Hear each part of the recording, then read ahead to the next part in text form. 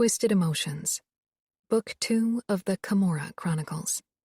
Written by Cora Reilly. Narrated by Emma Wilder and Teddy Hamilton. Prologue. Kiara. The Falcones were going to feel cheated. A sacrificial virgin was to be given to the monsters in Las Vegas for a promise of peace. I was never given the chance to be a virgin. That choice had been taken from me, painfully ripped from me. Fear, acute and raw, clawed at my chest as my husband led me into our room for the night and closed the door to the grinning faces of his brothers. Nino released me, and I quickly created distance between us, moving toward the bed. 6 years had passed, but the memories still woke me at night. I was scared of being close to a man, to any man, especially this man, my husband. Standing a few steps in front of the bed, my eyes swept over the white sheets my family expected to see stained with my blood in the morning. Blood that wouldn't be there. I crept closer to the bed. There had been blood the first time, the second time, and even the third time. Lots of blood, pain, terror, and begging. There had been no presentation of the sheets back then. Our maid, who had never come to my aid, cleaned them. I wouldn't beg tonight. It hadn't stopped my abuser many years ago. It wouldn't stop my husband. I knew the stories. I had seen him in the cage. My only consolation was that I doubted he could break me more than I already had been all those years ago. Chapter 1. Before Nino. You do remember what I told Luca last time I saw him? I doubt he'll have any kind of interest in working with us after that. Fabiano muttered, pacing the room. He will kill me the moment I set foot in his territory. Trust me. Fuck, I would kill me if I were him. Ramos shook his head. He is angry, but he will see reason. I nodded. He wanted to protect his property, his wife, but he's still a businessman, and we have good arguments for cooperation. Drugs are still his main business, and our contact in his lab tells us they can't produce enough for the increasing demand. Luca needs to import drugs, but he can't because we hold the West, and Dante holds the middle. His smugglers lose too much of the shit before it reaches the East Coast. If he works with us, we can guarantee safe transport through our territory, and in return, he promises us to stay out of our fight with Dante Cavallaro. We don't even want his help. We don't need it, Ramo insisted, dark eyes hardening. We disagreed on that point. Additional help facing an opponent like Dante Cavallaro would have been very appreciated. But like Luca, Ramo let emotions get in the way of rational decisions. Fabiano frowned. Luca isn't like you, Nino. Not every single one of his decisions is based on logical reasons. He's furious because we insulted Aria, and his pride might stop him from making the logical decision. Trust me on that. Pride and fury, neither were useful. If you tell your sister that you gave Leona that bracelet, she will convince him. She'll think you are her little brother again. She'll want to believe it. Take Leona with you. Make it out to be a family visit for all I care, but convince Aria and Luca to talk to us. Tell him I'm going to meet with him personally, Ramos said. I gave Ramo a slanted look. Last time he talked to Luca hadn't gone over too well. Years had passed, but if Luca held on to grudges, he'd remember that too.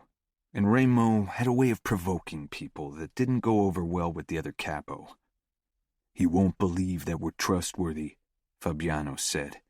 And you talking to Luca is the fucking worst thing that could happen. Ramo, you are a fucking time bomb.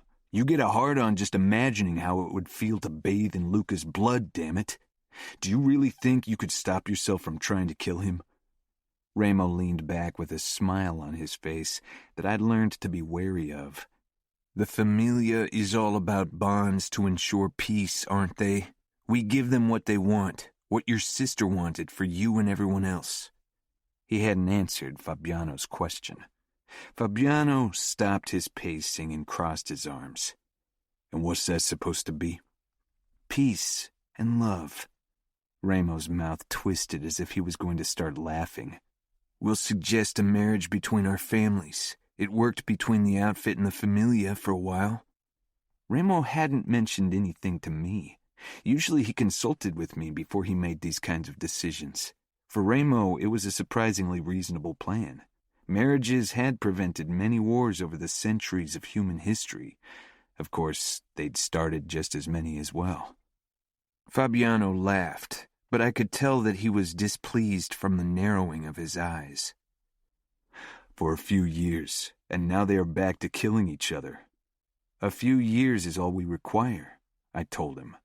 Luca knows as well as we do that any kind of peace arrangement will always only be for a short period of time. You can't believe that Luca will agree to an arranged marriage. Why not? Ramo asked, grinning. It worked for him and your sister. Look at them, sickly in love. I'm sure he can spare one of his cousins. Didn't you say his father had 3 sisters and 2 brothers? There have to be a few cousins in marrying age, or even a second cousin for all I care. One of those sisters was married to a traitor whom our father killed. I doubt she will give her daughters to us, I reminded Ramo. One of her daughters is the fuck thing of that bastard Grau, as if I'd accept her or her sister for our family. Ramo spat. I inclined my head in agreement. It would send the wrong message if we allowed the Famiglia to give us the leftovers of our traitorous half-brother. Luca wouldn't choose either of them, but who the fuck is supposed to marry a woman from the Famiglia? Fabiano asked, raising his blonde eyebrows at my brother. Don't tell me it's going to be you, Ramo, because I won't make that fucking offer. We all know that you are the last person we can parade around as a husband. You lose your temper all the time. That will end in a fucking bloody wedding, and you know it. Ramo grinned, his eyes shifting to me. That explained why he hadn't consulted with me. I won't marry anyone. Nino will. Lifting my eyebrows at him, I asked, Will I? Fabiano sank down onto the sofa, grimacing. No offense, but Nino isn't really the right person to play husband either. I tilted my head. I'd never considered marriage. It seemed unnecessary. If you're referring to my lack of emotions, I can assure you that I can fake them if required. Ramo shrugged. It's not like it's a marriage for love. Nino doesn't have to feel anything to marry. He only needs to say yes and fuck his bride. Perhaps father a kid or 2, and keep his wife alive as long as we want peace with the Famiglia. You can do that, right? I narrowed my eyes, not liking his tone. I can do that. Fabiano shook his head. That's a fucking bad idea, and you know it. It's unconventional, I conceded. But it's a practice that has been used in our circle for generations. Even before our families came to the U.S., they arranged marriages to establish bonds between different families, and the Famiglia has old-world values. They are the only family outside Italy that still follows the bloody sheets tradition. I'm certain that Luca's family will welcome the idea of another arranged marriage between families. Luca needs to keep the traditionalists in the Famiglia happy, especially now that he had to take in some of his relatives from Sicily. And there are still traditionalists in the Camorra who'll appreciate that kind of agreement. Fabiano shook his head again. I'll tell you again, Luca won't agree. He will kill me. Ramo smirked. We will see. I hear he needs to protect his children. Fabiano jerked. Arya's got kids? Ramo and I had known for a while. One of our contacts told us. Luca made sure to keep Arya and the kids out of the press, and even killed a few photographers who didn't grasp the concept of privacy. Ramo hadn't wanted Fabiano to know because he worried Fabiano would get too emotional during his visit to New York. Apparently, he changed his mind. A daughter and a son, I said. He needs to protect them, and if we offer him peace in the West, that should convince him. Fabiano was silent. How long have you known? Is that important? It's not like Luca would have let you anywhere near his kids, Ramos said. Fabiano nodded, but his mouth was tight. You know, Dante wasn't the main force behind the attack on us. It was my father. He looked at me, then at Ramo. Dante might kill my father before we get our hands on him. I don't want that to happen. Let me go to Chicago and bring him to Las Vegas. We can still ask Luca for peace after that. Ramo gave me a pointed look, obviously needing me to be the voice of reason as usual. That seems unwise, I said. You are too emotionally invested to lead an attack on outfit ground, especially on your father. And we don't know for certain if your father acted without Dante's direct orders. Dante might not kill him. It was my father's plan. You heard what the outfit fuckers said when we tore them apart. My father sent those fuckers because he wanted me dead. Fabiano growled. And I want to kill him. I want to tear him apart limb by limb. And you will, Ramos said firmly, touching Fabiano's shoulder. He paused, again with that smile. But it would be a good wedding gift. If we get our hands on Scuderi, we could have his death as a peace offering for Luca and his clan. After all, the Scuderi sisters don't hold much love for their father either. Of course they don't. He's a despicable asshole, Fabiano said. We can't waltz into Chicago and drag their consigliere out. You realize that, right? Dante will have put every possible protection in place. I had to say it because it was becoming increasingly obvious that neither Ramo nor Fabiano would make the wise choice when it came to bringing down the outfit. The only logical choice is to send me to New York for the meeting with Luca. I'm not emotionally invested. I will be able to de-escalate the situation if required. Ramos shook his head. I am Capo. I should be at the front. Only a fucking coward would send his brother out to risk his sorry ass in a situation like this. What about my fucking ass? Fabiano muttered. Your ass is safe because of your sister. No matter what Lucas says, he'll always think twice before putting a bullet in your head. With Nino, nothing's holding him back. He won't shoot me. His next delivery will have to pass our borders in the upcoming days. If our informants in Mexico are to be believed.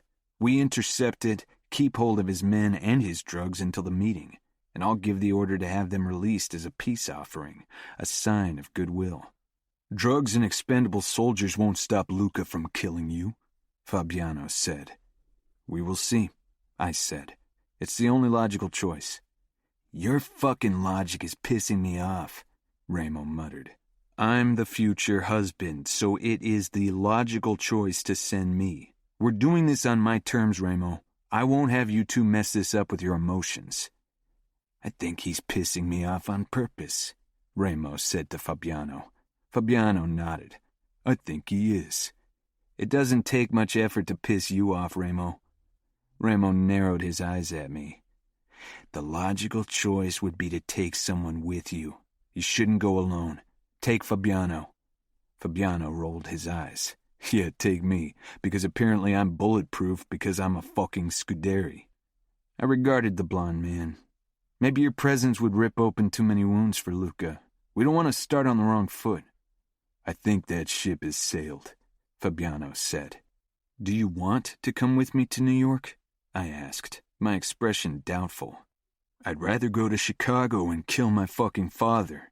But if an insane marriage between you and some poor Famiglia woman brings me closer to that goal, I'll go to New York and talk to Luca fucking Vitiello.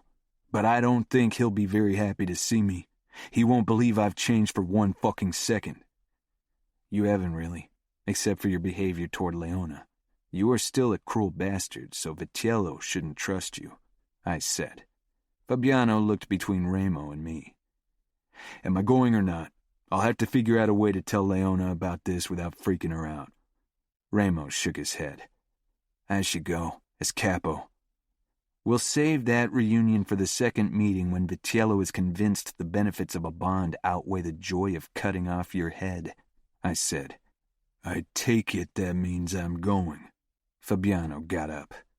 I really hope this fucking ordeal allows me to kill my father, or you two will have a lot to make up to me. I still wasn't convinced that Fabiano's presence would improve our situation.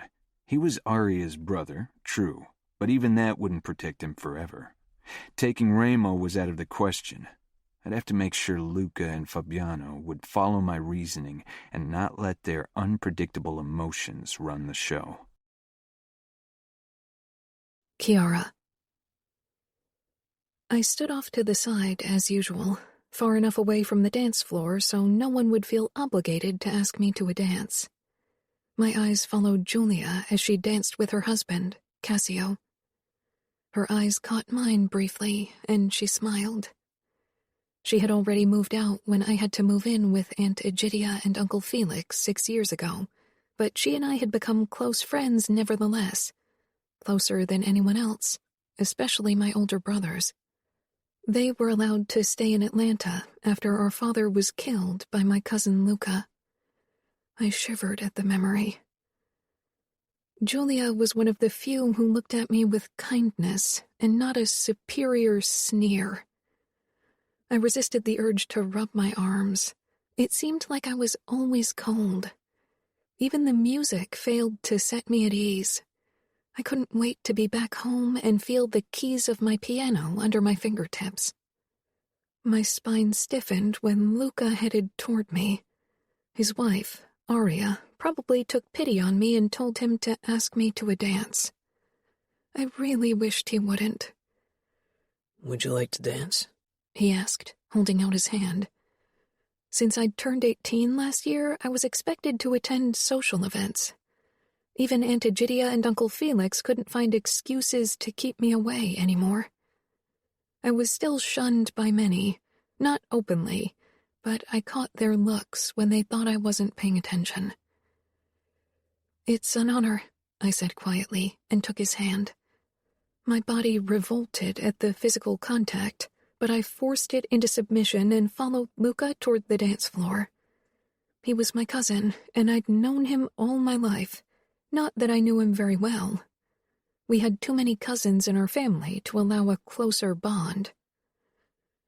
I tried to brace myself for the next step, for his hand on my waist, tried to prepare so I wouldn't flinch, but the moment his palm touched my hip, my entire body seized. Luca regarded me, but didn't pull back. He was probably used to that kind of reaction from people. His reputation and size would have sent even a normal woman running. I tried to soften my body in his hold as we danced, but it was a losing battle, and eventually I gave up. "Your father was a traitor, Kiara. I had to kill him." I'd never held it against him. My father knew the consequences of betrayal, yet Luca seemed to think that was the reason I couldn't stand his touch. I wished it were that. God, how I wished it were only that. Wished it was only Luca's touch that brought me close to panic. I swallowed the memories of the nights that had broken me. "You had to," I agreed. "And I don't miss him. He wasn't a good father. I miss my mother, but you didn't kill her. That was my father." In my head, I began playing the melody I'd been working on over the last few weeks, hoping it would calm me. It didn't. Luca nodded. "I talked to Aunt Egidia and Felix. They're concerned that you aren't married yet." I was 19 and hadn't been promised to anyone yet. "Who wants to marry the daughter of a traitor?" I muttered. Deep down, I was relieved. Marriage would reveal a secret I needed to hold on to, a secret that would turn me into a pariah in our circles. "You did nothing wrong. Your father's actions don't define you." People were watching me. "Why don't you tell them?" I spat, looking around at our audience. I cringed at my tone. "I'm sorry." Luca was Capo, I needed to show respect. He regarded me, wearing a blank mask. I don't want to promise you to a soldier. You are a Vitiello and should be married to one of my captains or underbosses. It's okay. I have time, I said quietly, my cheeks flushing in shame. I didn't really have time. I was getting older, and being unmarried and a trader's daughter would only make people talk more. The dance was finally over, and I gave Luca a quick, forced smile before I made my way back to the side. After that, I did what I could do best, had learned to do best. I pretended I wasn't there. My aunt choosing modest dresses in subdued colors from last year's collection definitely helped with that. I couldn't wait for the Vitiello Christmas party to be over. Christmas time was connected to too many horrible memories. Christmas time, 7 years ago. I couldn't sleep. No matter how I twisted and turned, I always managed to lie on the bruises. Father had been in a horrible mood today. Mother said it had something to do with us being in New York. Tomorrow we'd finally return to Atlanta, and then his mood would be better. Soon everything would be better. Soon Father would have solved all of his problems, and we'd finally be happy. I knew it wasn't true. He would never be happy, never stop hating us. Father enjoyed his unhappiness, and he enjoyed making us suffer. Something clanged downstairs. I got out of bed and stretched, trying to get rid of the soreness in my limbs from the beating I endured this morning. A sound in the corridor drew me toward the door, and I carefully opened it, peering out the crack. A tall man lunged at me. Something over my head gleamed in the light, and then a knife was wedged into the wooden doorframe. I opened my mouth to scream, but the man clamped his hand over my mouth. I struggled, terrified of the huge stranger. Not a sound. Nothing will happen to you, Kiara. I froze and took a closer look at the man. It was my cousin Luca, my father's capo. Where is your father? I pointed toward the door at the end of the corridor, my parents' bedroom. He released me and handed me over to Matteo, my other cousin. I wasn't sure what was going on. Why were they here in the middle of the night? Matteo began to lead me away when my mother stepped out of the bedroom. Her terrified eyes landed on me a moment before she jerked and fell to the ground. Luca threw himself to the ground as a bullet hit the wall behind him. Matteo shoved me away and darted forward, but another man gripped me in an unrelenting hold. My gaze froze on my mother, who stared at me with lifeless eyes. Only Father had been in the bedroom with her, and he had killed her. Dead. Just like that. One tiny bullet, and she was gone. I was dragged downstairs and out of the house, pushed into the back seat of a car. Then I was alone with the sound of my shallow breathing. I wrapped my arms around my chest, wincing as my fingers touched the bruises on my upper arms caused by my father's outburst this morning. I began rocking back and forth, humming a melody my piano teacher had taught me a few weeks ago. It was getting cold in the car, but I didn't mind. The cold felt good, soothing. Someone opened the door and I shied away in fear, pulling my legs up to my chest. Luca poked his head in. There was blood on his throat. Not much, but I couldn't look away. Blood. My father's? How old are you? He asked. I didn't say anything. 12. I tensed, and he closed the door and sat in the front beside his brother, Matteo. They assured me I was safe. Safe? I had never felt safe. Mother always said the only safety in our world was death. She found it. My cousins took me to an older woman called Mariana, whom I'd never met before. She was kind and loving, but I couldn't stay with her. As honor dictated, I had to stay with family, so I was sent to Baltimore to live with my Aunt Egidia and her husband Felix, who was underboss in the city, like my father had been underboss in Atlanta. I had met her only during family festivities because she and my father hated each other. Luca took me to them a couple of days after my mother's funeral. I was silent beside him, and he didn't try to make conversation. He looked angry and tense. "I'm sorry," I whispered when we came to a stop in front of a large villa in Baltimore. Over the years, I'd learned to apologize even if I didn't know what I'd done wrong. Luca frowned at me. "What for?" "For what my father did. Honor and loyalty were the most important things in our world, and Father had broken his oath and betrayed Luca." "That's not your fault, so it's nothing you should apologize for," he said, and for a little while I believed it to be true. Until I saw Aunt Egidia's disapproving face and heard Felix say to Luca that it would reflect badly on them if they took me in. Luca wouldn't hear it, so I stayed with them, and eventually they learned to tolerate me. And yet not a day passed when I wasn't acutely aware that I was seen as a traitor's daughter. I didn't blame them. From a young age, I'd learned that there was no greater crime than betrayal. Father had tainted our family name, had tainted my brothers and me, and we'd always carry the blemish.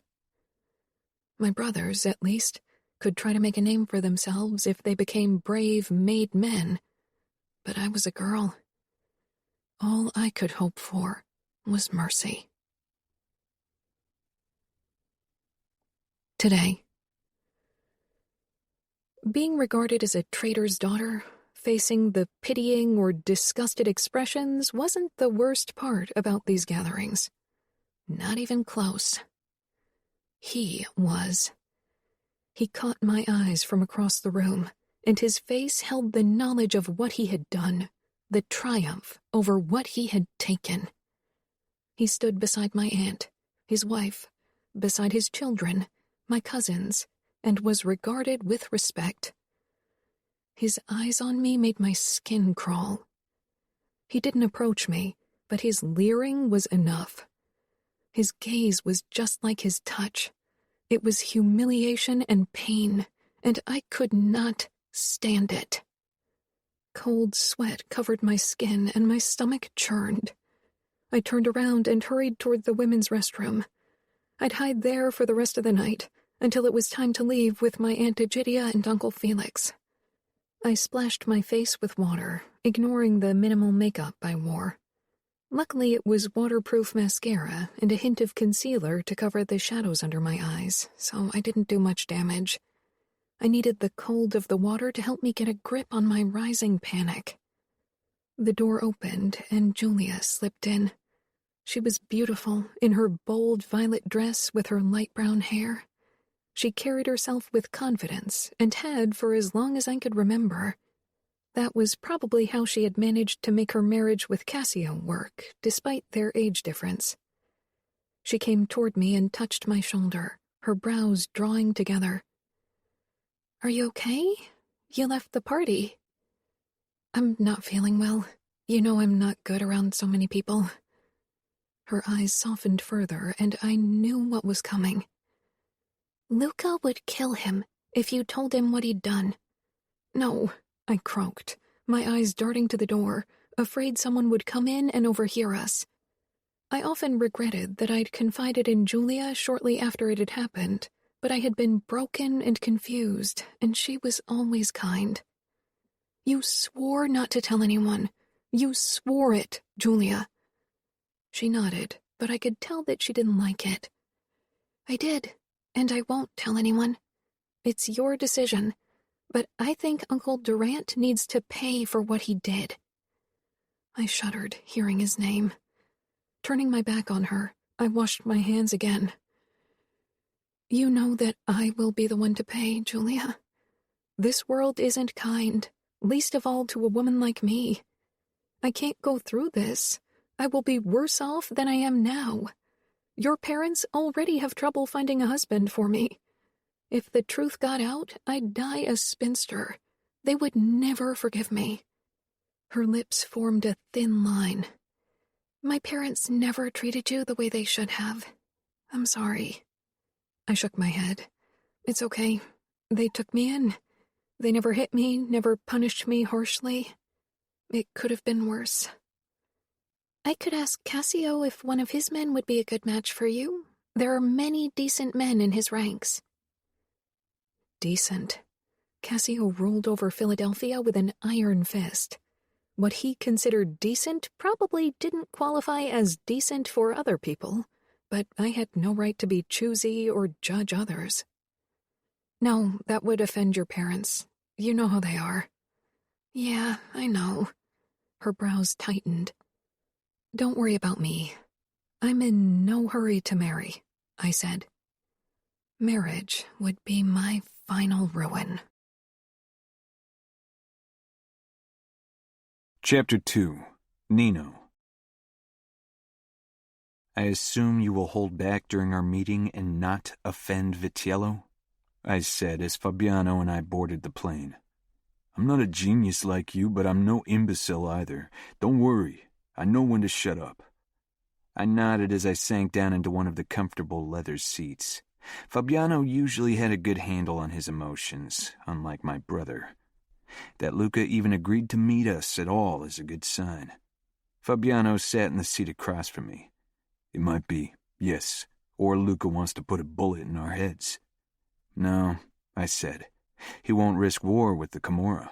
Ramo would attack, and he wouldn't do it with subtle tactics like Dante Cavallaro. He'd go to New York and go on a killing spree they haven't seen in the Famiglia before. Fabiano smirked. Yeah, he'd do that. But I hear Luca has gone on a few impressive killing sprees in the last few years to get the Famiglia under control and shut up the Bratva. He and Ramo are pretty similar when it comes down to it. To some extent, but Ramo doesn't have wife and children he needs to protect. Fabiano raised an eyebrow. Ramo protects Savio and Adamo, and even you and me by some degree. That's different, I said. Fabiano regarded me carefully. You really think marrying is a good idea? Don't say it's the logical choice, Fabiano muttered. I want to know if you really think you can be with a woman like that. You are messed up, Nino. Not in the same way Ramo is messed up, but still fucking messed up. Fuck, even I'm messed up, and it almost cost me Leona. And it's still fucking difficult sometimes to make this relationship work, because I keep saying or doing things that unsettle her. And let's be real, I'm the fucking epitome of normalcy compared to you. Women aren't like us. They want their fucking knight in shining armor. They want roses and all that emotional shit. They want declarations of love. That's not something you're going to give your future wife. To be honest, I think most women would kill themselves within a few weeks of marrying you, rather than live under a roof with all you Falcone fuckers. From what I know, arranged marriages aren't based on emotions. They are based on tradition and rationality. A woman who's given to me in marriage knows what's expected. She'll know it's business. She's a chess piece, and I can assure you I will prevent her from ending her life for as long as her survival is required for peace. Fabiano sighed, touching his temple. Maybe you should keep your thoughts to yourself as well. Most of the shit coming out of your mouth won't set anyone at ease, least of all a woman. My muscles tensed when I pulled our rental car up in front of the abandoned Yonkers power plant. After we landed in New York, Romero had sent me a text saying that was where Luca would meet with us.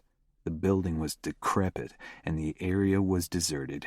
A good place to torture and kill. I had to give that to Luca. This is fucking great, Fabiano said, his lips curling. I'm not in the mood to die today. Neither of us will die today, I said, pushing open the car door and getting out. My eyes searched the area. On the roof of the building, 2 snipers were lying in wait. The moment Fabiano stepped up beside me, a gate in the old factory building swung open, and 3 men emerged. I recognized them as Luca, Matteo, and Romero. I assume you saw the snipers pointing their guns at our heads, Fabiano murmured. Despite his words, he appeared relaxed from the outside. I inclined my head in confirmation. The three men stopped about 2 car lengths away from us. Luca evaluated me for a moment before he narrowed his eyes at Fabiano. Do you remember what I told you last time you were in New York? Matteo and Romero held their guns, the former particularly looking like he'd gladly put a bullet in Fabiano's head. I could tell that the feeling was mutual. Fabiano nodded. You told me I was a dead man if I returned to New York. Luca nodded. And here you are, asking for death. We are here to offer truce, Luca. I interrupted what would have surely soon turned into a less than pleasant argument. As consigliere of the Camorra, I hold the power to negotiate a peace treaty between our 2 families. Matteo snorted and exchanged a look with Romero. Luca took a step forward. You really think I'm going to work together with the Camorra after the message Ramos sent me through Fabiano last time? After you threatened my wife years ago? Ramo wanted to size you up. He didn't mean to insult you or harm your wife. That was only a half-truth, but there was no point in revealing it to Luca. Luca sneered. Every word out of your mouth is a lie. I know you caught one of my drug deliveries. You're probably having my soldiers dismembered as we speak. I have absolutely no reason to trust you. I don't trust anyone, Luca, and trust isn't required for truce. Luca and I whirled around toward the voice.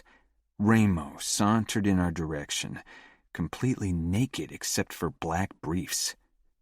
I'm not armed, as you can see. My brother was even barefoot.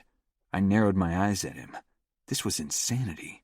I wasn't sure why I still bothered making plans if Ramo always acted on his own accord. One day I'm going to kill the crazy fucker, Fabiano muttered. He just signed our fucking death warrant. Ramo gave me his twisted grin as he clapped my shoulder, then Fabiano's before walking closer to Luca and the others. I thought it would be good to talk face to face, Luca, from one man of honor to the other, from Capo to Capo. Luca's face reflected hatred, but there was also respect present. And I thought you were a coward who sent out his enforcer and his brother to fight his battles. I'm many things, Luca. A coward isn't one of them, Ramos said. You know what? Why don't we put a bullet in your head and help Las Vegas to a new capo, someone less fucked up, Matteo said, aiming his gun at Ramo.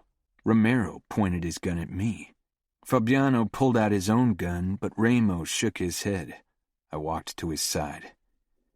Killing us wouldn't serve any purpose, I said calmly.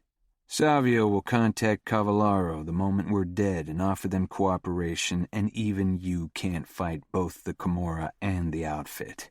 Your brother Savio is only 16. He won't be able to control the Camorra. I was only 17 when I began my fight to win my territory back. You were only 17 when you crushed a man's throne. Savio is a Falcone. He is a born killer, Luca. He can control the Camorra. The name Falcone holds power in Las Vegas and beyond, Ramos said. Luca narrowed his eyes, but I took it as a good sign that he hadn't killed us yet. Do you want to risk cooperation between the outfit and the Camorra? You can't have peace with Dante Cavallaro unless you send him your sister-in-law and your captain. I nodded toward Romero. Luca still didn't say anything. He was probably trying to decide if he should just end us. My finger rested loosely on my trigger, but with the snipers on the roof, even my skills wouldn't save us. Ramo moved even closer to Luca until they stood at arm's length. Luca was about an inch taller than Ramo, but that didn't come as a surprise. What is there to talk about, Ramo? And this time, I know your brother Nino is aiming at my wife, so there's nothing stopping me from bathing in your fucking Falcone blood. Ramo grinned. The Camorra doesn't have any interest in hurting your family, Luca. Not your wife, nor your children. Luca lunged, his fingers clamping down around Ramo's throat.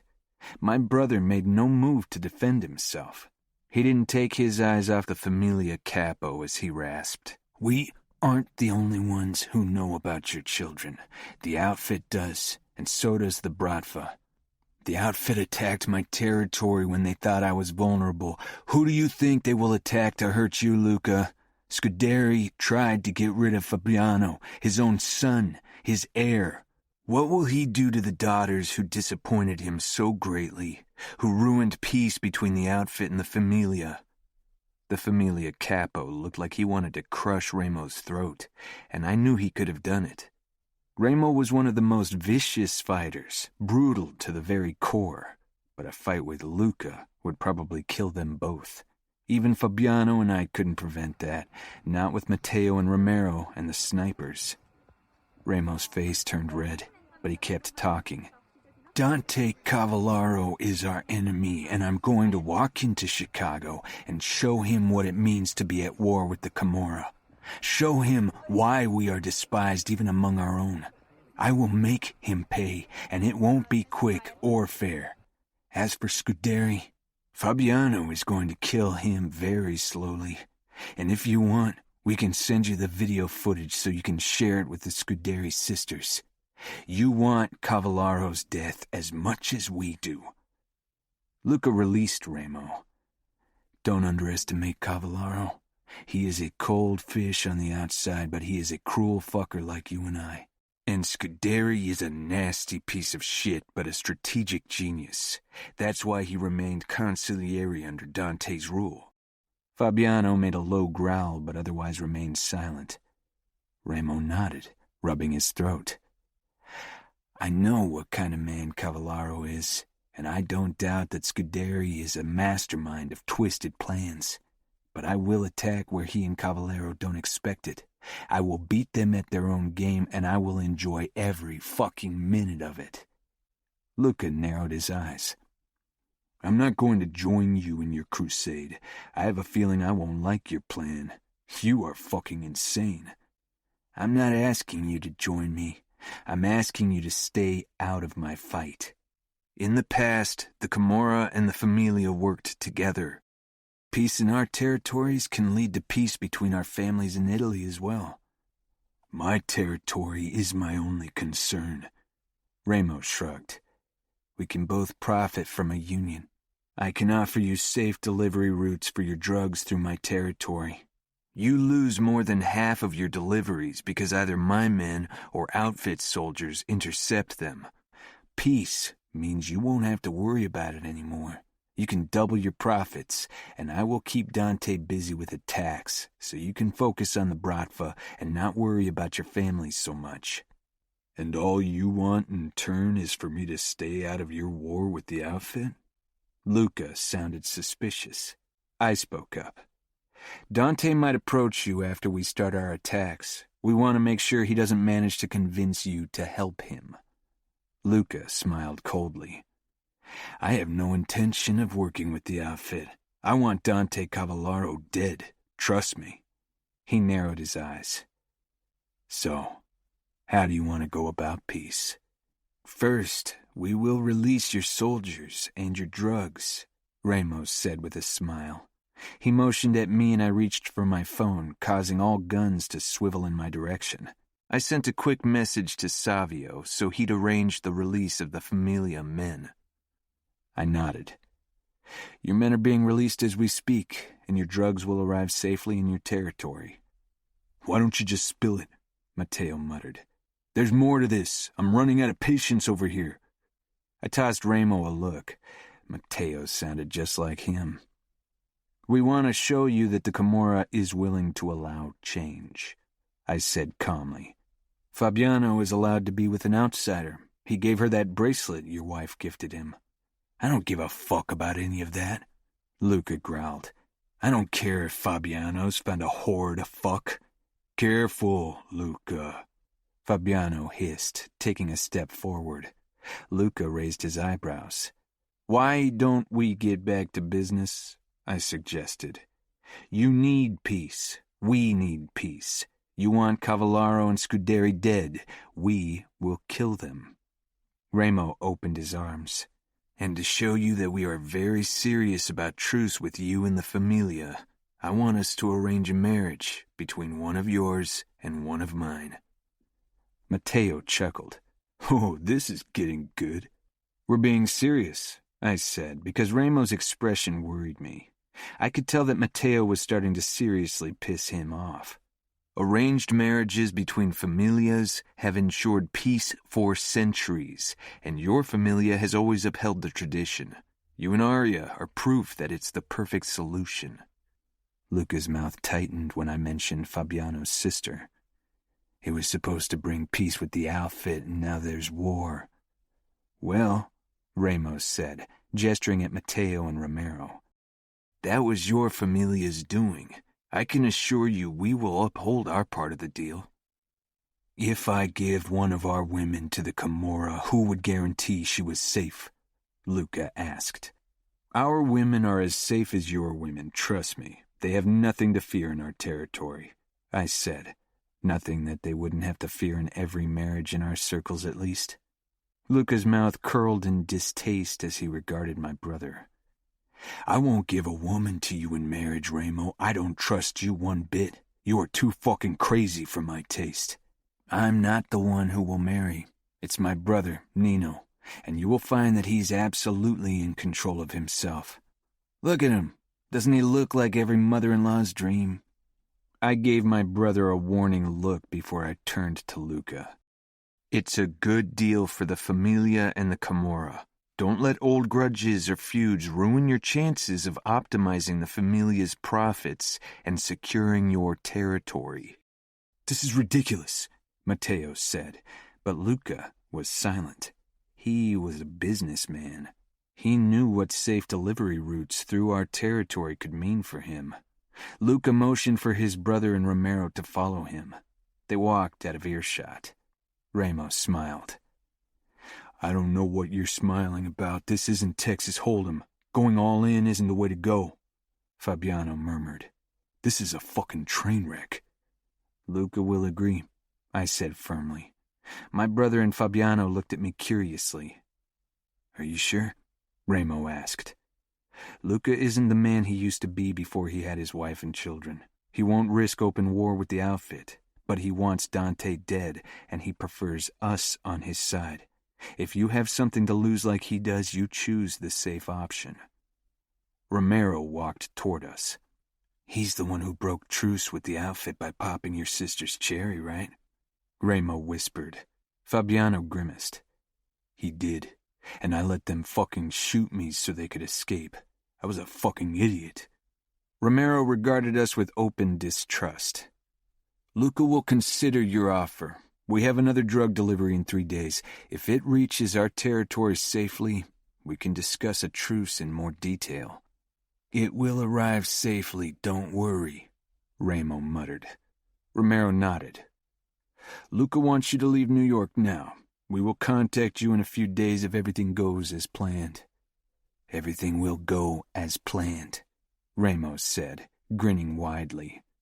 "Luca better start looking for a wife for my brother. We're looking forward to meeting her." Chapter 3. Kiara. Despite the warmer temperatures that March brought, I was glad for my thick wool sweater. I'd never grown used to the colder climate of Baltimore. The weather in Atlanta had been so much warmer. My fingers were stiff as I settled them on the piano keys and began to play. Melancholic, low notes of music filled the room, a reflection of my current emotions. I had started fiddling with the composition a couple of days ago, but it was still far from good. When my aunt stepped into the living room, perfectly styled, as always, in a beige cashmere dress, her dark hair piled on top of her head, I lifted my hands off the keys, and the sound died off in a soft exhale. Uncle Felix entered behind her. He was a tall man, heavy around the middle, with a mustache that twitched when he talked. They exchanged a look, and something heavy settled in my stomach. "We need to have a word with you," Felix said. I got up from the bench and followed them toward the seating area. They sat on the couch, and I took the armchair across from them. It felt like I was facing a tribunal. "It hasn't been easy on us, taking you in," Felix began, and I curled my fingers into the leather of the armchair. It wasn't the first time I heard it, but it still stung. "But we did what we could. We gave you what we could to raise you." They had given me shelter and education, but affection or even protection from the harsh whispers of society? No, never that. I was grateful anyway. I knew how important outward appearances were, and they had risked their reputation by taking in a trader's daughter. "But you are a grown woman now, and it's time for you to have your own home, to be a wife and mother." My insides tightened, but I kept my face blank. Over the years, I'd learned to hide my emotions. "You found a husband for me?" Who would have agreed to marry me? Perhaps they had settled on a soldier after all. It was for the best. If I married down, the wedding and marriage would be a low-key affair. No attention, little potential for scandal. A soldier might see me as a way to improve his position, because despite being a trader's daughter, I was the Capo's cousin. Maybe that would make him overlook my defect. Aunt Egidia smiled, but her eyes showed guilt, perhaps even shame. Felix cleared his throat. "I know you aren't aware of the details of my business, but the Familia is at war." As if anyone didn't know that. Even small children were brought up with the knowledge that we had to be vigilant because the outfit might attack, or, heaven forbid, the Camorra. "I know, Uncle Felix," I said quietly. "But Luca was approached with an offer of peace. You don't need to bother with the details, but it might be the final step to destroy the outfit." My breath stuck in my throat. What was he talking about? If the offer didn't come from the outfit, who else was willing to agree on a truce? "It's an honor, Kiara. After what your father did, we thought we would have to give you to a soldier or never find a husband at all." "Who is it I am going to marry?" I forced the words out, but they sounded strangled. "You will marry up," Aunt Egidia assured me with a tense smile, but her eyes still held pity, and deep down I knew that whatever horrors my past held, they would soon be accompanied by new horrors. "Who?" I rasped. "Nino Falcone, second in command to his brother Remo Falcone, the Capo of the Camorra," Felix said, avoiding my eyes. I heard nothing after that, rising without a word and walking out. I went upstairs, continued into my bedroom, and sank down on the chaise longue, staring blankly at my bed. It was neatly made. I didn't let the maids make it, hadn't let them make it in years. Every night I took my pillow and blanket and curled up on my chaise longue to sleep. And in the morning I returned everything and made my bed so no one found out that I didn't use the bed, and hadn't in 6 years. 6 years. I was only 13. As I stared at my bed, the horrors of the past took shape again, like they did every night when I closed my eyes. 6 years ago. It was dark in my room when footsteps woke me. I turned around and recognized my Uncle Durant under the gleam of moonlight. He had come to Baltimore with his wife, Aunt Criminella, to visit Aunt Egidia and Uncle Felix for a few days. Confused by his presence, I sat up. His breathing was loud, and he was dressed in a bathrobe. "Shh," he said as he leaned over me, his body forcing me down. Fear shot through me. I wasn't supposed to be alone with men in my bedroom. That was a rule I had learned from an early age. Stiff with terror, I watched as he removed his bathrobe. He was naked beneath. I had never seen a naked man.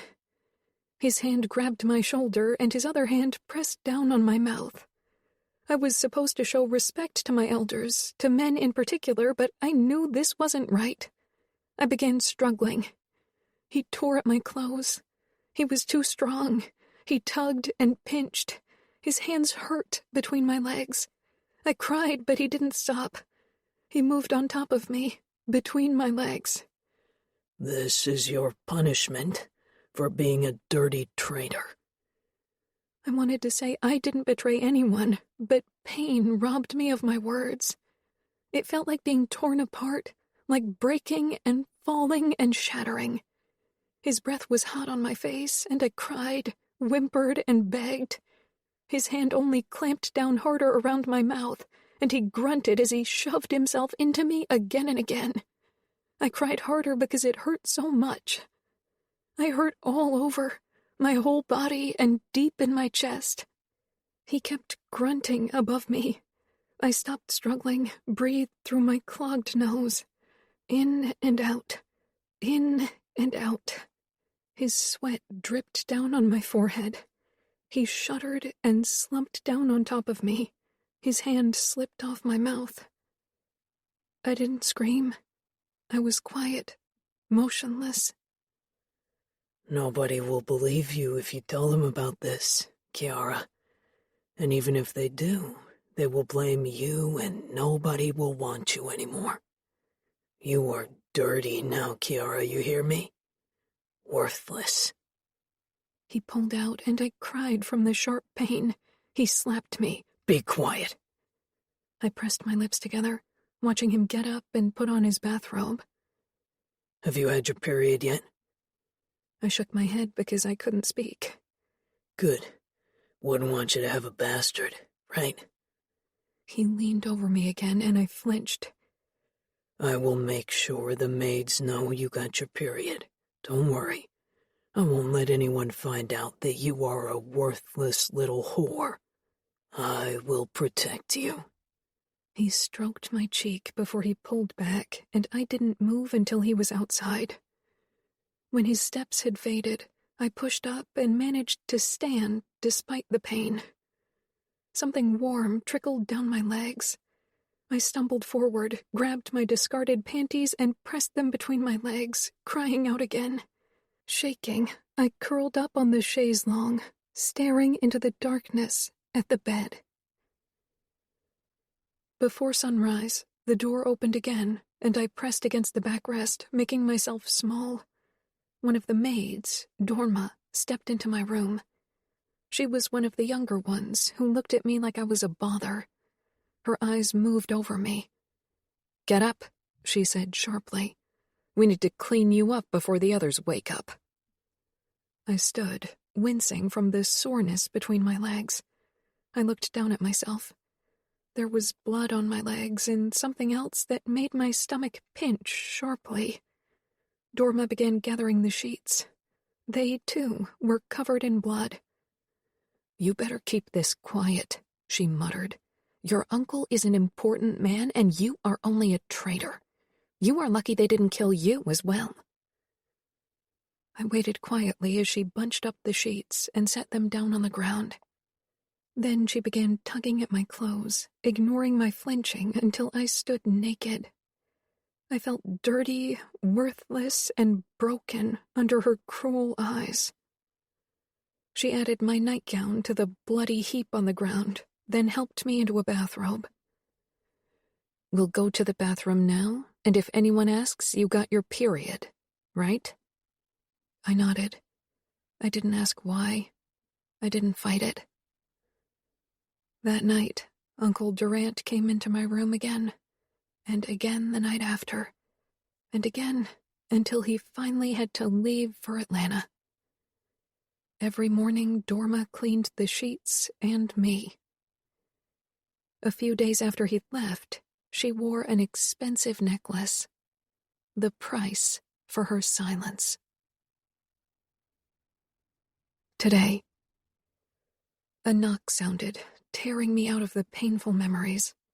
I took a deep breath and willed my voice to be strong. "Come in." Aunt Egidia opened the door, but she didn't enter. Worry tightened her mouth. "Kiara, that was very rude," she said. She regarded me, then averted her gaze, and again it was filled with a hint of guilt. "You should be honored to be given to someone of importance. With your background, it's a blessing. Your wedding will be a spectacle. It'll bring honor to your name." "And yours," I said quietly. She stiffened, and I instantly regretted my words. I had no right to criticize her or my uncle. "We braved a lot of unpleasantness because we took you in. You can hardly hold it against us that we are happy to have found such an honorable match for you." "Has it been decided?" I asked quietly. She frowned. "As good as. The Falcones insist on Luca's relative for the marriage, naturally, so Felix suggested you. Luca would like a word with you before he makes the offer, which isn't how it used to be done. But if he insists on your consent, we can hardly refuse him. We invited him and his wife over for dinner." Her eyes met mine, finally. "You will tell him you are delighted by the honor, Kiara, won't you? This is your chance to redeem your family and yourself. Maybe your brothers will even be allowed to become captains if you marry someone like Nino Falcone." My throat closed tightly and my gaze found the bed again. "Kiara, you will tell him you agree, won't you? Your uncle already told Luca you would. It will lead to rumors if you refuse." I looked back at my aunt, who looked worried. "I will agree," I whispered, because what else was there left to do? That evening, before dinner, Luca pulled me aside to talk to me without my aunt and uncle, which displeased them greatly, made plainly clear by the scowls on their faces. "I'm not going to force you to marry, if you refuse," he said. His presence made me nervous. "I'll be 20 this fall. I need to marry." "That's true," Luca conceded. His gray eyes regarded me as if he thought he could pull any truth out of me with just his watchful gaze, but I had learned to hold on to my secrets. "But you could marry someone else." "I could, but if I refused to marry Nino Falcone, I'd be even more of a pariah in our circles. Uncle Felix and Aunt Egidia would be disappointed, and they would have an even harder time finding someone else.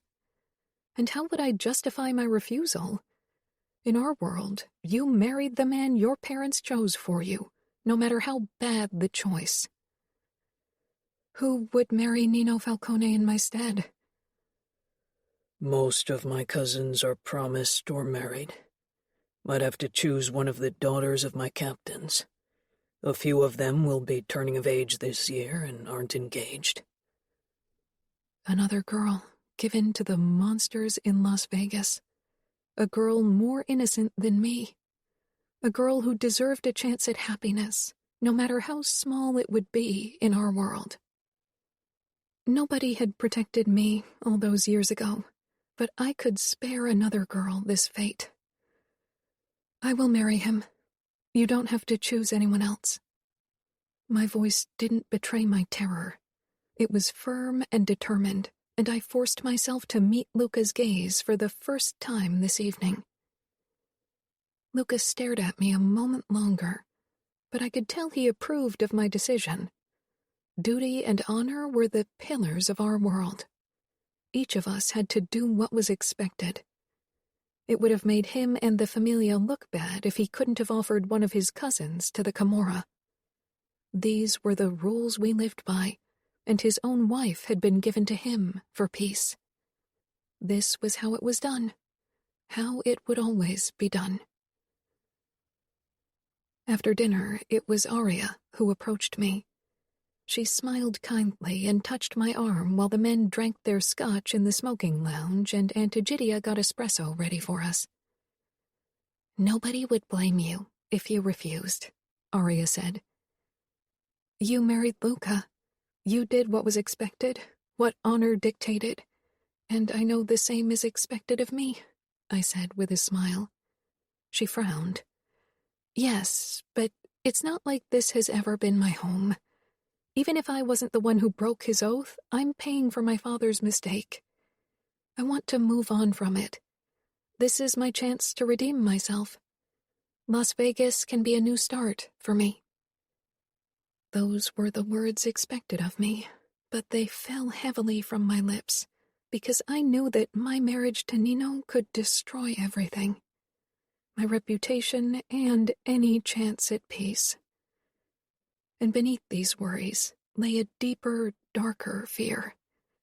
A fear born in the past that haunted my present and would determine my future. Nino. This was too risky, and you know it, Ramo. One day you will get yourself killed, I said as Ramo and I settled at a table in the sugar trap. I knew he was starting to grow tired of my lectures, but as long as he acted impulsively, he'd have to listen to them. Ramo threw his feet up on the table, watching the stripper sway her hips, her tits bouncing up and down. The sugar trap was deserted, except for the women preparing for the evening. When that happens, you are there to rule over the Camorra. I frowned. He was taking this too lightly. He was the born Capo. Nobody could scare people into submission as easily and fast as Ramo. I didn't want to become Capo. That was Ramo's birthright, not mine. Don't give me that look, Nino. I know you would have handled things differently. Anyone would have handled things differently. It worked. Luca got his drugs, and he agreed to give this union a chance. And I bet Arya played a part in the matter. She wants her brother back. She is a woman. They want peace and love. They like to meddle. You aren't an expert where women are concerned. When was the last time you talked more than 2 sentences to a woman? Ramos swung his legs off the table and got up, then pointed at the stripper. I want to fuck. Get your ass into the changing room. I'll be there in 2 minutes. You better be naked. The woman nodded and hurried backstage. Ramo raised one dark eyebrow. See? 4 sentences. I sighed and rose to my feet. That wasn't talking, that was commanding. A monologue at best. For it to be an actual conversation, she has to say something in return. Ramo grinned. Why would I want to hear what she has to say? I prefer her mouth filled with my cock. He pointed at another stripper who entered our club. Why don't you take that one? In a few months you'll be a married man. No more stripper pussies for you then. He laughed at his own joke, knowing made men could do whatever they wanted, and clapped my shoulder. Come on, relax a bit before you have to meet with Luca tomorrow. He had a point. I met the woman's gaze and motioned her toward me. I'd fucked her before. CJ, I said, and her eyes widened. They were always surprised that I remembered their names, but I never forgot a name, or anything else. Yes, Mr. Falcone? She licked her lips because she thought it was what turned me on. I found it more distracting than anything else. If I didn't already intend on fucking her, I wouldn't have called her over. There was no sense in trying to turn me on further. Ramo had already headed backstage. I grabbed her wrist, led her to the restrooms, and fucked her up against the stall. She moaned, but I knew it was fake. She was wet around my cock, but she definitely hadn't come. Her body didn't exhibit the telltale signs of orgasm. As a whore, she was used to faking it to make her customers happy, but I fucking hated it. I gripped her harder, narrowing my eyes, and fucked her faster. You know what happens to people who lie to me? Fear flashed across her face. I reached between us, flicked her clit, and eventually she had to surrender to me, as they always did, and she came. I followed a few moments later, pulled out of her, threw the condom into the toilet, and left her standing there. Luca and I decided to meet in Nashville. It was neutral ground, which was the best option for a second meeting considering we'd both be alone. Luca sized me up as I walked over to him in the deserted parking lot of an abandoned cinema complex. I held out my hand for him to shake. He took it and to my surprise, he didn't try to squeeze my hand into dust like some people did when they wanted to intimidate. Maybe he knew it didn't have that effect on me. "We meet again," he said with narrowed eyes. "Last time we didn't get to talk in private. You were the one who threatened my wife." "I didn't threaten her," I objected. "I found a weakness in your safety measures, and Ramo pointed it out to you to stop you from killing him." Luca's gaze hardened. "You won't threaten my wife, ever again." Maybe the average person was afraid of him, but I regarded him coolly, my pulse as calm as always. Scare tactics don't work with me. I don't have the disposition for them to have an effect on me. I have no intention of threatening your wife in the future. I think a truce between the Famiglia and the Camorra is the logical solution to our problem with the outfit, and for truce to work, we will have to agree not to threaten or kill each other for the time being. Luca regarded me for several seconds, a sneer on his face. "Are any of you Falcone brothers sane?" "What is your definition of sanity?" I asked. "Society regards neither you nor I as sane. We are psychopaths because we enjoy killing. Or are you trying to tell me you feel guilty when you torture and kill?" Luca shrugged.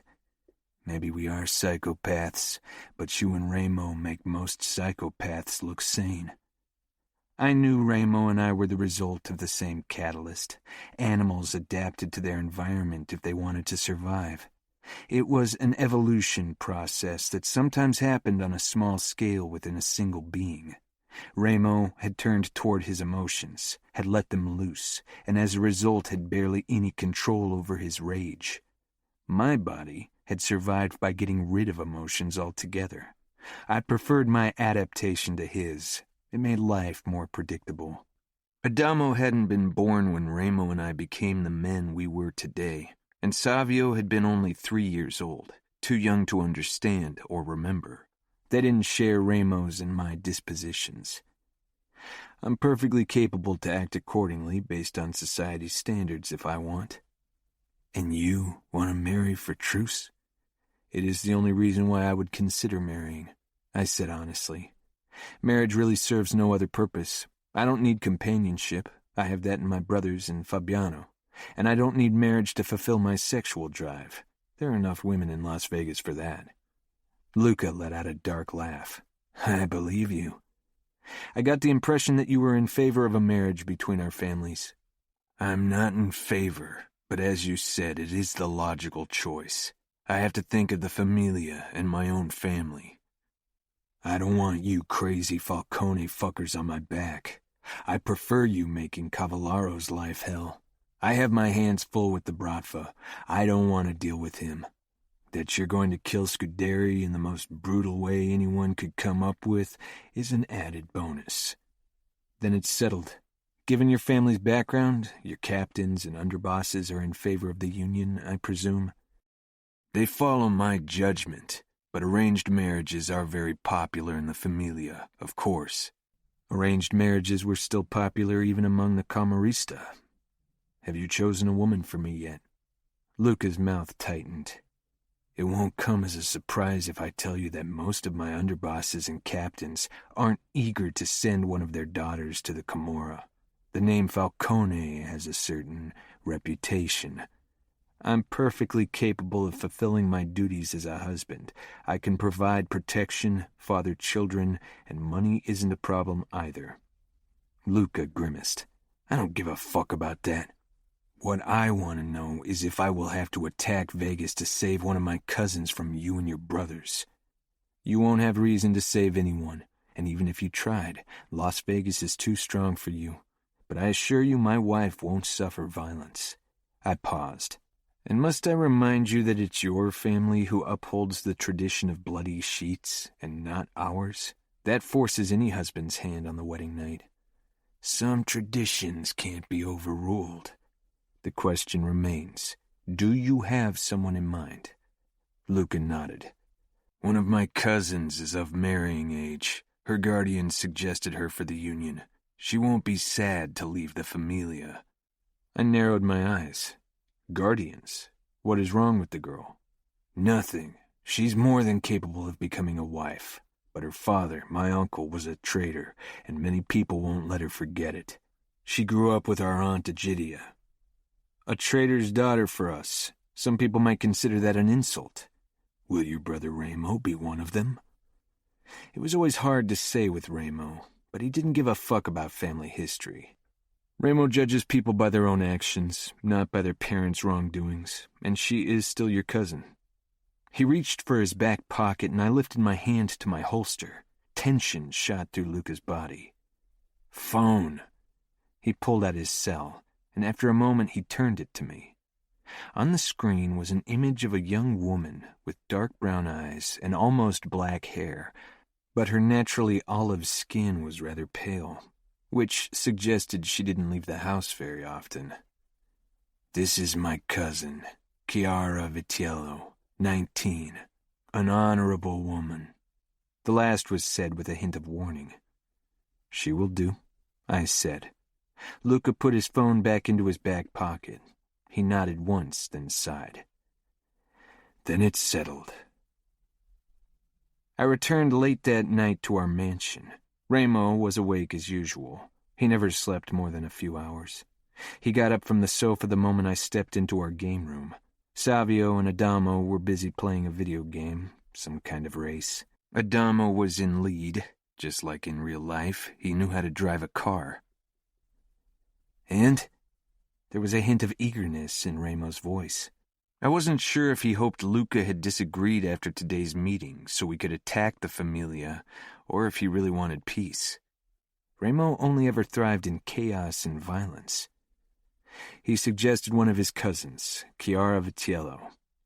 If her last name is Vitiello, her father must be one of Luca's traitorous uncles. You are right. Her father was killed for betraying Luca. So he gives us the daughter of a traitor? Ramo asked in a low voice. We don't care about these kinds of things. Ramo threw one of his knives at one of the armchairs and it wedged itself into the leather. There were more holes in it already. But the Famiglia does. The arrogant asshole probably wants to send some fucking message with the marriage. Perhaps Nino is meant as a punishment for her, Savio mused as his car crashed into a wall, his brown eyes alight with what I assumed was amusement. Adamo didn't seem to care that he won the game. He put down his controller and regarded me with a face that was probably supposed to convey boredom. Sometimes I think Nino is my punishment as well, Ramo said. It makes sense that Luca would punish his cousin by giving her to Nino. I had considered that option as well, but Luca wasn't the type to punish a woman like that, especially an innocent woman. If it wasn't for me, you would be long dead. Ramo shrugged. Maybe. We'll never know. So you're really going to marry? Adamo asked. His hair had grown too long and fell into his eyes, so he had to push it back constantly. Unlike me, he never put it in a ponytail or styled it back. I am. But you haven't even met the woman. What if you can't stand her?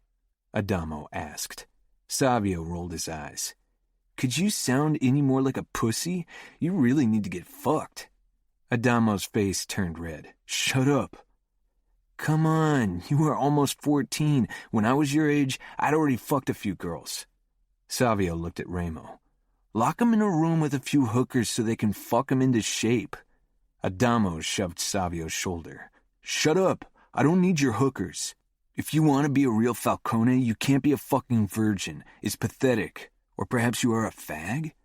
Adamo jumped up and threw himself at Savio. They both tumbled to the ground and began punching. Adamo hadn't yet fought in the cage like Savio, so it wasn't wise of him to attack. Ramo shook his head, but he didn't intervene. I moved closer to get a better view in case things got too rough. Savio had gotten the upper hand and straddled Adamo, punching him hard once, twice, and then lifted his arm for another punch. I took a step forward to stop him, but Ramo swung himself over the sofa, landed beside Savio, and grabbed him by the collar before pulling him off Adamo and shoving him away. Savio landed on the sofa, breathing hard and making a move to get back up. You stay there, I ordered. His eyes held challenge before he nodded and slumped against the backrest. Adamo was sprawled out on his back, face red and lips busted. He shook, but made no move to stand. Ramo bent over him and held out a hand. Adamo didn't take it, only glared. "Adamo," Ramos said, "don't try my fucking patience." Adamo accepted Ramos' hand and let him pull him to his feet. Adamo winced. Then, with a last glare at Savio, he stormed toward the French doors and fled outside. "Fuck, perhaps he's really into guys," Savio said, scrunching up his face. Then his eyes widened. Sometimes when we were out on business, he managed to act like a man, but in moments like this, it became obvious that he wouldn't be turning 17 for another month. At his age, Ramo and I had already been hardened by years on the street. I wasn't sure if we'd ever been teenagers. "Will you kill him then?" Ramo got into Savio's face. "We are brothers. We will stand by each other. I don't care if Adamo is into fucking goats or ducks or men. He is our brother." Savio nodded slowly. "He's annoying as fuck. If fucking a guy makes him more tolerable, I can live with that." Ramos snorted. Then he turned to me. "Talk to him. You're the only one who can deal with him." I headed into the garden, following the stench of smoke, toward one of the lounge chairs beside the pool. Adamo was hunched over, smoking a regular cigarette. Since Ramos' last warning, he hadn't touched anything harder. I was curious how long that would last. I ripped the butt out of his mouth and threw it into the pool. "No drugs." "It's a cigarette, not pot or heroin," he mumbled. I pulled another chair toward him and sat down across from him. "What's going on?" He glared. "Nothing." "Adamo, if you want to be treated like an adult, you have to act like one. Now tell me why you were acting the way you do." His gaze lowered to his sneakers. "I don't want to screw a hooker or any of the strippers you take home." "That became obvious when you attacked Savio. What did I tell you about fighting?" "Only attack if you are sure you can beat your opponent." "You can't beat Savio. Not yet." "I won't ever be as good as all of you. I don't enjoy hurting people as much as you do." I had figured as much. Adamo had never been a very violent child. "You are strong and a good fighter. You don't have to enjoy hurting or killing to be good at it." He swallowed hard. "I don't want to kill again." He had killed his first man during the attack on Roger's fight arena, and unlike Ramo, Savio, and I, his first murder haunted him. "You will get used to it." "Maybe I don't want to get used to it," he muttered. "I'm not like you." "You have time," I said. There was no use discussing this now. He still had 5 months until he turned 14. He wouldn't be inducted until then. "What's your problem with the women your brothers and I take home?" He stiffened, and his head shot up. "I'm not gay." I regarded him, but his face remained in the shadows, making it even harder to read him. "Ramo wouldn't punish you for it. We are brothers, Adamo. Nothing will change that." Adamo gnawed on his lip, then winced. "I will have to stitch that up." He nodded. "I'm not gay." I tilted my head, but he continued without further prodding. "I don't want a hooker because they don't even like you. They screw you because you are their boss, or because they are scared. I don't want that. I want a girl who likes me, and who wants to be with me. In our world, it's difficult to find that. Because you weren't looking. Fabiano found Leona." "He did, but he went through a lot of women before that." Adamo shrugged. "I don't want to be forced to sleep with a hooker." "Ramo won't force you, nor will I." "Really? Really?" I couldn't understand Adamo's reasoning. He was a teenage boy. At some point, his sexual drive would be too strong to wait for someone he cared about, even more someone who cared for him. "But Adamo, we are Falcones. People always act differently around us. Finding someone to trust is difficult." "Don't you want your future wife to like you?" "Affection isn't necessary for a marriage. I have no expectations like that." "But what if she wants affection?" His mouth twisted at the word, and he winced again. I gave him a look and stood. "You know me." Adamo shrugged. "I kind of feel sorry for her." "Come on, let me stitch up your lip now." Maybe I would have felt sorry for Kiara Vitiello as well, if I were capable of it. Chapter 4. Kiara. Aunt Egidia looked incredibly pleased as she entered the library where I had been hiding all day from her and my uncle. Luca had a meeting with Nino Falcone today. I put down the book I was reading, trying to keep my face emotionless. And? Luca showed Nino a photo of you, and he agreed to marry you. She watched me expectantly, as if she thought I'd do a happy dance because Nino had approved of my looks. I swallowed hard. That's good news. It was all I could manage, and it lacked enthusiasm. My aunt pursed her lips. Kiara, really? I don't think you grasp what this means. Oh, I knew exactly what it meant, and that was the problem. It takes some getting used to, the idea of marrying him, Aunt Egidia. Don't worry, by the time I'll have to marry him, I'll be able to convey my excitement properly. It was a blatant lie. If I managed not to flinch at every touch, that would be a huge success. Well, you don't have much time. Remo Falcone insists things progress quickly. The wedding is set for 4 weeks from now. I dug my fingers into the leather of the armchair, the color draining from my face. 4 weeks? But that's not enough time to plan everything. Definitely not enough time to mentally prepare myself for marrying a Falcone, if I could even prepare for something like that. Don't worry, I already contacted a few bridal shops. Of course, some of the most popular dresses are already sold out, but they assured me that they have enough beautiful pieces left. That's good, I said in a monotone voice. Aunt Egidia nodded. Aria and Julia will join us. I already talked to both of them, and they are excited. Aria was so nice to make an appointment with the best bridal store in New York.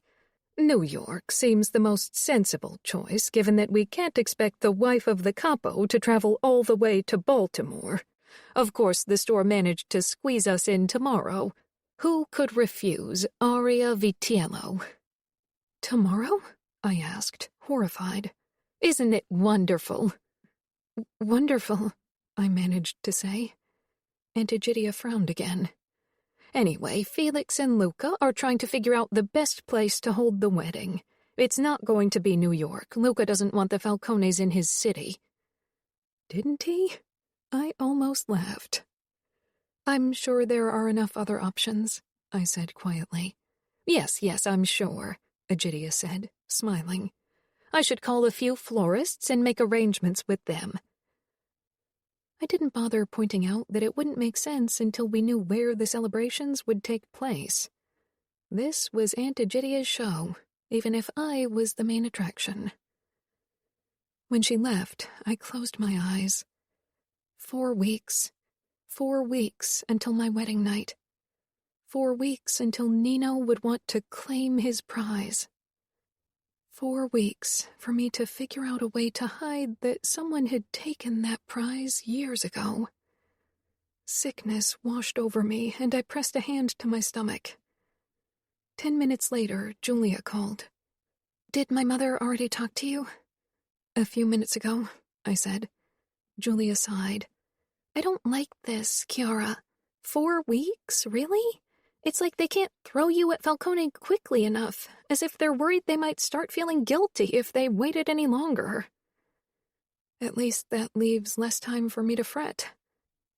I'd worry anyway. My nights would be haunted by even worse nightmares than they had been before. Even Cassio is wary of the Falcones. He showed me a video of Nino Falcone in the cage. It's sick. A video? I echoed. Where can I watch it? There was silence on the other end. Don't watch it. My throat tightened. Where? It's a forum in the darknet that the Camorra uses to show their cage fights and illegal street races. Give me the login information. Kiara, I'm 19, not 9. I want to see him, Julia. I need to. If I was faced with this monster the first time on our wedding night, I'd bolt. I needed to see what he was capable of, even if a cage fight wouldn't even begin to cover it. Give me a sec. I need to ask Cassio for the info again. I heard rustling, followed by silence on the other end for a while, until I heard muffled voices. After what felt like forever, Julia spoke again. Do you have somewhere to write it down? It's long and complicated. The darknet uses several steps to keep people out. I grabbed the pen and paper that I always kept close by when I read a book. I liked writing down my favorite quotes. I'm ready. After jotting everything down, I listened to another one of Julia's warnings before we ended the call. Clutching the paper in my sweaty palm, I walked to my room to grab my laptop. My fingers shook as I logged into the forum. There was a list of fights from the last few years. I entered Nino's name in the search engine, and several fights popped up immediately. I clicked on the latest from only a few weeks ago. The camera was trained on a massive cage. A broad man stood inside of it, but he was in his 30s and didn't have any hair. He was too old to be Nino Falcone. A hush went through the crowd, and another man stepped into the cage, taller than the first, and I froze. For several moments, my breath stuck in my throat. If a mere video already summoned that kind of horror, what would real-life Nino do? Nino was tall and muscled, and every inch of his torso and arms was covered in tattoos. Flames and knives and screaming faces and more images and words I couldn't make out. The flames traveled down his arms to his wrists. They also snaked into his fighting shorts, ending on his muscled thighs. His expression was focused, but completely emotionless. My fear turned into pure terror when the fight began. Nino was a fighting machine. Every single one of his hits was precision, but what was worse was his analytic expression. He didn't look like he was fighting in a cage. When his opponent landed a hit, Nino's face hardly reflected any sign of pain. He kicked and punched hard and fast, without mercy, even as his opponent fell to his knees. Nino was on top of him in a heartbeat, ramming his knee into the man's back so he sprawled out on the bloody floor. Even that wasn't enough. Nino wrapped his forearm around the man's throat and cut off his air. His opponent thrust his elbow into Nino's side, but he didn't even wince, only tightened his hold further, and eventually the man passed out. Nino released him then, and stood. His gaze flitted over the crowd until it focused on the camera. It was as if he was looking straight at me, and the cold, hard look in his eyes awakened the horrors I couldn't shake off. I couldn't believe this was the man I was supposed to marry. I didn't sleep more than 2 hours. Every night, Uncle Durant's face haunted my dreams as he hovered over me and broke me. But this night, it was a different face that hovered above me. A beautifully cold face. When our bodyguard drove us to Philadelphia to pick Julia up, my aunt tried to involve me in a conversation about dresses, but I was too upset to engage in any kind of interaction. I was glad when Julia joined us in the back seat. After one glance at me, she quickly distracted her mother by talking about her summer plans with the kids. I sent her a grateful look before I trained my gaze on the window, watching as the landscape rushed past me. Unlike many women, I didn't have a dream dress. I never looked at wedding dresses unless I was at a wedding. Aria waited with her bodyguard inside the store because it was hailing. The moment we stepped inside, a vendor rushed over to us. "Who's the happy bride?" Julia, Aria, and Aunt Egidia looked at me, and the vendor touched my arm. Exciting, isn't it? You're going to be a breathtaking bride, I can tell. I gave her a small smile and followed her toward the display of dresses. Why don't you browse the dresses and show me the ones you'd choose for me? I asked, sinking down into one of the plush armchairs. That garnered a look from the vendor, but at this point, I didn't care anymore. Arya and Julia nodded immediately and set out to look for dresses, but Aunt Egidia's expression made it clear that she disapproved. However, after a moment, she began looking for suitable dresses as well. Of course, Aunt Egidia chose dresses that would have made most Disney princesses jealous. Too flashy, too eye-catching, just too much. Not me at all. Luckily, Arya and Julia worked together and found dresses that were closer to my taste. I chose a simple white mermaid off-the-shoulder dress with lace trim around the neckline. A sheer veil was attached to the neckline as well, and fell down my back and over my bare arms, so I didn't feel quite so exposed. "Beautiful," Arya said with a gentle smile. She was still trying to figure out my true feelings regarding the wedding, but I had learned to hide them well over the years. It was the only way to survive after what happened. Julia nodded, her eyes watering, and even Aunt Egidia seemed pleased with my choice, even if it wasn't as flashy as she'd originally planned. "You look very elegant and sophisticated. A true lady." I took a deep breath, hoping Nino would treat me as a lady. The man I saw fighting in the cage didn't strike me as someone who would. Nino. We pulled up in front of the massive stone and stucco Vitiello villa in Baltimore, where the engagement party would take place. With only 2 days before the actual wedding, there was no logical reason to get officially engaged at all, but logical decisions weren't the Familia's forte. Savio, Adamo, and Fabiano remained in Las Vegas to make sure things went smoothly over there. They would only fly over for the actual wedding. It wasn't as if any of us cared for the festivities. It wouldn't be a huge affair like Arya and Luca's wedding had been many years ago. Our underbosses and captains would stay in their territory. Ramo wouldn't risk anything after the outfit attack. "If they've invited that fucker Growl, I will paint their walls bright red with his fucking blood and that of any Familia fucker who gets in my way," Ramo growled. "He won't be invited, Ramo. Luca won't risk it. He knows you and Growl will tear into each other. What about you? You'd fucking stand by and watch that fucker prancing around when he killed our father before we could? Of course not. I'd slice him open ear to ear."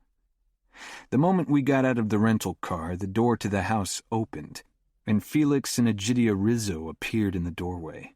Ramo shot me a look, one corner of his mouth curling up. "Someone kept an eye on the window, it seems," he muttered as we walked up to my future wife's aunt and uncle. The engagement wouldn't be a grand feast, only held to appease the traditionalists in the Familia, who required an official engagement before the wedding. But the Rizzos were dressed up in a tuxedo and a long evening dress anyway. "I think we're underdressed," I said quietly. I had put on a black turtleneck and black dress pants with black wingtip shoes. Ramo was dressed in a similar fashion, minus the turtleneck, which he'd swapped for a black dress shirt. Ramo shrugged. "All in black," Mrs. Rizzo said with raised eyebrows after I kissed her hand. "What a curious choice for the occasion." "It's the choice color for our profession. Blood is so very difficult to wash out," Ramo drawled in his best Oxford English as he kissed her hand. That was pretty much the only thing he'd learned during our time in England. Of course, he only used it to unsettle people. Mrs. Rizzo took a small step back from Ramo, tugging her hand out of his grasp. I shook hands with Mr. Rizzo, and he squeezed harder than was necessary. I tilted my head, eyes narrowing. If he tried this with Ramo, the black shirt would prove its worth. "We're honored to give you Kiara in marriage," he said, releasing my hand. "Please call me Felix, and this is my wife, Egidia." I sent Remo a warning glance before he shook the man's hand. "Come in," Felix said, stepping back. Remo and I followed him inside. It was a large old house with lots of dark wood and rugs in the entrance hall. "The guests have already gathered in the living room and on the patio, but you and Kiara should enter together," Felix said, then turned to Remo. "Perhaps you can join the guests. My wife will lead the way." Egidia gave a tense smile and motioned for Remo to follow, but he made no move to do so. "I think for now my brother and I will stay together." Felix blinked, then nodded slowly. "Very well. Come on. I chose the library for your first meeting. It's the place Kiara spends most of her time." I cocked an eyebrow. "She likes to read?" Felix hesitated. "She does, but she is also very beautiful and demure. The perfect wife, despite her intelligence." Remo rolled his eyes behind the man's back. We stepped into a wide room that was filled with dark wooden bookcases. A book lay opened on the small table beside the reading chair. I walked toward it as Felix frowned. "She should be here." "Perhaps she decided to run off," Remo offered helpfully. "She wouldn't," Felix said quickly, but I caught the hint of worry on his face, and so had Remo. I picked up the book. It was about the history of Las Vegas. It pleased me that she made an effort to learn about my hometown's history. "There she is," Felix said loudly. I put the book back down, and my eyes moved toward the doorway. Kiara Vitiello was a fine-boned woman, shorter than I'd expected, almost breakable in appearance, but her hips curved nicely under her dress, and she had above-average-sized breasts. She wore a dress the color of light rose, almost white, but it made her look even more fragile. Clearly it was to emphasize her innocence, but I would have preferred bolder colors. Her dark eyes settled on my face. Not my eyes, though. Lower, perhaps on my nose, and her shoulders tensed ever so slightly. She hadn't moved from the doorway, appearing almost frozen. Her palm pressed up to the doorframe, and I knew it was to steady herself. Remo looked at me, gauging my reaction, which was a futile effort on his part. Her uncle motioned for her to come closer. "Come on, Kiara. Greet your future husband and brother-in-law." A second passed before she pulled herself away from the doorway and walked toward us. Her movements were elegant and purposeful, but underplayed with a hint of a tremor she couldn't suppress. She stopped beside her uncle. Even wearing heels, she only reached my chin. "It's a pleasure to meet you," she said in a soft voice. Her eyes darted from my face to Remo's, then quickly back to her uncle. "The pleasure is mine," I replied, and Remo's smile pulled wider. Kiara flinched slightly, almost imperceptibly, but Remo had noticed, twitching his lip, and so had I. Her uncle cleared his throat uncomfortably. "I would like a few minutes alone with her to give her the ring and get to know each other," I said, never taking my eyes off her. "Well," her uncle said, his eyes flitting between Remo and me, and then to Kiara. "I'm not sure." Remo flashed him a twisted smile. "They will be married in 2 days, then she will come to Las Vegas with us, but you are worried about her being alone for a couple of moments with my brother? She will be subject to his will for the rest of her life." Kiara's shoulders rounded, caving in, and she swallowed hard. Felix paled, his eyes hardening. "This is for peace. Don't forget that." I spoke up before Remo could because he looked like he would have used his knife instead of words, and I wanted this annoying power play to end quickly. "You shouldn't forget it either. Kiara isn't your concern anymore, she is mine." I showed him the ring, and her eyes flitted toward it briefly. "Today I will put this ring on her finger, and then my word is the law, not yours." Resignation filled her face, and her shoulders slumped, but she caught herself quickly and straightened again. "What do you say, Kiara?" her uncle asked. Do you agree to talk to Nino?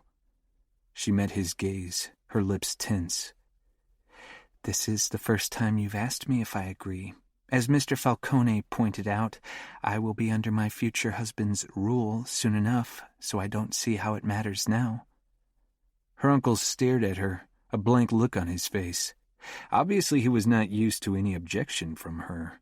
He gave a jerky nod and turned on his heel, rushing out of the room. Before Remo moved to follow, he turned to Kiara.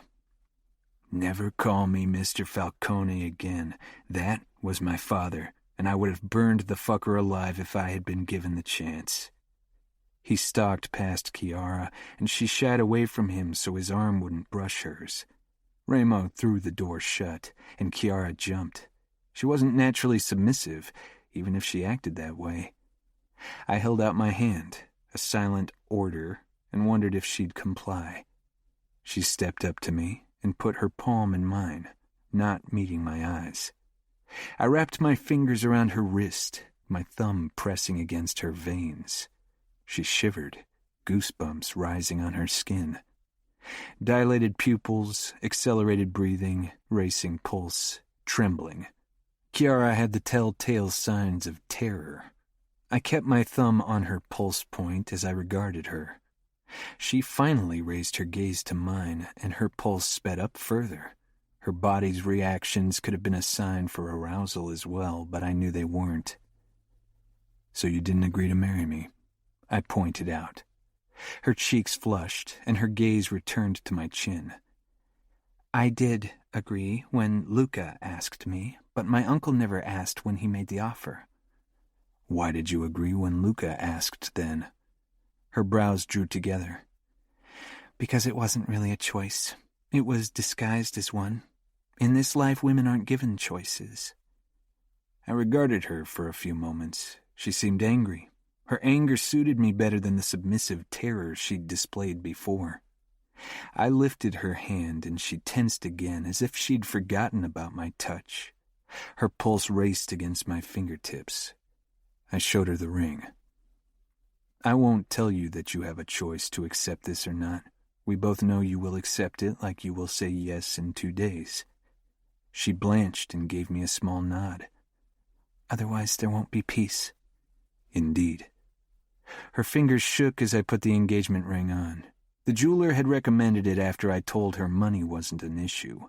A simple gold band with a big diamond in the middle. I never understood the reason for engagement rings. She swallowed again, and I realized it was to contain some of her terror. You realize this isn't a death sentence.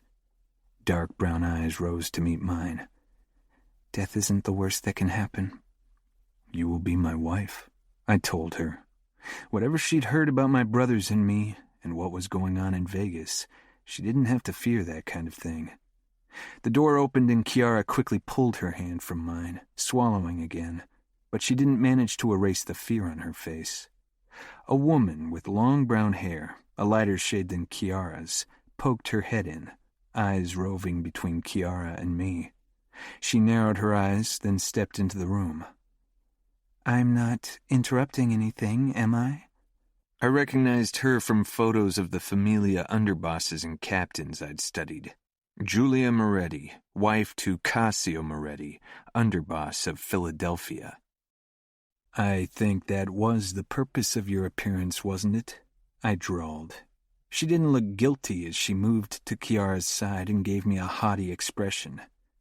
It's not proper for you to be alone with her yet. I don't know how you handle things in Las Vegas, but here we handle them like this. I gave her a cold smile. Don't worry. I'm very aware of your traditions, as peculiar as they may be with the presentation of the sheets. If I'd thought Kiara had been scared before, my mentioning of that tradition upped her fright. I held out my hand but looked at Giulia. Kiara and I are supposed to make an appearance together, Mrs. Moretti, unless that tradition has been changed recently. She glanced at Kiara, who gave her a firm smile. He's right, Giulia. We don't want to disappoint the guests. She slipped her hand back in mine and lifted her chin.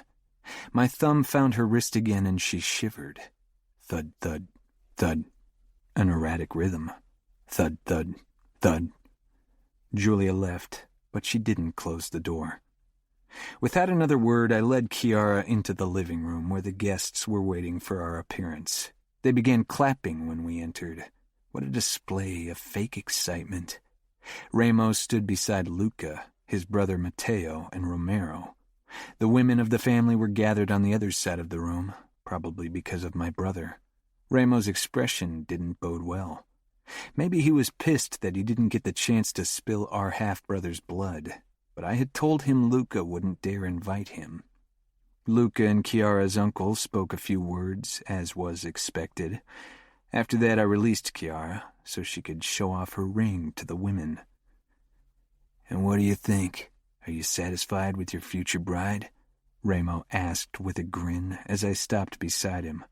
Luca tossed us a hard look. Ramo, being his usual provocative self, hadn't bothered to lower his voice. "It's too early to assess my level of satisfaction yet," I said, considering her again. Her face was evenly shaped with the right proportions, pleasant to look at, and her dark eyes and hair contrasted in a pleasing way with her pale skin. Her body fulfilled all the requirements to attract male attention: narrow waist, slender legs, round ass, and bigger-than-average breasts. I would have no trouble claiming her on our wedding night. "Done with your assessment?" Ramos said, as he followed me toward the spread of delicacies on the dining table. "You will definitely enjoy fucking her. I wish I could get a taste." "But you won't," I said plainly. Ramo tilted his head. "In the past, the king had the right of the first night. Eos prima noctis. Maybe I should establish something like that in Vegas." Ramo chuckled, his eyes scanning the crowd for suitable women. "Bring all your virgins so I can break them." I shook my head. At least this time he had the sense to speak quietly. Luca needed peace as much as we did, but his patience certainly had its limits. "You aren't king, Ramo, and you don't have a right to the first night with Kiara." "Jealous isn't like you," Ramos said with a hint of... was that curiosity? "I'm not jealous, but there are a few things I don't want to share with you, and Kiara is one of them." Ramo waved me off. "She's all yours, don't worry." I wasn't worried. Ramo was unpredictable, twisted, and brutal, but he was my brother, and he would never lay hand on someone who was mine. "But I will have to give this, what did you call it?" "Eos prima noctis," I provided. "Yeah, that. Maybe I will have to give it another thought." I regarded my brother, trying to figure out if he was being serious. It was often hard to tell with Ramo, and my lack of understanding human emotions had little to do with it. You realize that most men won't find the idea of you fucking their women very appealing. There is a limit to what people will take, even from you. Fear has its limits. At some point, humans revolt. Ramo rolled his eyes. "You realize you are human too, right? I always got the impression that you and I had little humanity left." Ramo clapped my shoulder. "True." His smile turned dangerous. "Who needs emotions and morals when they can fuck and maim and kill as they please?" I had never seen the appeal of having emotions. Kiara glanced at me from across the room again, but quickly looked away when I met her gaze. She was trying to hide her emotions, but I could sense her terror even from the distance. Emotions were always a weakness. Chapter 5. Kiara. Aunt Egidia handled the wedding preparations with Aria's help. The Falcones didn't seem to show much interest in the details of the celebration. For them, it was business, nothing else. It was decided that the wedding was to take place in my parents' mansion in the Hamptons, the place where they had been killed. My mother by my father, and my father by Luca. It was almost symbolic that this was the place where I would lose my life as well. On the day of my wedding, I stepped into the foyer of the mansion, a place I hadn't set foot in for years. It had been mostly deserted since then. My brothers had inherited the place, not me since I was a woman, and they had preferred to stay in Atlanta, away from Luca and away from me. They were much older, so we never had much in common anyway. They were busy making names for themselves, despite our father's wrongdoings. My marriage to Nino was supposed to wash away the blemish of the past, but my secret could ruin us all. Over the last few days, cleaners and interior designers had awoken the place from its desolate state. The main party would take place in a massive party tent in the garden. It was late April, and planning the party outside without any shelter would have been too risky. I walked up the stairs slowly, and my eyes found the spot where my mother had died. With a shudder, I quickly scurried into my old bedroom. It, too, had been prepared for the day. Fresh flowers had been set up in vases around the room, probably to cover the musty scent of neglect. My aunt was talking to the stylist, who'd do my hair and makeup, at the vanity. A floor-length mirror had been set up for the occasion. My dress was spread out on the four-post bed. It was a beautiful dress. White, the color of innocence and purity. I looked at my aunt and considered telling her what had happened to me 6 years ago. As always, I didn't, because I'd be less in her eyes. Something broken, something dirty, not worthy of that perfect white dress. Julia slipped into the room, already dressed in a beautiful burgundy dress, and hugged me. "I can't believe they chose this place for the celebrations," she muttered. "It belongs to her closest living relatives, her brothers. It's what honor dictated." Honor dictated so many things in our lives, it hardly left any room for choice. Julia rolled her eyes. "So it had nothing to do with the fact that nobody wanted to risk their mansion for the party because the risk of a bloodshed is too high? After all, that's why this isn't taking place in a hotel." Aunt Egidia pursed her lips at her daughter. "Julia, really? One would think your marriage to Cassio would have put a stop to your insolence." "Cassio likes my insolence," she said, her cheeks flushing. Aunt Egidia sighed, then narrowed a nervous glance toward the stylist. She was always worried about leaving a bad impression in front of others. "I think we should start now. With your unruly hair, it'll probably be a while before your bridal hairdo is done." My aunt proved to be right. The stylist took forever taming my curls into a braid that traveled down my back. A thin strand of gold leaves and pearls that she wound into it adorned the simple style. "You are so very beautiful," Julia said quietly. Egidia clasped her hand in front of her stomach, regarding me with more affection than I'd ever seen before. "You are." The stylist left the room with a small smile, which I returned even as my facial muscles felt ready to burst from tension. Egidia smoothed out the veil lining my neckline again before she faced me, touching my shoulders. "As women, we have to fulfill our duty to our husbands," she began, and I tensed because I knew where she was going with it. "You don't have to be—" She stopped herself. "Don't have to be scared?" Those were the words every mother spoke to her daughter on their wedding day. I knew because Julia had told me Egidia said the same thing to her on her wedding day. I met Aunt Egidia's gaze, and the guilt I'd seen in her eyes before was back. "Make him treat you like a lady." Julia stepped up to Egidia. "Mother, let me talk to Kiara, okay? I think she will feel more comfortable around me." Aunt Egidia nodded, looking relieved. She patted my shoulder, then walked out, leaving me alone with my stepsister. Julia sighed as she regarded me in the mirror.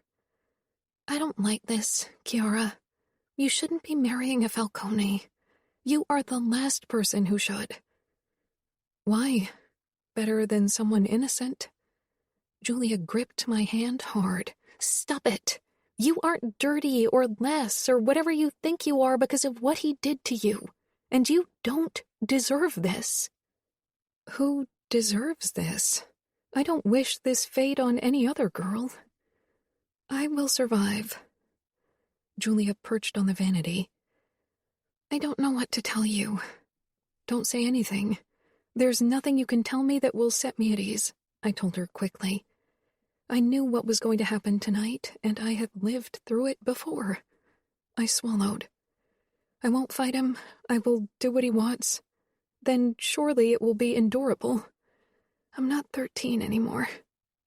My words were hushed, broken vowels strung together. Julia breathed deeply. My God, Kiara, tell Luca. He can still find a way out of this for you. Canceling the wedding today? That would be a slap in Nino Falcone's face. He isn't a man who will turn the other cheek. He will seek revenge, no matter the price. I took a deep breath. No, I will marry Nino.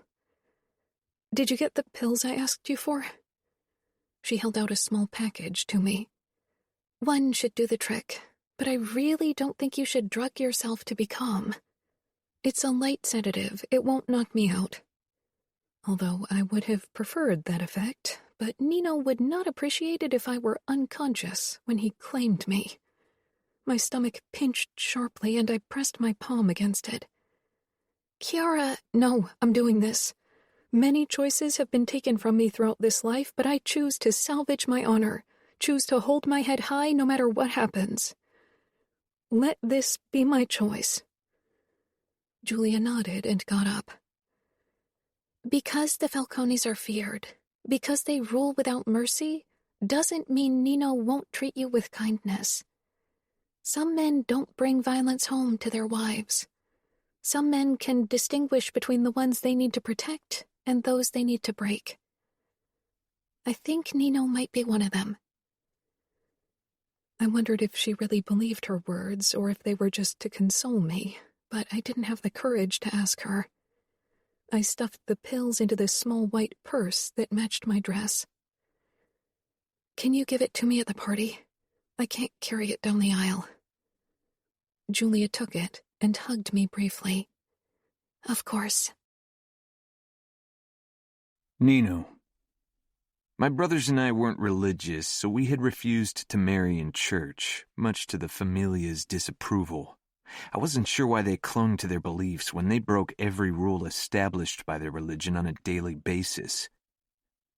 Every man would end up in hell if what they believed was truth.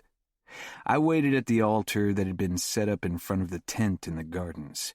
Ramos stood beside me as my best man, his eyes undressing Kiara's bridesmaid Julia in a way that made her husband Cassio scowl. I sent Ramo a warning look, but he ignored me. He probably would have preferred a bloody wedding, and from the look on Matteo's face as he sat in the first row, he would too. Adamo and Savio sat a few seats away from the Vitiellos. To my surprise, Luca had allowed Arya to sit beside Leona. They seemed to be getting along well, and even Fabiano exchanged the occasional word with his sister. Ramo rolled his eyes when he followed my gaze. He should have been happy that his insane plan was working. A truce between the Famiglia and Camorra seemed like a valid possibility. A hush fell over the crowd when the music began to play, and Kiara appeared at the end of the aisle. She had chosen an elegant dress with a veil that covered her shoulders. Felix led her toward me, but Kiara never raised her eyes to meet mine, instead keeping them fixed on my chest. When Felix handed her over to me, her hand shook in mine. I pressed my thumb against her wrist, feeling her pulse raced under my fingertips. I regarded her face. Her expression was neutral, but in her eyes was a look I'd often seen in people's eyes before I started to torture them. Given our reputation, her terror was understandable, but it was completely unfounded. She wasn't my enemy, but my wife. I hadn't given her reason for that kind of reaction. She never once glanced my way as the pastor gave his long-winded sermon and finally declared us husband and wife. "You may kiss the bride," the pastor said. I turned to Kiara, and her pulse sped up even more. Her terrified eyes finally lifted to mine, and she swallowed hard. Holding her gaze, I cupped her cheek, ignoring her trembling, and pressed my lips to hers. They were soft and quivered against mine. When I pulled back, she swallowed again. We made our way past the guests and stopped beside a table, which had been set up with champagne flutes. After we'd accepted congratulations from our guests, the buffet was finally opened. Kiara was tense throughout dinner and hardly ate anything. She only relaxed when she got up and walked over to Arya and the other Scuderi sisters to talk. "Excited about making your wife bleed tonight?" Ramo asked the moment she was out of earshot as he leaned back in his chair. I was surprised he'd bothered to wait until she couldn't hear his words. Leona's eyes widened, and she looked up at Fabiano. "He's referring to the tradition of the bloody sheets that the Famiglia still upholds. It requires the groom to present the sheets he and his bride spent the night on." Leona pursed her lips. "You are joking, right?" "And they call us barbaric," Ramos said with a smirk. "But I have to tell you, I envy you your chance to spill some blood tonight. It's been too long. I really want to kill someone." Fabiano rolled his eyes at Ramo.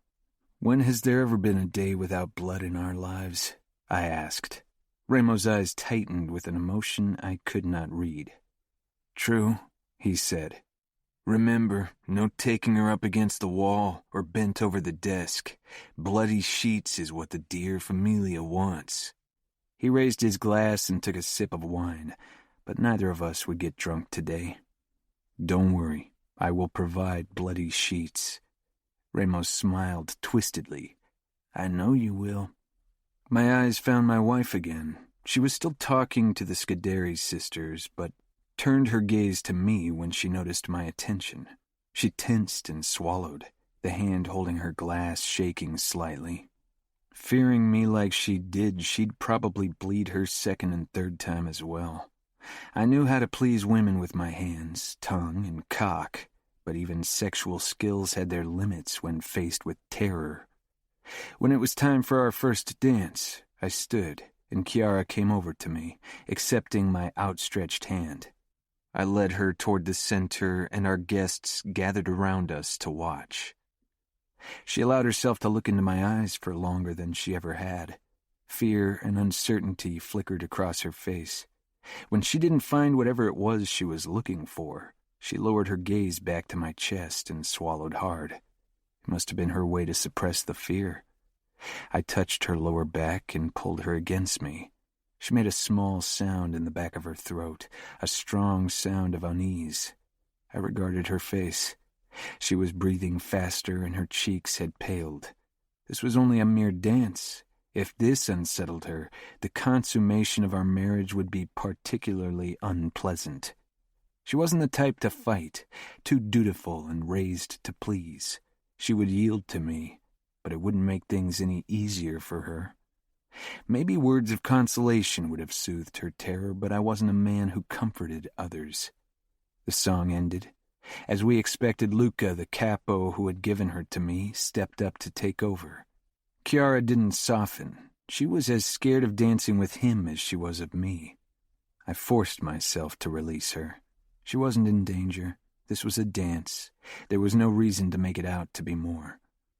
I turned to Arya. Luca narrowed his eyes at me. I ignored his unreasonable reaction and held out my hand to his wife. She took it and gave me a smile. She was a good actress. If it hadn't been for the slight tension in her fingers and the acceleration of her pulse, I might have believed her expression. Pulling her against me, we began to dance. She was easy to steer, took my lead, and kept up a pleasant smile. "You have Fabiano's eyes." Her gaze flew up to mine, and her expression faltered. "He is my brother, even if you made him believe something else." "We didn't make him believe anything," I corrected. "We taught him that blood doesn't define your loyalties." "You turned him into..." "Into what? A killer? A torturer?" She sighed. Every man in this room is a killer, and the boys are on their way to becoming one. And from what I knew of Luca, he definitely was one of the cruelest men in our circles. But Arya probably had limited knowledge when it came to her husband's business habits. "This isn't wedding talk," she said. "I hope this wedding will allow us to find peace, and I hope your brother will allow Fabiano to be close to his blood family." "It's up to Fabiano, but he is with the Camorra now. Don't forget that." "I won't. Trust me," she said sharply. Her eyes followed her husband and my wife as they danced. Kiara was stiff in Luca's hold. "Kiara is very tense around men," I said. Arya frowned. "Most women are tense on their wedding day." "They are?" She gave me a look, but I couldn't read it. "Men," she said under her breath. It had nothing to do with me being male, but I didn't elaborate. "For a bride, a wedding night holds quite a bit of terror." "Fear of the unknown is common, but it is only the joining of two bodies, nothing to be fearful of." Arya blinked up at me. "Perhaps for you, but Kiara might disagree, like any other woman, especially considering who she has to join bodies with." "I am more than capable of fulfilling my duties as a husband." "I don't doubt that you can go through with it. The Camorra is notorious, after all." She grimaced. "It's not my business." But her voice made it clear that she wanted it to be her business. "It's not. You are right," I drawled. A truce didn't mean Remo or I would allow the Famiglia to meddle in our business. When the last notes of the song faded, she rushed to say, "Her father hit her before he was killed. That might explain her problem with men, but I think there might be more." "More?" She stepped back. "Thank you for the dance." She turned and moved toward Luca, who was waiting for her at the edge of the dance floor. Kiara had already been handed off to Felix. I moved toward Remo, who stood beside Fabiano, close to the buffet. As my oldest brother, it would be his turn to dance with Kiara after her uncle Felix. I grabbed his arm, and he raised his dark eyebrows.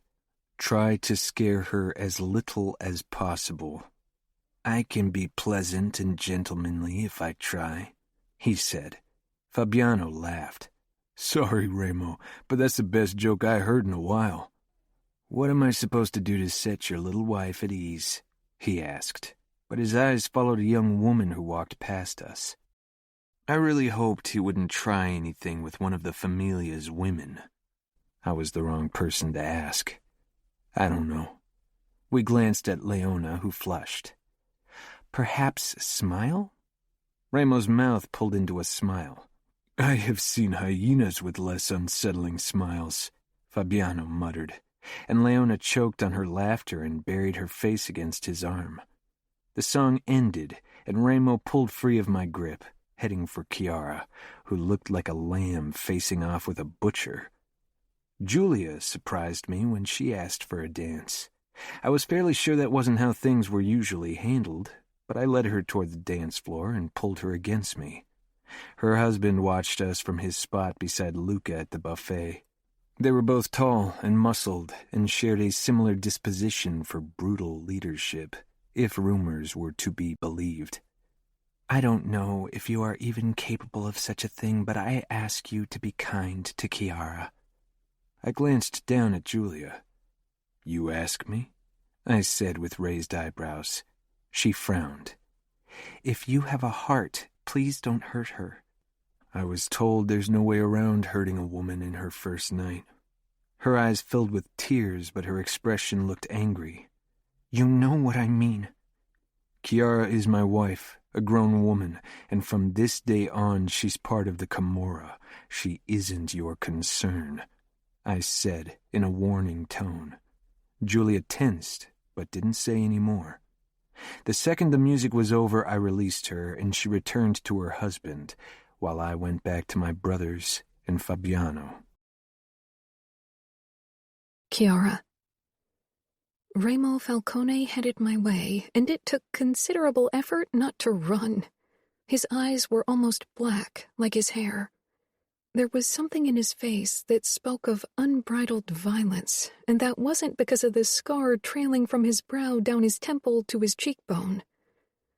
He held out his hand with a twisted pull of his mouth. It was reminiscent of how a lion regarded a gazelle. His palm and fingers were littered with scars and burns. "You were supposed to take my hand so we can dance," he said in what I assumed was annoyance. Suppressing a shudder, I slipped my hand into his.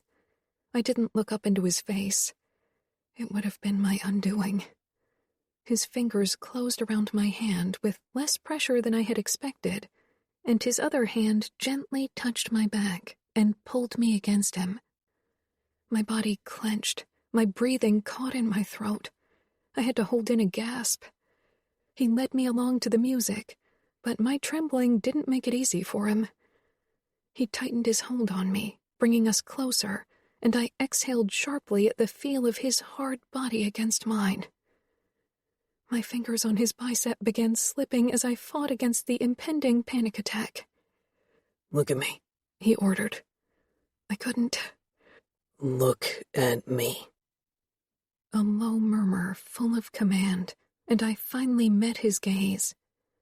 His expression wasn't angry, more assessing, as if he was sizing me up. "This is dancing. Don't make it into something more than that because you let your imagination run free." I was momentarily startled. He sounded a lot like Nino. Maybe he hid his intelligence behind his layers of violence. "Now pretend you are a happy bride. This is a day of celebration," he said, and his own lips formed a scary smile. I tried my best to relax in his hold, to make my face look pleasant, but I wasn't sure if I succeeded.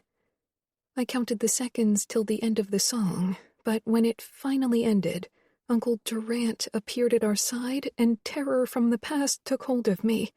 I dug my nails into Remo, clinging to him, undoubtedly leaving marks with my fingernails. "I would like to dance with my niece now," Uncle Durant said to Remo, but his eyes were on me, full of knowledge and triumph, as always. He hadn't touched me since those nights. I clutched Remo tightly, looking up at him. His dark eyes regarded me, narrowing ever so slightly. "Please don't let me dance with him." The words didn't leave my mouth. Durant reached for me, but Remo ankled us, so he was between my uncle and me. Remo turned his gaze to my uncle, but he didn't let go of me. "I can't allow that, unfortunately. My brother wants her back at his side. It's tradition in the Famiglia," Uncle Durant said.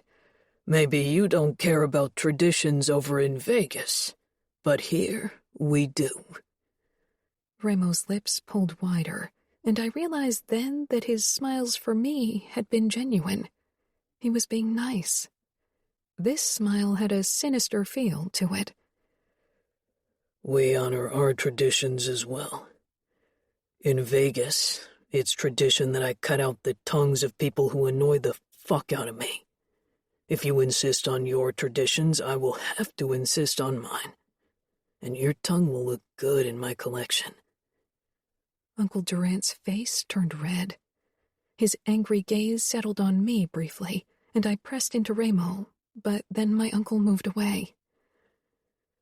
"You can release me now," Remo muttered. I unfastened my hold and stepped back, ashamed.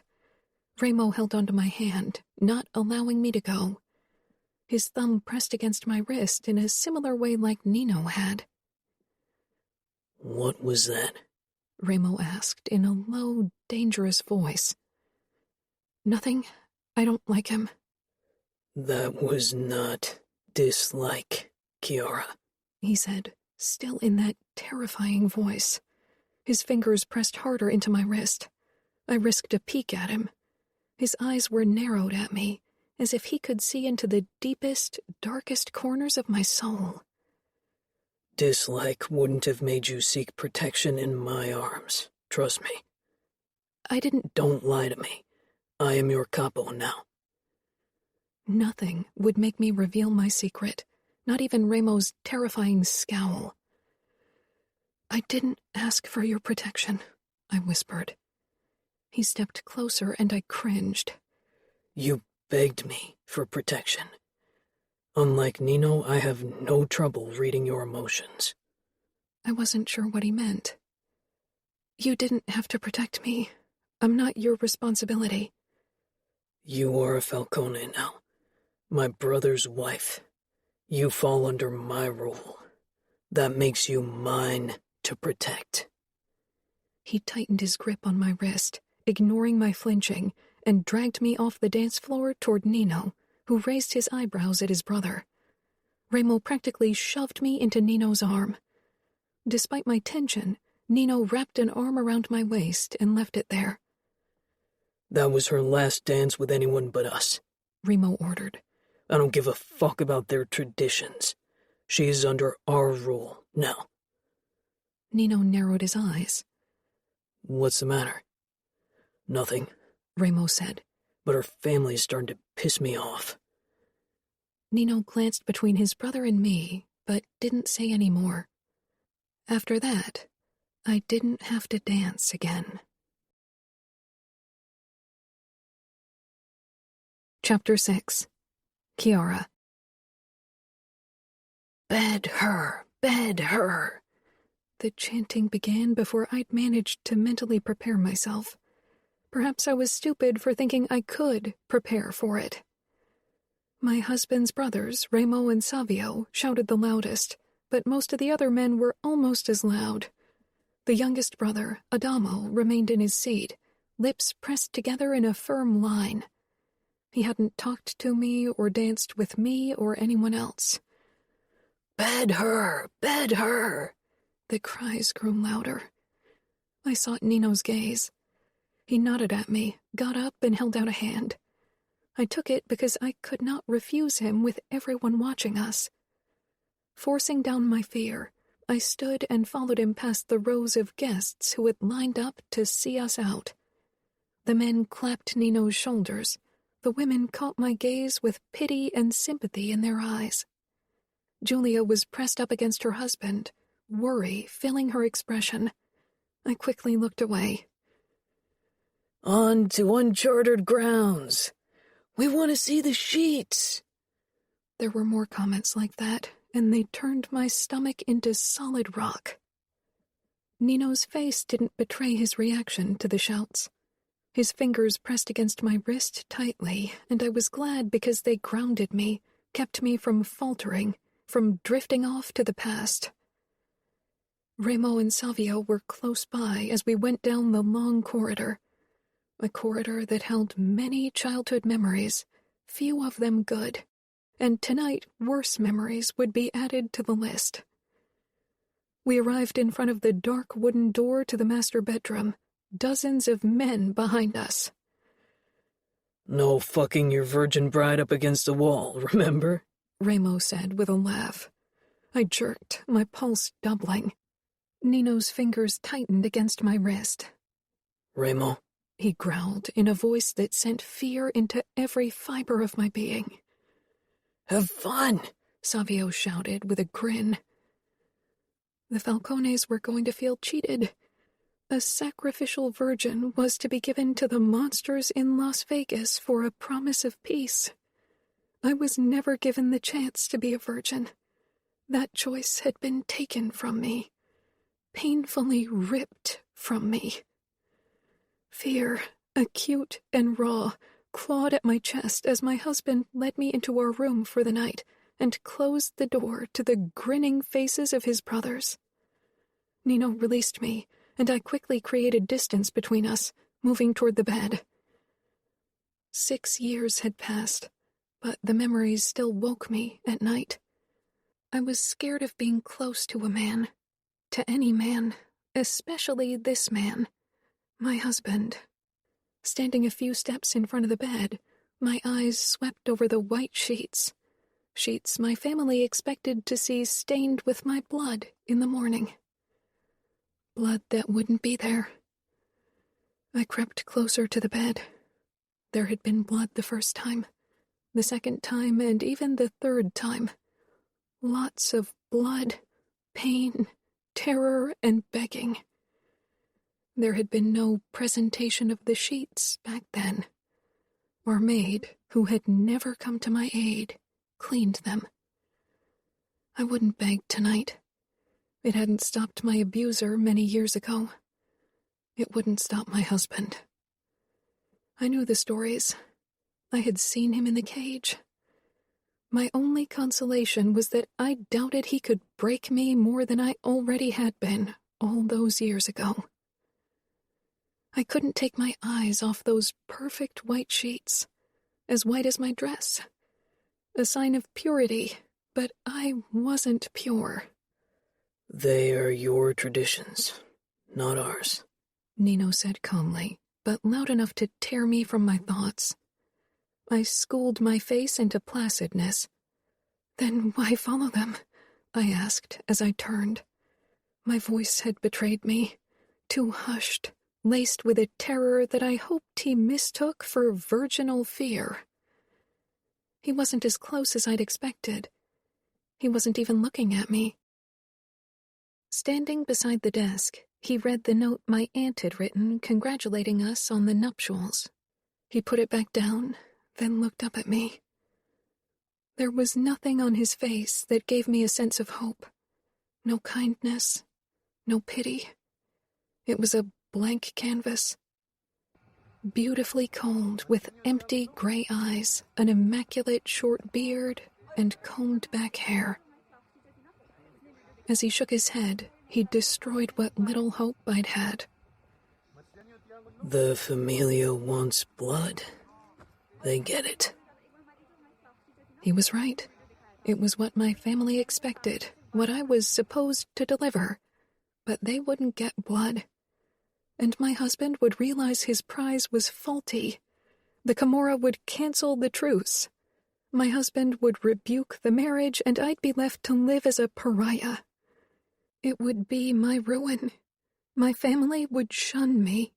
Nobody would ever want to marry me after that, and an unmarried woman in our world was doomed. He began unbuttoning his shirt, calmly, precisely. Finally, he shrugged it off, revealing scars and tattoos. So many, so disturbing, and steely muscles. I turned away, my pulse galloping in my veins. Terror, similar to that which I'd felt many years ago, clawed at my insides. I needed to rein it in, figure a way out of this mess. I needed to save myself, not from him claiming my body, but from me losing my honor. I reached into my purse, which dangled over my forearm, and freed a pill from the packet. My throat was tight, and I wasn't sure if I'd managed to swallow it without water, but walking into the bathroom seemed impossible in my current state. I wasn't sure I would make it without breaking down. With shaking fingers, I brought the white pill to my lips. A hand curled around my wrist, stopping me. My eyes flew up to stare into Nino's narrowed eyes. I hadn't even heard him approach. "What is that?" he asked forcefully. I didn't say anything, too terrified for words. With his free hand, he reached into my purse and pulled out the packet. His eyes scanned the description. He threw it away before his gray eyes met mine, and he held out his hand. "Give me that pill." "Please," I whispered, not a flicker of emotion on his beautiful, cold face. "Kiara, give me that pill." I dropped it into his palm, and he threw it away as well. I could have cried. How was I supposed to rein in my terror, keep the memories at bay without something to calm myself? His thumb brushed my wrist, and he murmured, "I won't have you drugged." He released me. I stepped back and turned around to face the bed, sucking in a deep breath. He was watching me. I reached behind me for the buttons on the back of my dress. I would be the one to open them. That would give me a sense of control, unlike last time when my clothes had been ripped from me against my will, my body too weak to fight against it. I swallowed the bile. My fingers shook too much to close around the tiny buttons. "Let me," came the cool drawl from my husband, who was close behind. No, I wanted to scream, but I forced the sound down. "I want to do it myself," I managed in an almost calm voice. He didn't say anything, and I didn't dare look at his face. I fumbled with the buttons, and one after the other gave way. It took an excruciatingly long time. He waited silently. His calm breathing and my ragged breaths filled the room. Then I remembered that the groom was supposed to cut the bride out of her gown with his knife. Nino must have forgotten.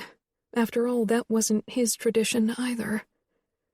I didn't have the courage to remind him or to button my dress again so he could cut me out. I'd lose it completely. I pulled my dress down, and it pooled at my feet. Now only my strapless bra and panties remained. I discarded my bra, but didn't have the courage to remove my panties yet. Nino's cold gray eyes scanned the length of me. "Your hair ornaments need to be removed as well. They will be uncomfortable against your skull." I choked back a desperate laugh, but tried to loosen the fine gold string from my hair. My shaking fingers didn't allow it. Nino moved closer, and I recoiled. His gray eyes locked on mine. "I will remove it."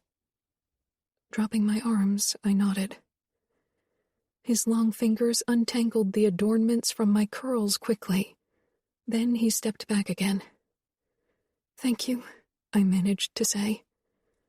I forced myself toward the bed and lay down flat on my back, my fingers splayed out against the smooth fabric of the blankets. Nino regarded me coolly. He stepped up to the bed. Tall and muscled and deadly cold, he didn't look like this affected him in any way. He reached for his belt and unbuckled it. Terror clogged my throat. I looked away, fighting weak tears. From the corner of my eye, I saw him remove his boxers, and then he climbed on the bed, naked and determined. I trembled. I couldn't stop myself. His hand touched my waist, then slid up slowly. The touch was light. I jerked away. "Don't touch me." His eyes were hard and cold as he looked down at me. "You know I can't. I won't give your family any cause to take Las Vegas as weak." It wasn't said in a cruel way. He stated facts. "I know," I whispered. "Just don't touch me. Just do what you must." If there was any leading up to what was to come, I wouldn't be able to contain my terror. "If I don't prepare you, it will be very painful." He sounded like he didn't care either way. "It would be better if we got you to relax." That wasn't going to happen. "Just do it," I said. Pain was okay. I could deal with it. He regarded me for a couple of moments more. Then he pulled back his hand from my rib cage and sat up. His fingers hooked under the hem of my panties, and he slid them down. A low whimper wedged itself in my throat. He moved one knee between my legs, parting them, his gray eyes on me. He was moving slowly, and I wished he wouldn't, wished he would stop looking at me. Panic began to claw its way out of my chest, and I tried to force it back. I squeezed my eyes shut, trying to block what was happening. When he knelt between my legs completely, I seized up with complete terror. "If you don't relax, you will tear." My eyes shot open, and a few tears slid out. He supported himself on one arm, hovering over me, tall and strong. "No, no, no, no." "Try to relax." He was so clinical about it. His gaze followed the trail my tears left on my cheeks and throat. They didn't affect him. I tried to loosen up, but it was completely impossible. My muscles were frozen with fear. He gave a small shake of his head, almost disapproving. "This isn't working," he said. "I will have to use a lot of force to get past your tensed-up muscles and all the way into you." I could taste the bitterness of bile in my throat as memories from long ago slithered through my mind. And something in me just broke. Something dark and scared and deeply buried. There was no way for me to hold it in. A bone-shattering sob ripped from my throat, and it hurt because of the memories that it brought up. I pressed my palms against my face hard, then curled my hands to fists and pressed my knuckles against my closed eyes.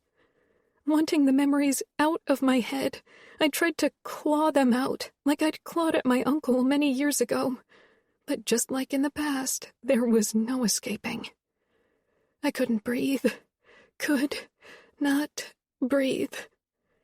And I wanted to die. I needed the hurt gone. I didn't want to live through that horror again, and I didn't want new nightmares. Strong hands curled around my wrists, pulling, and I resisted, struggling, but they were relentless and kept pulling until my hands came away from my face. My eyes snapped open, my vision blurry with tears. And through the fog, 2 intense gray eyes slowly came into focus, and then they were all I saw, all I could see, all that mattered. So calm, clinical, cold. Just what I needed. It was a cool flood against this terror-filled inferno. Blissfully emotionless. I stared into his eyes, stared for a long time, and he let me, until I brought the first breath of oxygen into my lungs.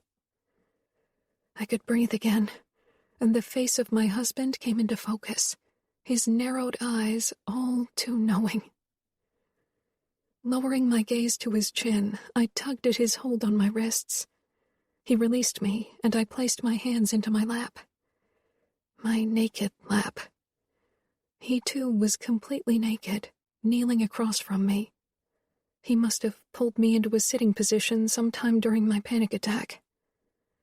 This was it. He knew something was utterly wrong with me. I pulled my legs against my chest, swallowing. I wished he'd kill me now. I'd often wished for death after my uncle had broken me. "What happened to you?"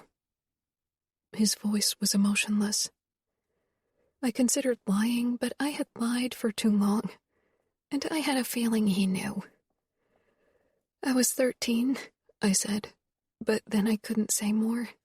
I began shaking again, and he put a hand on my shoulder. I didn't flinch this time. The touch was too clinical to elicit any terror. "Someone raped you." The word made me feel small and dirty and worthless. I gave a nod. "Your father?" I shook my head. He was already dead by then, and he would have never done that. He knew I would have been ruined. He hit me and screamed at me, but he never touched me like that. Maybe he would have later on, if Luca hadn't killed him. "Someone from your extended family, then. Girls like you are protected. It must have been someone you were related to." I nodded. "Who was it?" he asked firmly. "Your uncle who raised you?" I licked my lips. My other uncle. "For how long?" I lifted 4 fingers. 4 years? I shook my head. 4 times. Only 4 nights, yet every day since. Ever since. I dream about it every night, I choked out. That admittance felt good. I was doomed anyway. I had sealed my fate. Nothing mattered anymore. I didn't dare look up to see his disgust, his anger at having been given someone tainted. "You know," I said quietly. A kind man would spare me the humiliation of having to face my family, living in shame, and just kill me. A kind man might, he said in a low voice. I raised my eyes, resigned. A terrifying smile played across Nino's face. It didn't reach his eyes. But I will find the man who did this to you, and make him feel the same terror you did that night, and pain unlike anything he thought possible. And eventually, when he has been begging for it for a long time, and when he's given up hope, I'll grant him death. My breath caught in my throat. I stared. I could do nothing else. He was calm about it, but in the depth of his eyes there was something dark and dangerous, not directed at me. And I didn't dare hope that this could really be the truth. And what will you do to me? I'm not what was promised. I'm not a virgin. He looked at me almost as if I'd said something stupid. I don't care if you are a virgin. It's a small piece of flesh that's completely useless. But I'm aware of the importance it holds in the minds of so many people, even yours. Then why are you furious, if it's not because someone stole what you wanted for yourself? Because someone stole what you weren't willing to give, he murmured. I looked away because stupid tears gathered in my eyes. I didn't understand his reaction, or him, for that matter. I'd heard the rumors about Vegas, about how they dealt with women who didn't pay their debts or displeased Nino Falcone in some other way. I gestured at the sheets. It's tradition. My family expects to see blood. I swallowed. If you take me with force, will I bleed? He nodded, his expression impassive. It's been years for you, and you only had sex a few times, so if I use enough force, you will most definitely bleed. Your vaginal muscles are very tense from fear, and you will tear when I force myself into you all the way. My stomach constricted. He sounded like a doctor explaining the physical effects of his actions. My lips fought to form the words that rationality wanted to say. Then do it, so my family and the Famiglia get the blood they expect. He leaned forward, his beautiful, cold face so close I could see the dark specks in his gray eyes. They will get blood. Don't worry. I nodded and moved to lay back, but he stood from the bed and put on his briefs. Confusion filled me. I thought you would... He got into his pants and buckled his belt. He didn't say anything until he was dressed in his black wedding suit again and had strapped on his knives. I will find the man who raped you and slaughter him like a pig on these sheets. Do you think that will be enough blood for your family? I choked, sliding off the bed, clutching the blankets against my nakedness. That means war. Luca will kill us all. Nino didn't say anything, but he moved closer. I tensed but didn't back off. He raised his hand and I flinched. I hadn't been hit in years, not since my father and later Uncle Durant, but my body still expected it. I won't hit you. I opened my eyes and stared at his white shirt. He put a single finger under my chin and lifted my gaze. His cold face peered down at me, almost curiously, as if I was something he needed to understand. Do you want your uncle to live? No, I admitted. And that sealed all our fates. Nino. I dropped my hand and walked over to the desk to pick up my mobile, then raised it to my ear. Ramo picked up after the second ring. Shouldn't you be busy? I need you to come over. I assume it's not because you want me to help you fuck your wife. No, that's not it. Silence. 2 minutes. This better be good. I chose a waitress to fuck. He hung up, and as promised, he knocked 2 minutes later. I opened the door, and his dark eyes went to something past me. I stepped back, and he entered. Kiara backed away, the sheets still clutched to her naked body, her face tear-stained. Ramo turned to me with raised eyebrows. That was quick. You realize you can't give her back once you've opened her, right? I'm going to kill someone, and I wanted to give you fair warning. His twisted grin slipped right off his face. Ramo tilted his head. So you aren't asking for my permission? No, not this time. I will kill that man, and nothing will stop me. Ramo looked at Kiara, and she flushed, trying to make herself even smaller. Her shoulders rounded in, her arms wrapping the sheets tighter around her body. Someone got her before you could? You want to cancel everything? Someone raped her when she was a child. I paused, regarding my wife, who now stared at the ground shaking. And she will come to Las Vegas with me. She raised her widened eyes. Her rapist is among the guests. He's the husband of Luca's aunt Criminella, underboss of Pittsburgh, I said. Ramo needed to know the extent of our problems. I know. I raised my eyebrows. You knew? He shrugged, then cracked his neck, stretching out his hands. Then I better sharpen my knives and load my guns. We could prevent war if we gave Luca a warning. Ask him for permission to deal out revenge on someone who attacked your property, he snarled. He gave us less than was promised, and you think we owe him anything? Not ask, but warn him, I said. I turned to Kiara, who had pressed herself against the wall at Ramo's outburst. Get dressed. Her gaze flickered between Ramo and the bathroom door he stood beside. Ramo understood her expression before I did. He walked over to me, away from the bathroom door. Kiara grabbed her bag and quickly rushed into the bathroom. I raised my eyebrows at him. She was scared to walk past me, Ramo said with a shrug. She's fearful. Aren't they all? He pulled out his phone. I'm going to call Fabiano. Savio better stay with Adamo before the kid gets himself killed. Come on, I said, and led him out into the corridor. It was deserted. Fabiano arrived a few minutes later, his eyes narrowed. Don't tell me you killed the girl. I raised one eyebrow. I'm not prone to emotional outbursts like Ramo. Perhaps you faked your emotions too well, Fabiano muttered. I didn't. Kiara is alive and well, considering her circumstances. Fabiano threw a glance at Ramo.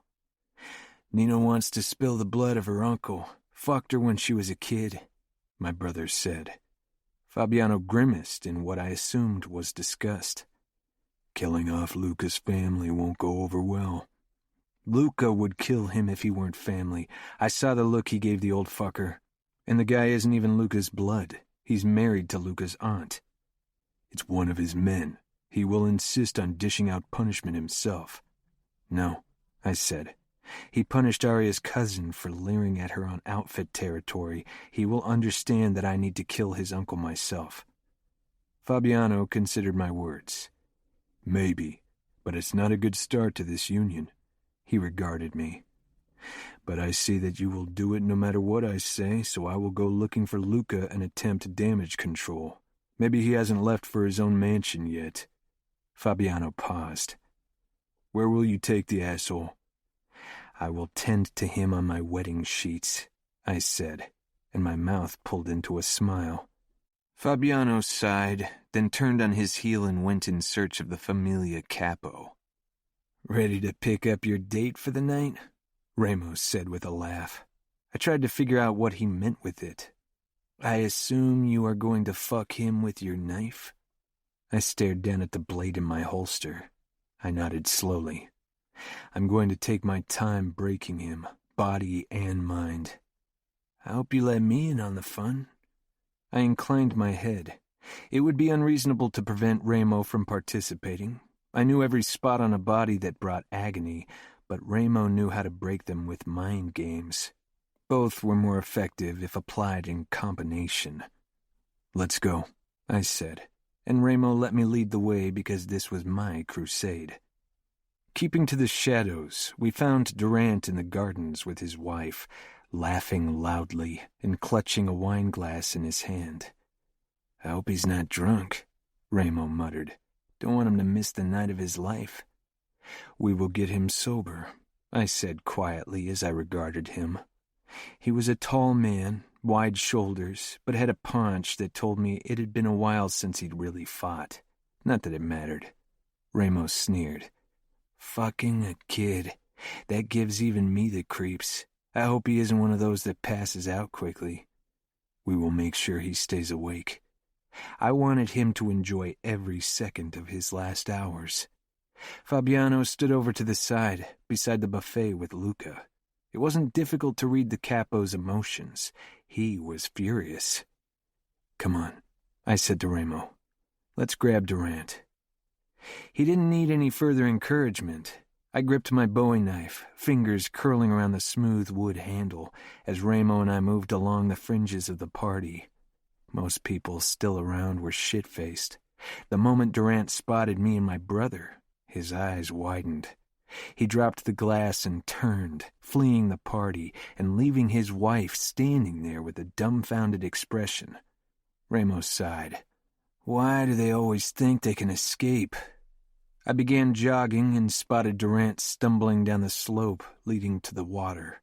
Maybe he hoped he could reach one of the boats and escape. When I reached a good spot, I stopped and flung my knife. The Damascus blade gleamed magnificently in the moonlight before it impaled itself in Durant's calf. His ear-piercing scream was a good start to the night. No cries of pleasure tonight, only agony. Durant fell to his knees, clutching at his calf. "Nice," Ramo acknowledged as he came to a stop beside me. We walked down the hill slowly as Durant pushed to his feet and tried to hobble toward the nearest boat, but he couldn't put any pressure on his injured leg. He should have pulled the knife out. It either would have helped him move faster or it would have made him bleed out quickly. Both would have been better outcomes than what awaited him under Ramos and my hands. We reached him and Ramo walked around to face him. "Why are you leaving? The fun is about to start." Durant took a step back. I kicked away his legs so he fell to his knees. I reached for the knife and twisted it. He screamed, his eyes flying up to meet mine. "Whatever she said, the little whore lied." "How do you know this is about Kiara?" Ramo asked quietly. "Perhaps I can't stand your face. Nino and I have killed for less." Durant's gaze flitted between my brother and me, his breathing picking up. Terror started to fill his veins like poison. I knew the telltale signs. This was only the beginning. I leaned down, my mouth curling. "You will admit to it soon enough, and before the sun rises you will beg Kiara for forgiveness. Trust me." Twisting the knife again, I left it in his leg. I gave Ramo a sign, and we hoisted Durant to his feet, gripping his arms. As we dragged him back toward the house, Luca and Fabiano stepped in our way. Luca regarded his uncle without any emotion. "This is my territory, and Durant is part of the Famiglia." I met his gaze. "That's true, but I will be the one to tear him apart, or are you telling me you would have acted differently if someone had dishonored Arya before her wedding night?" Luca smirked. "I would have killed everyone who would have stopped me from dishing out punishment." Then his expression hardened. "I need to see Kiara before I can allow you to begin." His eyes darted to the knife in Durant's calf. "Or to continue." "Luca," Durant began, but Ramo jerked his arm, causing the words to die in a scream. "We will continue, Luca, but of course you can have a quick word with my wife, if she agrees." Luca's mouth tightened, but he gave a sharp nod. He followed us as we dragged Durant toward the mansion. A few people caught sight of the scene and stared openly. Matteo jogged over to us, but Romero stayed back with the Scuderi sisters. "I knew this day would end in a fucking bloody wedding," Matteo muttered, after Luca had filled him in on the details. "Of course, I'd hoped it would give me the chance to stick my knife into one of you fuckers." "Ditto," Ramos said with a dangerous grin. We didn't stop, and as we passed the patio, Julia caught sight of us. She ripped away from her husband, Cassio, and stormed toward us as we stepped into the foyer. "You should leave," Luca told her firmly. She stepped in our way and glared at Durant. "Tonight you will finally get what you deserve for what you did to Kiara." She met my gaze. "Make him pay." "Oh, I will." Cassio arrived and pulled his wife back. He looked at Luca, resting his hand on his gun. "Do you need help?" "No," Luca said. "This is a Camorra matter." I inclined my head, surprised by his answer. When we entered the master bedroom, Kiara stood in front of the window, dressed in pants and a thick sweater. She paled when she spotted her uncle, and backed away, bumping against the wall. Ramo and I dropped her uncle on the floor. "What did you tell them, you traitorous whore?" he snarled. I yanked the knife out of his calf with a sharp twist as I bent over him and rammed my fist into his throat to silence him. He sputtered and fell forward. Kiara watched the scene with wide eyes. Luca took a few steps toward Kiara, but she flinched, still crippled by her terror. I barred his way. "Unfortunately, I can't allow you to go any closer to my wife." Luca frowned, but nodded. "She is yours." Then he spoke to Kiara.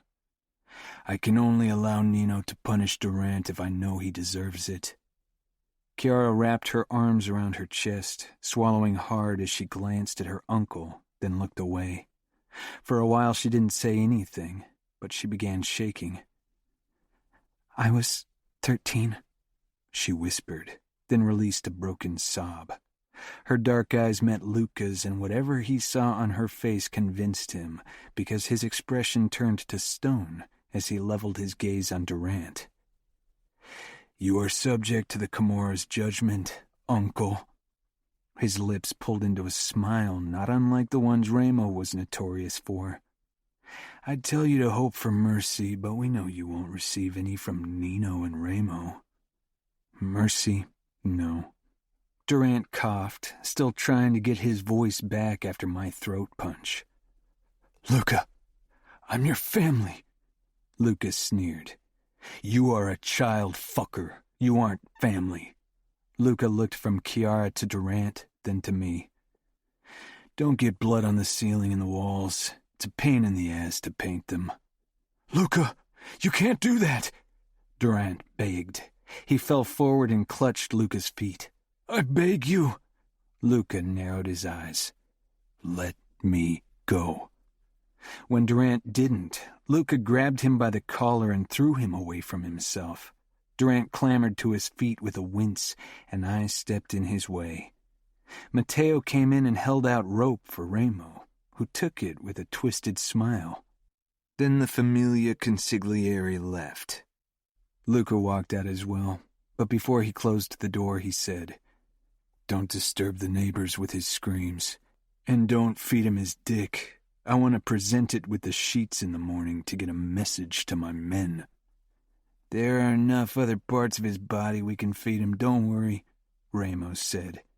"His balls might work well." Luca closed the door.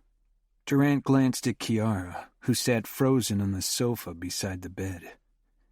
"Please, Kiara." I smashed my fist into his mouth. He fell backwards, screaming hoarsely. "You won't address her. You won't look at her unless she gives you permission." Durant cupped his bleeding mouth, moaning and crying. "If this makes you cry already, the night won't be easy for you," Ramos said, pulling his knife out. Then he laughed. "Do you want my help?" Fabiano asked. He had already rolled up his sleeves and was always a useful asset when it came to torture. But tonight Ramo and I would handle this. "No, Ask the Famiglia doctor for transfusions. I don't want him to die too soon. I told him. Fabiano rushed off at once. Durant scrambled backwards as I advanced. I grabbed him and shoved him toward the bed. He tried to climb off, but I pushed him down and thrust my fist into his balls. He screamed, and I leaned over him, staring down at his pain-filled and terror-widened eyes as I wedged a sock into his mouth. Your screams won't be heard, just like Kiara's weren't when you forced your cock into her. I showed him my knife and murmured, I will force my blade into every fucking inch of your body.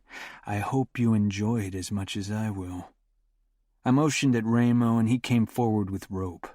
We tied Durant down spread eagle. Pushing off the bed, I began unbuttoning my shirt and shrugged it off. Ramo took his shirt off as well. There was no sense ruining our white shirts. Do you want her to stay? I chanced to glance at Kiara, who hadn't moved from the sofa, her eyes huge as they regarded her uncle. You can leave, I told her. Go to my room, Ramos said. You can sleep there. I will be too riled up after this to sleep. She blinked once, then gave a small nod, but still didn't move. Maybe she needed to watch. I turned to her uncle. First, I'm going to break each of your fingers, I explained to him. Fingers that touched without permission. I nodded at Ramo. I grabbed Durant's left hand and Ramo grabbed his right. This will be painful, but don't worry, you'll get used to the pain. When that happens, I'll make sure to go a bit harder on you. Chapter 7. Kiara.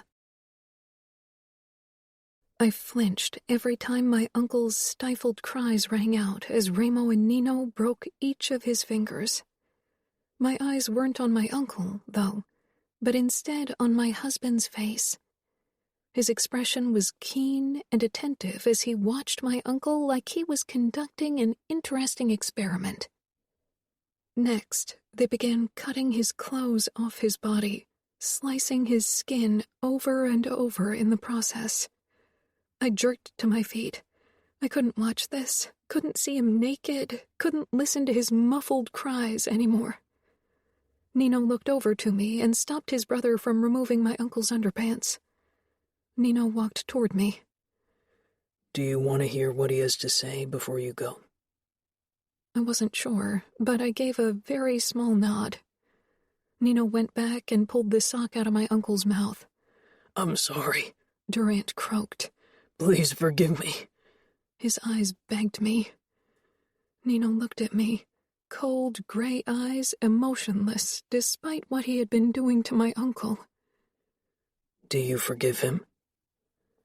Could I forgive him? Can you forgive having your childhood destroyed? Having your innocence ripped from you? Losing that childlike trust in your family in the worst way possible? No, I said. Nino stuffed the sock back into Durant's mouth. I had to go when Nino brought the knife down onto my uncle's chest. I closed the door and took a shuddering breath, then stiffened when I noticed Fabiano heading my way, carrying transfusion bags. I moved to the side so he could enter, but he returned a moment later with empty arms. I'm going to take you to Ramo's room. Nino will join you later. I didn't say anything, just watched the tall blonde man. We walked in silence, and when I stepped into Ramo's room, he left me alone.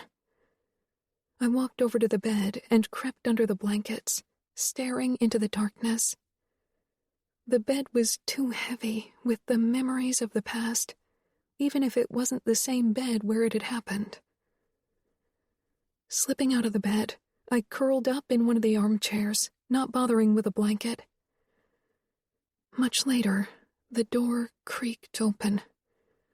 As the light spilled in from the corridor, I could see Nino dressed in his wedding suit.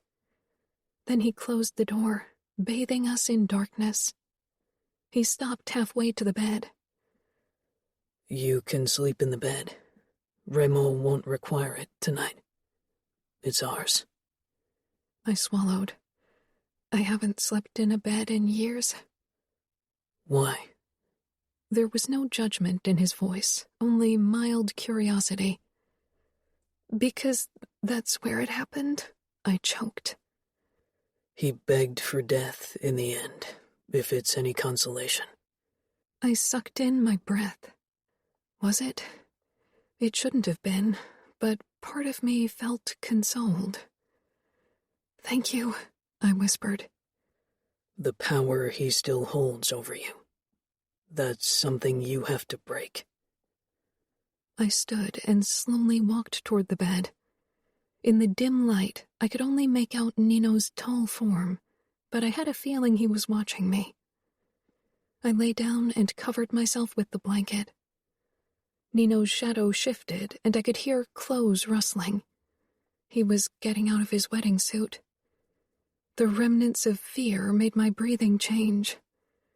Perhaps it would always be like that. Would he try again? I was his wife, after all. You should try to sleep, he said in that calm drawl as he slipped under the covers. He didn't come close enough so we would touch. I can't. The nightmares won't stop because he's dead, he said, and I knew he was right, but it was unsettling that he knew. They'd called him a genius, as twisted and dangerous as he was intelligent. And I realized he was all that, and more. Monstrous. Every cut he'd inflicted on Uncle Durant in my presence spoke of clinical precision, of years of practice, and I knew what came after I'd left had been worse. He begged for death in the end. But he won't ever hurt you again, and nobody else will either, he said, as if him speaking the words made it law. Because of the bloody message he sent today. What about you? Silence. Will you hurt me? He shifted, and the bed moved under his weight. I sucked in a breath before I could stop myself. Even in the dark, I could see him turn to face me. I won't hurt you either. Physically, at least. But you will abuse me mentally? I asked. No, not intentionally. He paused. But I don't feel. Feel what? Pity? Mercy? Feel. I tried to understand what he meant. You don't feel emotions? Haven't since I was a child. He paused. Not like people usually do. It's difficult to explain. A sociopath. That was what people like him were called. I recognize them and I can simulate them in a satisfying manner if I want. But I don't feel them. I wasn't sure what to say. Perhaps his admittance should have scared me. So, what does that mean for us? That means that I will never act on anger or fear or sadness. But never on love or affection either, I finished. I wondered why he had slaughtered my uncle if it wasn't for anger. Was it habit? Because that was how things were handled in Vegas? Even in New York, any made man would have killed the man who dishonored his bride. Indeed. I didn't need love, as long as I knew I was safe from him. Besides, I had gone without real affection for years now. I could live through more. What about desire? That isn't an emotion. It is animalistic drive. And basically, humans are animals. Not so safe after all. So you act on desire. Fear was back in my voice, and my body clammed up with it. In the dark, I could see the slight movement of his face. I do. And to be upfront, I desire your body. There it was. My pulse sped up, and I could feel a new wave of panic begin to rise. But I won't act on it. You won't? At some point, it might be required that we produce offspring, but until then I can seek out other women to handle my needs, if that's what you prefer. So clinical and emotionless. Yes, I said, relieved that he'd suggested something like that. I could have cried from relief. He didn't say anything. For him, this was settled. I closed my eyes. It felt like a weight had been lifted off my chest, and I could breathe freely again. I fought him, tried to push him off, but he was too strong. Gasping, I woke and panicked because something was holding me down. I struggled harder, terror clawing at my chest. Only one of my arms was free. I flailed. A firm hand caught my wrist, and I let out a choked sound. The lights came on, and I blinked against the brightness. Calm down, Kiara. You are tangled in the covers. It took me a moment to realize who was speaking, who was holding my wrist. Nino's face came into focus above me, and I cringed into the pillow. I tugged at the wrist he was holding, and he released me. Let me help you. He reached for me, and I stiffened, watching his hand. He grabbed the covers and yanked. They came loose, and I was free. I sucked in a deep breath. His hair was disheveled, and with it not being combed back or in a short ponytail, he looked more human, almost approachable. Of course, that changed the moment my eyes dipped below his throat, where his tattoos began. Almost every inch of his torso was covered in them. They barely touched his neck, so they weren't visible if he wore a shirt. The tattoos snaked over his shoulder, on his back, and down to his arms, reaching his wrists like sleeves. They didn't hide the steely outline of muscles or the raised scars. I swallowed and sat up. My skin was slick with perspiration, but I shivered. I'm not used to that much space. The chaise longue I slept on didn't allow for me to move enough to get entangled like that. Nino was still propped up on one arm. His gaze trailed over my face, and it made me acutely aware of our proximity and the rude way I woke him. He must have realized what kind of lousy deal he'd gotten by now. I was nothing like the promised prize. He couldn't claim me, and I stole his sleep. I'm a mess, I whispered. At least you don't have to worry about other men making a move on me. I'm not worried about that, he said in a low voice. I tilted my head. Have you discovered that you got a faulty prize? Faulty? He inquired. I motioned at myself. Broken. I'm not what was promised. You should give me back. Nino pushed himself into a sitting position and brought us closer. I forced myself to remain still, but my body tensed. His eyes flickered over me, perhaps noticing my reaction, but he didn't pull back. I was promised a Vitiello woman in marriage. A woman with beauty and grace. You fulfill my requirements. I stared. You think I'm beautiful? To think it would suggest it's born of my imagination, but your beauty is fact. And the reason why I'm not worried about men making a move on you is because you are a Falcone now, my wife, and in Las Vegas nobody goes against us. I swallowed harder. The dark holds power over you because he came at night for you. I nodded, followed by another hard swallow. Your nights are safe. You are safe now, Kiara. Even in the dark, there's nothing you have to fear. No one. Because I am there and they will have to go through me. And no one ever has won against me. I am the most dangerous thing in the dark. But you don't have to fear me. I lowered my eyes, not understanding. Why? Why what?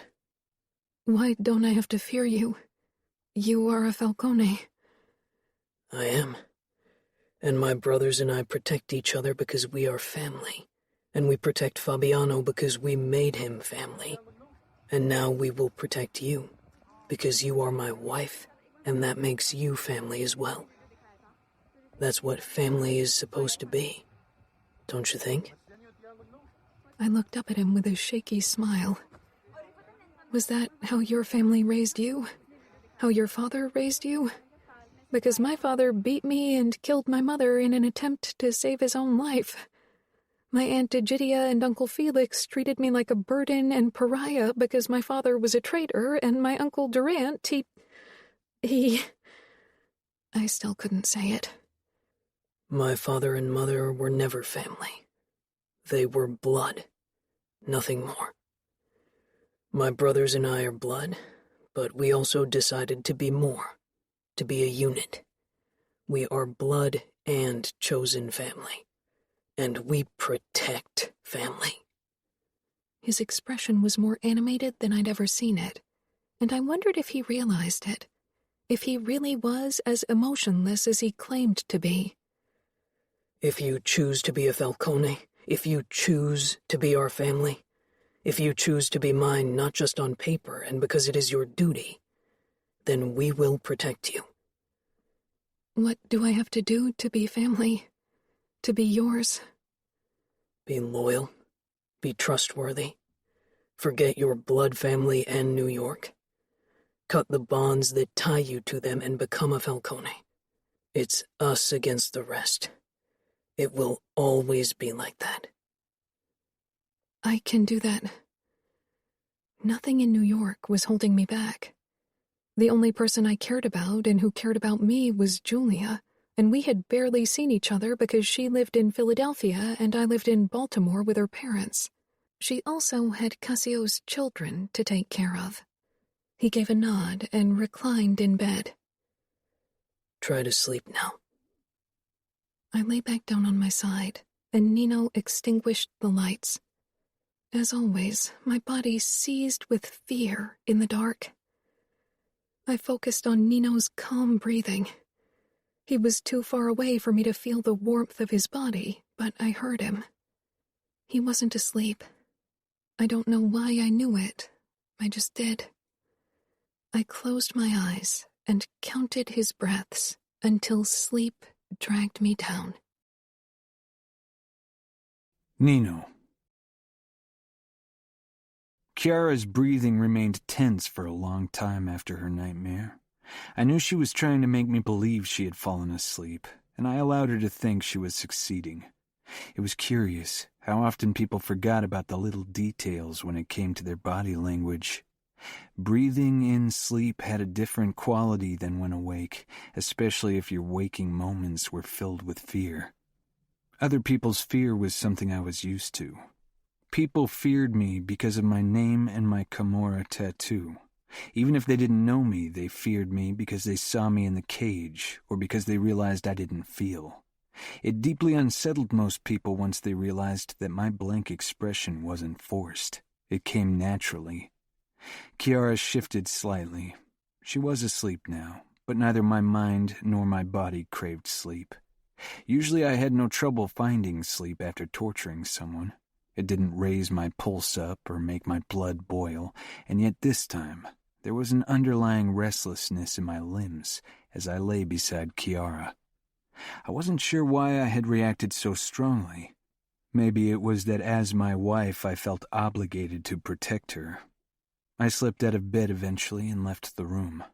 It was quiet in the house and gardens at this hour. People had left the party while Remo and I had been busy with Durant. I assumed Luca had strongly advised them to take their leave. The dark had never harbored horrors for me like it did for Kiara. I enjoyed its peaceful quietness. I went downstairs and followed a slight breeze toward the French windows. As expected, Remo was awake as well.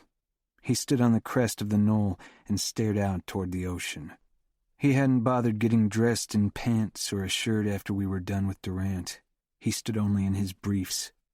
His body tensed briefly at my approach, but then his muscles slackened.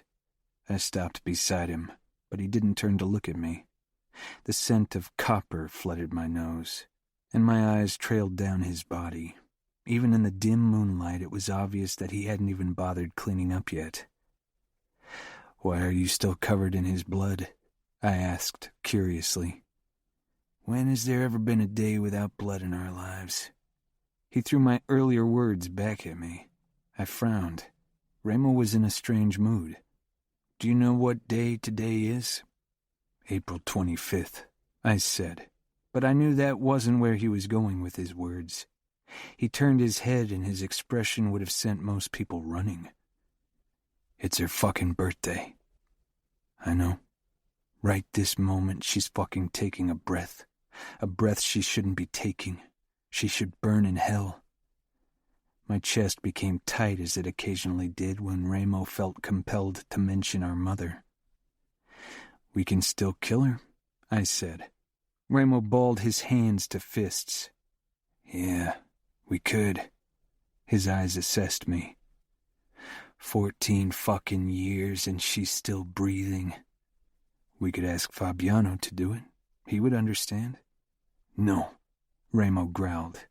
"That day is between us, and if anyone kills our mother, it's going to be us, together." He held out his hand, his Camorra tattoo on display. I nodded and gripped his forearm as he gripped mine. "I would go through fucking fire for you." "You already did, Ramo," I said. He released my arm and took a deep breath. "The smell of blood always reminds me of that day. Isn't that kind of ironic, considering how much blood we've spilled over the years? You'd think it would manage to drown out that one fucking day." "Some things stay with you," I said. Ramo nodded. "You being here, I assume you didn't fuck your wife." Her past stayed with her, too. Killing her uncle didn't change that. "Would killing our mother change things for us?" he asked quietly. I considered that, but for once I didn't know the answer. "I don't know." Chapter 8. Nino. As always, I woke around 6 in the morning, on my back, staring at the ceiling. I had slept about 2 hours, which wasn't much worse than my average night. I turned my head toward the sound of soft breathing. Kiara was curled into herself, her face hidden under her wavy dark brown hair. After her nightmares, she had slept soundly, and once I'd returned to the bedroom from my conversation with Ramo, I had quickly found sleep as well. I had no trouble sleeping beside her, even if it had been years since I'd shared a bed with anyone. Back then it had been with my brothers because we only had 2 beds. I sat up, wanting to prepare everything for the presentation of the sheets and Durant. Kiara jerked awake, eyes wide and terrified as they settled on me. Her body coiled tighter before she swallowed visibly and then finally relaxed. "Sorry." "For what?" I asked. She said sorry a lot for her body's natural reactions. I wasn't sure why she thought her fear would offend me. After what she had been through, and considering who I was, it was natural for her to react the way she did. Killing her uncle and not laying claim on her body wouldn't change that. She didn't say anything, and I couldn't read her expression. I swung my legs out of bed and stood. Kiara gasped behind me. I glanced over my shoulder at her. I was naked because I preferred to sleep without clothes. "I'm going to take a shower. Does my nakedness bother you?" She moved her head in a twitchy mix of nodding and shaking, looking down at the blankets. "Is that a yes or a no?" "You are my husband." "I am, but that doesn't answer my question." I turned, fully facing her to try and coerce a stronger reaction. She swallowed, her cheeks turning red. "It doesn't bother me." I narrowed my eyes. "Being trustworthy means no lies, Kiara." Her eyes snapped up to my face and she pursed her lips in. Frustration? Okay, I lied. It bothers me very much. You scare me when you are naked. Happy? I can't see how that would make me happy. She shook her head, then her eyes darted to my groin area, and she tensed again and looked away. My nakedness doesn't pose a risk to you. It doesn't make me more dangerous, nor would clothes offer you any kind of protection. It's a matter of physical strength, not layers of clothing. My words didn't have the intended effect. She slumped her shoulders, making herself smaller. Fear. I wasn't sure how to handle her. My lack of emotions had never been much of a problem when dealing with my brothers or Fabiano. They weren't offended easily and even harder to scare. With others, my lack of emotions had been a useful asset. Kiara. I softened my voice, something I had never done. Her hazel eyes flickered up to my face. I'm stronger than you. That is fact. If I wanted to hurt you, nothing would stop me. That is also fact. But as I told you, I have no intention of hurting you. My being naked doesn't change that in any way, nor would you being naked around me change it. I'm more than capable of controlling my urges just as any other man would. My uncle, she murmured. Your uncle didn't want to control his urges, and he paid for it with his life. For me, the topic was settled, so I turned and headed for the shower.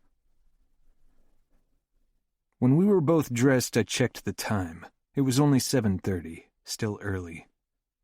Why don't we head for breakfast before the presentation of the sheets? Kiara's eyes widened. What sheets? The sheets your uncle bled out on, I told her. Everyone will realize what happened to me, she whispered, her face scrunching up. Are you ashamed? I asked, because I still had trouble reading her face and eyes. It would take me a while to link her facial expressions to the appropriate emotions. She gasped out a laugh and swallowed hard. Of course I am. You have nothing to be ashamed of. You did nothing wrong. Don't turn yourself into the aggressor when you were the victim. She shook her head at me, eyes wide. You don't understand. It doesn't matter that he did this to me. They will blame me. Somehow the victims always end up being treated like accomplices. You are a man. You don't understand. Her voice and words made me realize that the emotion her face displayed was anger. It's not a matter of being a man. It is fact that you did nothing wrong. He forced you. Don't you understand? I'm a woman. I'm guilty by default. It's always like that. They will say I asked for it. A smile means I'm flirting. A nice word means I'm asking for it. Revealing clothes mean I'm inviting touch. This is fact, Nino. I regarded her, surprised by her vehemence. The women my brothers and I dealt with weren't prone to wordy comebacks, but Kiara was eloquent and intelligent, and she could hold her own if she got past her fear of me and men in general. If you feel ashamed, if you allow them to make you feel that way, you cement their ignorance. Fight it. I fought once in my life, and it only made him hurt me worse, she screamed. She swallowed again. I assumed it was her attempt to control her emotions, to stop her tears, but they had gathered in her eyes anyway. Maybe I should have prolonged her uncle's torture over a few days, but we were supposed to return to Vegas today. Her eyes flickered over my face, and she stiffened. I'm sorry. I tilted my head. What for? For screaming at you. I shouldn't do that. Shouldn't provoke you. Provoke me? She frowned up at me. My words seemed to make as little sense to her just as her words made little sense to me. She wrapped her arms around her chest in a protective gesture. Was she scared of my reaction? Voicing your opinion doesn't provoke me, Kiara. And as I said, I don't act on anger. You don't have to be submissive. I won't feel attacked if you stand up to me. I'm aware of my status and power and don't need your submission or flattery. The frown deepened, but she dropped her arms. Her breasts settled nicely against her top as she did so, but I moved my gaze to her face. Another thought crossed my mind, something I hadn't considered before. When he came for you, there must have been blood on the sheets. She blanched. It was? Every time? Why didn't the maids who cleaned your sheets alert your guardians? Your Uncle Felix would have acted if Durant dishonored you under his roof. It's what honor dictates. She was visibly fighting with herself, and I allowed her a few moments to form an answer. He paid one of the maids to clean me and the sheets after he was done with me. Without conscious decision, I touched her shoulder, knowing many people found comfort in physical closeness. Her body was pleasing to look at and felt good to the touch. She didn't flinch away. She swallowed again and gave me a small smile. What's her name? The maids? I nodded. Kiara hesitated, her eyes searching my face, but whatever she wanted to see, it wasn't there. Why do you want to know? What is her name? I repeated the question, but made my voice more dominant. As expected, she yielded to dominance. She'd been brought up to comply. Dorma. She works for Uncle Felix and Aunt Egidia. Her eyes widened. What are you going to do to her? I'm not going to do anything, I said truthfully, and she relaxed. Ramo would. I held out my hand.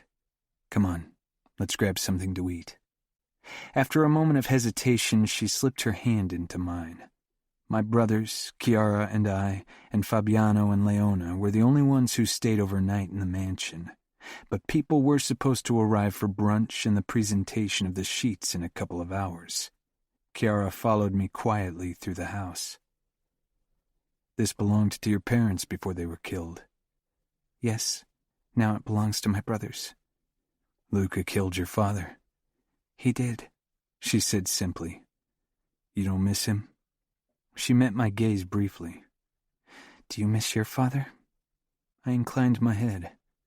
No. We stepped into the kitchen. A few maids from the Rizzo and Vitiello households were busy preparing everything for the brunch. My brothers were already at the kitchen table having breakfast. Fabiano and Leona were still upstairs, probably busy fucking. The maids turned around when we entered, and as they spotted me, they quickly ducked their heads. One of them, a woman in her 30s with short brown hair, moved her gaze over to Kiara, whose pulse sped up under my thumb. That must be Dorma. I tugged her toward the table and sank down on the chair beside Ramo. He was in sweatpants, nothing else. Probably Savio's clothes, since Ramo hadn't returned to the bedroom to grab his own. Kiara sat down next to me with a hesitant smile. Good morning. Morning, Adamo said. How did you sleep? His eyes darted to me and he flushed. Ramo leaned over the table and tapped his forehead with a smirk. She didn't. What do you think? Kiara gave me an uncertain look as if she wasn't sure how to react. She would have to learn not to look for my approval. I released her wrist and grabbed an apple and bit into it. It would have been a better morning if you'd let me be a part of the fun, Savio said to me. Adamo glanced at Kiara again. Las Vegas is really kind of cool. There's a lot you can do. I'm sure I'll like it there, Kiara said softly. Ramo cocked one eyebrow at me as I leaned over him and whispered in his ear. After her uncle raped her, one of the maids of the household helped him keep it a secret. She cleaned Kiara of the blood. Ramo drew back, his mouth pulling into a smile. Where do I find her? My eyes went to the woman with the short hair. Ramo followed my gaze, then he looked back at me, an excited gleam in his eyes. I will take care of her after the presentation of the sheets. I don't want to miss that. Should I tell our pilot that we'll leave later? Ramo considered that. It won't take too long. Dorma walked over with a massive pan. I made some eggs and bacon as you asked, she said to Ramo. He smirked. Yes, I need to replenish my reserves. She put some eggs and bacon down on his plate. She looked at me. Do you want some? I'm sure you'll need some after your wedding night. Her eyes moved to Kiara, who sank deeper into her chair. That's true, I said in a low voice. My gaze rested on the expensive necklace around her neck. An exquisite piece of jewelry you got there. Do the Rizzos pay you that well? She blinked and touched the necklace, her eyes going to Kiara once more. It was a gift, she said indignantly. I smiled coldly. Are you sure? Or did someone else pay the price for it, Dorma? She blanched and took a step back. Remo watched her like a cat would a mouse. She turned and put the pan down on the stove, then stepped closer to the other maids. Now and then she sent a glare at Kiara, who continued to flinch every time. She's seriously starting to piss me off, Remo murmured. He got up and stretched. All the maids looked at him. This was his show. His sweatpants hung low on his hips, and they stared at his scarred chest. Remo, like me, was ripped from years of fighting. You could tell our muscles weren't just from lifting weights. We had bled for them. He picked up his knife holster and put it on over his naked chest. Kiara's eyes widened. Then she quickly looked away. The maids were caught up somewhere between open-mouthed shock, fear, and fascination. Savio rolled his eyes and muttered, "Show off?"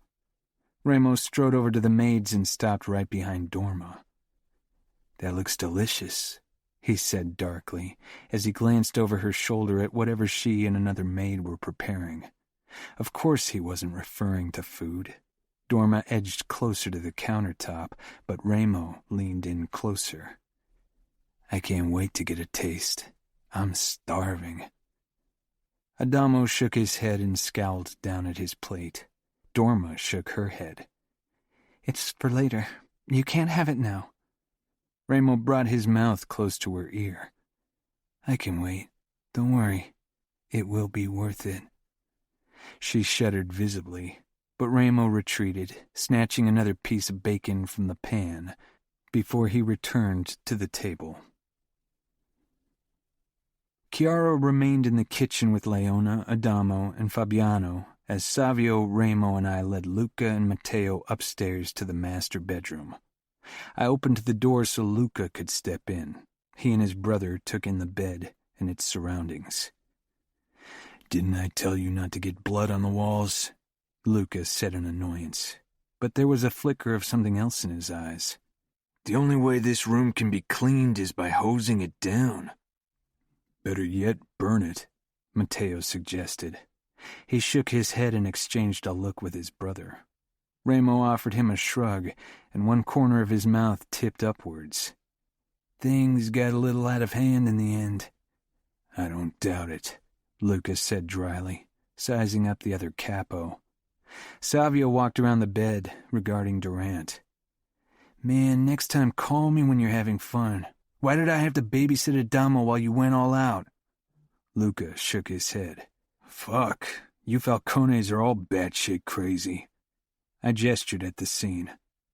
"I assume the room will suffice to send the message you intended?" Matteo snorted. "Suffice my ass. It is kind of ironical that you were the ones to deliver a message against rape." I regarded the other man calmly, then looked at Luca. "You disapprove of our ways?" "I do," Matteo said, showing teeth. "How do you punish women in your territory?" "If possible, we don't." "What do you do with female drug dealers who steal money or betray you and sell out to the Bratva? How do you deal with whores who don't pay for hitting your streets, or women who borrow money and don't pay it back?" Ramos stepped up to Matteo. "You deal with them as you deal with men, I assume. Or have you found a way to torture them in a female-friendly way? Have you found a way to make death less final for them?" Matteo's hand twitched closer to his knife, and I rested my hand on my gun. But Remo could hold his own, and he had seen the movement of Vitiello. He grinned. "We give them a choice, and what do you think they all choose?" Matteo sneered. "Then you should reconsider your methods." Remo chuckled. "Don't worry about my methods. I am Las Vegas. I own every club and whore and drug dealer, and soon I will have banished every fucking Bratva fucker from my whole territory. And after that, I will deal with the fucking Mexicans, and then I will be the West. It wouldn't be as easy as that. Las Vegas and Reno were under our complete control, but we still had to share many of the other cities in the West with the Russians and the cartel. To banish them from every city would take considerable effort and forces that we were currently utilizing for our revenge on the outfit. "We have guests who need to see this," Lucas said firmly. "But I think we will exclude the women from the spectacle. I don't think most of them have the ability to stomach this. Perhaps you should stop coddling them like fragile porcelain dolls," Ramo muttered. Lucas smiled coldly. "I do as I please in my territory, and you can do as you please in yours." We headed back downstairs. In the living room, Luca's underbosses and captains had gathered, as well as their wives and a few low-ranking Familia soldiers. They regarded us with open curiosity. Fabiano, Leona, Kiara, and Adamo came over to us. "There's a slight change of plans," Lucas said. "We'll hold the presentation of the sheets in the master bedroom." A murmur went through the guests. "I'd strongly advise people sensitive to large amounts of blood to stay here," Lucas said. Some people laughed hesitantly, but fell silent when they realized he wasn't making a joke. Every man in the room followed. Of course, they would never admit to having a problem with blood, but a few women followed along as well. Among them were Kiara's aunt Egidia and Julia, despite her husband's obvious aversion to the idea. Durant's wife, Criminella, wasn't there. She had returned home after Luca had told her what her husband had done. She knew what the penalty for that kind of thing was. Everyone knew. As expected, the sight of Durant caused the desired shock effect. Egidia rushed away toward the bathroom and didn't return, and Julia staggered into her husband, burying her face in his chest. He regarded the scene with the same mild surprise as Luca and Matteo had before. "Tell your soldiers, tell everyone that this is what happens to child fuckers in my territory," Lucas said. When the guests had filed out and returned downstairs for brunch, only Felix remained with Luca, Matteo, Ramo, and myself. "I didn't know," he said quietly, pointedly not looking at Durant. "I find it difficult to imagine that you wouldn't have noticed a change in Kiara's behavior after the rape. She's still horrified of male closeness. I reckon that couldn't have been much better when she was 13, I said sharply. Luca cocked an eyebrow. "That's true, Felix. You know that I would have expected to be informed of such a crime so I could dish out the suitable punishment." Felix paled. "I didn't know. Kiara isn't my daughter, and she has always been peculiar. If she ever acted in an odd fashion, I put it down to what happened to her father." I narrowed my eyes at him. Even someone with mediocre perception would have noticed something was off if they paid attention. But Kiara, being a trader's daughter, probably lived most of her life in the shadows. She was a Falcone now. She'd learned to hold her head high. Chapter 9. Kiara. After saying goodbye to Julia, I felt shaken. It felt like more than just a temporary goodbye. We'd always lived in separate cities, but this was different. I was part of the Camorra now. If the truce didn't hold, and from what I'd heard it wouldn't last for very long, I'd never see her again. But that wasn't the only thing that turned my stomach into a pit of snakes. So far, Nino had been kinder than expected. What if this was part of the plan? What if his pleasant mask slipped the moment we were in Las Vegas? That was their territory. That was where they could do as they pleased. It wasn't like I could return to Baltimore if things didn't work out, much less now that everyone knew what Durant had done to me. The pitiful stares had been almost too much to bear, but the occasional assessing looks were even worse. It was as if people wondered if I had been the one who'd brought this down upon myself. Leona and I walked ahead with the men behind us. She gave me a hesitant glance. We hadn't talked much so far, but she seemed nice, and I couldn't see any judgment in her eyes, even now that she knew about my past. We stepped into the private jet, and I paused, unsure of where to sit. Leona smiled. "Why don't you sit with me so we can get to know each other? I think the men have some things to discuss." Relieved about her offer, I followed her toward the back, and we sat across from each other. Nino, his brothers, and Fabiano settled on seats close to each other on the other end of the plane. Nino didn't seem to mind that I hadn't chosen to sit beside him. This marriage was a necessary evil for him. Means to an end. "So, you're married to Fabiano?" I asked Leona. She flushed, and it made her freckles stand out even more. Her eyes darted to the blonde man. "Oh, no, we aren't married. We haven't been together for very long." "And your family allows you to be with him before marriage?" Leona let out a laugh. "I'm not Italian. I'm an outsider." My eyes widened in surprise. "Oh, I wasn't sure because of your name.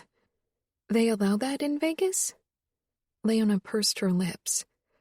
"I'm not sure it's something that's allowed, but Remo allowed it for Fabiano." I knew at once that Leona was as wary of the Camorra Capo as I was. Everyone except his brothers was probably wary of him. "So, you grew up in a normal family?" I hadn't had contact with outsiders often, so I found their company exciting. Leona grimaced.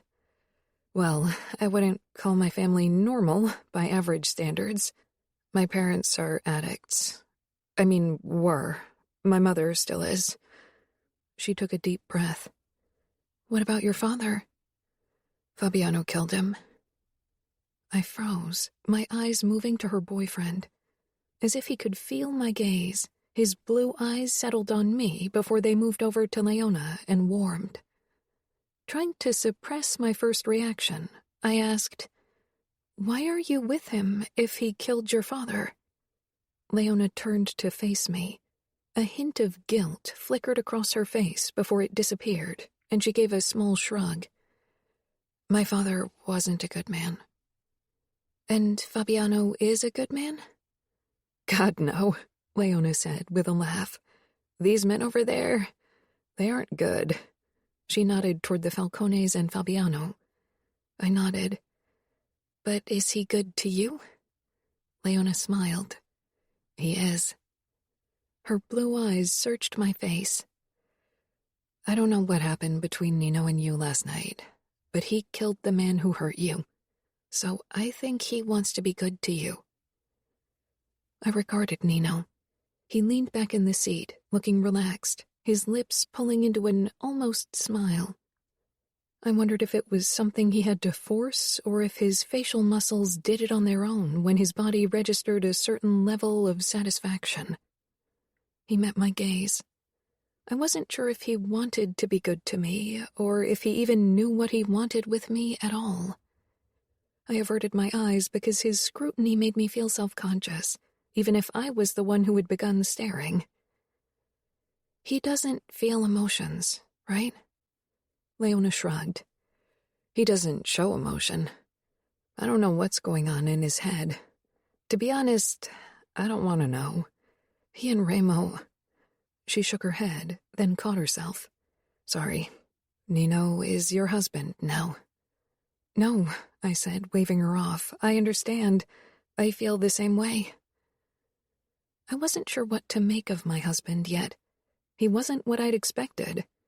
I had expected cruelness, and I knew it was in his nature considering what he and Remo had done to Durant. Even if my uncle had deserved to die from Julia's shaken state, I could only guess how bad it had been. Would his cruel side eventually emerge when he was around me? The thought of lowering my guard and then being hit with cruelty I no longer expected was something I'd once endured, and I didn't want to go through again. The mansion was a sprawling white estate with several wings, each of which belonged to one of the Falcone brothers. Still, I would have preferred to have more distance between Remo and me. Savio didn't scare me as much, and Adamo was still a kid, even if he was already taller than me. Remo, Savio, and Adamo headed to their respective parts of the house when we arrived, leaving me alone with Nino. I was still unsure how to act around him. I was still scared of him, but not as much as before. "Come on, I'll show you around the house," he said, gripping my wrist again. I didn't even flinch this time because I'd expected it. He did it frequently, and I wondered why. Was holding hands too personal? Was it about dominance when he held my wrist like that? From the foyer, we moved into a massive, high-ceilinged open space with French windows taking up an entire wall. I supposed this had been the living room once. Now it looked like a massive game room with a pool table, pinball machine, and bar with shelves full of liquor. A boxing bag hung from the ceiling, and 2 huge sofas sat in front of a television screen that took up most of the wall. But the strangest thing was the boxing ring on the right side of the room.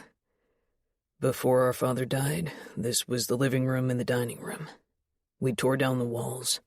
This is where my brothers and I spend most evenings, unless we're out." Nino's brows pulled together as he regarded me. Maybe he realized now this wasn't an all-boys house anymore. I was the intruder who ruined it all. "I won't bother you during your family time," I said, sparing him the trouble of trying to let me down easily.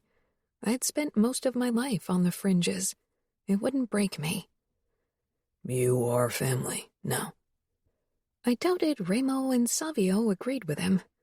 Adamo seemed nice enough, but he was probably only trying to be polite, and I wasn't really sure if I wanted to spend excessive time with the Falcone brothers.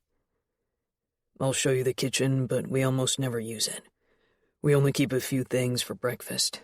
We order takeout for dinner every day."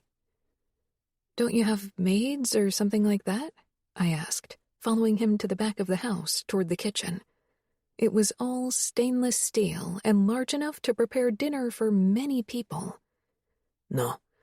We have 2 cleaning people who come over twice a week to take care of the worst of it, but we don't really like people around." Oh. I never attempted to cook because our maids had always done it, but I wouldn't mind giving it a try. Without any maids breathing down my neck, now it was an option. We continued our tour into Nino's part of the house. It consisted of a smaller, sparse living room with nothing but a couch and a TV. On the ground floor was a guest bathroom and another room, which was stuffed with old furniture. On the first floor were 3 more bedrooms and a master bedroom, the room Nino and I would now share. I stepped into the large bedroom with a massive 4-poster bed on the left, which faced the doorway. High windows framed both sides of it. Dark red drapes partially covered the windows. Nino tightened his fingers around my wrist. "I told you there's no reason for fear." I gave him a confused look, but he didn't elaborate.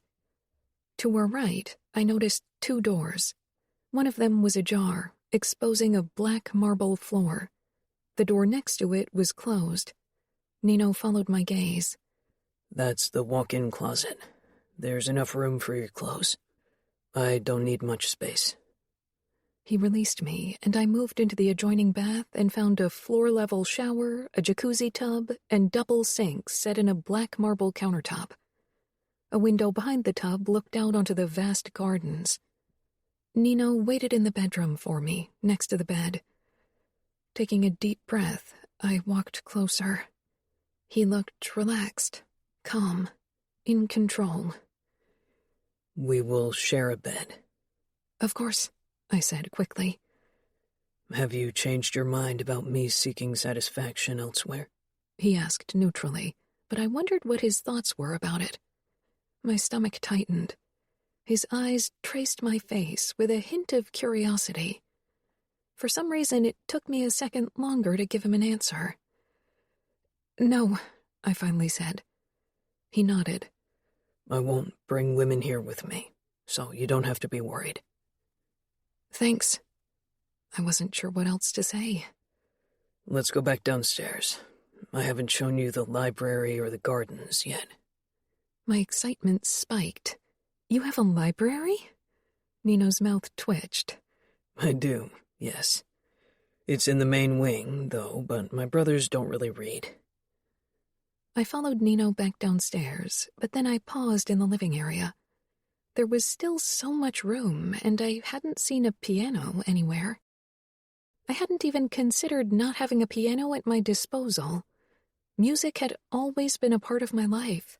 I couldn't imagine living without it. "Do you have a piano somewhere in the house?" Nino shook his head. "No. Do you play?" "Yes. Well, I would, if I had a piano." "Where would you put a piano?" I looked around the room. It was minimally furnished. I didn't think Nino spent a lot of time here. The Falcone brothers seemed to prefer spending time in the main wing during the day, if the amount of empty glasses and plates in the gaming room had been any indication. I motioned toward a spot close to the French windows. It would allow me to watch the sky while playing the piano. This would be a good place, I think. Nino nodded, but didn't say anything. "To the library?" I prompted, and he motioned me to follow him. As I walked beside Nino, I risked the occasional peek up at him. His expression was relaxed, at ease, but I supposed that was his default expression given his lack of emotions.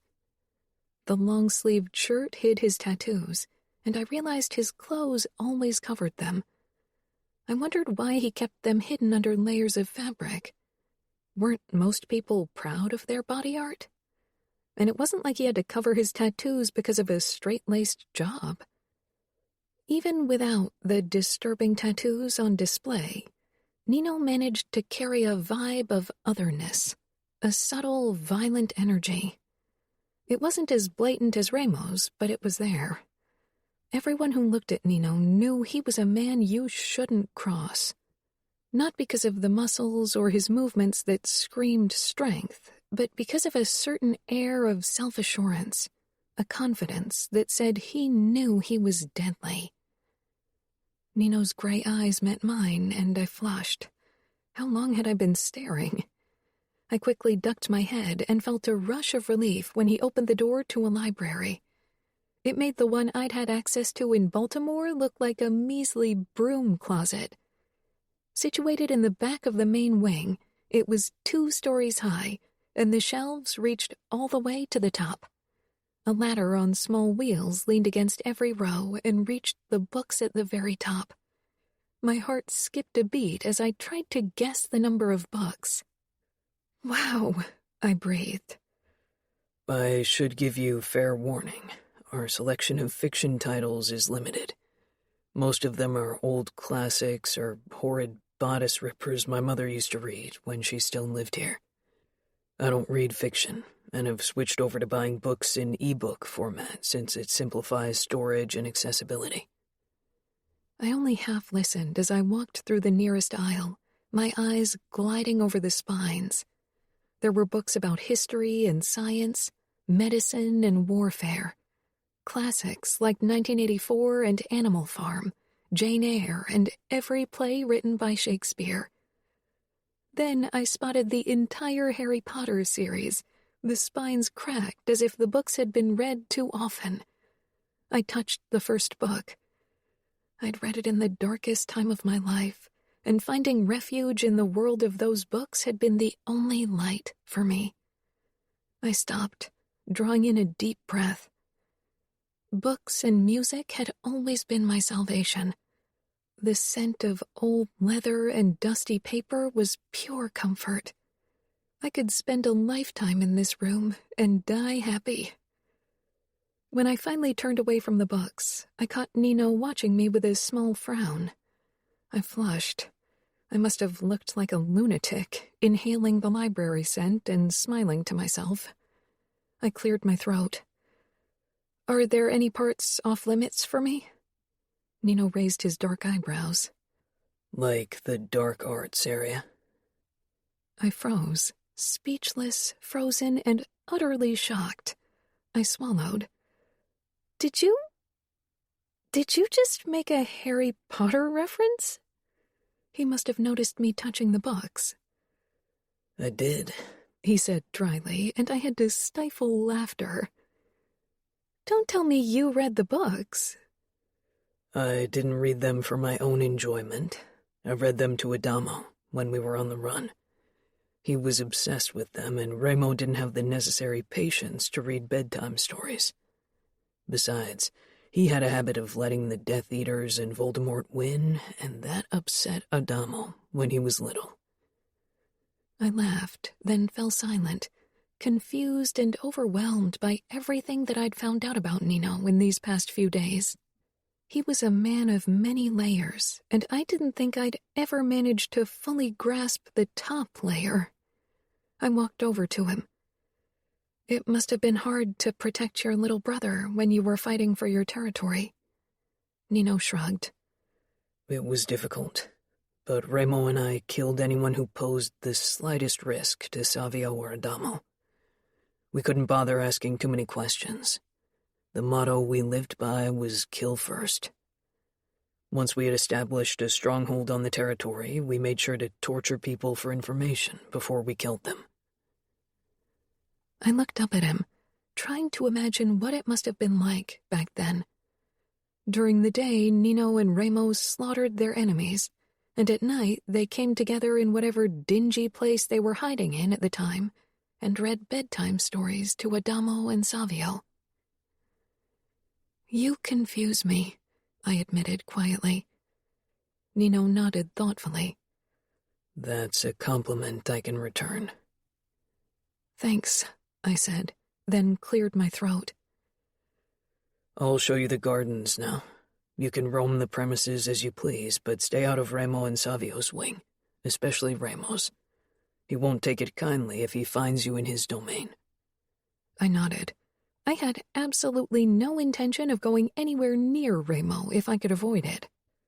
Adamo probably won't mind you being in his space, but he's a pig and a teenager, so you will see and smell things not intended for females.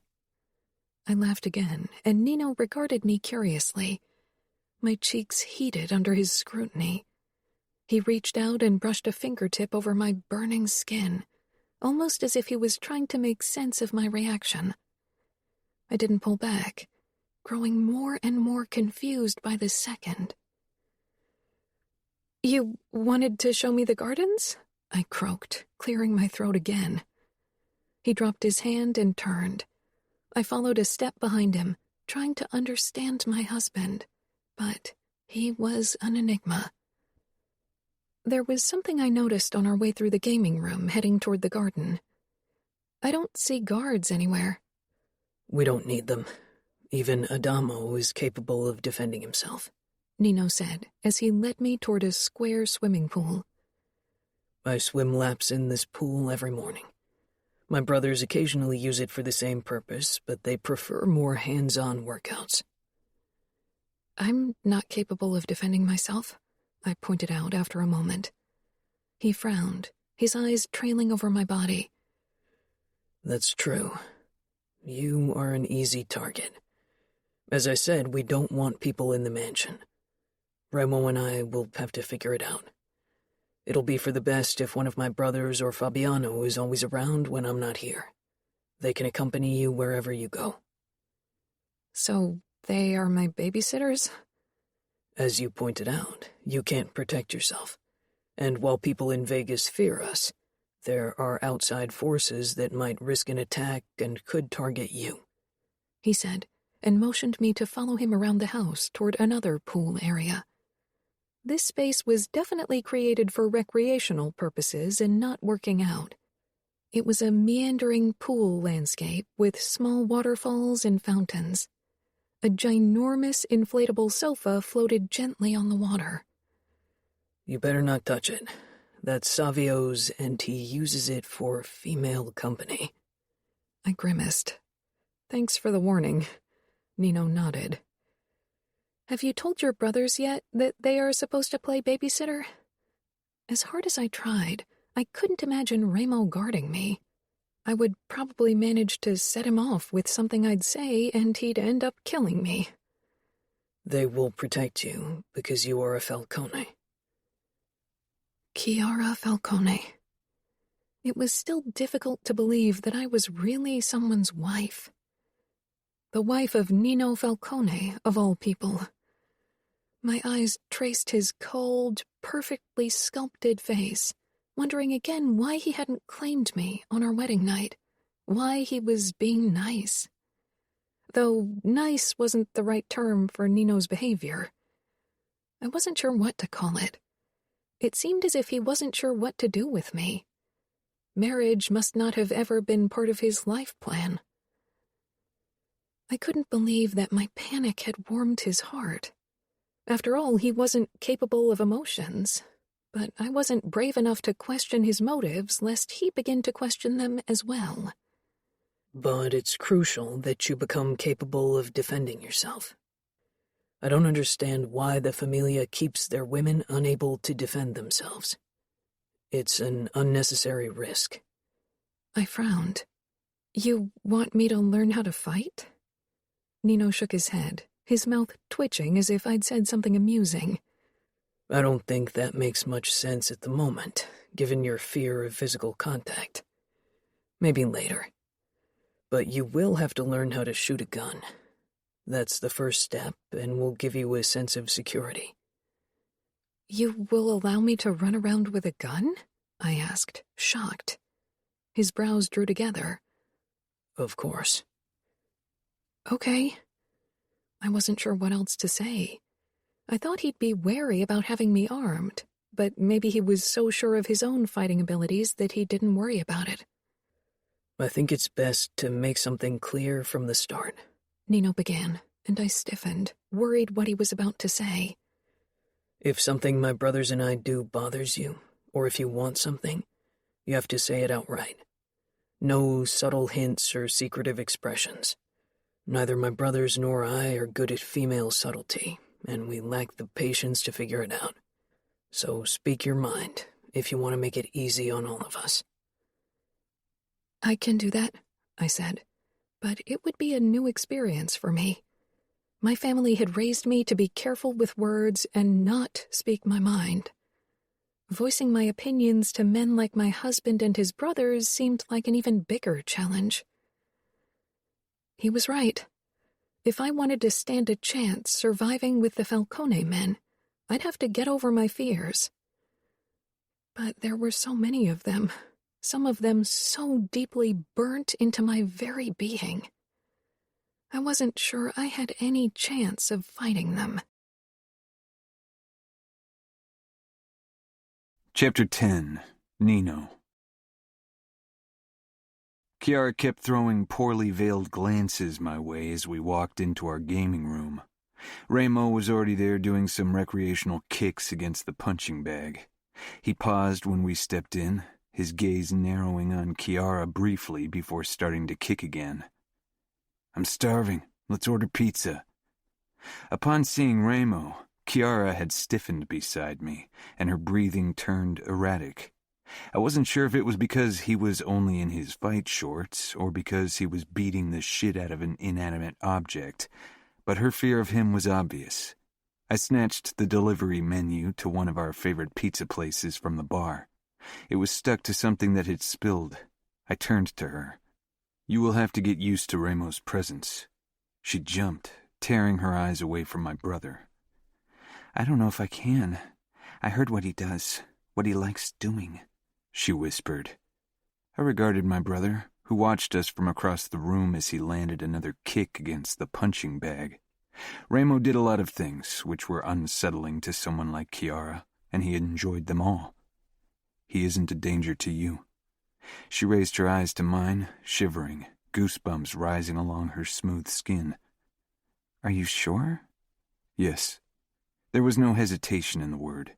I knew with absolute certainty that Remo wouldn't lay a hand on Kiara because she was mine. She nodded slowly, her eyes filled with unease. She was reluctant to believe me. She didn't know Remo like I did. Very few people in this world were safe around my brother. There was no denying it, but the same could be said for me. "Why don't you take a look at the menu and see what kind of pizza you want?" I held it out to her.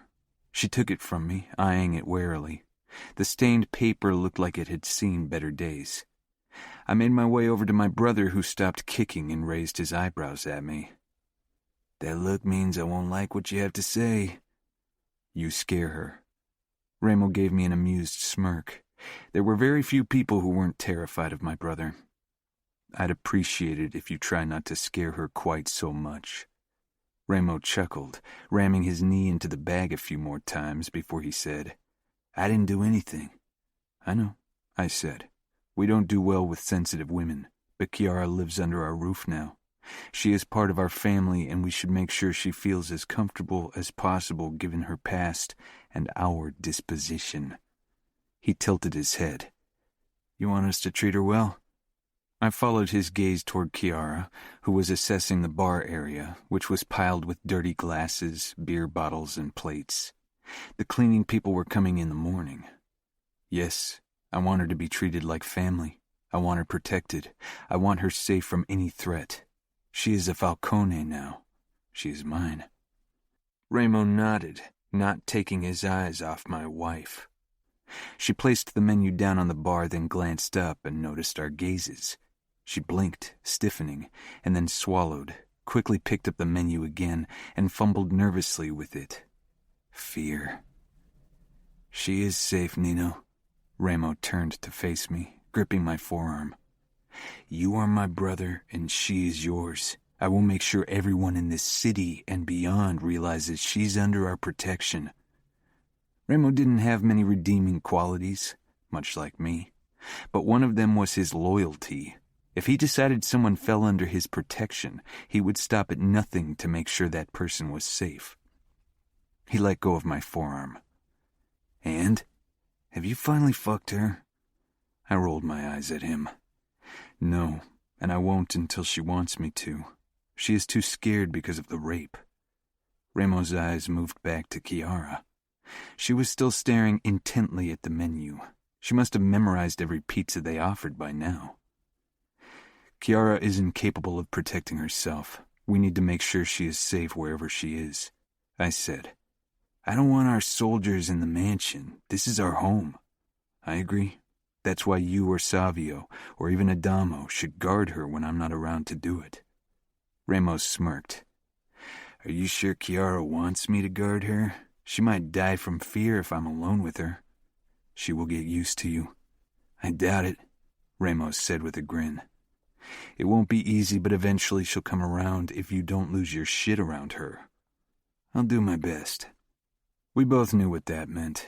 I returned to Kiara's side. She was biting her lip, and her body was tense. "So did you find a pizza you want?" "I'm not very hungry," she said softly. "Is it okay if I only order a salad with mozzarella and olives?" "You can eat whatever you like, and if you're still hungry you can have a piece of one of our pizzas," I told her. She smiled. "Okay, thanks." Remo stalked toward us and stopped beside me and Kiara. "Ready to order?" he asked. "I will place the order. Will Fabiano be coming over?" "Yes, Leona spends the evenings with her crack whore of a mother." Kiara's eyes widened. I wasn't sure if it was the insult or because another man was joining us tonight.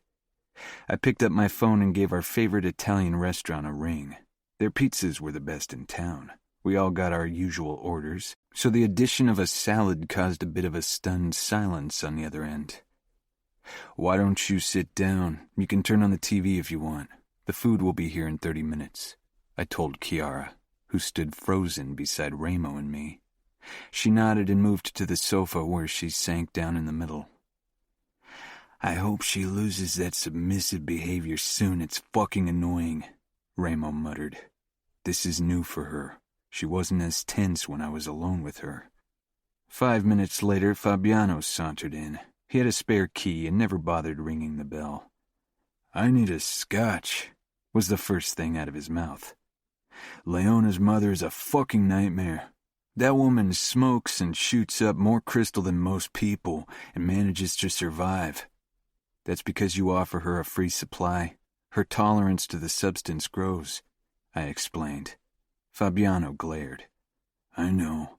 But if I don't give it to her, the stupid whore will hit the streets again, and it fucking kills Leona to see her mother sucking ugly dicks." Kiara sucked in a soft breath on the sofa, and we all turned to her. She flushed. Fabiano reached over the bar counter and grabbed a bottle of scotch from the shelf, then poured himself a generous glass. "Anyone else?" "I'll have one," Savio said as he walked in, clapping Fabiano's shoulder. "I hear you're being pussy-whipped." Fabiano shoved him. "I can still wipe the floor with your ugly face, Savio, don't forget that." Savio smiled cockily. "Not much longer. I'm a fucking natural when it comes to fighting." I opened the fridge under the bar and took 2 bottles of beer out, one for Ramo and one for me, then glanced over at Kiara, who was focused on the TV. The local news was reporting about a fire that had burned down one of our soldiers' restaurants. "Turn that off," Savio shouted. "The fucking news grates on my nerves. They always get it wrong." Kiara jumped and quickly turned the TV off. "Mind your tone," I said to Savio, who raised his eyebrows at me. I turned to Kiara. "What would you like to drink?" Her eyes darted from me to my brothers, and then Fabiano. "Something non-alcoholic, please." "Alcohol adds to the fun," Savio said with a grin. Kiara flinched. Adamo skidded down the stairs in that moment. "Get Kiara one of your Cokes from the kitchen," I ordered. He groaned, but turned on his heel and went off. The pizza arrived shortly after. Fabiano and I carried it over to where Kiara sat and spread the boxes out on the wide table. I sat down beside her, and Ramo took up her other side. It was his usual spot. Kiara's shoulders stiffened, but she didn't react any other way. I handed her the salad. "That's yours." "I really don't get why girls always eat salad. It annoys the fuck out of me," Savio said as he grabbed a piece of his pizza. Adamo threw himself down on the sofa between Fabiano and Savio, causing them to scowl at him. He handed a bottle of Coke to Kiara. She, who took it, mumbling a thanks, and poured herself a glass. "What's on?" Adamo asked between bites. "We tested a race in Kansas. It was a huge success," Ramos said eagerly, turning on the TV and opening the recording of the illegal street race. "Cool," Adamo said, eyes keen when the camera zoomed in on the line of cars. Kiara ate quietly among us. If I closed my eyes, I wouldn't have even known she was there at all, except when I got the whiff of her flowery perfume. It was obvious that she was uncomfortable surrounded by so many men, and the alcohol seemed to bother her additionally. She'd have to get used to it. This was how it always was in our home. "Maybe we can convince Vitiello to extend the races into his territory," Savio suggested. "I don't think Luca wants to cooperate with us any longer than he has to. We all know that this truce won't last forever. Then all bets are off." Kiara shifted. I inclined my head toward her, but she was focused on the salad. Fabiano cocked an eyebrow at me as if I knew what was going on in her head. "It would do Luca good to remember that he's lucky having us on his side," Ramos said, reaching for a piece of my pizza. We usually all shared pizzas. He leaned over Kiara's legs to reach the box, brushing up against her leg. She gasped, jerked back, and dropped her salad. Pressed up against the backrest, chest heaving, she regarded Ramo as if he was going to jump her. His eyes narrowed, and I knew this wasn't going to go over well. "What the fuck is wrong with your woman?" he growled. "I was going to grab a fucking piece of pizza, not grope you. I have no intention of fucking you, not now, not ever. For one, there's no fun in breaking someone broken. And secondly, you are Nino's, so he's the only one who's going to get your pussy. Nobody else is going to touch you like that, got it?" Tears welled in Kiara's eyes. "Oh, fuck," Savio muttered. "Ramo," I said in a warning voice. He scowled, grabbed the piece he'd wanted in the first place, and leaned back. Shut up, Nino. I'm fucking sick of her flinching. It's fucking annoying, especially because I didn't even give her reason to flinch. This is my home, and I'm not going to walk on eggshells because she can't get a grip on herself. Kiara swallowed audibly and picked up the few pieces of lettuce she had dropped on her jeans with shaking fingers. Then she rose slowly. "Do you have a mop so I can clean this?" she asked quietly. Leave it. The cleaning people are coming tomorrow. "I don't want them to find cheese and salad on the floor," she said. Trust me, they've seen worse on these floors, Fabiano said. She gave a jerky nod. "I'll go clean up and then go to bed." She pressed herself past my legs. To my confusion, she didn't move toward the guest bathroom. Instead, she walked toward the French windows and slipped outside into the gardens. Why is she going outside? Fabiano shook his head. For fuck's sake, she's going outside because she's going to cry in peace. I regarded him, and he narrowed his eyes. You're a fucking genius, but you're still a stupid asshole when it comes to women. You should probably go after her, Adamo suggested. I frowned. If she wants to cry in peace, she probably doesn't want my company. Women, Ramo muttered, shoving another piece of pizza into his mouth. Listen to the kid, Fabiano said. Go to her and console her or whatever it is you are capable of doing. I've never consoled a woman. Fabiano sighed. Then improvise, simulate emotions or whatever. I don't give a fuck. Since you are the one who has a girlfriend and who has experience dealing with female emotions, it seems logical that you should go outside and console her. Fabiano snorted. I knew this marriage was a fucking bad idea. He leaned back. I'm not the one she wants to see. Trust me. She'll probably scream bloody murder if I go after her in the dark. You are her husband, so act like one. I stood. Good luck, Savio said, stifling his laughter. It didn't take me long to find Kiara. She was perched on a sun chair.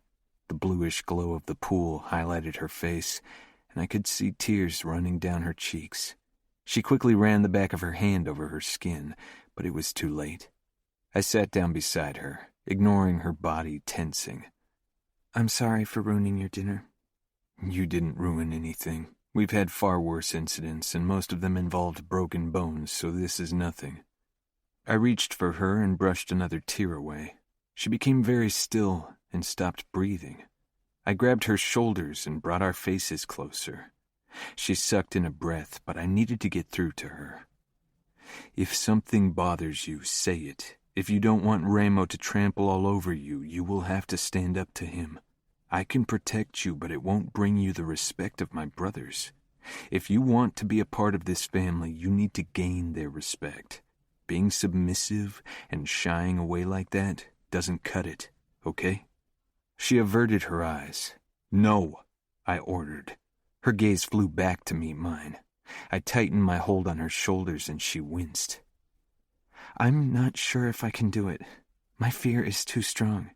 Your fear is useless. It cripples you. Don't let it. She narrowed her eyes. It's not that easy. It's not as hard as you make it out to be either. It's your choice to face your fears or let them rule over you. Let me go, she said with a shake. I nodded and released my hold on her shoulders. That's a start. Standing up, I held my hand out to her. Now come, we'll return. You can have pizza. She hesitated, but then she took my hand and straightened. Her pulse was still racing under my thumb, but she looked less shaky. I can't eat your pizza. We always share our pizzas. Nobody will mind. I'm vegetarian. Your pizzas all have some kind of meat on them, she said. I hadn't noticed that she hadn't eaten meat at the wedding. Next time we'll order a vegetarian pizza for you. She became tense as we stepped back into the gaming room, and her skin reddened in embarrassment. I led her back to the sofas and sat down beside Ramo so Kiara didn't have to.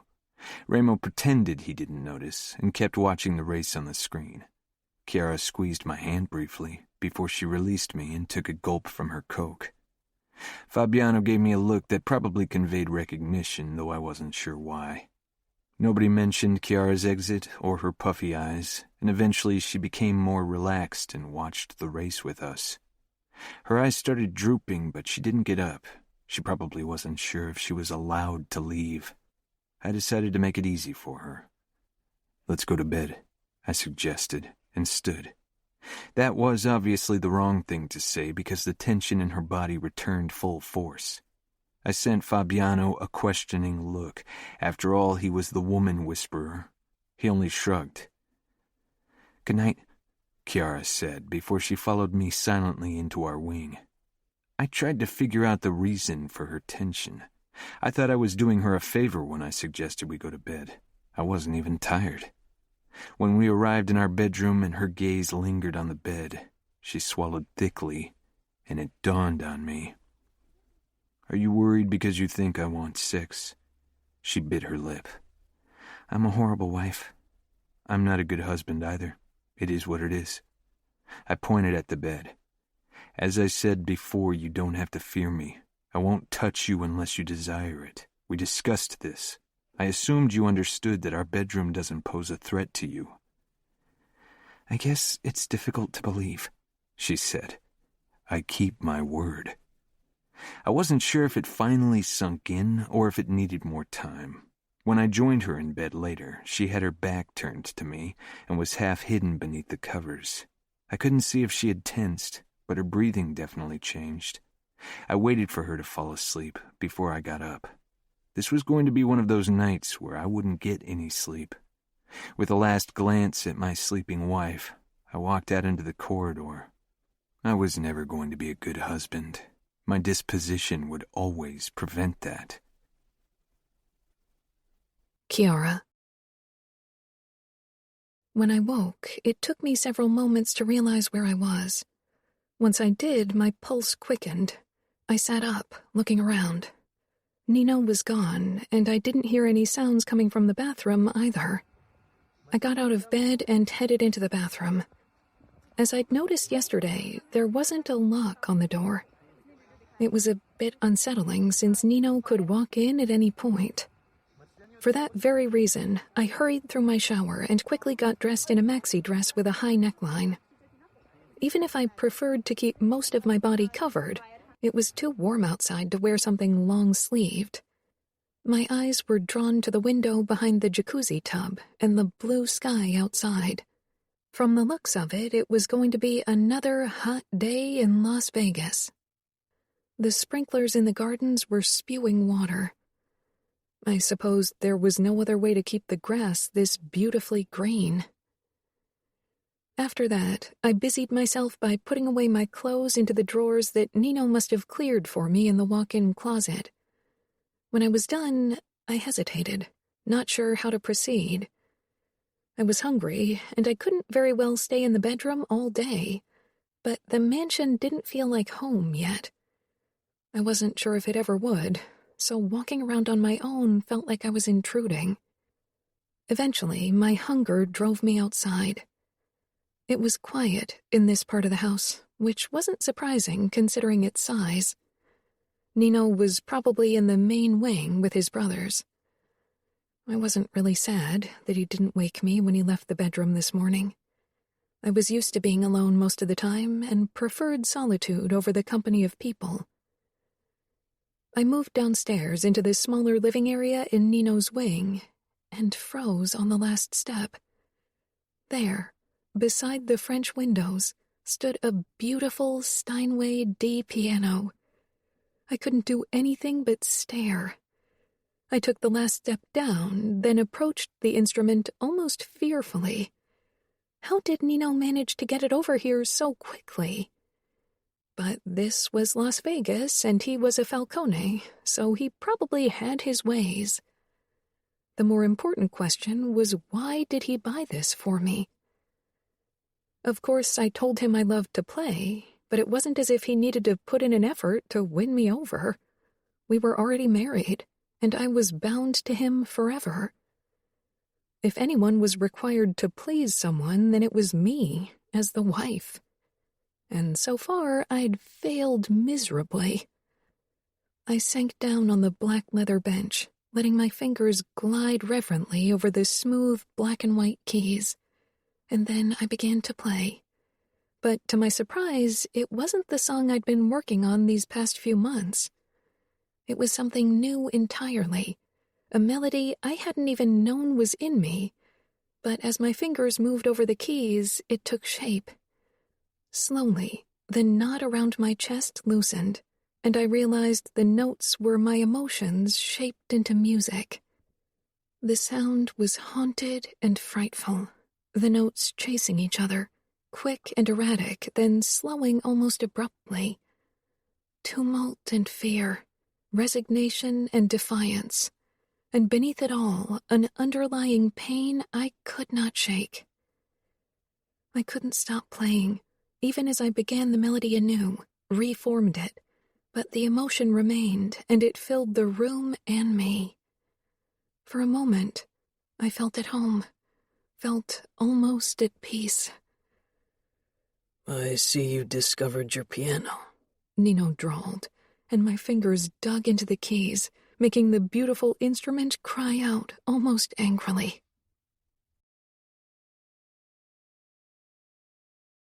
Chapter 11. Kiara.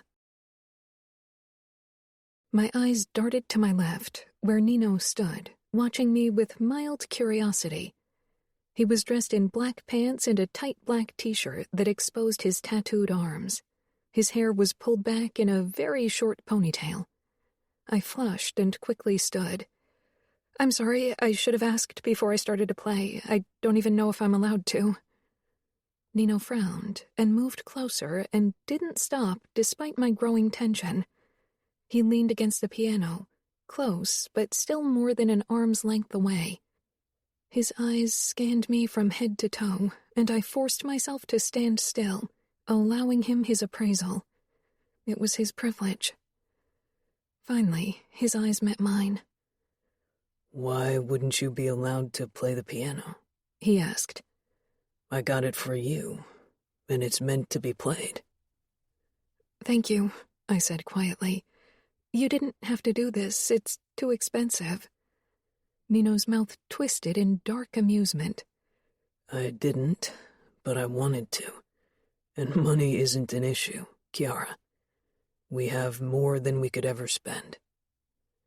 I glanced back down at the keys and brushed them with my fingertips. "Play that song again," Nino said. "I only started working on it today. It's not ready yet."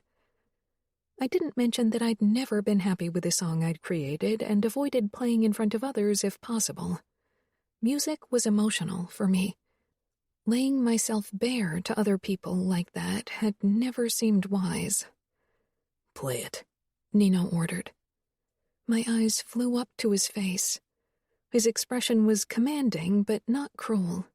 I sank back down on the bench, taking a deep breath, and rested my fingers against the first notes. I closed my eyes because with Nino's intense gaze on me, I couldn't focus.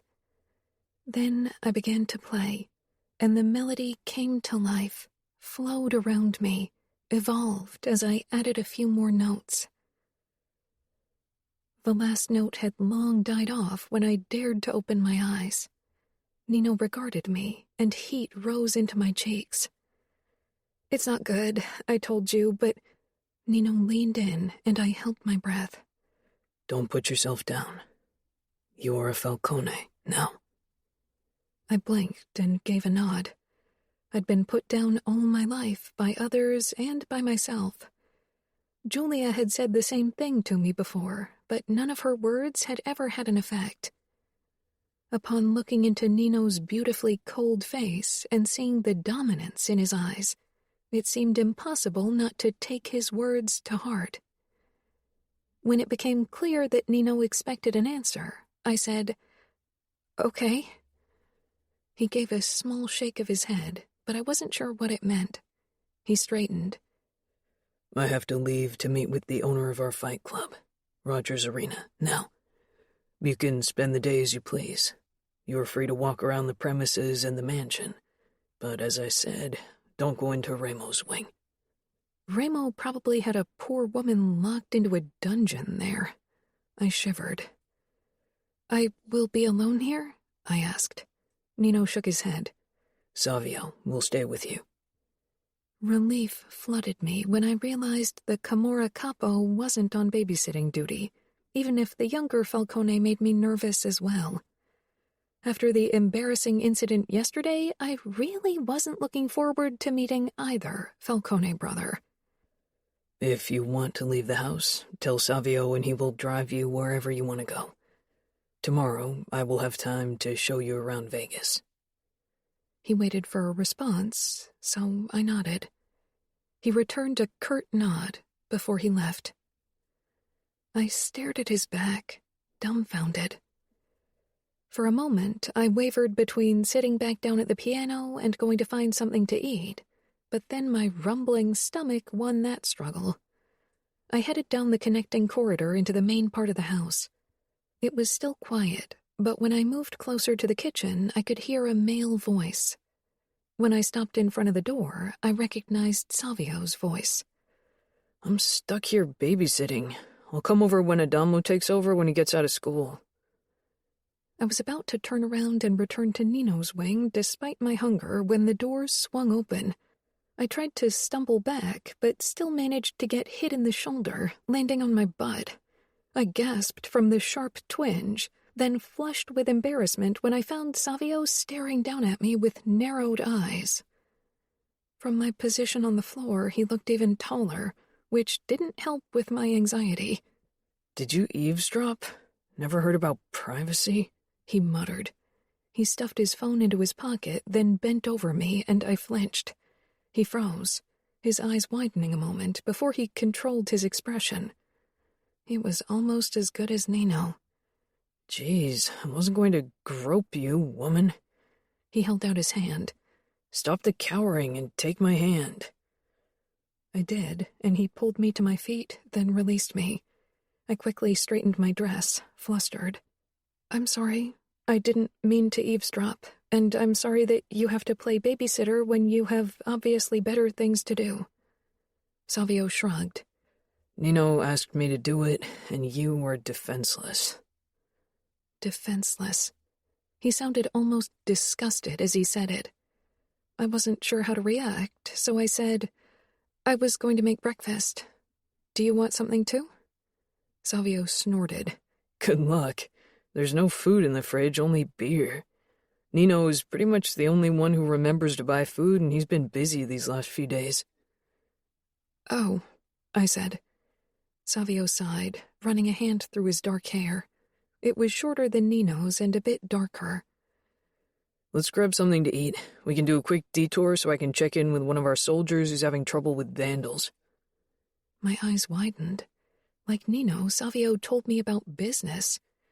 It was mostly frowned upon to involve women in any kind of business, to even mention it around them, in the Famiglia. We don't have to go out, he said, assessing my expression. But then you'll have to go without food. That's not why I was shocked. I'm not used to hearing about business. Savio shrugged. It's what my brothers and I are doing all day, so it's a constant topic around here. Except for Adamo, whose main activity is sulking. I laughed. Savio looked at me like he was trying to figure me out. You can go outside and wait in the driveway. I'll grab a few more guns and then we can head out. A few more guns? He already had a holster strapped around his chest, which held a gun and a knife. But it wasn't my place to comment, so I headed outside. It was warm and sunny. Several cars were parked in the driveway. One of them was a Ferrari in a metallic copper tone, which glowed in the sunlight. My eyes were drawn toward what must have been a marble fountain once. Now the broken-down remains of a statue lay in a heap in its middle. Savio jogged outside. He tossed on a black leather jacket, probably to hide his guns, and nodded toward the metallic Ferrari. Of course. I followed him toward the car and got in. I jumped when the engine roared to life like a beast risen from Tartarus. Savio steered the car down the long driveway and through the gate. Why is the fountain broken? It was our father's pride and joy. He had it made in Italy and shipped here. When my brothers and I returned, after we came into power, Ramos smashed it with his sledgehammer. I could picture it in my mind, Ramo wielding that sledgehammer like a madman. You didn't try to stop him?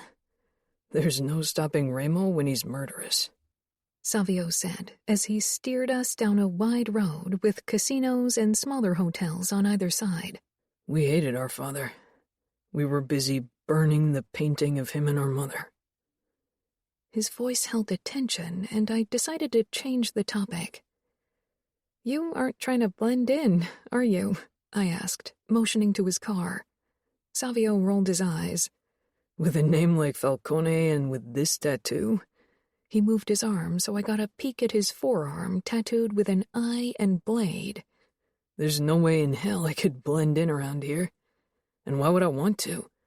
My brothers and I have brought honor back to the Camorra. I'm proud of who I am, of what I am. Why would I want to hide it? I nodded. It was a foreign concept for me. Most of my life I'd tried to blend in, tried to hide. It's a bit strange that you are my babysitter even though I'm 2 years older than you, don't you think? Savio's expression hardened. Age doesn't matter. I've been a camarista for close to 4 years. I have fought in the cage. I have killed and tortured. I am capable of defending you and myself, and I have no qualms doing it. 4 years? I asked incredulously. But that means you were only 13 back then. He nodded. I wanted to become a camarista, and my brothers needed me. What about Adamo? Has he been inducted yet? Savio's mouth thinned. No. Remo thinks it's better to wait until he's 14, so he has some time to pull his head out of his ass. Savio pulled the car up at the curb in front of a cafe, then got out without another word. I quickly got out as well, and immediately realized that the Savio in the mansion or in the car wasn't the Savio that the outside world got to see. His expression had hardened, not as cruel as Ramo's and not as cold as Nino's, but enough to send a shiver down my back. He no longer appeared like a teenager. He looked like a man. He surprised me when he stepped closer. I gave him a curious look.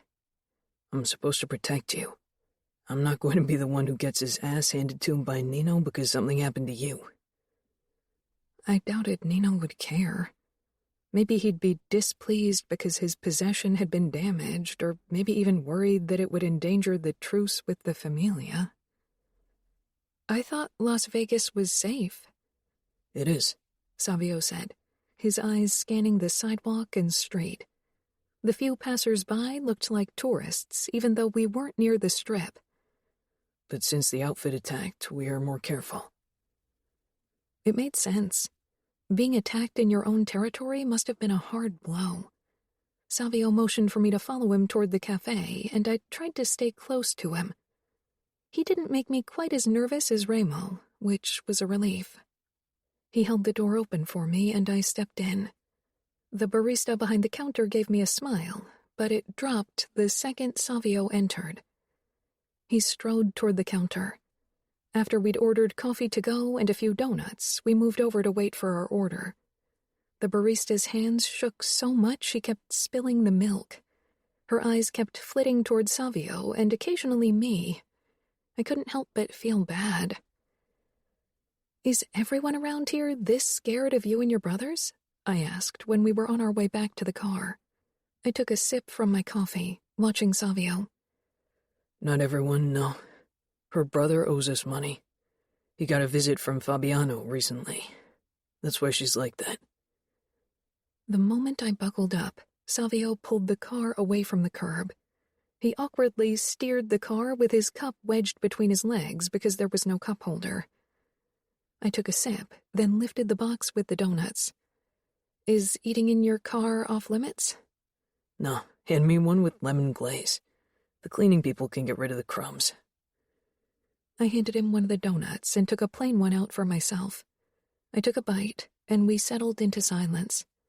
I glanced at him again. "What?" he muttered. "You changed when we were outside." Savio narrowed his gaze at me. "We Falcones need to display a certain image outside. Even Adamo knows it. You should remember it too."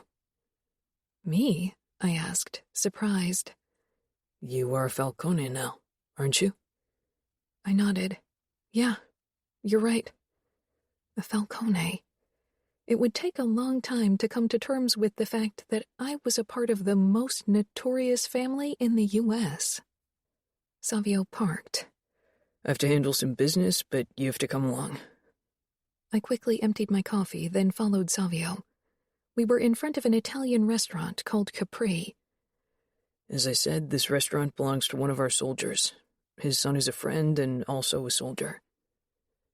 This time, when we stepped inside the gloomy restaurant, the reactions were quite different. No fear or hands shaking. The restaurant hadn't opened yet. 2 guys around Savio's age and 2 older men sat around a table and were arguing about something. They all looked our way the moment we entered. They nodded at Savio, but then their eyes were glued to me. Uncomfortable under their scrutiny, I had to fight the urge to lower my gaze, remembering Savio's words. He walked toward the men, and I followed a couple of steps behind, not sure if I was supposed to stay at his side when he'd soon have to discuss business. The younger guys got up. Both hugged Savio and clapped his shoulder. Then the tall, bulky one let out a low whistle. "Nice catch, Savio. New girl for the week?" Savio glanced toward me, and I could feel my cheeks heat. When he turned back to the men, his smile had thinned. "She's Nino's wife." An awkward silence followed, and the bulky guy flushed, which seemed to amuse Savio, if the twitch of his mouth was any indication. One of the older men shot to his feet and hit the teenage boy over the back of the head. "Apologize now, Diego." "I didn't mean any disrespect," Diego mumbled. "Good thing Nino isn't here," Savio said with a shrug. "He's a possessive bastard." Was Nino? Or was that part of the outward appearance the Falcones wanted to present? I wasn't sure. I didn't know Nino. "Why don't you join us? I'm sure our cook can prepare a quick meal for you," the older man said. He and Diego shared the same sharp facial features. Father and son, I assumed. Savio tilted his head in agreement and sank down on one of the chairs, then pushed back the one beside him for me to sit. I sat down, glad that the men were now purposely trying to avoid looking at me, though that, too, felt weird. "Go into the kitchen and tell them we have guests, Diego," the father said. When Diego returned, he didn't look quite so shaken anymore, and eventually got over his initial shock. "So you are the vice's cousin?" Now their full attention was back on me. "I am, but Luca has many cousins." "How is he?" Diego asked. His father gave him a look, and Savio rolled his eyes. "He's a strong capo, merciless and well-respected." "Nobody's stronger than our capo," Diego said, and all the men nodded. Savio's eyes lit up with pride. I nodded because it was expected of me. I wasn't sure who was stronger, Remo or Luca. Remo had the advantage of having 3 brothers at his side, even if Adamo wasn't inducted yet. "I'm here to discuss the attack on your other restaurant, Daniele. Do you have any clues as to who did it?" "I don't know. A few years back, I would have said the Bratva, but since you chased them out of the city, that seems unlikely." "Maybe they're thinking about returning," Diego suggested. "Let them try," Savio said fiercely.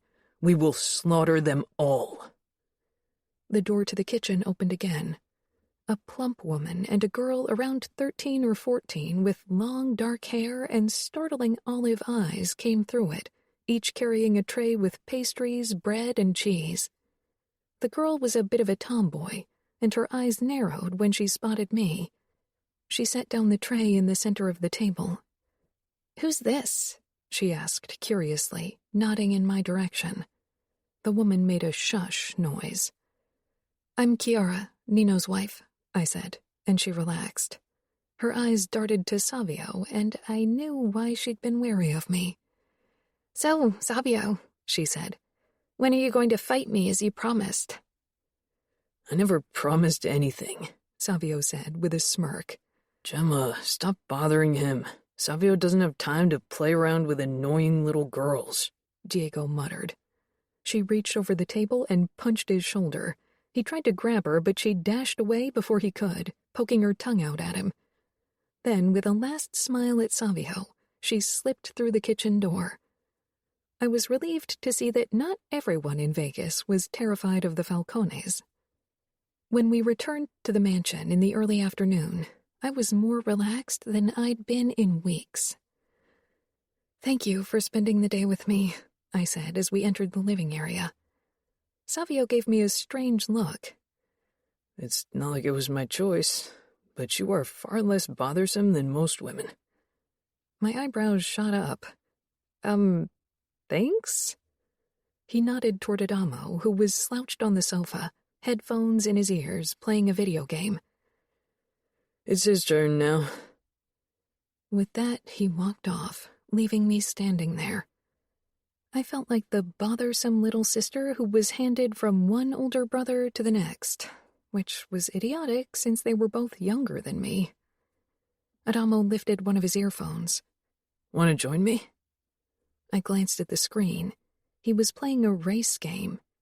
I'd never played a video game because my uncle and aunt didn't own any consoles, and I didn't think that it was anything I'd enjoy.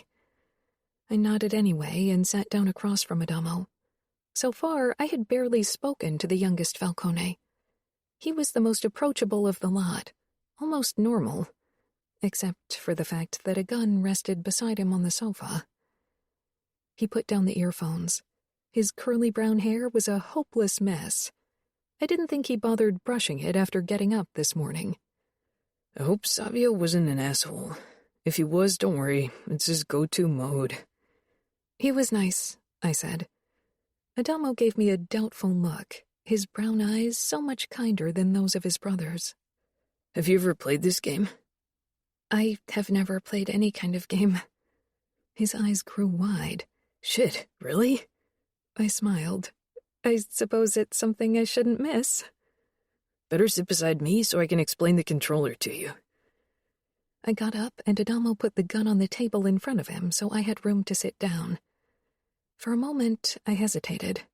Adamo grimaced. "You don't have to be scared of me." I plopped down closer than I would have with any of his brothers. Adamo was a kid, even if he was taller than me. He held out the controller. I grabbed it with an honest smile. "I fear you'll have to start with the basics. I'm completely clueless." "It's easy," he promised with a grin of his own. He pointed at the buttons and patiently explained them. It didn't come as a big surprise that I was absolutely horrible. I constantly crashed my car against the wall. When Nino came home later that afternoon, Adamo's face was red from laughing at my lack of video game skills. Nino's cool gaze flitted between his brother and me. "Having fun?" I nodded, but soon my smile diminished. Nino still made me nervous with his cold aloofness. I had no way of guessing what was going on in his head. He surprised me when he came toward us and sat down beside me. He regarded me for a moment longer before saying, "If you want, I can take over." I held the controller out to him, and he took it, his fingertips brushing my skin. I shivered slightly at the contact. Nino leaned back, controller in hand, but he narrowed his eyes at me for the briefest moment. It wasn't out of anger, I knew that now. He was trying to make sense of me. Adamo didn't look too pleased about having to play with Nino. It didn't take long for them to be in a serious battle, including snarky comments from Nino and fervent cursing from Adamo. A small smile tugged at my lips. My siblings and I had never been close. It was good to see that despite everything, the Falcone brothers had managed to stay a family. I only wished I'd figure out a way to feel like part of it. Chapter 12. Nino. Just like I had every day, I got up at 6 in the morning and grabbed my swim trunks. Kiara stirred behind me, so I moved into the bathroom to change. I was wearing briefs at night for her benefit, and it seemed to have decreased her anxiety around me. She was still wary in bed with me. I wasn't sure why she thought the bed was a particularly dangerous place. If I wanted to fuck her, I could just as well do it in the living room or any other room in the house. Upon returning to the bedroom, Kiara was propped up against the headboard, the covers gathered around her waist, her dark hair sticking out all over the place. Her slender shoulders and arms were on display, and her thin nightgown did little to hide the outline of her nipples. My body definitely wanted to lay claim on her, but it would have given me little satisfaction having her terror-stricken, crying body under mine. "Good morning," she said, in a slightly deeper voice, which added to her sexual appeal. I could feel a traitorous stirring in my cock, but suppressed it quickly. "I'm heading out for my morning swim. Once I'm done, we can leave. I want to show you the city as promised, and early in the morning it's less crowded." She nodded. "I'll get ready." My eyes lingered on the swell of her breasts. Then I turned and left. The cold water would do me good. She was quiet beside me as I drove us down the strip. It was where every Las Vegas tour should start, but my favorite places were on the fringes, especially the canyons and creeks.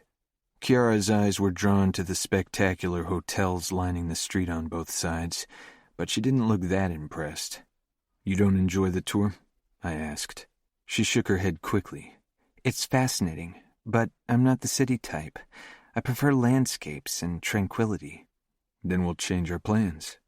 I turned the car and headed out of the city boundaries and toward the Red Rock Canyon. Kiara's eyes grew wide when the glowing red rock formations rose up around us.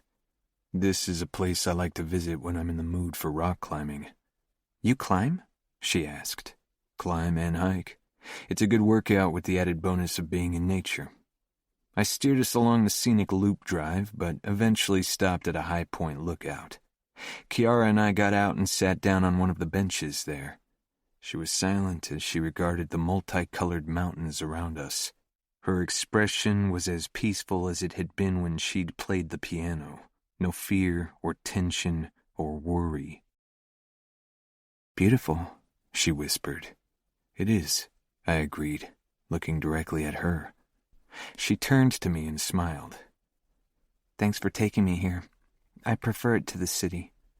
"I come as often as I can, which isn't very often. Now that we're about to attack the outfit, there will be even less time. There's always a fight to win, an enemy to hunt down, or a city to win over or defend." She pursed her lips. "Isn't it tiring to fight all the time? You fought for years to win your territory back, right?" "We did. After our half-brother killed our father, Las Vegas was in shambles. Without a strong capo, every underboss in the West decided to do as he pleased. They didn't follow Vegas's lead because there was a new capo in the city every few months." "How long have you been in power?" "Almost 5 years, but Ramo is in power. I'm his consigliere." Kiara shook her head, playing with the thin fabric of her dress absent-mindedly. "You ruled together. You do everything together." "Ramo is still capo, and that's good. He's meant to rule." She worried her bottom lip again. I reached for the hand resting on her thigh and pressed my thumb against her wrist. Her pulse wasn't fast enough for fear. Her brows formed a V as she peered at my finger against her wrist, then up at my face. "Wouldn't it make more sense to have someone run the Camorra who doesn't let emotions overrule logic?" "No. Our soldiers look up to Ramo. His fierce brutality, his uncontrolled anger and passionate loyalty. That's something they seek in a leader. Not logic. Humans don't want logic. They want feelings." "I suppose." Kiara. I jerked awake from a nightmare and realized I was alone in bed. My fingers searched my nightstand for my phone until finally the screen lit up under my touch. It was 2 a.m. Confused, I sat up. Nino always went to bed with me, so where was he? Since our tour through the Red Rock Canyon 2 days ago, I had only seen him at dinner every evening, where we ordered either pizza or pasta. Aside from eating together, I spent my days alone in the library, while my babysitters, Savio or Adamo, stayed somewhere in the house. Now wide awake, I decided to go into the kitchen to grab something to drink and perhaps an apple. I doubted the kitchen had ever been used before. All these evenings ordering takeout had seriously reduced my fruit and vegetable intake, and I was hungry despite the late hour. I put on a bathrobe and slipped out of our bedroom, then continued downstairs. The door to the connecting corridor was closed, which was strange, but I opened it quietly, careful not to wake anyone. I headed through the connecting corridor and into the kitchen, where I grabbed a glass of water and an apple. Then I started to make my way back to our bedroom. A strange noise made me pause briefly. I couldn't place it. Through the dark, I slowly crept in the direction of the sound. A dim light from the gaming room filtered into the hallway. Maybe Adamo was playing a game. He seemed to be doing nothing else when he was home. I stepped out of the dark corridor and froze, my body seizing up with shock. It took my brain a second to comprehend what was going on. Remo had a woman bent over the pool table, holding her down by the neck as he slammed into her from behind. She moaned loudly despite her cheek being pressed against the table. At the other end of the room, a woman was on her knees in front of Savio, his hand fisting her blonde hair, guiding her movements. The glass slipped from my hand and shattered at my feet as panic filled my body. Savio and Remo's eyes zeroed in on me. I tried to whirl around and run, but my feet slipped on the spilled water and I landed on my butt. Pain sliced through my thigh, a sharp burn that stopped my breath but not my body. Scrambling to my feet, I stormed off, my bare feet slipping as I fought for balance. My breath came in short gasps, my vision turning black at the corners. I could hardly breathe from fear as I rushed into the master bedroom and locked the door. Then I stumbled into the bathroom. For a moment, I was sure I'd throw up, but after I'd splashed water in my face, my nausea ceased. I couldn't shake the feeling of being dirty. I knew it was just in my mind, which summoned the memories that haunted my nights. A sharp twinge in my inner thigh caught my attention momentarily, and I stared down. Blood trickled down my leg. Red rivulets slithered down my skin. I started shaking, more horrible memories resurfacing and clawing out of my chest. Slowly, I lifted my nightgown to find a piece of glass in my upper thigh. I clutched the sink. Blood covered my legs like it had so many years ago. I kept picturing Remo and Savio with these women. Shaking, unable to stand, I sank to the ground. The sound of the bedroom door being busted open registered in my foggy mind, and then 2 strong male legs came into focus. Nino came in, dressed only in briefs. Kiara. Nino. Savio barged into the guest room without knocking, pulling up his pants in the process.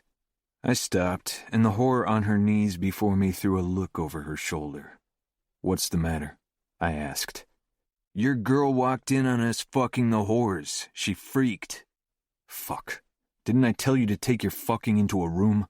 "We were in a room, and why should we hide in our own home?" Savio muttered. I pulled out of the whore's ass, grabbed my briefs, and put them on before I followed Savio back into the living area. Remo stopped fucking his whore when he spotted me. "You stay like this, I'm not done with you," he growled as he released the woman's neck, pulling out of her and coming toward me, not bothering to cover himself.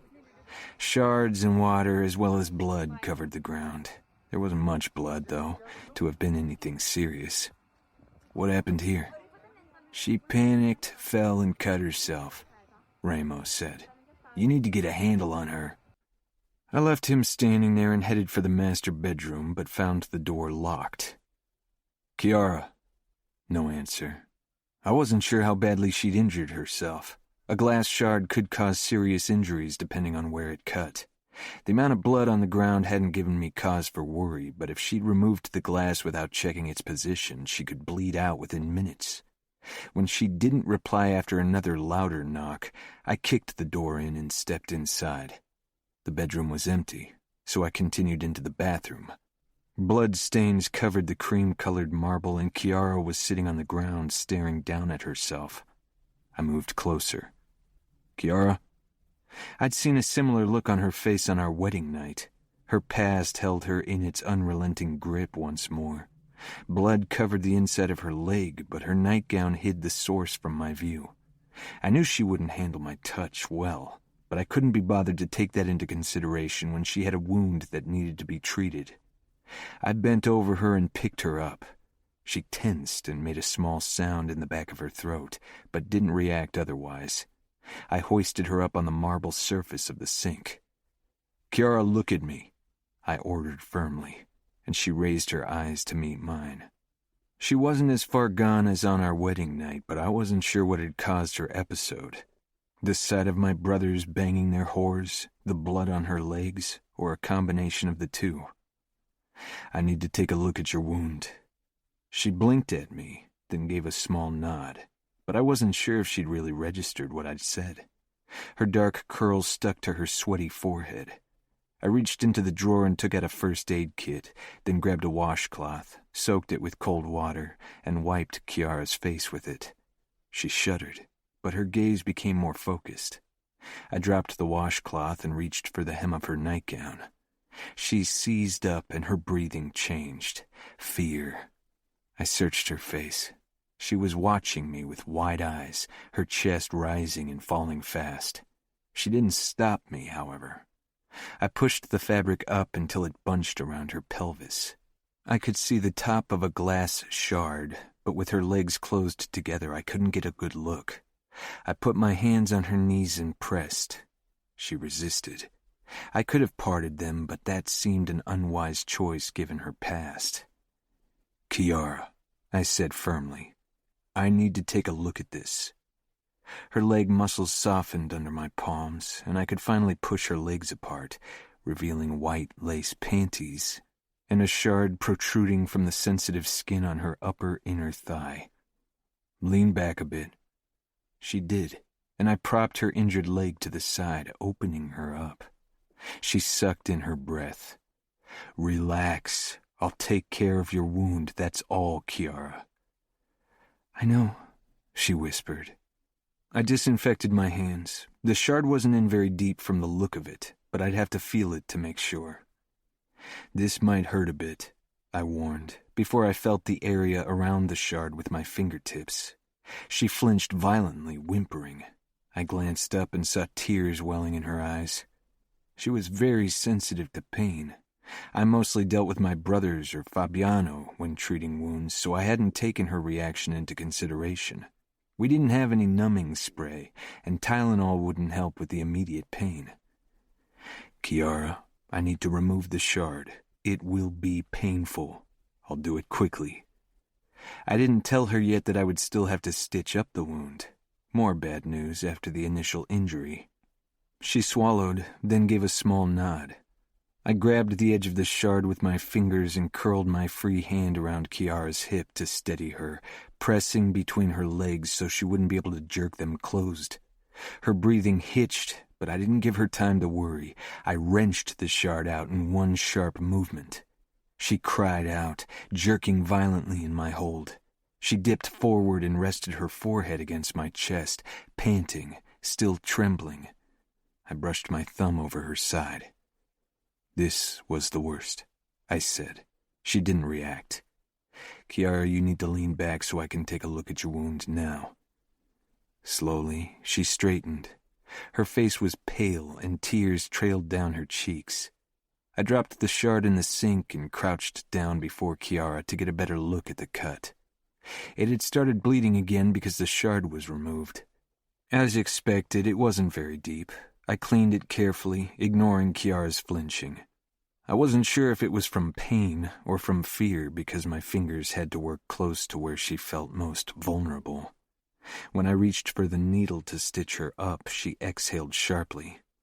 I looked up at her. "Have you ever been stitched up?" She shook her head. It was going to be very uncomfortable for her.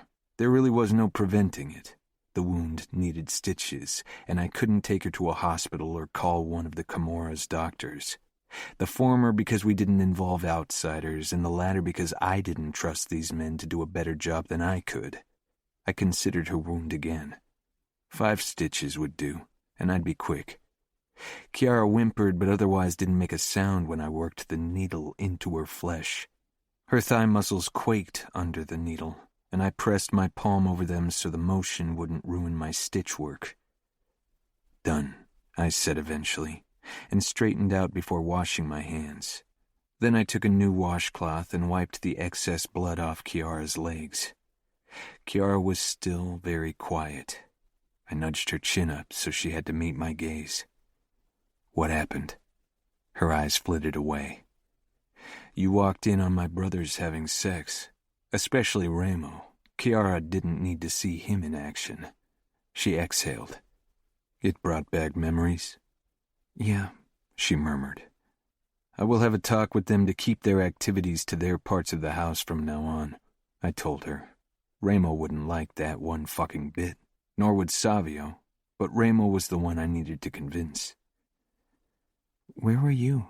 she asked in a soft voice. I evaluated her expression, but her eyes were downcast, and it was obvious she was trying to keep her face impassive. "We agreed that I seek pleasure elsewhere, Kiara. Or did you change your mind?" She didn't appear like she'd be ready to submit to me in bed yet. "No," she said quietly, but I noticed the hesitation. "But?" "No but," she said more firmly. "Okay." It was obvious something was still bothering her, but she wasn't willing to share. I handed her 2 Tylenol, which she popped into her mouth. "Why don't you go back to bed?" I lifted her down from the counter and led her into the bedroom. She was still a bit unsteady on her legs. She climbed under the covers and lay down. "Won't you join me?" I paused. I'd intended to return to the whore I'd fucked before Savio had interrupted me, but something in Kiara's eyes made me slip under the covers with her. The whore would eventually realize I wasn't going to return. Maybe Savio or Remo had use for her. I couldn't grasp Kiara's reasons for wanting me to stay. She lay on her back, but with her head tilted toward me. I shut off the lights. "Can you tell me something about yourself I don't know yet?" came her soft voice out of the dark. "What do you know about me?" There was silence for a moment. "I know your father was Capo before Remo took over. I know you and your brothers lived in England for a while, but returned to the States to get your territory back after your father was killed by his enforcer, Growl. I know you are a genius." Those were the basics. It was difficult to decide what kind of information to divulge at this point. I speak 5 languages fluently: Russian, Italian, English, Spanish, and French. "Let me guess," she said. "Russian and Spanish so you can better deal with the Bratva and the cartel." That's true. It makes little sense to torture someone for information if you don't understand what they're saying. That negates the purpose. Kiara let out a small noise, but I couldn't tell if it was a stifled laugh or a huff. "Why French?" "Because of the Corsican Union in Canada. They haven't been involved in our business so far, but it's good to be prepared. Their territory is close to Dante's. He might seek their support." "Is there anything you do that doesn't serve a purpose or is illogical? Something you do because you enjoy it?" "There are plenty of things. Sex, for one."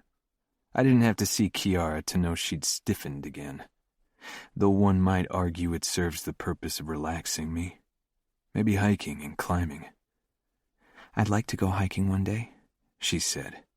There are a few smaller canyons around Vegas that are good for hikes, and the Red Rock Canyon offers a few trails that are more advanced. I could take you to one sometime, or you could go rock climbing with me. I'm not very fit, so take it easy on me, she said, then yawned. Sleep now, I told her. Okay, she whispered, her voice already heavy with sleep. And Nino, thank you for everything so far. I frowned into the dark. I didn't know what she had to thank me for. The next morning, Kiara was still in a deep sleep when I got up and headed down to the pool to swim my laps. Afterward, I went into our gaming room where I found Ramo stretched out on the couch, a cup of coffee in his hand. He was on the phone looking annoyed. Nobody had cleaned up the shards and blood yet, and if I didn't do it, nobody would until the cleaning people arrived tomorrow. Don't worry, that delivery will go through. We always keep our word. You just make sure you keep yours, Ramo muttered before hanging up. Familia? Matteo fucking Vitiello. That motherfucker sets my nerves on edge. Because you have a similar temperament, I said. Ramo narrowed his eyes. So, how's your wife doing? Has she gotten over her shock of seeing how fucking is done right? I had to stitch her up because she got cut by some glass. I think it would be wise to keep your sexual activities in your own wing. Now that Kiara lives under the same roof, the risk is too high that she walks in on you again. This is my home. We don't have any maids because we didn't want to feel like we were being watched in our home, and now you want me to hide in my own wing when I want to fuck a whore? I sank down across from him. Don't turn this into a bigger deal than it is. You have more than enough places to go about your fucking, Ramo. When Adama was younger, we were more careful as well, and you could deal with it. Your wife is a grown woman. Shouldn't she be able to handle it? You know why she doesn't. She's too scared from her past, and even if she weren't, I don't want her to see you or Savio fucking around. She doesn't need to see your dick. Ramo chuckled. She doesn't see yours either. Maybe that's the problem. Maybe you can fuck the messed up past out of her. Ramo was trying to piss me off, and despite my lack of emotions, I was growing tired of this discussion. I never ask you for favors, Ramo, but this I ask of you. Ramo's expression turned serious. Why do you give a fuck about her? As I told you before, she is now part of the family. Just like we protected Adamo and Savio, we should protect Kiara now. She is innocent and at our mercy, and we should treat her as she deserves, as my wife and as a Falcone. Ramo shook his head and set down his coffee cup with an audible clang, spilling some of the liquid on the table. Fuck. Did you come up with that speech just now? But if you ask me to do it, I will. Savio will be a pain in the ass because of it, I'm sure. The sound of movement made us both fall silent. I knew from the soft footfall that it could only be Kiara. Adamo trampled through the house to annoy us, and Savio's steps were more confident. Her steps were slow and hesitant, as if she worried about what she would find in the living area this morning. The coast is clear, Ramo shouted. No fucking about happening here ever again. I shot him a look, but he gave me a twisted smile. Kiara emerged from the connecting corridor. Her eyes landed on the shards and her spilled blood on the ground. A pink color filled her cheeks. She glanced toward Ramo, then quickly to me. Where do you have a mop so I can clean this up? I got up. Let me do it. I moved into the small cleaning closet that none of my brothers had ever set foot in. They didn't mind if the house was dirty until the cleaning personnel showed up again, but I preferred things neat and clean. Living under the same roof with those pigs, it was a losing battle to keep everything clean. Kiara followed close behind. I should do it. After all, I caused the mess. Following that logic, Ramo and Savio should clean up, I said. That's not going to happen, Ramo shouted. Is he angry? Kiara asked quietly. Ramo is always angry. You have to be more specific than that. Because I disturbed him and his Woman? You didn't disturb him. Trust me, Ramo is used to a lot of shit. You freaking out on him won't stop him from fucking a whore. Kiara tensed. Do you call all women whores? No, but that's what they were. They work in the sugar trap for us. Her nose wrinkled. So you always use whores? No, but if things are busy, it's the easiest way to get sex. Finding a regular woman requires we go out and charm them. That's considerably more work. Kiara sighed. You and your brothers are messed up. Ramo got up from the sofa. Is there any food in the fridge? I'm starving. I bought eggs and bacon yesterday. I took the mop, a dustpan, and a small broom out of the closet as Ramo disappeared from view. Kiara took the broom and dustpan from me and walked somewhat stiffly back to the remains of the broken glass on the floor. I filled the bucket with water before I followed her. How's your wound? I asked. It stings, but your stitches seemed to hold, she said, her expression softening. You're really good at playing doctor. I have years of practice stitching up my brothers and myself, though Ramo has provided me the most practice. You all have a lot of scars, she said, her eyes tracing my upper body. I had trouble reading her expression. She didn't seem unsettled by my half-dressed state. Everyone has scars. Some are skin deep, others reach beyond that. Soul deep, she whispered. Are you referring to yourself? She watched me mop up the blood and brushed the shards into the dustpan, then smiled strangely up at me. I don't think my scars will ever fade. They don't need to fade. I grabbed her hand and touched it to the scar above my belly button. Her fingertips fluttered over my skin, her eyes wide with shock. A knife went in there. Dirty blade. The wound wouldn't heal for a long time. For a moment, I was sure it wouldn't heal at all. How does it feel? She frowned. The skin is a bit harder, but your tattoos cover up everything. The skin is harder there because of the thick scar tissue. It's less sensitive to pain and cold and heat. It's stronger. Her brown eyes held my gaze. I don't understand. I moved my face closer. The scars he left, your body can heal them if you let it, and the result will be stronger than what was there before. Chapter 13. Kiara. I got up when Nino disappeared in the bathroom to change into his swim trunks. Every morning since I'd moved in 3 weeks ago, he followed the same ritual. I had occasionally watched him from the window in the beginning, until I'd found the courage to follow him outside one day a week ago. Now he always waited for me. He raised his eyebrows when he saw me putting on my bathrobe and grabbing a book. Ready? Ready. I followed him downstairs, my eyes darting to his body. He looked good in his swim trunks. In the last few days, I'd often caught myself staring at him. His body fascinated me, I could admit that, and touching his scar hadn't summoned past demons as I'd feared. His scars and tattoos made me want to find out the story behind each of them. Nino's story. Stretching out on one of the sun chairs, I watched as Nino made his way toward the edge of the pool and jumped in elegantly. He always followed the same routine. 2 rounds of the butterfly stroke, 2 rounds of the backstroke, and 2 rounds of the crawl. Then he repeated everything from the start. He never faltered in his movements throughout the 30 minutes that he swam, and I didn't read a single word. I couldn't take my eyes off him, off the muscles in his arms and back as they flexed. It was mesmerizing and beautiful, graceful. May mornings in Las Vegas were surprisingly warm, and I relished the feel of the sun on my skin as my eyes rested on my husband. My husband. It didn't feel real yet. He had kept his word, had never made a move to touch me, and sometimes I caught myself wondering how it would be if he did touch me, if we were closer.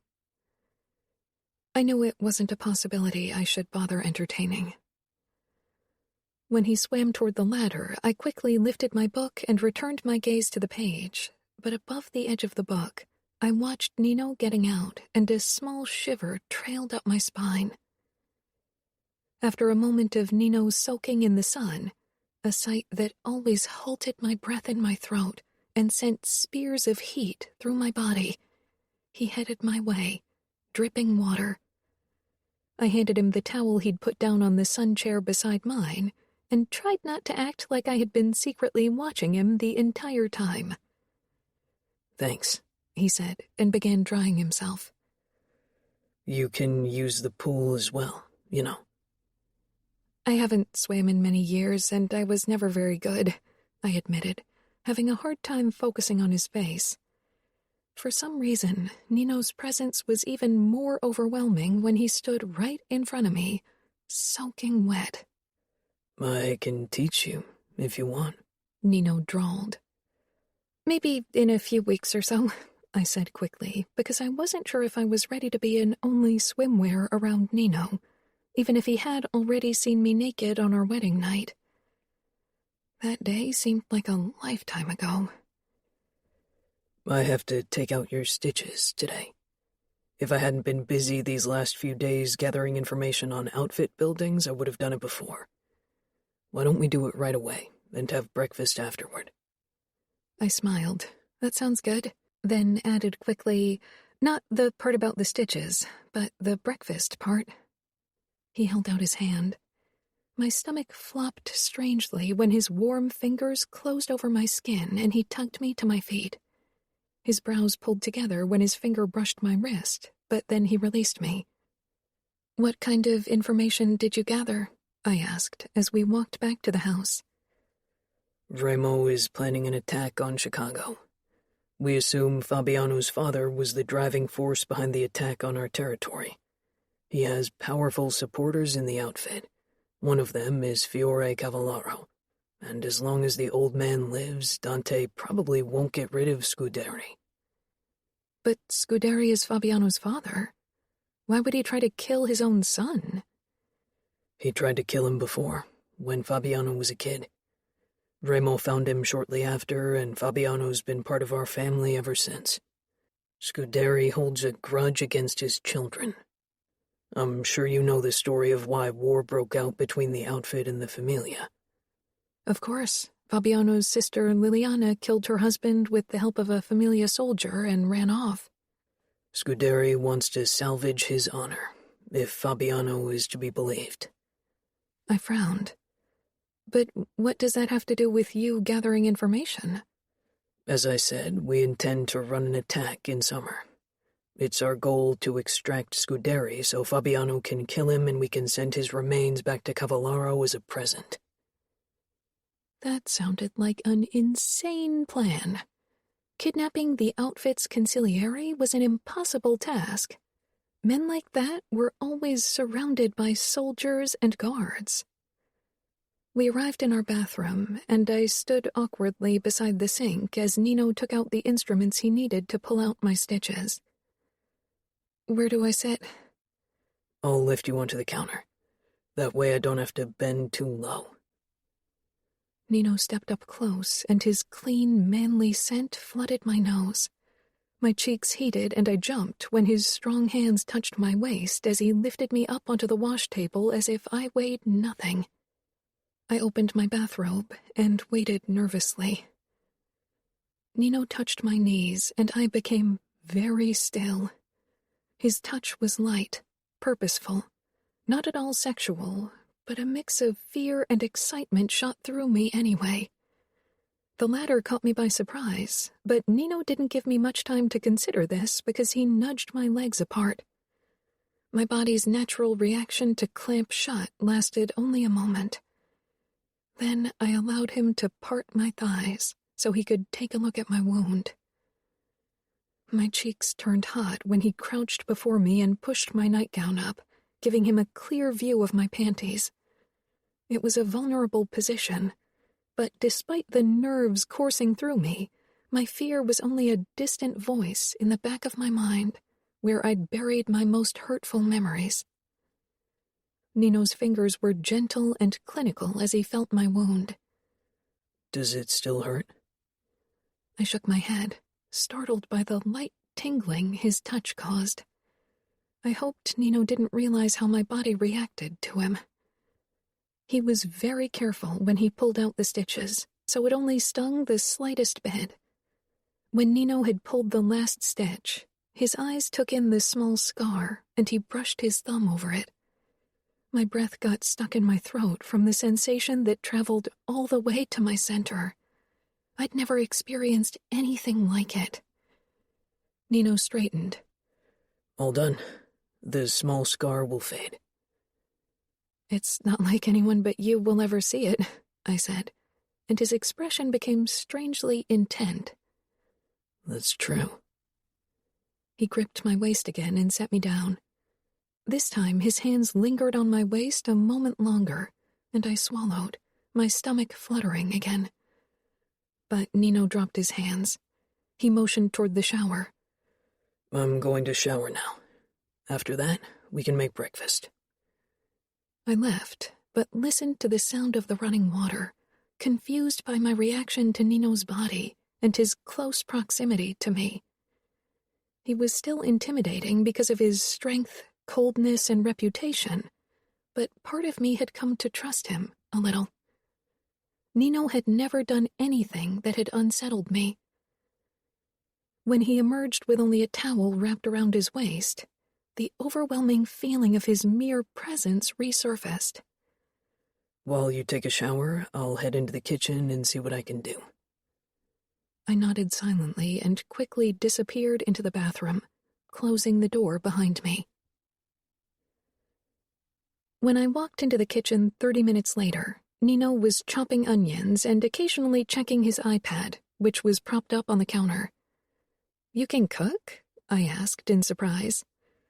I wouldn't say I can cook, but it's not very difficult as long as you follow instructions.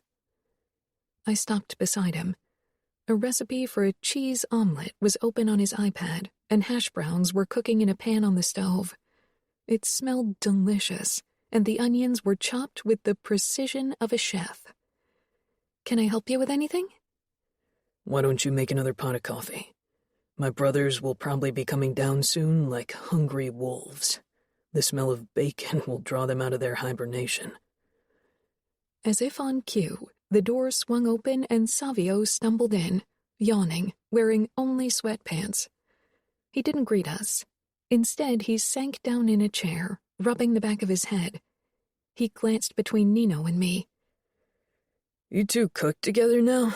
Nino's been the only cook around here. "I'm not a good cook," I said.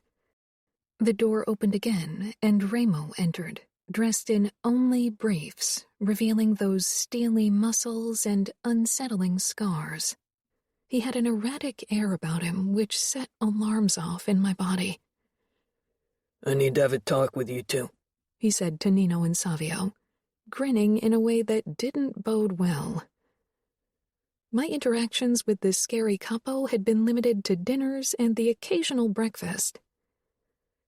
About what? Nino asked as he flipped the omelet. Nothing I'm supposed to discuss in front of Kiara, if I remember your lecture, he bit out, dark eyes settling on me. "I can go," I said. Nino shook his head. It can wait until after breakfast. Ramo's expression made it clear that he disagreed, but as usual, he held back when I was around. I quickly ate my omelet before I excused myself to tinker with a new song. Nino. Ramo was unusually excited, even by his standards.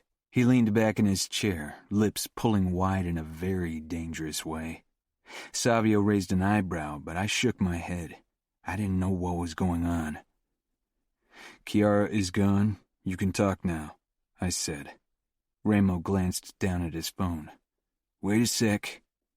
Sometimes my brother drove me up the wall with his antics. Steps sounded in the corridor. A man. Adamo was in school, but given Ramo's relaxed stance, it could only be Fabiano. The blond man shoved open the door and strode in, looking less than pleased about being here.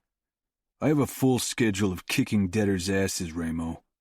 He nodded at us before he took the chair beside Savio. "What's going on?"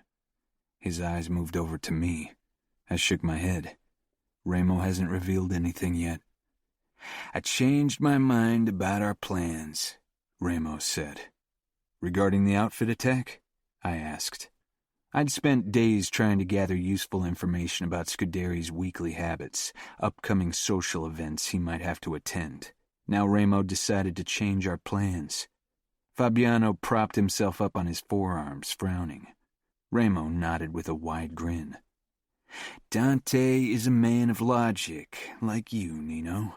He will expect us to target him, or Scuderi, or one of the other men in his family. But I won't do it, because history has proven that there's no better way to demoralize your enemy than to target the people they are supposed to protect." He paused, excitement flashing across his face. "They're women." I narrowed my eyes. Dante will have put every possible protection in place to make sure we don't get anywhere near his wife or their children. He made a dismissive gesture and took out his phone, then showed it to us. On the screen was a young woman with blonde hair and blue eyes standing beside Dante Cavallaro. She had the same aloof expression on her face. "Do you know her?" "That's Serafina," Fabiano said slowly. "She's Cavallaro's niece. You met her?" "I used to play with her and her twin brother when we were little," he said, his expression turning wary. "What's your plan?" Ramo looked down on the screen with a twisted grin. "Her wedding to the underboss of Indianapolis is scheduled for August 1st. I've always wanted to crash a wedding." Fabiano shook his head. "You want to waltz into Chicago and attack a wedding celebration? All the captains and underbosses will be there. Maybe we get in, but we won't get out. Trust me on that, Ramo." Ramo chuckled. "No, we will attack the day before. The future bride will spend the night before her wedding in a hotel in Indianapolis with the women of her family. The men of the family will be at stag night. There will be only the usual guards." "Are you sure there won't be additional safety measures in place?" I asked. Ramo raised his eyebrows at Fabiano, who shrugged. "They won't expect an attack like that. It's never been done before. To disturb a wedding is regarded as somewhat sacrilegious by most members of the outfit." Ramo snorted. "Sacrilegious," he said. "Dante attacked my territory. I will show them my version of sacrilegious, don't worry." "I told you before it was my father's doing," Fabiano muttered. "We should try to get our hands on him and not a woman." Ramo's grin turned dangerous. "You will get him. I'm sure Dante will see reason and exchange him for his niece. Eventually. I will show him just how sacrilegious we are in Las Vegas."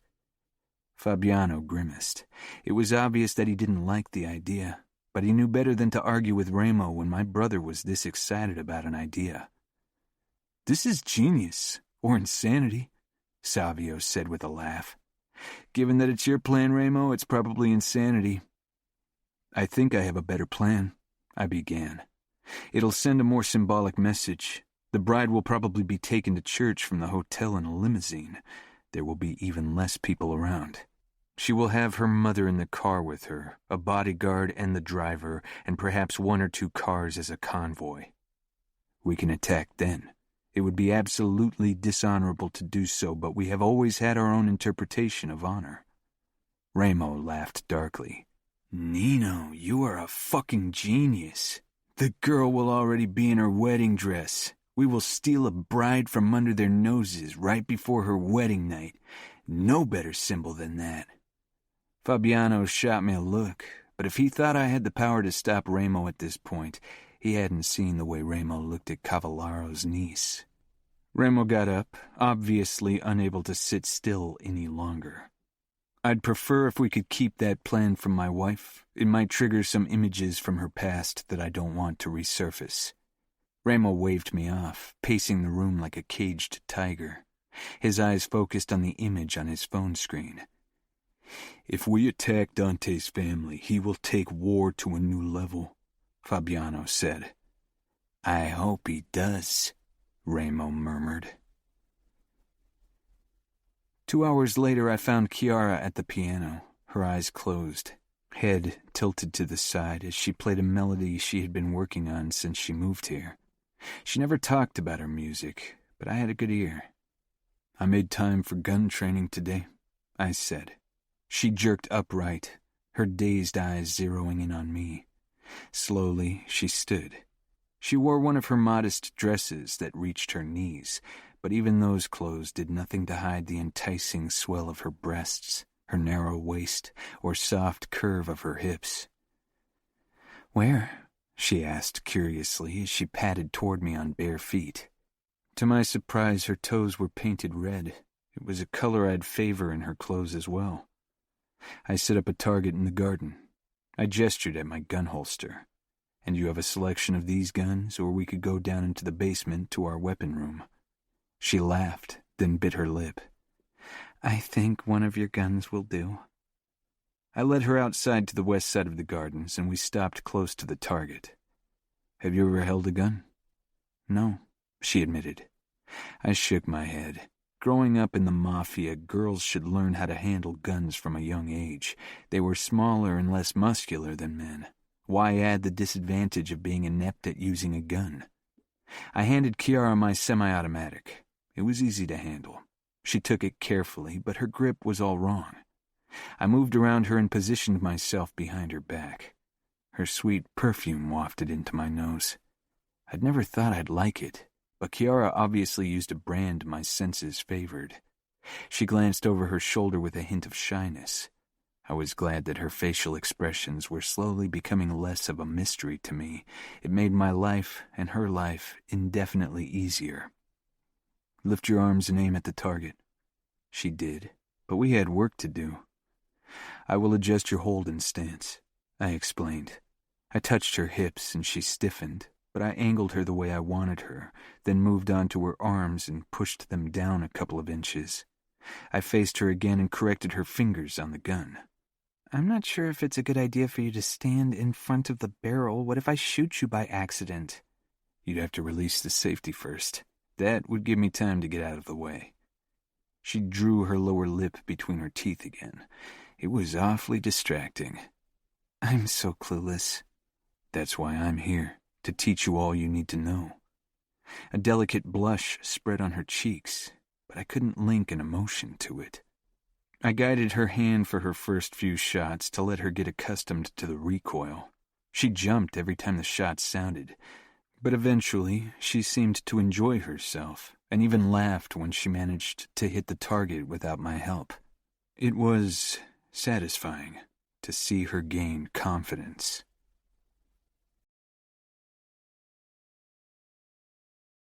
Chapter 14. Kiara. Fabiano dropped Leona off at the mansion on his way to work. It was only the second time she was over in the 4 weeks since I'd moved to Las Vegas. Occasionally we exchanged texts, though. I waited in the doorway as she kissed Fabiano in his Mercedes before she got out, and he drove off with a short wave at me. Leona was dressed in jean shorts and a tank top. It was already uncomfortably warm outside. "Beautiful dress," she said with a smile as she hugged me. It was one of my many maxi dresses. I wasn't sure why I still hesitated to walk around in shorts. None of the Falcone men had made a move toward me. Not even Nino. "Thanks, I love your shorts." She glanced behind me. "Who's on guard duty?" I huffed. "Adamo. It's the weekend, after all. Mafia men are protective. I hope one day I'll be able to protect myself. I've had another gun lesson with Nino. I'm improving. Fabiano has been trying to improve my self-defense skills for months now, but it's such a slow process. And most of the time we end up making out." She trailed off, her skin turning red. "Sorry, TMI." I smiled. "Don't worry, I don't mind." I led her onto the patio.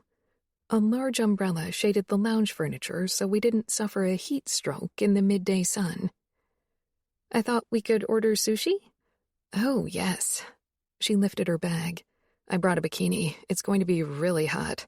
I thought we could take a swim in the pool later. 30 minutes later, we were settled on the lounge chairs, plates of sushi spread out on the table in front of us. When did you know that you wanted to be with Fabiano? I asked, picking up a piece of avocado maki. Leona considered the question, chewing thoughtfully. You mean in a physical sense or in a relationship? Both, I guess. It was a gradual process. I was attracted to him from the start, but also worried about getting close to him. Eventually, my heart and body won over my rationality. She laughed. Sometimes I wonder how it would feel to be with Nino, I blurted. Leona put down the piece of sushi she was about to push into her mouth and blinked. You haven't been with Nino yet? I flushed. Should I have kept it a secret? Maybe Nino didn't want others to know that he wasn't the monster... No, didn't act like the monster he was. But I needed to talk to someone about it, and Julia was no longer an option because I was now part of the Camorra and she was part of the Famiglia. Truce or not, the families were enemies. Our phone calls had been a difficult task, telling her about my daily life without revealing any important information to her, and I could tell it was the same for her. No, I freaked out on him on our wedding night, and he hasn't tried anything since then. Leona blinked at me. Wow. Really? Really. I told him to seek out other women if he needed to satisfy his needs. Leona shook her head with wide eyes. And it doesn't bother you? The mere thought that Fabiano could touch another woman makes me sick. It didn't in the beginning, but now it does. I tried not to think about it, but when I did, it bothered me a lot. Yes, it does. I actually enjoy spending time with Nino. He is calm and incredibly intelligent. He makes me feel like I'm safe around him. Is that weird? Leona frowned. Well, I feel safe around Fabiano, and most people are terrified of him, so I'm not the right person to ask. I dipped a piece of sushi into the soy sauce and put it in my mouth, chewing slowly to gather my thoughts. I don't know if I should even consider changing our relationship. Talk to him. Tell him you would like to be with him. He probably won't say no. He wouldn't. What if I can't go through with it? What if the memories stop me again? Or what if Nino wants all or nothing? I'm not sure how far I can go just yet. You won't find out if you don't talk to him. If he hasn't pushed you yet, do you think he would do it after you ask him for more? I wasn't sure. But if I got close to Nino, I needed him to stop seeking out other women, and I wasn't sure if he'd agree to that as long as I wasn't giving him what he needed. Why should he do this on my terms? I was nervous all day because of my conversation with Leona, and even music hardly managed to set me at ease this time. My fingers kept stumbling over the notes, so I had to keep starting from scratch. When Nino came home late in the afternoon, looking as beautifully cold as ever, dressed all in black, tall and muscled, and leaned against the piano to listen to me play, I finally gathered my courage. I'd like to go out for dinner. His brows drew together. Of course. Just the two of us, I blurted. He regarded me calmly, his eyes searching my face. I wondered how much of my feelings he could guess and how much of them would always remain a secret to him. Sometimes it came as a relief that he had trouble reading emotions. Tonight? My fingers stopped on the keys. That would be lovely, but can you get a table that quickly? He chuckled, and I let out a small laugh, remembering who I was talking to. Never mind. What would you like to eat? Asian? European? Asian. I haven't eaten much of it yet, except for sushi. Then I'll book a table at the best Szechuan restaurant in town.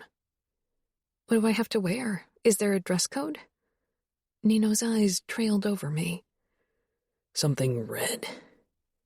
I blinked. That wasn't the answer I had expected. Why red? I couldn't imagine guests were required to wear a certain color, but this was Las Vegas and anything was possible. Because I think it will go well with your dark hair and honey skin. I want you to stand out, not blend in. I stared down at my arm.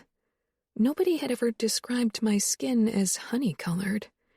A pleasing warmth settled in my chest. I don't have anything in red. Most of my clothes are meant to make me blend in, I said. Nino nodded. I got that. He glanced down at his watch. If we head out now, we can buy you something and still have enough time to return home and get ready, if I book the table at 8. He didn't wait for my reply. Instead, he picked up his phone, dialed a number, and 2 minutes later, we had a table. Another customer would hear some kind of excuse why they wouldn't be dining at Chengdu tonight. Come now, Nino said, holding out his hand. I had to admit that I enjoyed his small touches. My hand in his didn't feel as if it was caging me in or anything close to it. It made me feel safe. I put my palm in his and followed him to his Bugatti Veyron. Where are we going? I asked as we pulled down the driveway. It's a boutique where Fabiano occasionally buys dresses for Leona. From what he tells me, they have extravagant pieces. I've never been there. They don't sell men's clothing. I laughed nervously. How much attention am I supposed to draw to us? As much attention as you deserve, Kiara. You are too beautiful to lurk in the shadows. And as my wife, you will have to get used to the spotlight. My insides warmed at his compliment. He'd told me that he found me beautiful before, but it still felt wonderful to hear him say it again. The store offered an overwhelming selection of dresses in all colors, and from the moment we entered, the saleswoman hovered around us like a mother hen. She kept throwing Nino nervous glances, obviously eager to please him, but of course his face gave nothing away. We're looking for dresses in red, he said, his palm still pressed lightly against my back. Oh, we have a few beautiful pieces in that color. Let me show you. Your wife will look absolutely stunning in them. Nino looked at me with a glint in his eyes. That she will. I shivered, and again it wasn't in fear. I wasn't sure what was going on, but my body reacted to Nino in a way that was unsettling and exhilarating at once. We followed the woman back toward a secluded part of the boutique where the changing rooms were. I'll be back in a moment. Would you like something to drink? No, thank you, I said with a smile. Nino nodded his agreement. Then the woman dashed off. He lowered his hand from my back. The saleswoman returned with 3 dresses thrown over her arm. I slipped into the changing room and she handed me the first dress. It was like a second skin and went to my knees, accentuating every curve with a high collar and no sleeves. People would be staring if I wore this, especially men. Nerves fluttered in my stomach as I stepped out. Nino leaned against the wall, arms crossed, looking every bit like a runway model. He straightened the moment he saw me, his gray eyes sliding over my body. It's too sexy, don't you think? I whispered. Nino moved closer. It's perfect. He tilted his head. Don't you want people to see how beautiful you are? I shifted. I'm not used to it. You will grow used to it. Don't worry. I tried on a long dress with a high slit and another one with a low neckline and even lower back, and they, too, would definitely not help me go unnoticed, but the way Nino regarded me in them gave me a strange shiver of delight. In the end, we bought all 3 dresses and even a red jumpsuit. When we were back in the car, I couldn't help but laugh. You are really into red. Nino didn't look away from the street, but the corners of his mouth tipped up in the ghost of a smile. I don't favor one color over the other, in general, but red is your color, and I like its symbolic value as well. Red like blood, I said. Yes, it's always good to unsettle people. I didn't say that he didn't need me at his side wearing a blood-red dress to unsettle people. Nino was unsettling on his own, and he knew it. 2 hours later, I was dressed in the knee-length, skin-tight dress and matching blood-red heels. I wore my hair down because it made me feel less exposed, and I preferred to have my neck covered. Nino was waiting for me downstairs, leaning against my piano, dressed in all black, as usual. The fitted dress shirt and tight pants fit him like a glove. He wore his hair down for once, but it was slicked back. His eyes followed me as I descended the stairs. I took his outstretched hand, and his thumb found my wrist as he leaned close. For a heartbeat, I was sure he'd kiss me, and my lips parted in a mix of anticipation and nerves, but he leaned toward my ear and whispered, Tonight, people will start talking about another Falcone. The lady in red. I shivered, my eyelashes fluttering at the feel of his warm breath on my ear and his scent filling my nose. Then he pulled back, but didn't release my wrist. Ready? He asked in a low voice, and for some reason he made it sound as if he wasn't referring to going to dinner. I gave a mute nod, trying to gather my wits about me. Nino led me into the main part of the mansion. Remo was sitting on the sofa, his laptop in front of him. His eyes moved up when we entered, and they locked on me. I didn't move. Nino's grip on my wrist tightened, and his thumb brushed my skin lightly. We'll be going for dinner now. Remo nodded, his lips pulling wide. Blood red. Good choice. They exchanged a look. You look good enough to devour, he said to me, and my heart rate quadrupled. Thanks, I barely got out. Nino pulled me outside toward his car. Remo is no danger for you, Kiara. Trust me on that. His words are meant to unsettle. It's how he is. But you are mine, and that makes you off limits. Remo would never lay a hand on you. Never. You trust him? I asked as I settled into the passenger seat. I trust him absolutely. With my life. With yours. Okay, I said, trying to share his confidence that Remo would protect me. He had protected me from Durant on my wedding day, but with Remo there really was no telling what he'd do. Every table in the restaurant was occupied when we arrived, but the manager greeted us personally. He shook Nino's hand and bowed his head slightly before turning to me. I held my hand out with a smile. He hesitated briefly, but after Nino inclined his head, he took it and kissed the back of my hand. Your wife is stunning, Mr. Falcone. She is, Nino drawled. People at the surrounding tables were throwing veiled glances at us, and as the manager led us to our table with a stunning view over the strip, they began whispering. My cheeks felt hot when I sank down into the chair the manager held out for me. Nino seemed completely unfazed by the force of attention. He regarded me over the menu. You look flustered. I laughed. I am. Everyone's talking about us. Nino shrugged.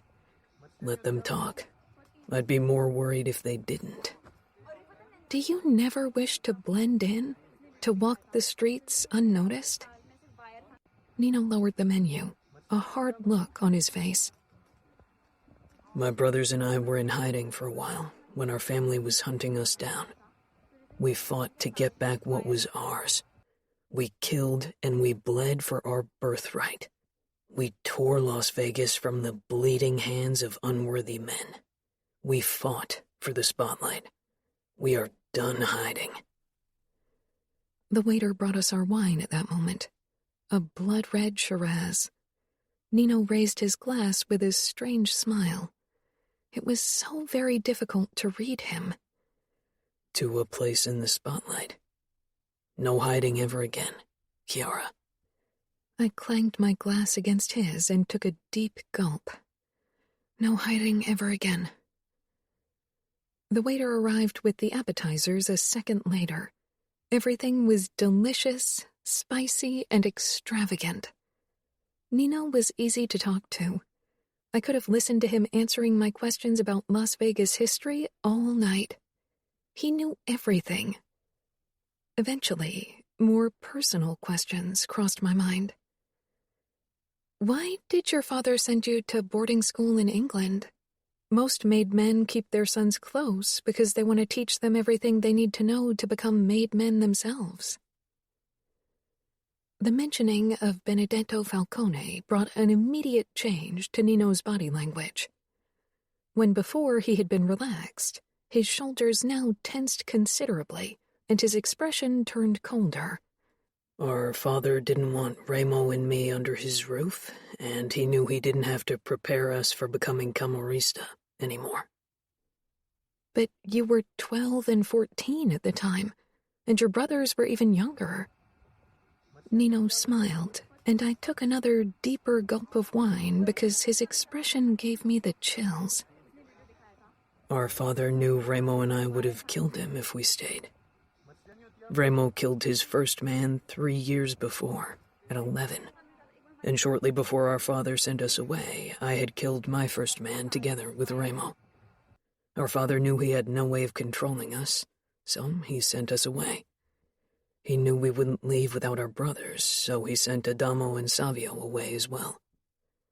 That's horrible, I whispered. Nino took a swig of his own wine. It made us stronger, brought us closer. Regret over the past is wasted time. I could feel the effects of the wine by now. Red wine was definitely stronger than the occasional glass of champagne or white wine I'd had in the past. Nino tilted his head. I think you've had enough wine. I smiled. You think? For some reason, I took another gulp of the red liquid, and Nino shook his head, his mouth twitching. You will regret this tomorrow morning. I thought regret is wasted time, I said. His mouth twitched again. It is, but right now you still have the chance to prevent yourself from regretting anything. I think it's too late for that, I said. I felt hot and fuzzy. I'd probably have the headache of my lifetime in the morning. Nino waved over the waiter and paid for our dinner. I got up and immediately realized that I was a bit tipsier than I thought, but I straightened my spine, not wanting to appear drunk in public. Nino wrapped an arm around my waist, and I was too grateful for its steadying effect to tense up at the contact. He led me out of the restaurant. Thank you for the lovely evening, I whispered, before I plopped down in the car seat with less grace than intended. It was surprisingly pleasant, Nino agreed, and I burst out laughing. I couldn't help it. The wine had loosened my control. Nino raised his eyebrows and closed the door. I leaned against the window, closing my eyes.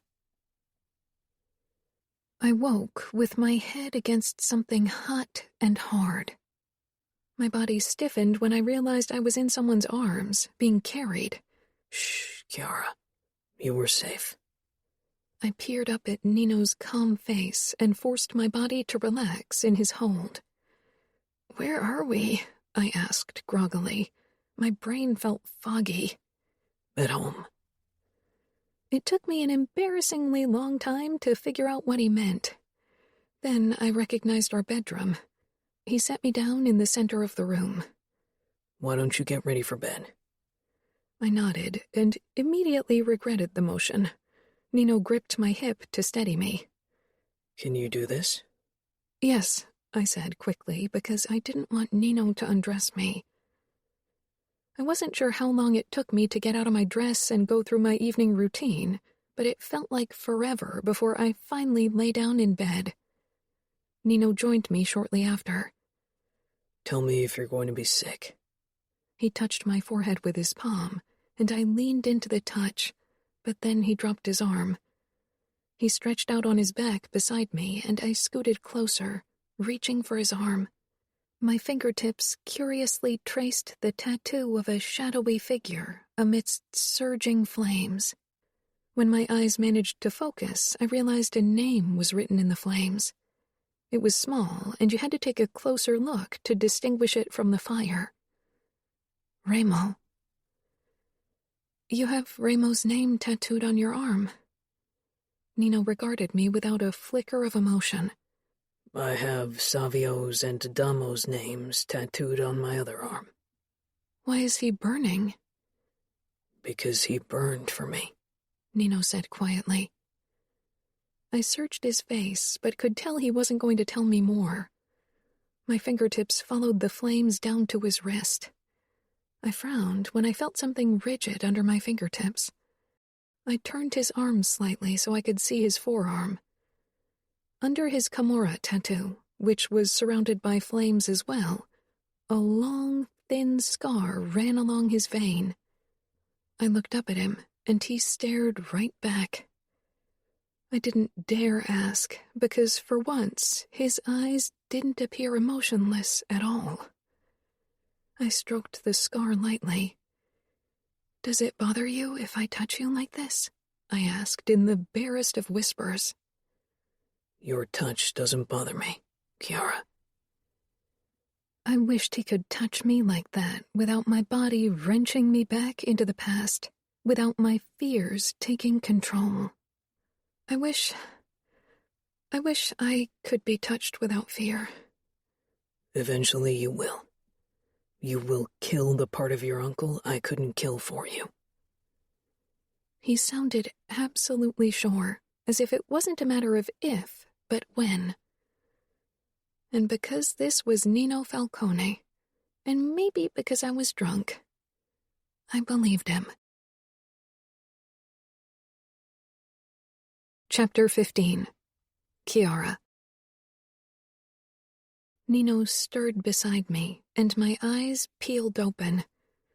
Just like I had the last few mornings since our dinner, I was snuggled up to him at night and wedged myself under his arm, my head in the crook of his neck, my knees pressed up against his side. His warmth and comforting scent wrapped around me and managed to banish my nightmares. "Sorry," I murmured, like I did every morning, because I was fairly sure that the position couldn't be comfortable for Nino, but he never pushed me away. I sat up, freeing his arm. Your subconscious seeks protection at night, and I can provide it, he said with a shrug as he stood. The tight briefs did nothing to hide the outline of him. I forced my eyes away from it, my heart thudding faster. He grabbed his swim trunks and went into the bathroom to change, but he didn't close the door. It was only for my benefit that he didn't undress in the bedroom. I had considered telling him that I could deal with his nakedness, but every time I was on the verge of saying those words, my courage left me. Getting up as well, I grabbed my satin dressing gown. It wasn't because it was cold, but because I felt uncomfortable walking around the house in only my nightgown. Nino returned and opened the door for me. Grabbing my book from the nightstand, I followed him in silence down the stairs and out through the French doors. It was already warm outside. I settled on the lounge chair close to the pool and opened my book, but my eyes weren't drawn to the letters on the page. Instead, I watched as Nino stepped up to the edge of the pool and dove in, his muscles flexing as he did. He swam his laps in the pool, and I observed him over my book from my spot on the chair. Eventually, I had to remove my robe because the sun relentlessly beat down on me despite the early hour. Sometimes I felt ridiculous for even bringing a book with me. I hardly ever read a word. My gaze was drawn to the man in the water. The book was like my safety shield because I was too cowardly to admit that I enjoyed seeing Nino, and definitely too terrified of him finding out that I did. After 30 minutes, he swam over to the ladder and climbed out. Water dripped off him and down his sculpted body. My eyes trailed from his muscled shoulders down to his 8-pack and his narrow hips to his muscled thighs. His tight swim trunks hardly hid his body, and I could see the outline of him beneath the wet fabric again. The horrid tattoos, with their flames, agonizing faces, and words of pain and blood that ran from his forearms up over his shoulders down to his pecs and around to his shoulder blades, didn't scare me anymore, like they had done in the beginning. Nino was a piece of art. His movements were unhurried and exact as he rubbed himself dry. I couldn't take my eyes off him. His cool, gray eyes met mine, and I sucked in a sharp breath and quickly looked back down on my book. When his shadow fell over me, I had no choice but to stop pretending I was reading. I hadn't paid attention to my book in a while. "You pretend to read, but you watch me every morning," he said. There was no judgment in his voice. I wasn't sure what to say. Embarrassment crawled up my neck. I didn't... I began to protest, but upon raising my head, his expression silenced me. He knew I'd been watching him. Of course he'd noticed. This was a man who had been raised to watch his surroundings. Denying it would have been ridiculous. "You can watch. You're my wife," he said. He tilted his head down, his eyes searching my face, and it felt like he could read my every thought. A few distracting droplets of water trailed down his beautiful face. What millions of male models probably had to practice for years, that cool, otherworldly expression, came naturally to him. "But I wonder why you do it. I thought my body scared you." It still did. Nino oozed strength. But fear had become a very small part of what I felt when I watched him. There was also that flicker of curiosity in the pit of my stomach and the burst of warmth deep inside of me when he moved in a way that accentuated his muscles. I put down my book on the small side table, not sure how to say what I wanted to say, and not sure I should even consider saying it. Some doors should stay closed.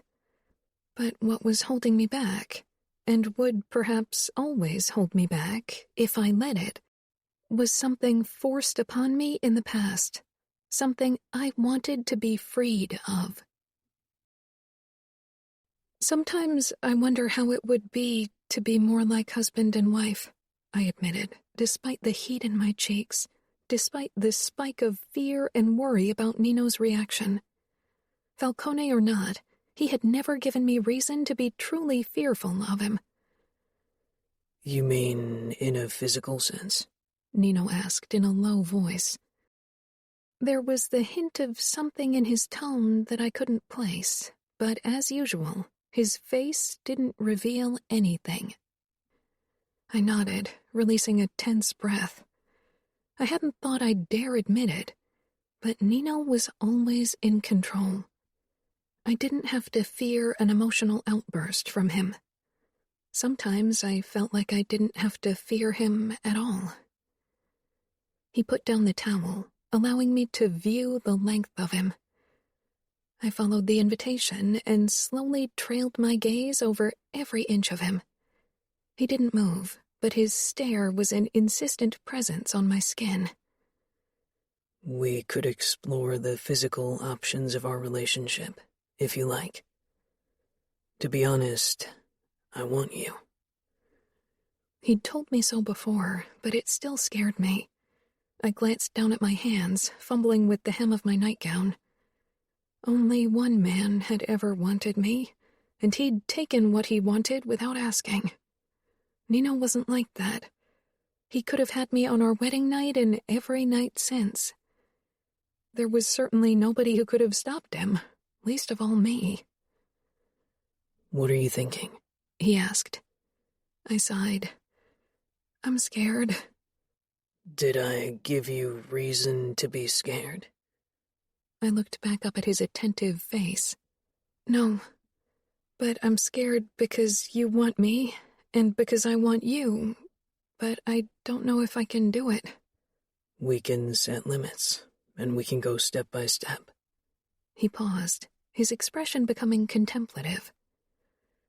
If my physical strength unsettles you, we could try to have me restrained. I don't mind. My mouth opened in shock. You mean, have you tied up? Images of Nino with silk ties bound to the headboard entered my mind and almost had me laughing out loud. It seemed impossible that a man like him would suggest something like that. Nino nodded. That way you'd be free to explore without having to fear me. But then I would have to lead. Isn't that what you'd prefer, given your past experiences? I have no trouble being dominant, but I doubt you'd react well to it. I wasn't sure what to do. It seemed like the perfect solution, but it still terrified me, only now for a different reason. Have you ever reached climax? He asked quietly, still staring at me with his quiet scrutiny. My eyes widened and I gave a jerky shake of my head. My stomach plunged into an abyss as I remembered how it had felt to have him in me. All I felt was pain and shame. He lightly grazed my shoulder, the touch warm and gentle. How could he always be so warm when his face was so beautifully cold? I didn't mean when you were raped. I mean later. Did you ever touch yourself and feel good? I bit my lip, trying to shake off the memories and focus on the present. Not really. I tried to touch myself a few times, but it felt wrong. Nino surprised me when he perched on the edge of the lounge chair, his bare back brushing my naked calves. I didn't pull away, and I had a feeling it was an attempt for him to see if I could stand his closeness. It would be good if you explored your body and figured out what you like, and conditioned your brain to realize that sexual touch can be very pleasurable. My face became impossibly hot, even when Nino looked as if we were talking about what we'd have for dinner tonight. I'm not sure my body is capable of finding anything pleasurable, I whispered. Nino angled his body to the side and slowly reached for my ankle. I tensed briefly, more out of confusion than anything else. He paused, his eyes narrowing, and when I relaxed, his fingers brushed my ankle before he cupped my heel. He began to apply light pressure with his fingers as he stroked the underside of my calf and looked into my eyes. His fingers never reached higher than my calf, but the touch seemed to send tingles up my knee, my thigh, and straight to my core. My eyes wandered over to Nino as he stroked me, over his strong arms, his muscled chest, and his ripped stomach. After a while, my breathing picked up, and the tingling increased until I could feel wetness gather between my legs. Startled, I rocked my hips lightly. Nino let go of my calf, his mouth curling at the corner. I think your body will adjust well to pleasure. My cheeks heated even more, but more than embarrassment, I felt relief. Nino swallowed once before he murmured, Now that your body is already aroused, it would make sense for you to explore yourself. You want me to touch myself? Yes, He rasped. Not here. Somewhere private, where you feel relaxed. I would recommend you focus on your clit at first. Try to rub it lightly with 2 fingers, and if you feel close to release, you can try to dip a bit lower and give your labia some attention. That's a spot many women are very sensitive. Some even favor it over their clit. I don't think you will feel comfortable with a finger inside you yet, but it would add to the overall pleasure. My center had become warmer and even wetter, hearing his deep voice. It would also help if you imagine something that arouses you. You, I burst out, feeling suddenly emboldened. Nino heaved a deep breath, and something in his eyes shifted. If that helps, yes. Imagine me. His voice had dropped lower than ever before, and a slight stiffness had taken hold of his upper body. Confused, I was about to ask if I had offended him somehow when I registered the way his swim trunks tented. I sucked in a breath. A flicker of fear coursed through me, but I was far more curious than afraid. I told you I desire you, he murmured. And if you want to explore physical options, you'll have to get over your fear of my erection. I'm not scared, I said, then amended my words because of his no-lying rule. Mostly. He rose to his feet, and again my eyes were drawn to his groin area. Why don't you go into our bedroom and do what I suggested, and find some relief? What about you? I'm going to seek relief as well, he said matter-of-factly. Would you prefer if I sated my sexual drive somewhere else? I'd said yes on our wedding night. Where? I asked. He didn't say anything, only watched me with cold intensity. I stood as well because it made me feel stronger, even if Nino still towered a head over me. I don't want you to seek out other women anymore. There, I said it, and relief washed over me. It had bothered me for a while, ever since I realized I wanted this marriage to be more than about necessity. I wasn't sure how they handled things here in Las Vegas, if maybe he never meant to be faithful, if he expected to keep sleeping around simply because he could, but it wasn't something I could ever accept if we really moved our relationship to a physical level. Nino regarded me. So you want me to seek you out to satisfy my sexual needs? His voice held a strange note, and he took a step toward me. There was the hint of curiosity in his eyes. This was him conducting an experiment, I realized. I'd learned to read him much better. I stood my ground and didn't back away. He moved even closer until I could almost feel the heat radiating off his body. He wasn't touching me. Eventually, yes, I said quietly. Obviously, I'm not able to do it yet. To be honest, I wasn't sure I'd ever be able to do it, but I wanted to. So, until you feel ready, you suggest I get myself off with my own hands? I frowned. Was he mocking me, or being serious? It was so hard to tell because he'd said it dryly, without the hint of emotion. Suddenly, I felt foolish for having brought up the matter.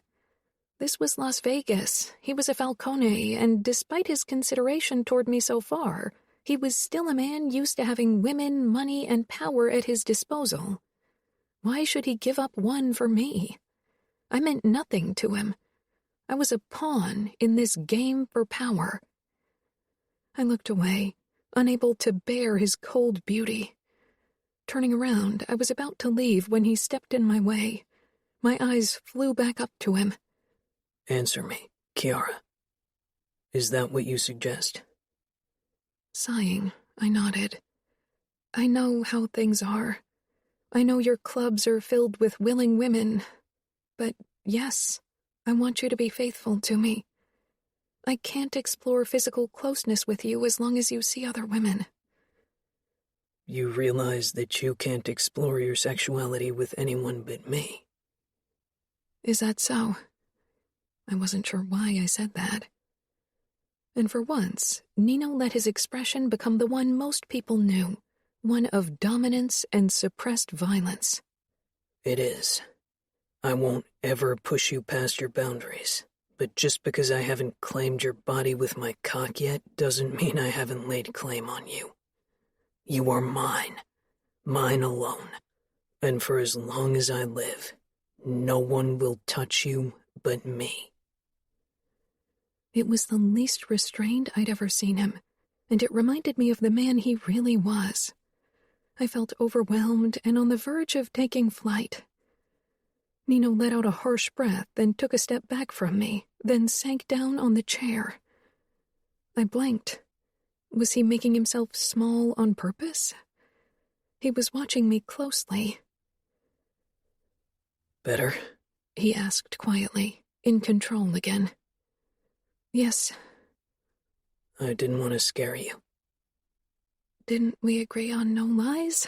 I asked teasingly. Nino's mouth twitched.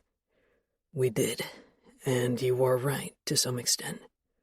I knew you'd yield to my view of things if I exerted dominance, and given your history, I could foresee how it would make you feel. But it wasn't a conscious decision to scare you. Okay. His brows pulled together. When I first suggested satisfying my sexual drive elsewhere, you were relieved. Back to the topic at hand. Nino never let himself be distracted. I was, but I don't want that anymore. I want us to have a real marriage. Isn't this a real marriage? It's official, after all. I shook my head. That's not what I mean. I want a normal marriage. For me, that means being faithful and being intimate only with your partner. It means taking care of each other, showing affection, trying to love each other. The last slipped out because it was something I wanted deep down inside. Nino pushed to his feet again and moved closer. I can be faithful and I can show you affection. But you can't love. I know. Nino startled me by cupping my cheeks, his eyes warmer, his expression softer than ever before. I can simulate emotions very well, Kiara. If it helps you feel more comfortable, I can fake affection and even love. I peered up at him. Without his words, I would have believed the tenderness on his face to be real. I swallowed hard. Don't pretend to care for me. Don't lie. His expression became one of cold beauty again, and my heart clenched tightly. I want to take care of you, and even if I can't feel emotions, seeing them on your face, particularly happiness and joy, give me a certain level of satisfaction. I can't give you more than that. Okay, I whispered, because there was nothing else to say. It had to be enough. I'd expected so much less out of this union, and so much worse. I couldn't hold it against Nino that he couldn't feel. Would you like to go inside now? I don't think I'm in the mood for exploring anymore, I said quietly. He tilted his head. I understand. Maybe later? I asked quietly. Of course, he said. How about I get dressed and we practice your shooting skills some more? For him, it was always easy to move on, because no topic ever moved him so much his brain couldn't proceed. But I didn't want to make a bigger deal out of this than it was, so I nodded. He returned 30 minutes later, in black pants and a black shirt, his go-to clothes.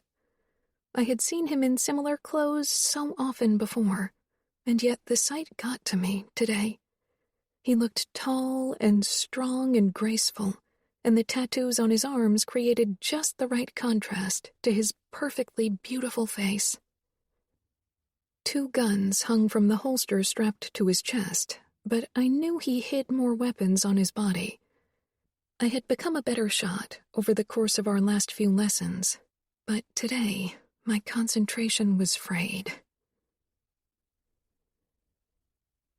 A few hours later, I sat in our living room and played the song I'd started working on almost 6 weeks ago. It was a song that helped me deal with my marriage with Nino, helped me understand my feelings toward the man.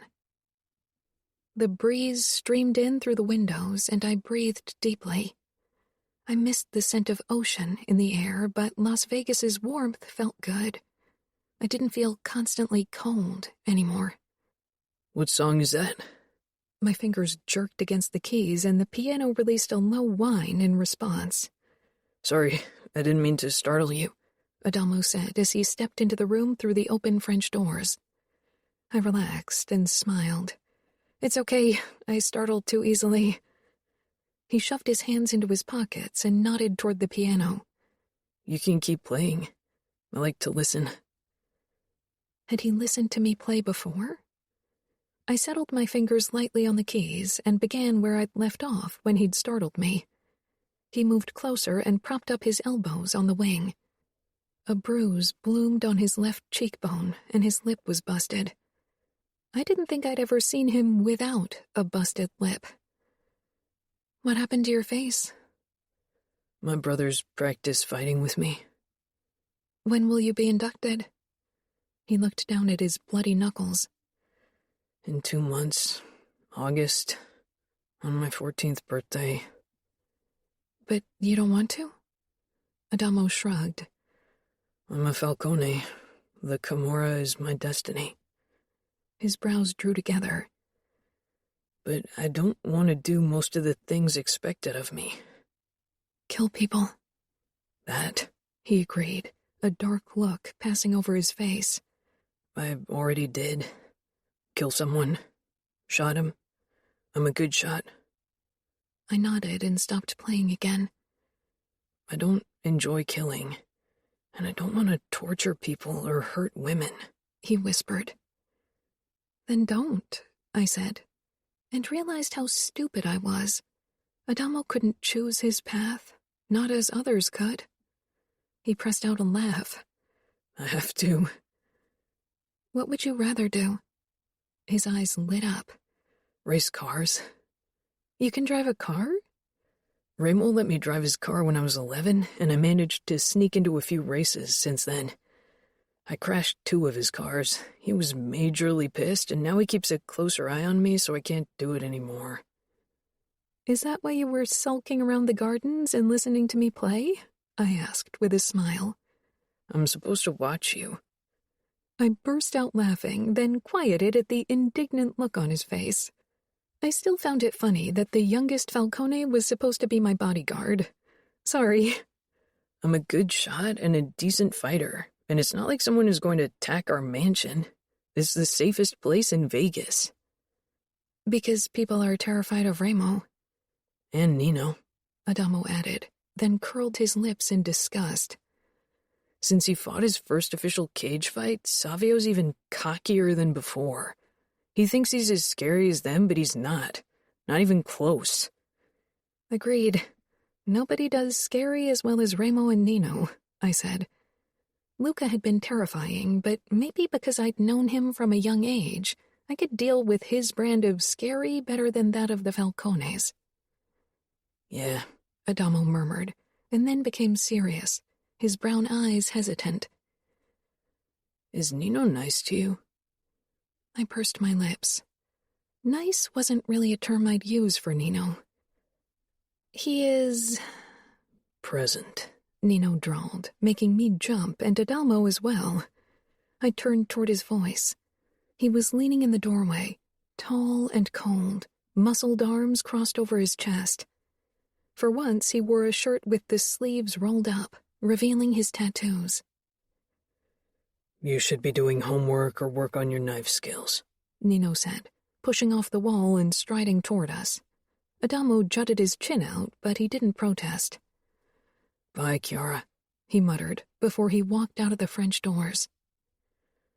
Nino propped his hip up against the piano, as he always did, and my eyes took in the way his pants accentuated his muscled legs, the way his shirt clung to his torso. And am I being nice to you? I nodded, but I couldn't stop looking at him and remembering his suggestion from this morning. Would you like to go to our bedroom and explore? He asked calmly. Despite the heat in my cheeks, I nodded. Nino straightened and held out his hand for me to take, and I did, as always. His fingers curled lightly around me, but in a way that suggested I could pull away any time. With a deep breath, I got up from the bench, startling slightly as his thumb pressed against my wrist. Why did he always do that? My eyes trailed over his muscular, inked forearm as I followed him upstairs. The moment we stepped into our bedroom and my eyes landed on our bed, my pulse began racing in my veins. Nino peered down at me. Fear or arousal? Or both? What? I asked, confused. He pressed his thumb against my wrist. Your pulse picked up. That's why you always touch me there? It's a good indicator of your mood and helps me figure out your emotions combined with your expression and breathing. I laughed, then quieted when he led me closer to the bed. Nino raised one eyebrow. Both, I admitted. He sank down on the bed, tugging me along so I'd stand before him. It would be good if we could manage to reduce one and increase the other. Which one would you like to increase? I said in the same scientific tone as he had used. His mouth twitched. Well, he began in a low voice. Fear would be easier to increase than arousal, with you being you and me being me. But I prefer difficult tasks. Which do you prefer? He raised my hand to his lips very slowly, his eyes never leaving my face, and pressed an open-mouthed kiss to my pulse point, then trailed his tongue over it. A small shiver passed down my spine. How was it possible I could feel that all the way between my legs? He regarded me intently. Fear? I shook my head, my tongue heavy. Both? I considered that and gave a hesitant shake of my head. Nino's eyes became even more intent. Are you sure? I wasn't, because he evoked sensations in my body I'd never felt. But the tingling between my legs had increased, and I felt hot and wet down there. No. Nino nodded. Let's try to change that, okay? Good Lord, he sounded so sure of himself, as if he just knew he would make it good for me. Nino. Kiara's pulse rate spiked again. Okay. Releasing her hand, I reached for the top drawer of my nightstand and pulled out the handcuffs I'd stored there. Kiara released a choked laugh. A quick scan of her face told me she was nervous. I don't usually have cuffs in my drawer, I said before she could draw conclusions that would unsettle her. I'd never seen the appeal to restrain myself like that and preferred to dominate in bed, so I never allowed a woman to do it. And the other way around would have made as little sense because I didn't need cuffs to restrain anyone. I put them there after we talked this morning. Kiara bit her lip, but she didn't react in any other way. I can cuff one of my hands to the headboard. What do you say? That would give you a sense of safety, don't you think? I think so, she said hesitantly. Would you like me to undress? She shook her head quickly. No. I regarded her closely. Kiara, we don't have to do this. I want to. I'm just a bit overwhelmed by the situation, that's all. I nodded and moved back on the bed until my back rested against the headboard, and then cuffed my left hand to it. Kiara hadn't moved from her spot. What would you like to do first? She flushed, tugging a strand of hair behind her ear. I don't know. What would you suggest? She was sending out mixed signals. On one hand, she was scared of losing control, but on the other hand, she needed me to take control. How about we start with kissing? Her eyes darted to my lips, the blush on her cheeks darkening as she nodded. She climbed on the bed. I tried to sit as relaxed as possible, my legs crossed at the ankles and my unrestrained arm lying in my lap while I watched her. Her eyes on my face, she moved closer until she was kneeling beside me, her knees pressing up against my hip. I didn't move. She exhaled softly. I've never kissed before. It's not difficult, Kiara. Trust me. She gave me a look I couldn't place. Easy for you to say. How many women have you kissed? I couldn't see how that was of any relevance. 112. I don't kiss every woman I fuck. She choked. You've slept with more than 100 women? Yes. I was a late bloomer in comparison to Remo and Savio. Had my first woman at almost 15. Then I had my first time before you, she said bitterly, swallowing hard and staring down at the bed. I lifted my hand and nudged her chin up to see her expression. You haven't had your first time yet. What you had doesn't count. What we are going to do has absolutely nothing to do with what you experienced. Her eyes watered, and I dropped my hand, unsure if my words had upset her. But she scooted closer and hesitantly brought one hand up to my shoulder. How can you say things that make me feel better when you don't even understand what I feel? I'm stating facts, that's all. She laughed.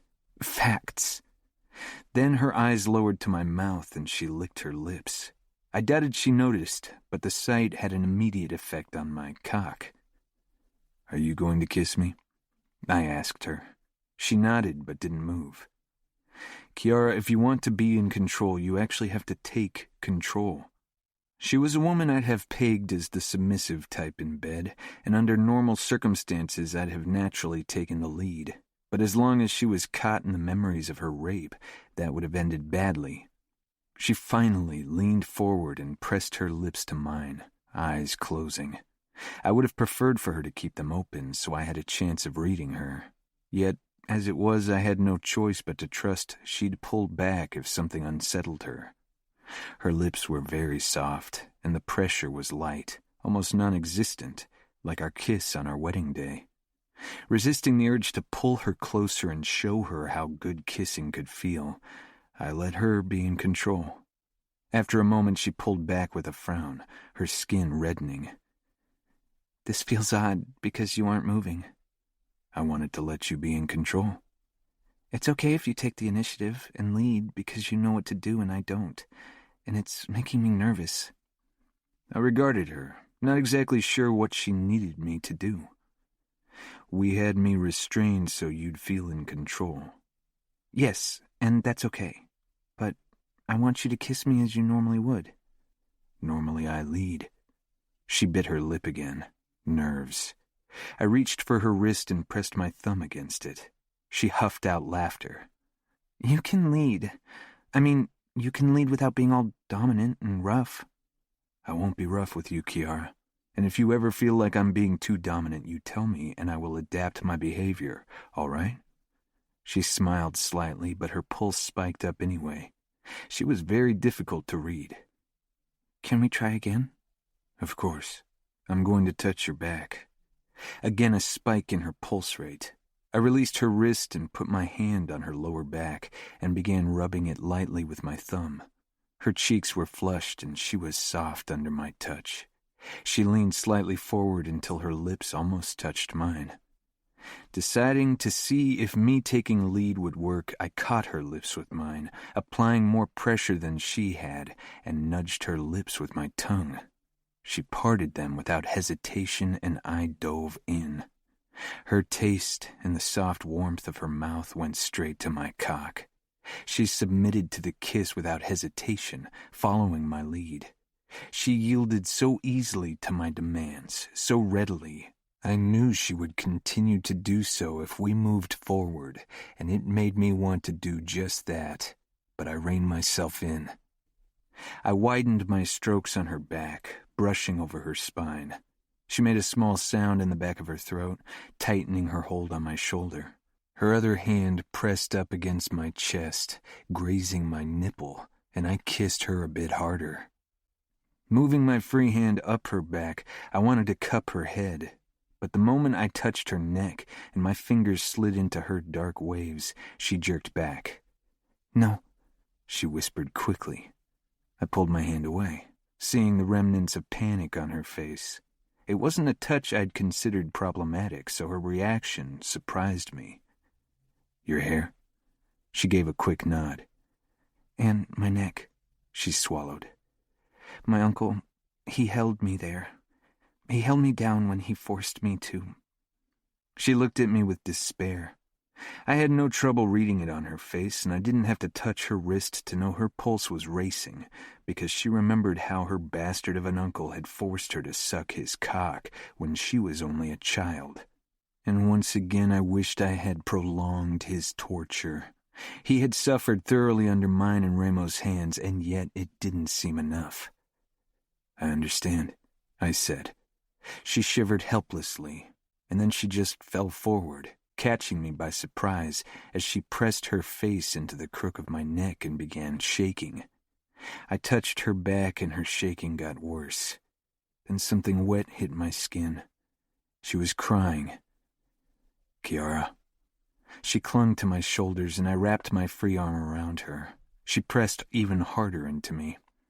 I let her cry herself out. Maybe it would help her. Pulling back, she kissed me softly, her eyes probing as if she was searching for something. I returned the kiss, tasting her tears. I'm sorry, she said after a moment. For what? For becoming emotional. She sighed and closed her eyes briefly. Then she opened them again and nodded toward the cuff. Where's the key? Drawer. She leaned over me and gave me a look at her round, firm butt. My body definitely reacted strongly to her assets. She unlocked the handcuff. I think I'm going to take a bath. I didn't stop her as she retreated into the bathroom. Instead, I walked out and headed for our gaming room. Ramo was there, sprawled out on the sofa, watching the latest cage fights in Roger's arena. He glanced toward me as I sank down on the armchair, reached for the bottle of bourbon on the table and poured a glass. Ramo nodded toward my wrist, which had red marks from the metal cuffs. What happened there? Already getting kinky with your wife? Kiara's scared of my physical strength, so I cuffed myself to the bed. Ramo leaned back, eyebrows raised. As if that would stop you. It wouldn't, but she feels safer, and that's what this is about. She needs to feel comfortable around me. Ramo narrowed his eyes. So you still haven't fucked her? I took a sip of the bourbon. We didn't progress beyond kissing, so no. Ramo was quiet for a moment, and that was usually never a good sign. You have the patience of a saint. Do you want me to call some entertainment over? I agreed to not seek out other women anymore. Ramo laughed. Right. And then sobered. You were being serious? I am. Are you trying to become a straight-laced citizen? I have no ambitions in that regard, no. Ramo shook his head. First Fabiano, now you. Why is everyone becoming pussy-whipped? Since I'm not getting any pussy, your term is misleading. Oh, fuck you, Nino. Don't be a fucking smartass. Do you really think you can make a marriage work? Even if you don't fuck other women, you won't be a caring husband, and you know it. I shrugged. I know. But for now, I'm going to give this a try and see where it takes me. So this is some kind of scientific experiment for you? Maybe. It was something new, something I had no experience with and couldn't say how I'd deal with it long term. But I was curious, and Kiara wanted this marriage to be real.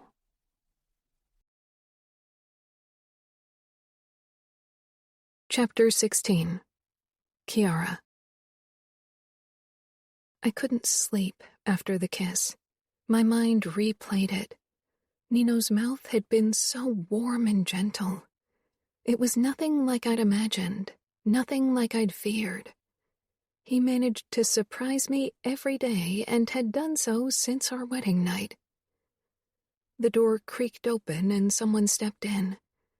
Opening my eyes, I peered through the gap in the blankets.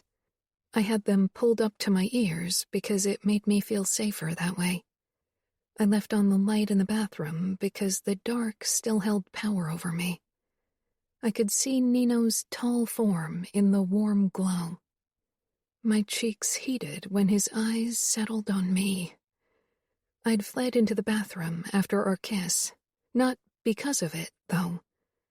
I had been embarrassed about breaking down and crying in Nino's arms. I needed time to get a grip on myself. For a man as controlled and emotionless as Nino, being married to me must be a particular difficult task for him. In the beginning, I was sure my marriage to Nino was punishment for my father's actions, but now I was fairly sure he was the one that could have made a better deal. "It's late," he murmured. "I can't sleep." He nodded before he moved into the bathroom and closed the door. Barely any light spilled into the bedroom through the narrow gap beneath the door, but I focused my eyes on it and listened to the sound of running water. After a few minutes, Nino came back out, dressed in briefs.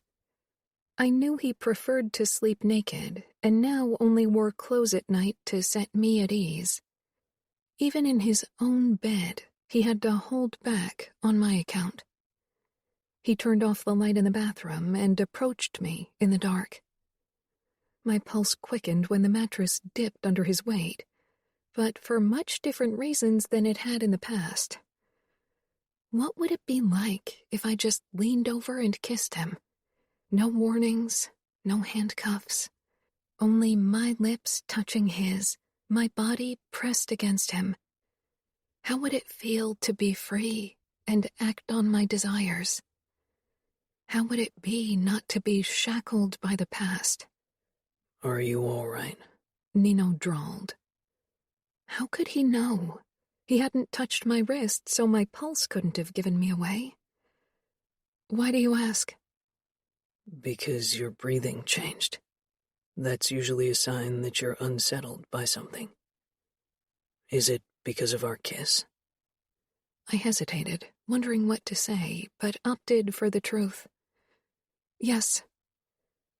"You changed your mind about the physical aspects of our marriage?" I wished I knew what he was thinking. He said he wanted me, but maybe my kiss and the teary outburst afterward made him change his mind. No, I enjoyed our kiss, I admitted. "Good." That wasn't quite the answer I'd hoped for. Had he enjoyed it as well? Did he want to kiss me again? "Would you like to kiss again?" It was sometimes scary how easily he could read me, even in the dark, even without understanding my emotions. The inner workings of Nino's brain were completely inexplicable to me. What do you want? He was quiet. "In terms of kissing, or in general?" In general, I whispered, my stomach tightening with nerves. "Give me your wrist," he said, and I complied. His thumb pressed against my pulse point, and I had to stifle laughter. It quickly died down when he started to speak in that low, deep voice. "I want you in every regard. I want to kiss you, of course. I want to show you pleasure, Kiara." My pulse galloped with every word. "I want to give you an orgasm with my mouth and my fingers. I want to taste you everywhere. And I want to sleep with you." I could tell he had wanted to use a different term, but he chose to soften his words for my benefit. My chest warmed at his consideration. Despite who he was, Nino would always represent safety for me. "I know every spot on your body that will increase your arousal.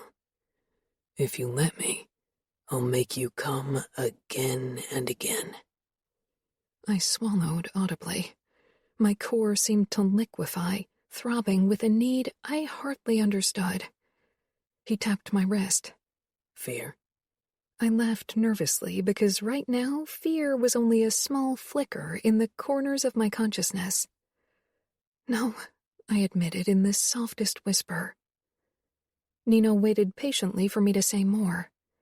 As my eyes grew used to the dark, I could make out the outline of his strong shoulders. He was facing me, breathing calmly, relaxed. Those words, didn't they affect him?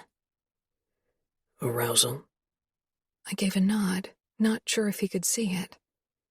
Good, came a low voice. I shivered. And you? Are you asking if I'm aroused? I nodded. I am, he said.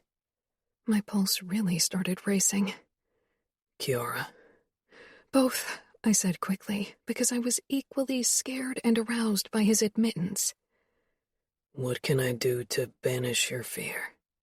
Nothing, I said, because deep down I knew it was a battle I had to fight on my own. But I want to try something. Okay, he said slowly. Can we kiss without you being restrained? Of course. Now? Yeah, I said quietly, and scooted a bit closer to him until his warm breath fanned over my face, and the sheer volume of heat radiating from his body told me how big he was, how much taller and stronger. I caught the hint of alcohol on his breath, something smoky and spicy. You smell like bourbon? I had a glass, he said. But you don't have to be concerned. It's not enough to lower my inhibitions. Not even close. I'm not concerned about that. I leaned closer until his face hovered right in front of me, and then I bridged the remaining distance between us and pressed my lips to his. He waited a couple of seconds before he increased the pressure, and his tongue slipped between my lips, exploring my mouth. His fingertips moved up from my wrist, stroking the soft skin of my forearm, the crook of my elbow, then a little higher before trailing back down. Finally, his thumb pressed against my wrist again. He did it because he needed to read me better, to make sure he noticed when I felt overwhelmed or scared. That realization did a strange thing to my heart. We kissed for a long time, and I started to feel hot between my legs. Nino's kisses were incredible, overwhelming. He led easily without making me feel like I was under his control. His breathing deepened ever so slightly as his mouth slid over mine, and the friction sent a new surge of heat through my core. I squirmed, pressing my thighs together. If Nino noticed, he didn't react, but his grip on my wrist tightened the slightest bit. I put my free hand up against his naked chest and felt his muscles flex beneath my fingertips. His skin was covered with scars, and I began tracing them curiously until I accidentally grazed over his nipple. He groaned into my mouth, jerking slightly, and the motion caused something hard to dig into my thigh. I froze against him. Fear and my own arousal battled within my body. He had told me he was aroused, but feeling it made things more real. He stopped kissing me and took a deep breath. Tell me how you feel. I'm okay. That's not a feeling. I'm feeling okay, I said again with more force. Only startled. Maybe we should stop, then. I didn't want to stop, but maybe Nino was right. Even if my body screamed for more, I wasn't sure if I could actually handle it. I felt overwhelmed again. You're right. He released my wrist and rolled over onto his back, farther away from me. A gaping hole opened in my stomach. I swallowed hard once, then a second time. I knew I told Nino I didn't need him to fake affection, but maybe I was wrong. Nino's head shifted toward me. You are upset again. I wasn't sure how he'd noticed this time. Maybe my breathing had changed again. I changed my mind about the simulated affection. I was treading across a dangerous path. Living a lie wasn't something I wanted to do, but with Nino it was all I could have. Maybe simulated affection was better than nothing. Okay, he said quietly. He angled his body toward me. Would you like to fall asleep in my arms? My throat tightened. I didn't say anything and moved closer to him. He wrapped an arm around my shoulder and pulled me against him. His touch was light, never like a cage, always considerate. Stupid tears gathered in my eyes as I rested my cheek against his strong chest. His heart beat a calm rhythm. Did it ever speed up? Did it ever clench when he looked at me, like mine sometimes did when I looked at him? Or like it had when I realized he always touched my wrist to make sure I was all right? When I woke the next morning, Nino was gone. It was already past 9, so I missed watching him do laps in the pool. I went through my morning routine, put on shorts and a simple top, and headed downstairs. I walked through the main part of the house and into the kitchen. After making myself a quick breakfast of porridge, I decided to eat it outside so I could enjoy the beautiful weather. As I headed outside, the sound of a video game drew me into the gaming room. Adamo was in there again, focusing on a car race on the ginormous screen on the wall. "Hey, Kiara," he said, without looking away from the game. "Fabiano brought Leona over this morning. She's sunbathing in the garden." "Why didn't anyone tell me?" He gave me a strange look. I smiled at him. "Never mind. Enjoy your game." I hurried out of the French doors and down the small path to the swimming pool and lounge chairs. Just as Adamo had said, Leona was stretched out on one of them, reading a book. Something about the history of the Supreme Court. She glanced up as I approached, smiling, and put the book down on the table beside her. "That doesn't look like light reading," I said, taking a seat on the chair across from her, my bowl of porridge wedged between my thighs. "It's not, but I want to prepare for college. I'm starting in a few months, and I don't want to be completely clueless. What about you? Have you considered going to college?" I frowned. I was raised to become a wife and mother. "To be honest, I've always only wanted to be a mother," I said quietly. "I want a family to take care of. Boisterous kids that fill the house with life and laughter." Maybe it was something I longed for because I never had a family like that. Unconditional love was something only children could offer in our world. "That's okay," Leona said with a smile. Then her brows dipped in thought. "What?" "I'm trying to imagine Nino as a father and Remo as an uncle." She shook her head. "But I just can't. They aren't really the family type. I mean, they're close as brothers, but otherwise, no." I knew what she meant. Nino and his brothers were more than close. They were a unit. It's us against the world. He'd probably want to keep living with them even if we had kids. Boisterous, loud-mouthed kids around Remo? That was definitely something that made me wary. I shrugged. "It's not like we'll have kids anytime soon." I pointed at my porridge. "Would you like some as well? I made more than I can eat." "I already had breakfast with Fabiano." I nodded and ate a spoonful. For some reason, I wasn't hungry anymore. "How are things between you and Nino going?" My cheeks heated as I tried to form a reply. "Better than I thought they would. He is being very considerate." Leona's eyes widened. "Really?" I giggled at her expression. "Really? I mean, it's obviously not easy for him to understand my emotions, but he does his best, and that's all I can ask for." "I admire your strength. To be honest, Nino scares me shitless, almost as much as Remo." I smiled because I understood her so well. "I know. And Remo still does. I don't think that will ever change. There's something so unhinged about him." "Unhinged is a bit of an understatement," Leona said. "The way he rules over Vegas." She sighed. "I'm not married to him. That's a blessing, I suppose." "I really hope he never finds a poor woman he wants to marry." I couldn't imagine Remo settling down for a woman. Perhaps it would just be for the thrill of the conquest, or that satisfaction of breaking her. I shuddered and pushed any thought of him aside. Your Fabiano isn't any less scary than Nino. You haven't even grown up around men like him, yet you are with him.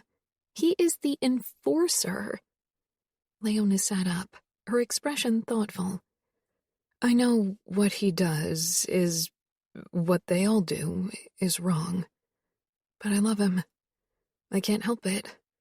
No one has ever been good to me, but he is. Maybe I'm selfish. I put down my bowl of porridge and reached for her hand, squeezing it. You don't have to justify your love. It's something pure and beautiful, and I'm sure everything happens for a reason. Sometimes we just don't understand why. Her blue eyes searched mine. What do you feel for Nino? I wasn't sure. Gratefulness, affection, and sometimes something warmer and deeper that scared me. Falling in love with Nino would be foolish. He can't return my feelings, no matter what they are. Love tends to turn us into fools, Leona said quietly, but she dropped the subject and reclined on the lounge chair. I decided to stretch out as well, even if I wasn't wearing a bathing suit like Leona. Thinking about my situation, I had no intention of becoming that kind of fool. Falling in love with someone without emotions would be a horrible mistake.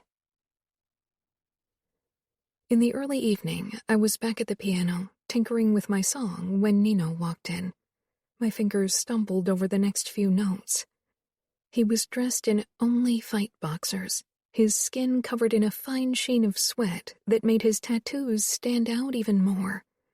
My eyes trailed down his ripped stomach, then followed over to his muscled arms and his strong hands wrapped in white tape. They were red in places. I quickly tore my eyes away. Too late, of course, because Nino regarded me with a knowing expression. Thankfully, he didn't say anything.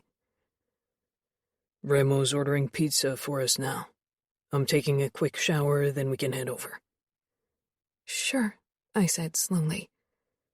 I'm not sure Remo likes to have me around all the time when you have dinner. In the past few weeks, they had been increasingly busy planning their attack on the outfit, so I often had dinner with Leona in our wing, or even ate with Adamo, who wasn't involved in the Camorra's dealings yet. Nino had also taken me out to dinner twice. Thankfully, spending evenings with all of the Falcone brothers had been a rare event. Nino tilted his head. You are my wife. You are family. He can deal. My eyes lowered to his chest again, wondering how it would feel to explore every inch of his skin with my fingertips. I'd only briefly touched his chest. Something in Nino's expression shifted, and he prowled over to me. There really was no other way to describe his movements. He lowered himself to his haunches beside me, so we were almost at eye level as I sat on the piano bench. My breath caught in my throat when his mouth curled into a smile and his eyes reflected warmth. My God, he was so good at faking affection. Too good. This was going to be my downfall.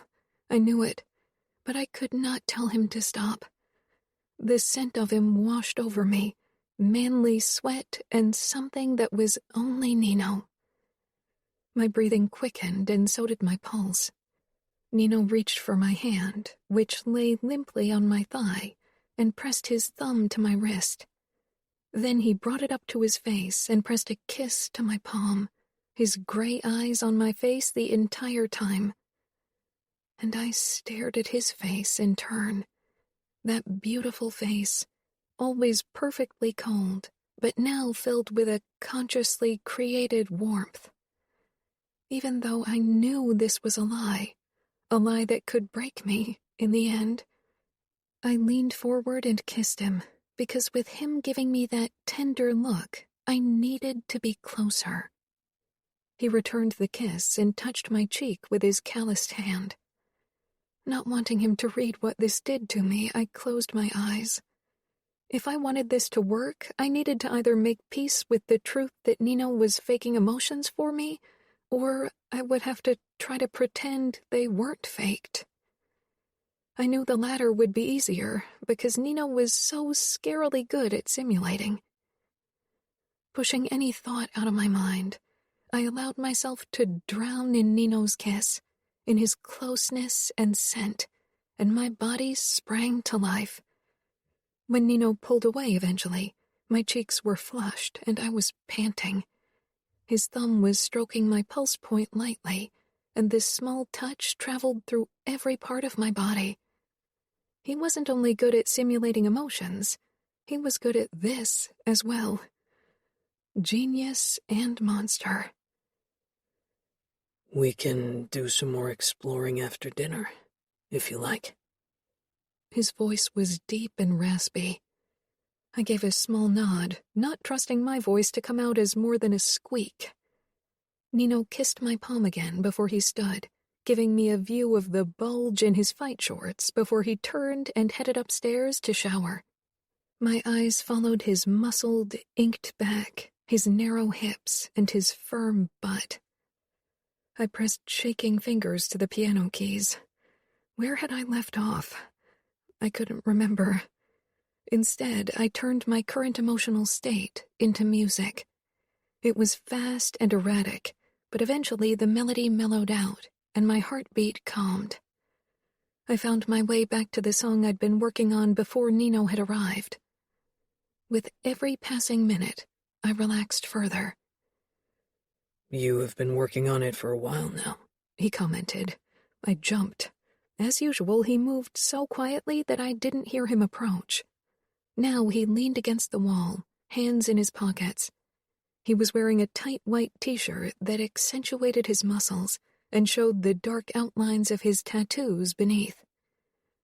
You recognize the melody? I asked, surprised. I have good hearing and a good memory. Is there anything you're not good at? I stood and moved over to him. His own eyes lingered on my bare legs, then moved higher, pausing briefly on my chest before they stopped on my face. Warmth flooded my body. It wasn't the first time I noticed him looking at me like that.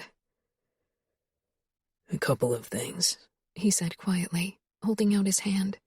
I slipped mine into his grasp without a second thought. Come on. Remo will be intolerable if the pizza gets cold. Isn't he always? Nino's mouth twitched. He'll be even more intolerable. We don't want that. One of these days he'll make a widower out of you. Nino's hand tightened around mine. You are the safest woman in the city. Trust me. As we headed into the main part of the mansion, I risked the occasional glance at his face. He didn't exactly look emotionless, more relaxed. He glanced at me. Everything okay? I nodded quickly, glad that we'd arrived in the gaming room where Savio and Remo were already waiting on us. As usual, dinner wouldn't take place in the dining room at a proper table, but on the sofa, with pizza cartons strewn haphazardly around the living room table. A fight was playing on the big TV screen. Remo sat on one sofa and Savio on the other. Neither wore shirts. It was hot outside, but I really wished they had chosen to wear more than sweatpants. Unlike Nino, they didn't have any tattoos on their torsos, only the marking of the Camorra on their forearms and Remo's angel on his back. They hadn't begun eating yet. Where's the kid? He's driving me up the wall, Remo muttered, then shouted, Adamo, get your fucking ass down here. Pizza's getting cold. I had eaten more pizza in my marriage to Nino than in my entire life before him. Nino led me toward Remo's sofa, but thankfully he sank down beside his brother. The sofas were huge, so we didn't even have to sit very close, and yet sitting beside Remo would have been too much. Nino released my hand and grabbed a beer from the selection on the table. I regarded the 5 extra-large pizzas. It was pretty clear which one was mine. Spinach, feta, tomatoes. The only one without any kind of meat. Steps thundered down the stairs, and a moment later Adamo appeared in the living room. Without a greeting, he grabbed a piece of pizza, dropped down beside Savio, and began eating. Remo shook his head, but reached for a piece as well. They all shared pizzas. Of course, none of them touched mine. I gingerly picked up a slice, then looked around for napkins that the delivery service usually packed, but found none. "Do you have napkins?" I asked, but got empty looks back. "We have some in the bar, I believe," Nino said. He was about to get up, but I beat him to it. I turned to head for the bar. "She's got a nice ass if she doesn't hide it under her clothes," Savio commented. I stiffened, but kept moving. "Careful," Nino murmured in a voice that made the little hairs in my neck rise. "She isn't one of our whores, Savio. She is Nino's, and you better remember it the next time you open your fucking mouth," Remo muttered. "Fuck, don't get your panties in a bunch," Savio said. Relaxing, I found a handful of napkins next to a few dirty whiskey glasses, picked them up and headed back, hoping my cheeks weren't red. Nino's intent gaze traced my face as I sank down beside him. I put the napkins on the table, then placed one on my lap before I grabbed my piece of pizza. "Savio's sorry, you know. He's just a stupid idiot," Adamo said, catching my gaze across the table with a grin. I smiled back. "Oh, shut up," Savio said. I met his gaze. His dark eyes held wariness, but also curiosity. He still regarded me as an intruder. I understood it. And other than Remo, he showed it openly. It was one of the few things that reminded me that he was 2 years younger than me. Taking another bite of pizza, I was glad when the attention shifted back to the cage fight on the television screen, which I was trying to ignore. I knew Leona had worked there for a while, and I wondered how she could stand the violence. "Where's Fabiano?" Adamo asked with a full mouth. "With Leona," Nino said simply. Savio rolled his eyes. "Pussy whipped." After my 3rd piece, I was stuffed. More than half my pizza was left. The men had wolfed down every last morsel of their food, of course. "You can eat my pizza if you're still hungry," I suggested. 4 heads turned my way. "There's nothing dead on it," Savio said. "We can change that in a heartbeat," Nino said dryly. "I'm sure there are a couple of limbs you don't need," Remo added, exchanging a smirk with Nino. Savio snorted. "If anything's going on that pizza, it's Adamo's dick. He's not using it anyway." Adamo flushed, glancing at me before scowling at his brother. They probably would have started fighting if I wasn't there. "It's delicious. You don't need to add limbs or other body parts, believe me," I said before it got out of hand. Nino shrugged and grabbed a piece, then took a huge bite and gave a satisfied nod. "It's edible." I huffed. Leaning back against the headrest, I curled my legs under me. Nino put his arm on the rest behind me. I scooted a bit closer to him until I was tucked against his side. His gray eyes paused on my face for a moment before he lowered his arm and put his hand on my hip. "Why don't you eat meat?" Remo asked, reclining against the backrest, on his 2nd piece of my vegetarian pizza. He looked fairly relaxed. "I like animals," I said. I didn't want to argue with them about animal cruelty in meat factories because I doubted they would understand. They tortured humans on a daily basis, after all. "I like them too. Better than most humans," Remo said with a shrug. "Doesn't mean I don't eat them. I prefer them in sausage form," Savio said with a grin, but he too ate a piece of my pizza and stretched out on the sofa, putting his bare feet on Adamo's legs, who in turn wrinkled his nose. Great. Now I have to smell your feet all evening. I couldn't help laughing. Nino gave me a look, but I couldn't read his expression. Remo, too, had his eyes on me, and for once he didn't look pissed or furious. But he, too, made it difficult for me to gauge his emotions. How about we watch this fight now? Remo said after a moment, and turned up the volume. I risked a look at the screen, where a massive man with arms as thick as my thighs was beating up his opponent before throwing him into the cage. I shivered at the rattling of the cage and the drunken cheers of the crowd. Nino reached for my wrist, never taking his eyes off the screen, and I stifled a smile, which died when the giant grabbed his opponent and smashed him down on his knee. The man's back gave a sickening crunch, and he fell to the ground motionless. I flinched violently against Nino, and his arm tightened around me. Is he... I swallowed, my pulse racing. Nino's brows drew together. Dead, Remo said with a shrug. My stomach turned violently.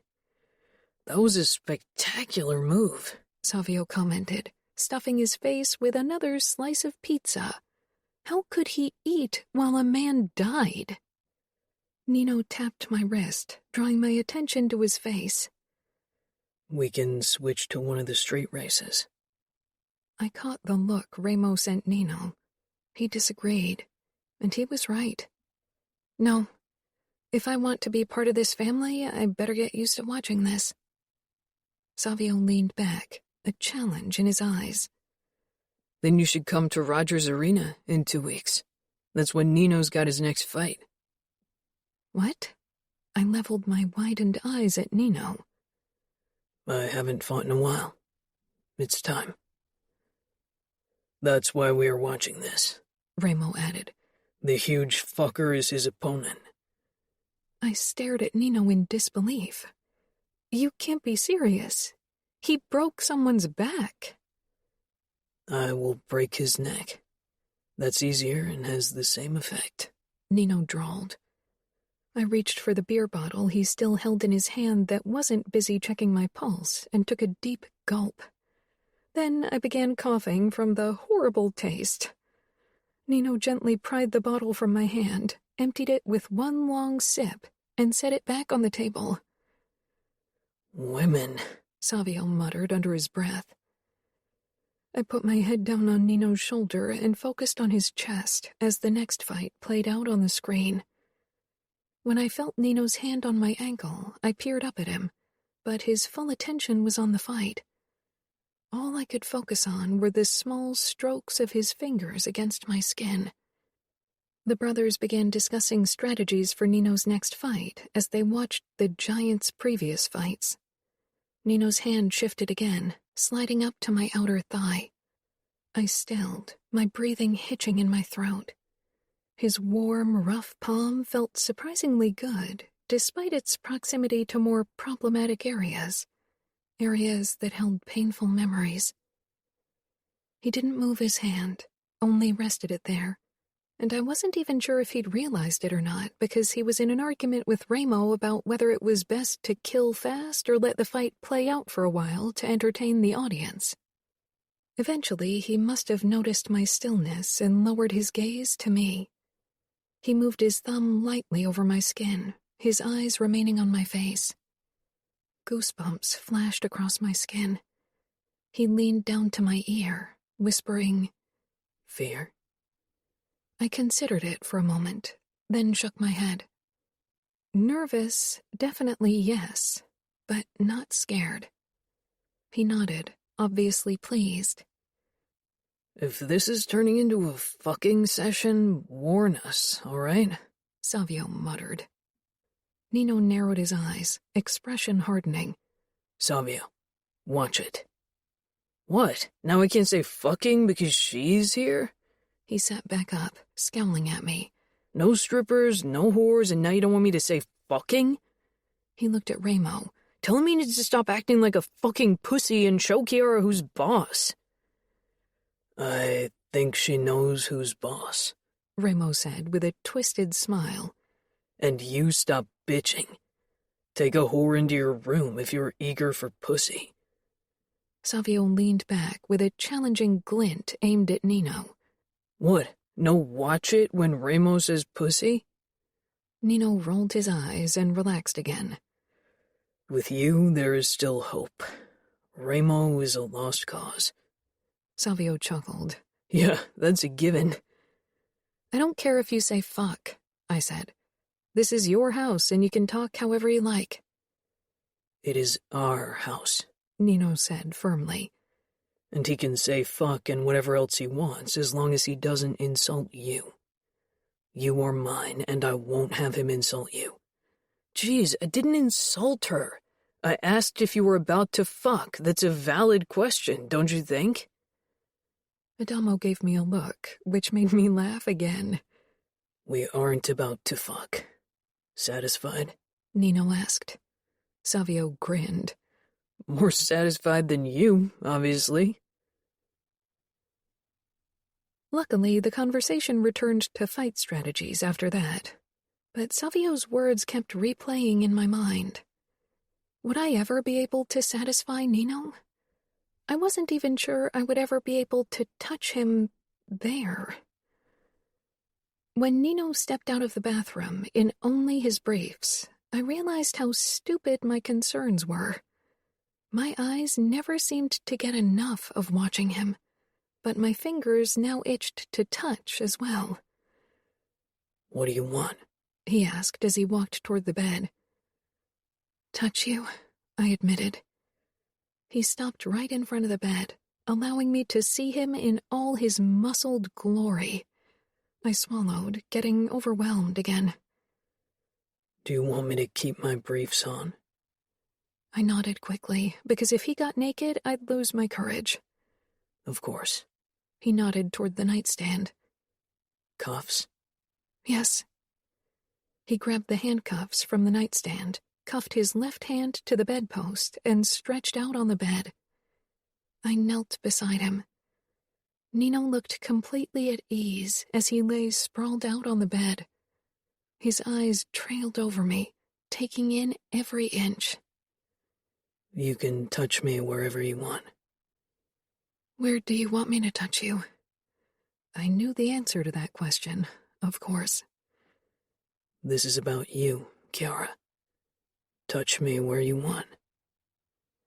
Gathering my courage, I ran my hands over his chest, then down his abs until my fingertips grazed his waistband. Then I quickly backed up.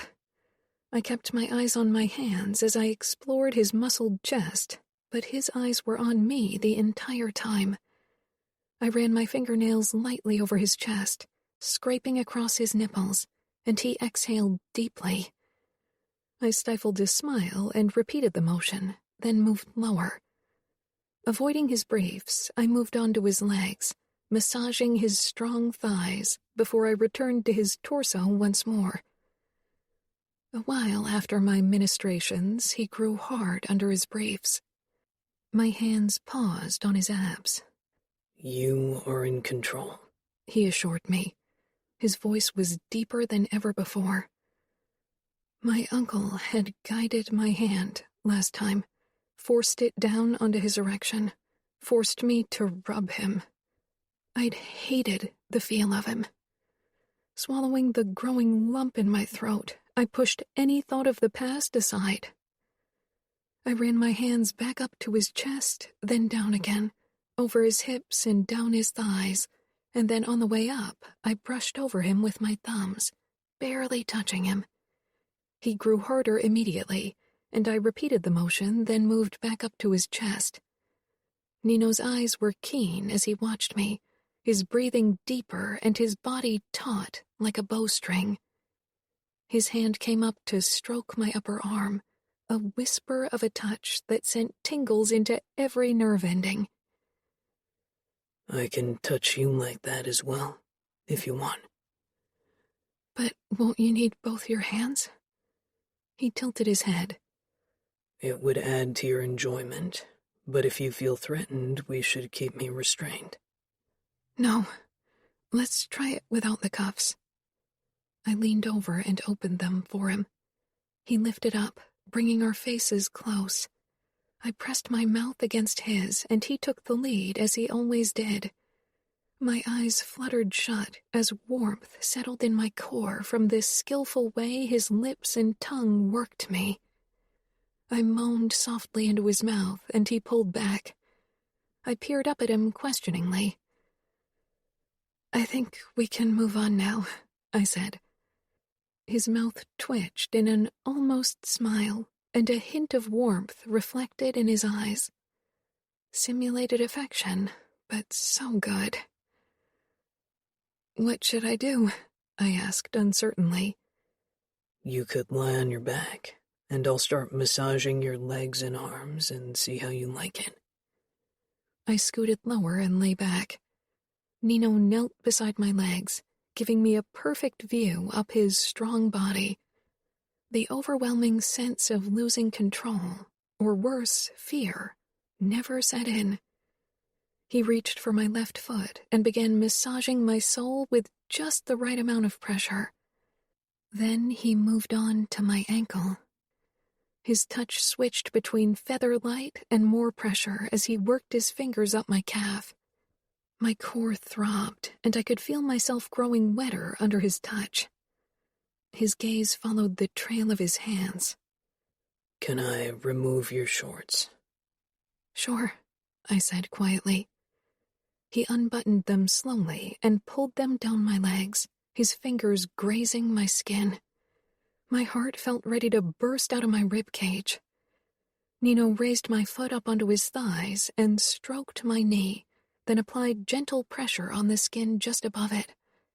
I released a soft breath. Watching my face, he grabbed my ankle again and raised it as he bent forward.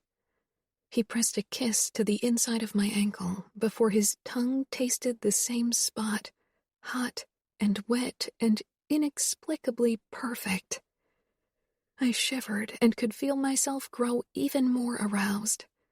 How could this feel so good? He shifted my leg again and pressed a light kiss to my calf. Finally, his eyes lowered from my face and darted lower. It took me a moment to realize what he was looking at. The way he held my leg, he could see up to my panties that clung to my throbbing, drenched center. He released a long breath, and his expression became more strained. Embarrassment and insecurity filled me, accompanied by a hint of wariness because of my exposed state. Nino met my gaze, and his eyes sent another pleasant shudder down to my core. He looked immensely pleased. Your body responds perfectly to stimulation, he murmured. This is very good. It will make our explorations very pleasurable for you. So confident, I said with a small, nervous laugh. Nino smirked and kissed my calf again before he sucked the skin into his mouth and nibbled lightly while his other hand trailed up my arm. I shuddered again. This felt impossibly good. He released my skin. I would like to give your chest some attention. I paused. My nipples were already painfully straining against my clothes, but I wasn't sure if I was ready to get out of my shirt and bra yet. Nino had seen me like that before, but for some reason I still had trouble bearing myself to him. You can keep your shirt on, and I'll just push it up a bit. The skin over your ribs and on your belly is very sensitive. If I give it some attention, you might come close to climax without any friction between your legs, which I know you aren't ready for yet.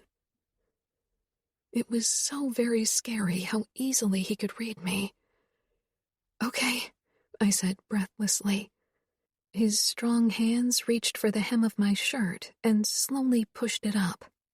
I shivered when his thumbs lightly grazed my skin as he did it. His eyes locked with mine as he lowered himself to his side, his head level with my ribcage. My stomach twisted with nerves, but I wanted this. Nino put his palm against my belly and my muscles constricted under his touch. You tell me when you want me to stop. I nodded. He began moving his thumb, brushing my skin and raising goosebumps all over my body. His eyes trailed from my stomach down to my black lace panties, then over the length of my legs before they focused on my eyes. You have a beautiful body, he said appreciatively. I flushed. Thank you. He moved his hand over my belly and dipped his fingertips under the waistband of my panties. When I tensed, he pulled back. He didn't go near my panties after that, and instead stroked my belly.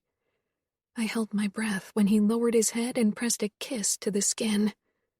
How could he be this good at gentleness? Nino was a patient man. Whenever I flinched, he stopped, only to try something else. Soft kisses and touches. His lips took a long time on the sensitive skin over my ribs, kissing and nibbling. My nipples strained against the fabric of my bra, and Nino regarded them as he kissed the spot where the fabric was bunched. His gray eyes rose to meet mine. Would you like to have me restrained again? For a moment, I was so caught up in the sensations he had summoned that I wasn't sure what he was talking about, but I nodded anyway. He got off the bed and came back with the handcuffs. Then he cuffed one of his hands to the headboard as he leaned his back against it.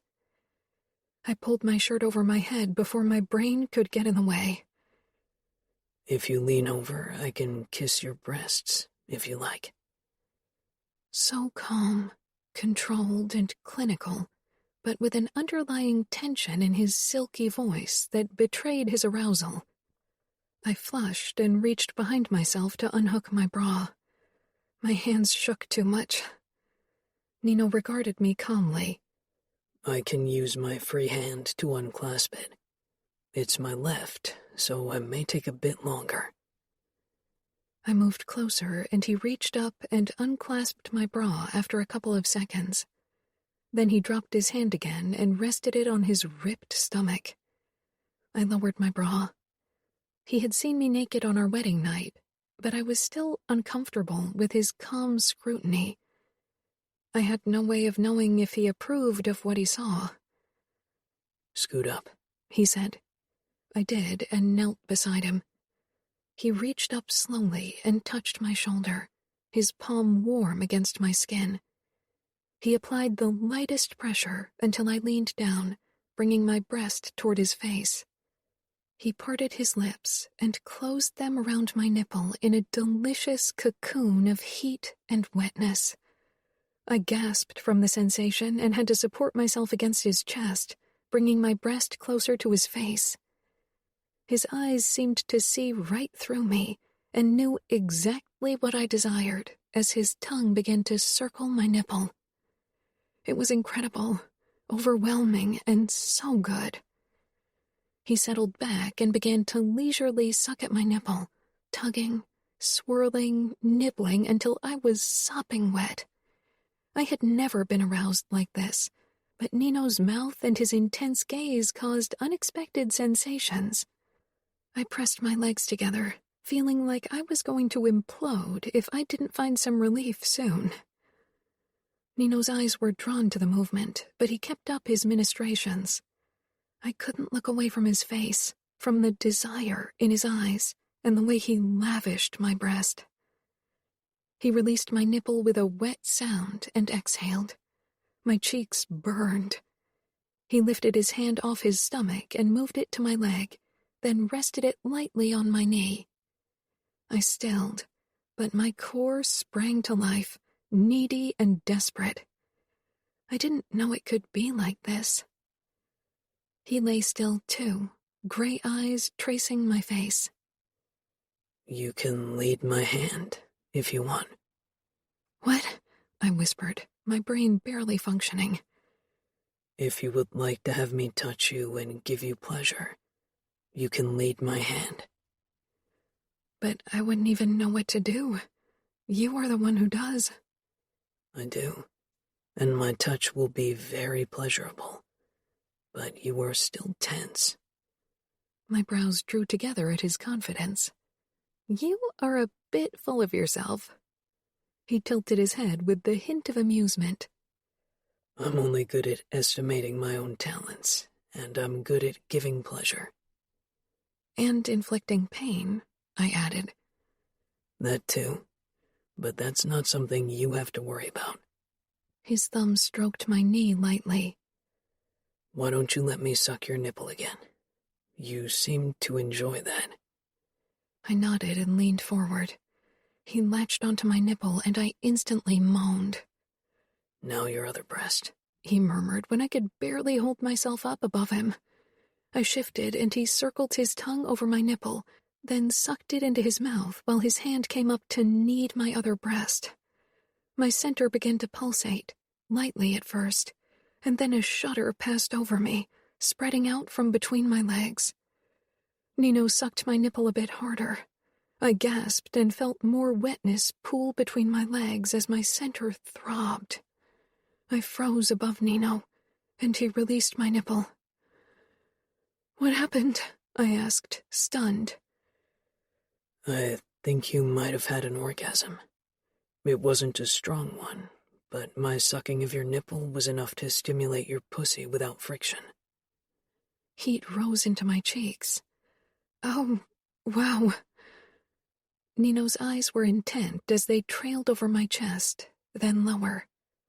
"If I touch your pussy, it will intensify tenfold. Trust me." I regarded him, and my gaze darted down to the hard outline of him beneath his briefs. Not giving myself a moment to worry, I reached for him and cupped him through the material. He let out a sharp exhale and twitched against my palm. I scooted down, despite my racing pulse. Nino was handcuffed to the headboard. It was safe for me. I was done allowing the past to hold me down. I was done being a prisoner of Durant's. He was dead. Nino had tortured and killed him for me. Now it was my turn to kill the man's memory. Fingers shaking, I hooked them under Nino's waistband and pulled his briefs down.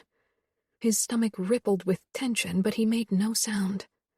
I didn't dare look up at his face for fear of losing my courage. I had seen Nino naked before, but I'd never risked more than fleeting glances. This time, I allowed myself to watch his erection as I brought my palms down on his thighs. There was no reason for me to be afraid of Nino's nakedness. And I wasn't disgusted by his body, not even his erection, like I had been of Durant's. Nino was beautiful all over, even with the scars and the tattoos. Or maybe because of them. They were part of him, and I couldn't imagine how he would look without them. My eyes lingered on his erection. He was long and thick and circumcised. A brief moment of panic burst through me at the idea of having him inside of me, remembering the pain from long ago, but I pushed it aside. I curled my fingers around the base, and Nino released a low breath, but he kept very still. I was in control of this. Nobody forced me to do this. I wanted it. My choice. I began moving my hand slowly, up and down, focusing on the present, on my breathing, on Nino's low exhales, on this silkiness of him in my palm. He was tense under my touch, and when I finally dared to look up, his eyes burned into me with desire. I shuddered, my movements faltering for a moment, but then I tightened my grip and sped up. This time I kept my eyes on his face, needing to see him, needing to see what I did to him. Nino never looked away as I rubbed him harder and faster, his breathing turning into pants. My own breathing turned labored as I watched him, watched his beautiful face. His free hand gripped the edge of the mattress as his expression twisted and his thigh muscles contorted under my hand. "If you keep it up, I'm going to come," he rasped. I didn't stop. I needed to continue. My lips parted when Nino's eyes closed. his hips thrust upwards, and he came with a shudder. Nothing was more beautiful than Nino's perfectly cold face, alight with passion. My gaze flitted down to my hand as he came over my fingers. Stilling, my breathing lodged in my chest.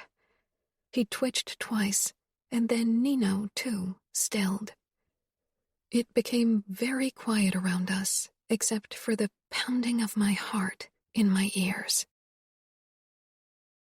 Nino. Kiara stared down at her hand wrapped around my softening cock with my cum all over it. She was tense, and her expression was impossible for me to read. I sat up, unlocked the handcuff, and gently pried her hand off me. Then I stood and tugged her along. She followed me without a word into the bathroom, where I turned the water on in the sink and held her hand under it, washing my cum off. I could only assume it had triggered memories from the past. Her brows drew together, and finally she raised her eyes to mine. Why did you do that? I regarded her, trying to read her expression, but it was only puzzled, not upset. I dried her hand, then curled my fingers around her wrist. Her pulse was fast, but not as fast as it was when she was scared. I assumed you were upset because I came over your hand. I wasn't, she said quietly. I tilted my head. Then why did you tense? You looked upset. I was stunned and relieved, she said slowly, because I was worried I couldn't do it, that it would remind me too much of what he did, but it didn't. I wasn't disgusted. That's good, I murmured. I hadn't expected her to touch me today, but she must have felt safe with me being restrained. She smiled up at me, and I returned the smile. Her expression softened further. She pressed up against me, and my hands automatically wrapped around her hips. Let me touch your pussy, Kiara. I want to make you feel good. I want to make you come hard. A blush spread on her cheeks. There was still uncertainty on her face. My fingers won't bring pain, only pleasure. Trust me. I do, she said quietly. I led her back into the bedroom, and Kiara lay down on the bed, watching me with a small, tense smile. I knelt beside her. I will massage your legs and work my way up. For now, you'll keep your panties on, okay? She nodded. As I put my palms on her thighs, her skin tightened under the touch. You just say stop when you want me to stop, I told her firmly, meeting her gaze. Okay, she said. I began kneading her outer thigh, and after a moment she relaxed, but I didn't move on. Eventually I widened my movements, my fingertips stroking the soft inner side of her thighs where the small scar was. Kiara's breathing deepened. I brushed my palm higher, finally reaching her panty-covered mound. She sucked in a breath, and I glanced up at her and found her watching me. Do you want me to stop? She gave a quick shake of her head, and I smiled. Good. I ran my palm over her panties again, and she rocked her hips lightly. This time, as I brushed my hand over her, I slid my middle finger over the little dip, brushing her folds in clit. She arched up with a surprised little moan, and I repeated the motion. Her panties stuck to her wet flesh, giving me a perfect view of her slit. Slowing my hand as I ran it over her, I made sure the pad of my finger rested against her nub. I kept my palm pressed against her pussy. Her heat and wetness was tantalizing against my skin. Her heady scent teased my nose and made me want to bury my face in her lap and lick up her arousal. I moved my fingertip lightly over her clit, and Kiara moaned, then flushed, biting her lip. I repeated the motion. Don't quiet yourself. Let me hear you. That way I know you enjoy what I'm doing. Though her soaked panties were a fucking good indicator as well. Lightly rocking the heel of my palm against her, my finger brushed her clit. Eventually she moved her hips against me, her hands fisting the sheets. Her eyes lowered to my groin area. I knew she'd find me hard. "Come for me, Kiara," I ordered. She moaned again, almost helplessly, her body beginning to shake under my touch. I sped up my finger. "Nino," she gasped. Oh God." Her eyes widened and then her hips bucked and she cried out as she shuddered violently. I slowed my strokes, enjoying the way her panties clung to her with arousal. My cock ached for another release, for her pussy, her taste and warmth. She was so fucking wet, it would have been so very pleasurable if I'd fucked her now, but her fear still prevented it. Lifting my finger, I kept up the pressure of my palm against her center, knowing it would prolong her orgasm. She watched me with parted lips, her curls a wild mess around her head. "Thank you," she whispered. "For giving you an orgasm?" I asked, with a hint of amusement. I climbed back up to her and stretched out beside her. She moved closer, and I wrapped my arm around her. "For never going beyond what I can take," she said quietly. "For showing me that being touched there doesn't have to be painful." She put her head down on my chest, and my body relaxed at the feel of her warmth. Chapter 17. Kiara. I was a nervous wreck. This was the first time I'd be returning to Baltimore since marrying Nino, after the bloody sheets scandal. Julia's description of the aftermath of that day was probably softened for my sake. I'd be the center of attention. People would whisper behind my back. They would judge me for actions that weren't even my own. Nino stepped up to me. "We should head out now. The plane ride takes almost 5 hours, and we need to be at your uncle's house around 7 p.m. I nodded, and my stomach tightened even more. "Where's your dress?" he asked. I pointed toward the dark blue, modest dress hanging on the door. It was one of the dresses Aunt Egidia had bought for me a couple of years back. It was the safe choice. Nino shook his head once. He walked into our walk-in closet and emerged a few minutes later with the long red silk dress I bought a few weeks ago. My eyes widened. If I wear that, people will be staring even more. Nino tilted his head. "You are a Falcone, my wife, and you won't try to hide. You will hold your head high and show them that they are beneath you. Show them how beautiful you are. Let them stare." I blinked and nodded mutely. He made it sound so easy. Remo, Nino, and I took the private jet to Baltimore. Savio, Adamo, and Fabiano stayed in Vegas, since this was more of a family matter, it being my uncle's 70th birthday. Remo, as the Capo of the Camorra, was invited as a guest of honor, though I assumed that my aunt and uncle weren't too enthused about having him under their roof. We would be staying in a hotel this time, because Julia and Cassio, as well as my other step-siblings, were already spending the night at my aunt and uncle's house. And, of course, because pretty much every member of the Famiglia had grown even more wary of Nino and Remo since they killed Durant on my wedding night. Sometimes I wondered if something was wrong with me, because I didn't feel guilty for what happened to him. I didn't see his corpse, but from the reactions of everyone who had, I knew it was bad. I regarded Nino and Remo over the top of my book. They were discussing an upcoming meeting with Luca. We arrived later than expected at our hotel, so I had to hurry getting ready. When I was dressed in the red dress with a slit going all the way up to my upper thigh, combined with the low-cut neckline, I couldn't tear my eyes from the mirror. My dark hair fell in waves down my back and shoulders, and I put on lipstick in the same blood-red color as my dress. Lady in red. Nino came up behind me with a pleased look.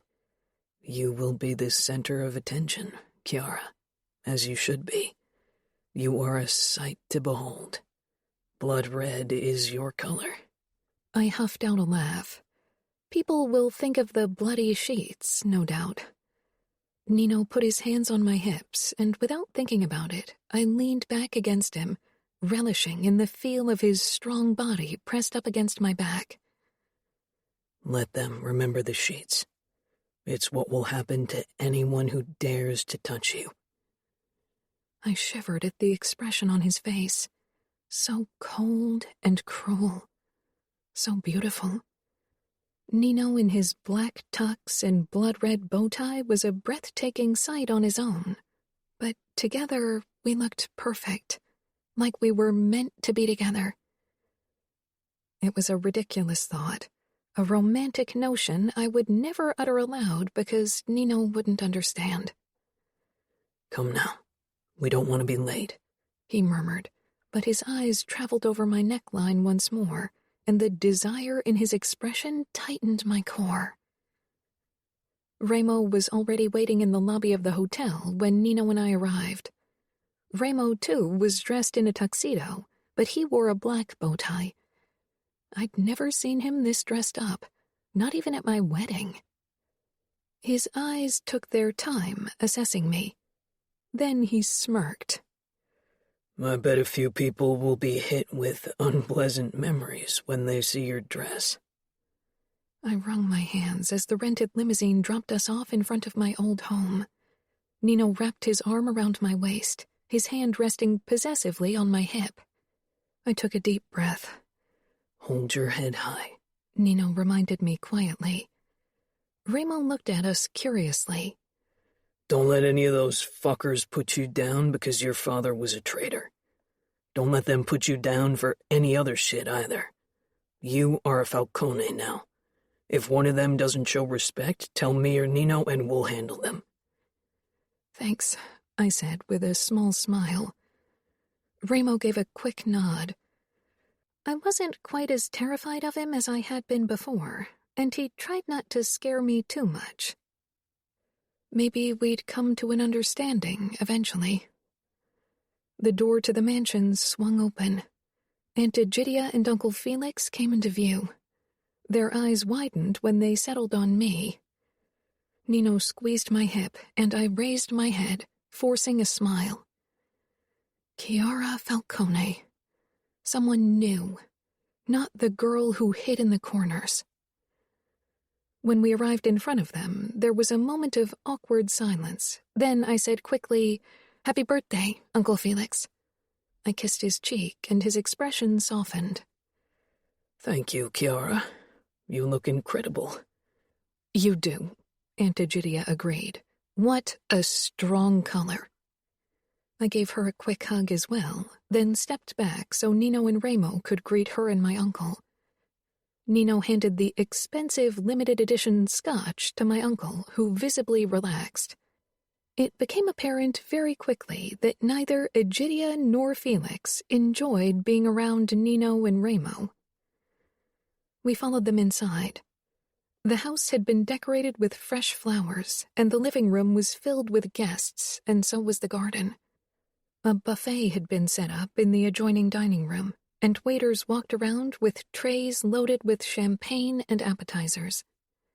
The moment Nino and I entered the room, all eyes turned to us, and most people didn't manage to hide their surprise seeing me dressed like this.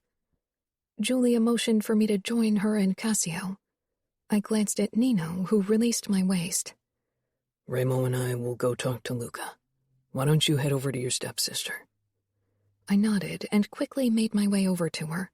She wrapped me in a tight embrace, then pulled back and scanned my outfit, a proud expression on her face. Finally, you're showing off your curves. You look absolutely stunning. I smiled, then nodded at Cassio. He made no move to touch me. He had always been careful not to do so unless absolutely necessary. Julia and I had never discussed this, but I was fairly sure she had talked to him about what happened to me years ago. He was her husband, so it was only natural to share intimate details. How are things in Las Vegas? He asked, but from the tension in his expression, I could tell that Julia must have given him a hard time because she'd been worrying about me.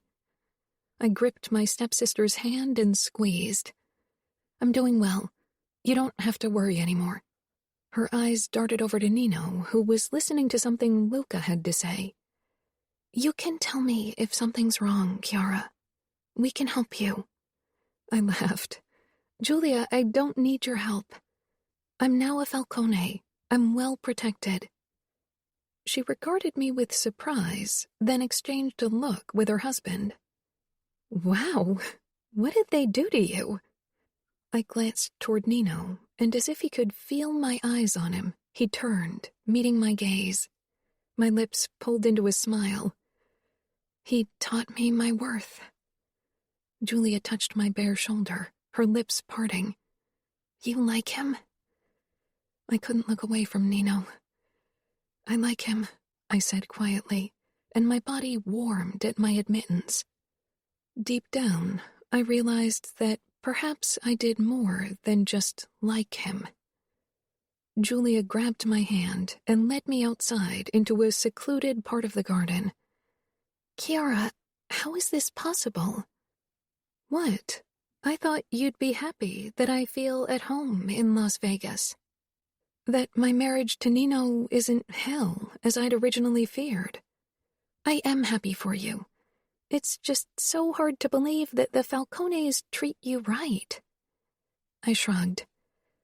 "It is like you said. Some men don't bring violence home with them. Nino is one of them. He knows how strong he is, how powerful.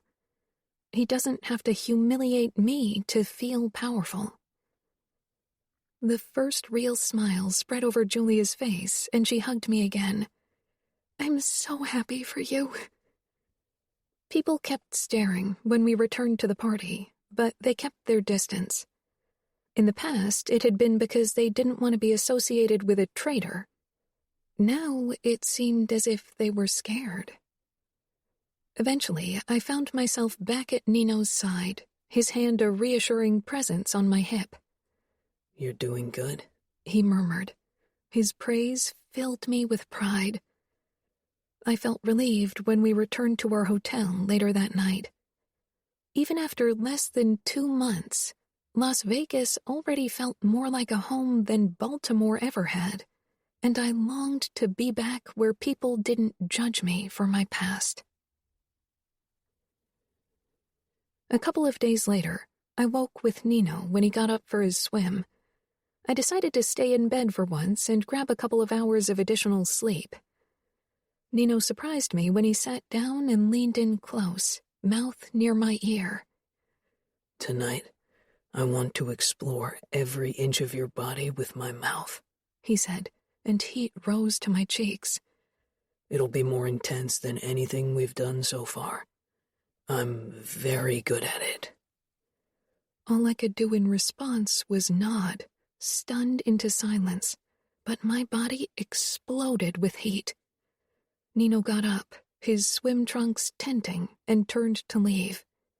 I closed my eyes, trying to imagine his mouth between my legs, wondering how it would feel. Restless and hot, I clamped my thighs together.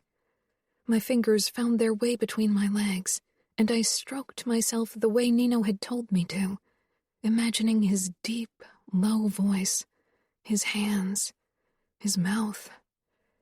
And I came with a small shudder, but it wasn't enough. Not even close. Slipping out of bed, I opted for a long shower to clear my mind. That evening, I prepared dinner for the first time. I wasn't sure if the men would appreciate it, considering it was meatless, but the 3-cheese lasagna sounded delicious, and as it cooked in the oven, its enticing scent gave me hope that I actually managed to create something edible. I went in search of the men, but found only one, Ramo, who was kicking the punching bag as if it had personally insulted him. It was his favorite pastime. He tossed a look my way, but didn't immediately stop his assault. "Where's Nino?" "Shower." Kick. "You worked out with Adamo today?" kick, punch, punch, kick. I cooked for us. Remo paused, his dark eyes narrowing. For you and Nino? For all of us, I said quietly, shifting nervously under his harsh glare. He moved closer despite my rising tension. Grabbing a towel thrown over the sofa, he stopped in front of me. No running or flinching today? I pursed my lips. I never ran from you. You did when I fucked the whore on the pool table. Steps sounded a moment later, and Nino appeared at my side, lightly touching my back. That is an unsettling sight. Your wife cooked for us, Remo said.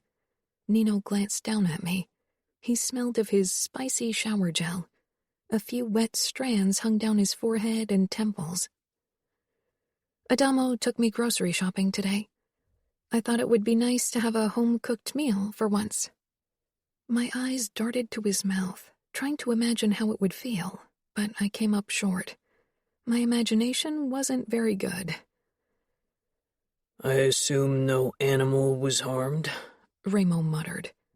Nino sent his brother a warning look. It is vegetarian, yes, but your cholesterol levels will get their fill. Don't worry. It's layered with mozzarella, pecorino, and taleggio cheese. About 3 pounds of cheese, Adamo added as he sauntered down the steps, his wet hair tousled. Do you need my help? Nino asked. You could carry it over here. The pan is heavy. Nino followed me into the kitchen, his warm palm pressed up against my back. It needs 5 more minutes, I told him after another peek inside the oven, avoiding looking at his face because that led to me looking at his mouth and that led to more distracting thoughts. Nino regarded me quietly. He cupped my face and brushed his thumb over my cheekbone. You were nervous. I licked my lips, my eyes drawn up to his mouth, then a bit higher. He moved closer and kissed me, slow and hot, and with a promise of more. His tongue was almost playful as it circled mine, teasing but still dominant. Flustered, I pulled back. It was the first time Nino had initiated a kiss, the first time we'd been intimate outside of our bedroom. That's what I'll do tonight, he murmured, then added in an even lower voice. Between your legs. I shivered. Nino was less careful around me. It was exciting and terrifying, and I didn't want it any other way. He pulled back, gray eyes evaluating my face. He reached for my wrist, brushing his thumb across the sensitive skin before he kissed it. Remember, there's nothing for you to fear when you are in bed with me. I nodded. My dry throat made swallowing difficult. I think the lasagna is done. Nino took out the large pan and carried it into the gaming room. I carried plates, napkins, and cutlery. Savio, Adamo, and Remo had already taken their usual seat. For a moment, I considered asking them to have dinner in the dining room, but then decided against it. That smells good, Adamo said as he leaned over the lasagna the moment Nino set it down on a wooden trivet. Are you sure she didn't poison the food? Savio asked with a grin, but he was already loading up his plate with lasagna. Nino put his hand on my knee as he sat down beside me. Kiara and I have plans for tonight, so I don't think she will poison me just yet. Am I right? Heat blasted my cheeks. TMI, Nino, Adamo muttered. TLI, if you ask me, Savio said with a grin. It was more fun when you still shared your fuck adventures with us, Nino. Now I only get to hear Remo's twisted shit. I was sure my head would explode with embarrassment any minute. If you don't want to hear my twisted shit, I'll share it with only Nino and Fabiano in the future. I don't think anyone wants to hear it, I said. Remo leaned back, regarding me with a sinister smile on his face. Not everyone's cut out for shitty vanilla sex, so sue me. And if I remember right, Nino and Fabiano enjoyed the rougher side of things too, before your women castrated you. I chanced to look at Nino, but his face didn't give anything away. The lasagna was delicious, and the men dug in as if it were their last meal. As usual, they taunted each other and argued. It always gave me a strange sense of belonging when they acted like family around me. After dinner, Nino and I retreated to our wing. When Nino closed the door to our bedroom, I peered up at him curiously. What did Remo mean with the rougher side of things? Nino shook his head. It doesn't mean what you think it means. You don't know what I think, I said quietly. Maybe you were a genius, but you aren't a mind reader. Nino wrapped his fingers around my wrist and tugged me closer. Then he leaned down. I don't have to be a mind reader to recognize the look on your face, Kiara. I sighed. So, you never... My voice shook. Never, he said firmly, and relief filled me. His thumb stroked my wrist. How about we explore some more now? I gave a mute nod, excitement coursing through my body. Nino led me toward the bed. If you want me to go down on you, it would be wise not to have me restrained, unless you feel comfortable sitting on my face. My eyes flew open in shock. No, I finally managed. Definitely not. Nino's lips twitched at the corners. That's what I thought. My cheeks were hot as I rolled my eyes. Stepping closer, I stood on my tiptoes and curled my hand around Nino's neck. He lowered his head at once, claiming my mouth and wrapping an arm around my back. I lost myself in his kiss until he began to lower us to the bed. I felt this soft mattress beneath me as Nino hovered over me. He pulled away, his eyes tracing my face. Fear? He asked quietly, holding his body above me. It was ridiculous to be scared because it was Nino, but how Durant had felt hovering over me always returned to my mind, even if I didn't want the memories to hold me back. Nino lowered himself to the bed beside me, and I quickly returned to kissing him. He complied without hesitation and, as usual, took lead. I surrendered to his expert tongue, feeling my center heat. His hand stroked my side, then slipped below my shirt, touching skin and creating goosebumps. His fingers reached higher, then brushed over my lace bra. My nipples puckered under the touch, and I moaned into Nino's mouth.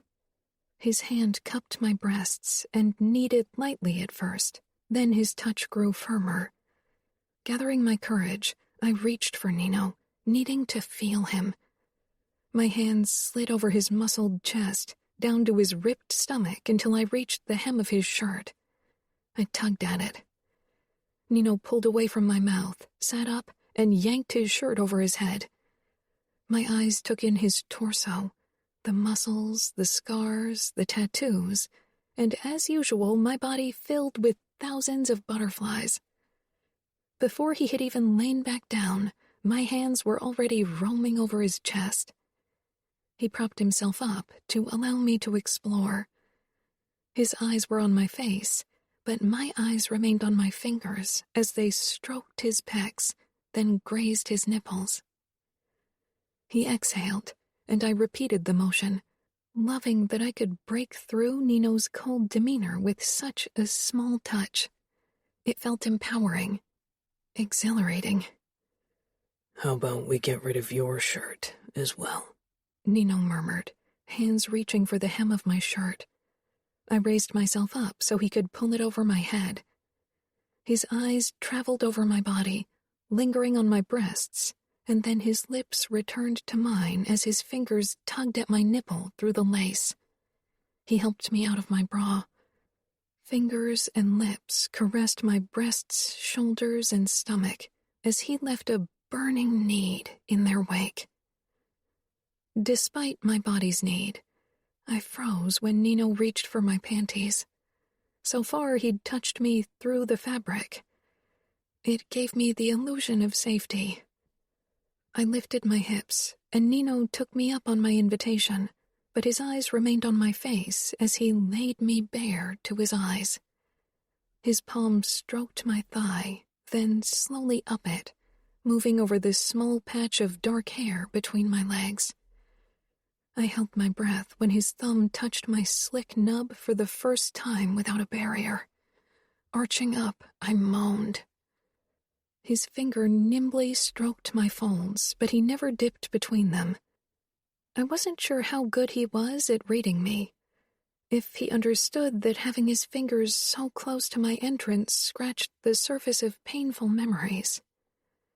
Nino moved to the end of the bed and eased my ankles apart. I knew what he was about to do and tried to make my body relax. He stretched out between my thighs, his tattooed biceps flexing as he parted me wide. My center clenched, followed by my thighs when he lowered his gaze to my center. Fear? He asked quietly, intently. I wasn't afraid of that. He had never done that to me. Nerves, I admitted. Of what? His breath ghosted over my wet heat, and I trembled with anticipation, nerves, and need. It was hard to explain. I don't know. He leaned forward. This is going to be good for you, Kiara. Try to focus on my tongue and my lips. Don't think about anything else. His breath fanned over my clit, and then his tongue slid over me lightly, dipping between my folds before it fluttered over my nub. I whimpered from the sensation. Good, Nino asked against me, his voice deep and calm. I nodded, my fingers digging into the bedsheets. Nino's tongue did a small flutter again, and my muscles finally loosened.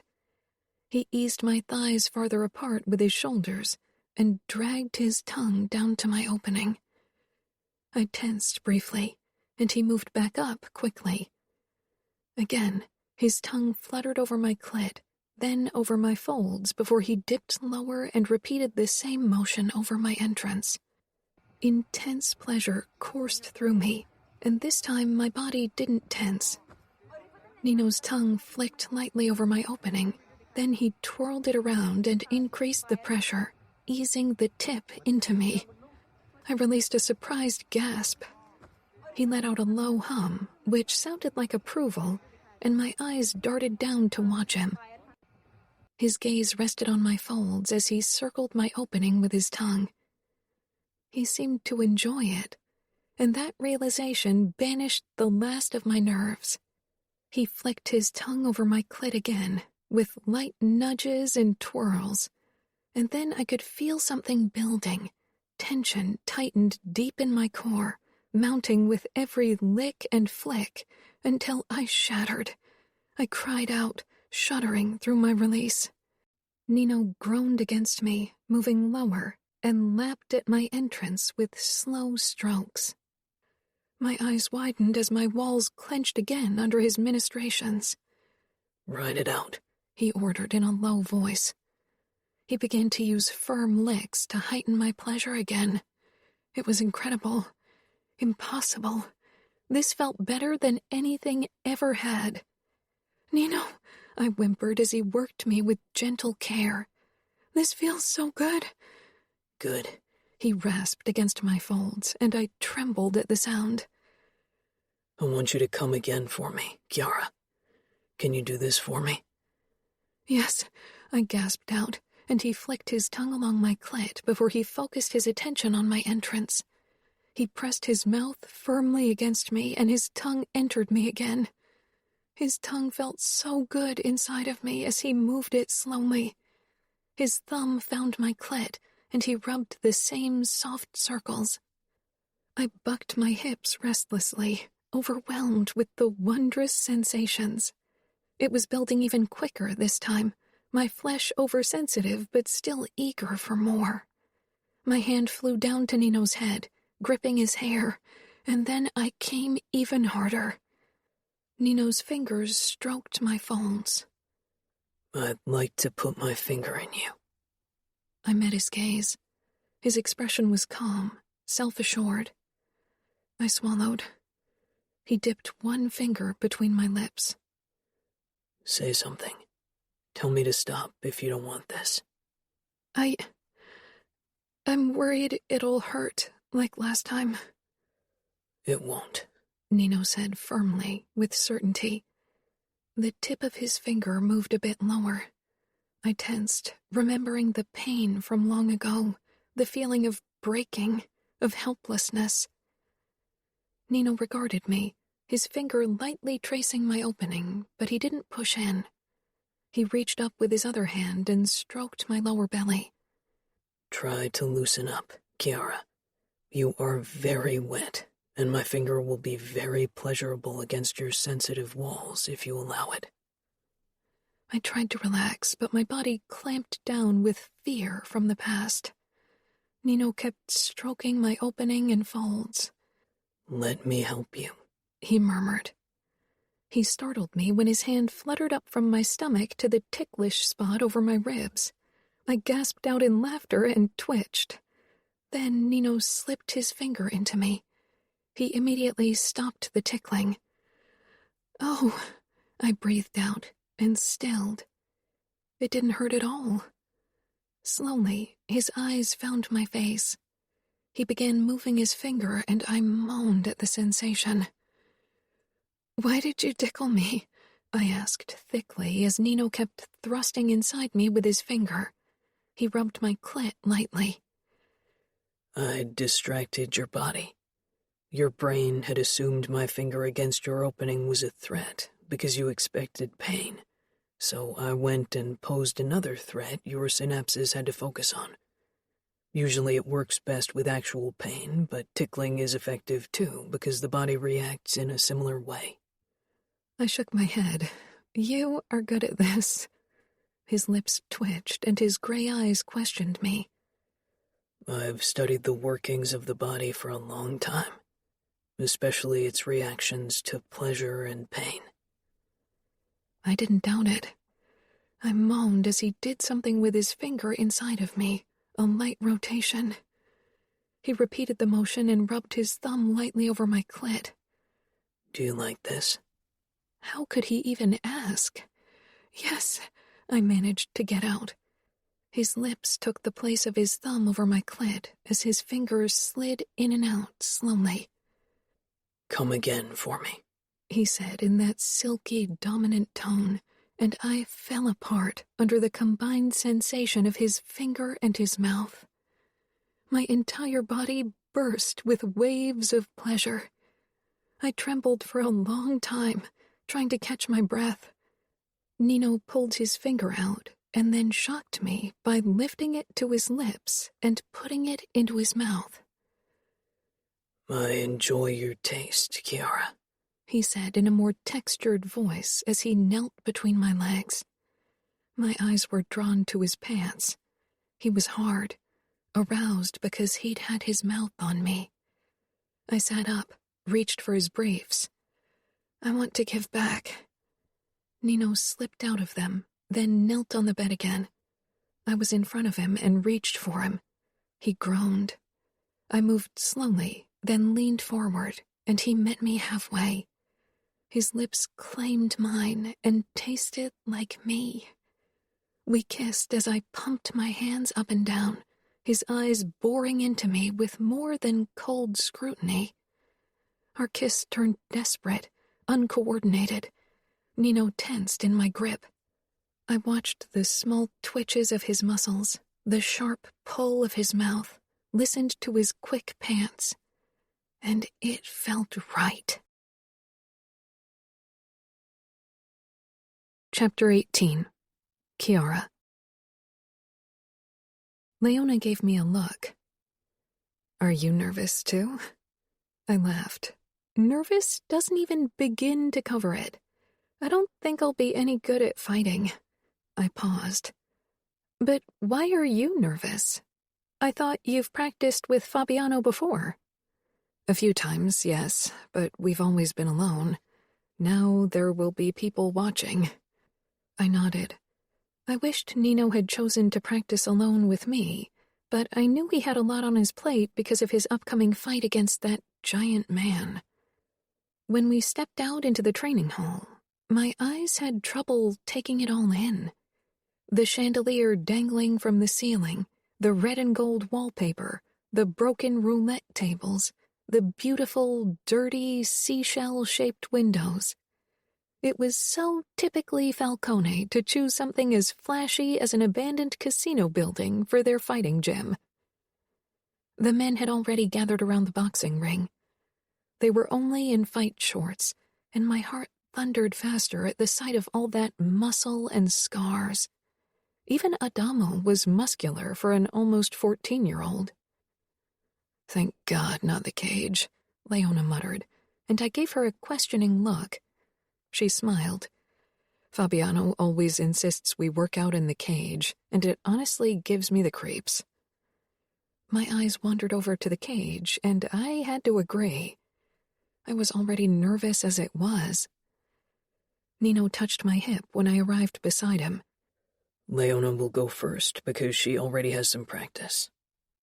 Trying to hide my relief, I nodded.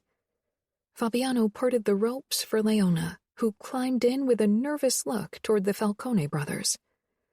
"Are you all going to watch?" "No," Nino said. "I'm going to attack you." Leona's eyes widened.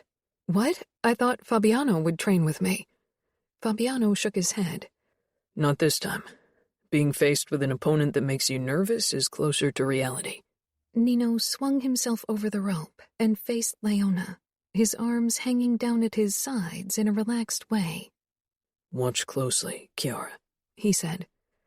I nodded. Nino lunged at Leona, and I noticed Fabiano's body rocking forward slightly. Leona let out a surprised cry when Nino's hand clamped down her wrist. He jerked her toward him, and then she was already on her back. He knelt between her legs. "Leona," Fabiano hissed. "remember what I taught you."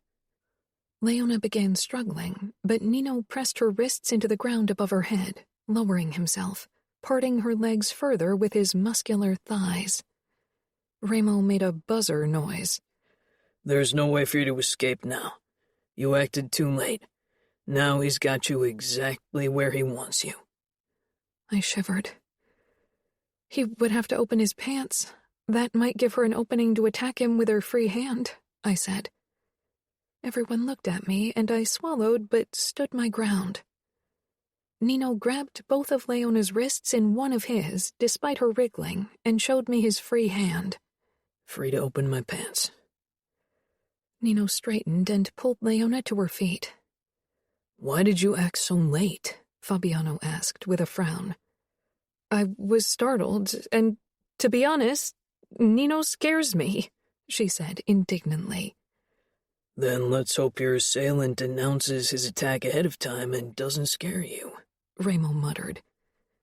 Obviously losing interest, Savio and Adamo moved into the cage and began sparring with each other, but Savio definitely had the upper hand and didn't take it easy on his younger brother, judging by the force of his kicks and punches. No wonder Adamo was always beat up. "Again," Fabiano said. Nino grabbed Leona's arm, but this time she acted instantaneously. She brought her hand up to claw at his face, but he blocked it with his elbow, at the same time dodging her kick aimed at his groin with his hip. Then he threw her down. They ended in the same position as before, and Leona huffed. "Better," Nino said with a nod, pushing off her and pulling her to her feet. I still ended up on the ground. "Your attacker won't be Nino," Fabiano said. "He probably won't be half as fast or strong or skilled." They did 2 more drills until Leona's face was bright red and covered in sweat. Nino looked like he'd just finished a nice, slow morning walk. I stifled a smile, and when he met my eyes, the corners of his mouth twitched. My body filled with warmth, as it so often did in Nino's presence. "Your turn," he said, and parted the ropes for me. Gulping, I climbed inside the ring, and Leona quickly scrambled out, whispering, "Good luck." Fabiano immediately wrapped his arm around her waist possessively. Remo shook his head and jumped up on the edge of the ring, then swung himself inside. I stared at Nino, my pulse hammering in my veins. "You will train with me, right?" My voice trembled. Nino regarded my face, then shook his head. "I want you to face your fears. They might immobilize you during a real fight." I started shaking as I looked at Remo, who stood with his arms crossed over his chest, watching me with dark amusement. I shook my head. "No, I can't." I backed into the rope. "Please, Nino." Nino exchanged a look with his brother, who rolled his eyes. "I can take over," Fabiano suggested. My head swiveled toward him. He terrified me too, but not nearly as much as Remo. "Then do it," Remo growled, but he walked toward me, his dark eyes hard. "As long as you don't face your fears, you will be weak. He will keep power over you as long as you let him. If you ever stop being a coward, come to me, and I will show you how to fight an opponent set on hurting you." He jumped over the rope and walked toward Adamo and Savio to join them in the cage. Nino touched my waist, his eyebrows pulled together. "Don't mind him." "Do you agree with him?" I asked quietly. Nino nodded. "Remo would be the best option if you wanted to simulate an attack. I can be as scary as Remo if you want me to be," Fabiano said with a shrug. "No," I said quickly. "Thanks." Fabiano was scary enough with his assessing blue eyes. "You saw what Leona did," Nino began. "Of course, her past doesn't harbor the same demons, so you will have to fight two enemies, Fabiano and your memories. I can tell you how to do the first, but the latter is your fight." He motioned for me to get closer to Fabiano. "You are smaller and weaker, so you will have to make every hit count. Aim where it hurts the most, his balls." Nino pointed at Fabiano's groin area, who cocked an eyebrow. "Solar plexus." He pointed at the area below the ribs. "Under his chin, eyes, nose." He gestured toward Fabiano's face. "Here, let me show you," Nino said, and positioned himself in front of Fabiano, whose lips widened into a smile. Nino brought his knee up sideways toward Fabiano's groin without making contact. Then he curled his hand into a fist and pretended to punch Fabiano's stomach twice. Then he pushed the heel of his hand up toward Fabiano's nose. "You can also scratch or bite, but don't waste too much time. You will tire eventually." Nino stepped back and gave Fabiano a nod. Fabiano came at me at once, and I seized. Everything happened so fast, and suddenly I was on my back and he was between my legs. Panic choked me. I let out a terrified sob, clenching my eyes shut, and began to shake. "Fuck," someone said. Then another cold and compelling voice spoke above me. This voice had brought me back before. "Kiara, open your eyes." And I did, looking up into cool, gray eyes. "Nino." "Don't allow the past to control you. You are safe. Nothing will happen to you. I am here." I swallowed and gave a small nod. Fabiano had sat back on his haunches, regarding me with a deep frown. I closed my legs, embarrassed. "Sorry." "You don't have to be sorry," he said with a shrug, but his eyes were a bit softer than before. Nino helped me to my feet. "Again." His eyes held mine, and I gave a small nod. He turned to Fabiano. "This time, straddle her legs only." Fabiano nodded. "Ready?" "Yes," I said, and he reached for my arm, and again I found myself on my back with Fabiano straddling my thighs. Panic clawed its way out of my chest, and I tried to fight it, but I couldn't. My vision turned black. Fabiano shoved off me, and I sucked in a deep breath. Nino knelt beside me, touching my shoulder. "I don't think it's working," Fabiano said. She's too scared. Nino nodded, but he kept his eyes on me and his warm palm on my shoulder. You can leave. I will take it from here. Fabiano gave me a tight smile. Then he climbed out of the ring. I'm sorry, I said, embarrassed that I'd broken down like this, even though this had been fake, even though Fabiano hadn't meant to hurt me. I underestimated your fear of men. With me, you've been relaxed. That's because I trust you, I whispered. His brows pulled together, and he didn't say anything. That's why I wanted you to fight Remo or Fabiano. You were wary of them. It would make the fight more real. I know, but it's too much right now. Can't you train with me? Of course, but I will go hard on you, Kiara. It makes no sense to stay within your comfort zone. You won't improve if you feel safe. My stomach clenched with nerves as Nino pulled me to my feet. Nino had a point, and I wanted to show him that I wasn't weak. And more than that, I wanted to show myself that I could beat my past once and for all. I'd allowed it to control my life for too long. Step closer. As I did, he grabbed my wrists, and I tensed in preparation for his attack, but he put my palms up on his shoulders. Use this to gain momentum and now jerk your knee up as hard as you can. I hesitated. Do it, he ordered, and I did. Nino blocked my knee with his thigh so I wouldn't connect with his groin. I jumped from the impact, a dull pain spreading through my knee and upper thigh. Sorry. Don't apologize. You were supposed to hurt me. Again, and harder this time. I jerked my knee up again and rammed his thigh. He gave a curt nod. Better. Still too hesitant. Now make a fist. I lowered my hands and curled them into fists. Hit my stomach. I punched him, but even I could tell that I was holding back. Nino grabbed my hand and curled my fist even tighter. Then he touched it to the spot where he wanted me to aim. Here, and hard. I punched him again, and his mouth tightened.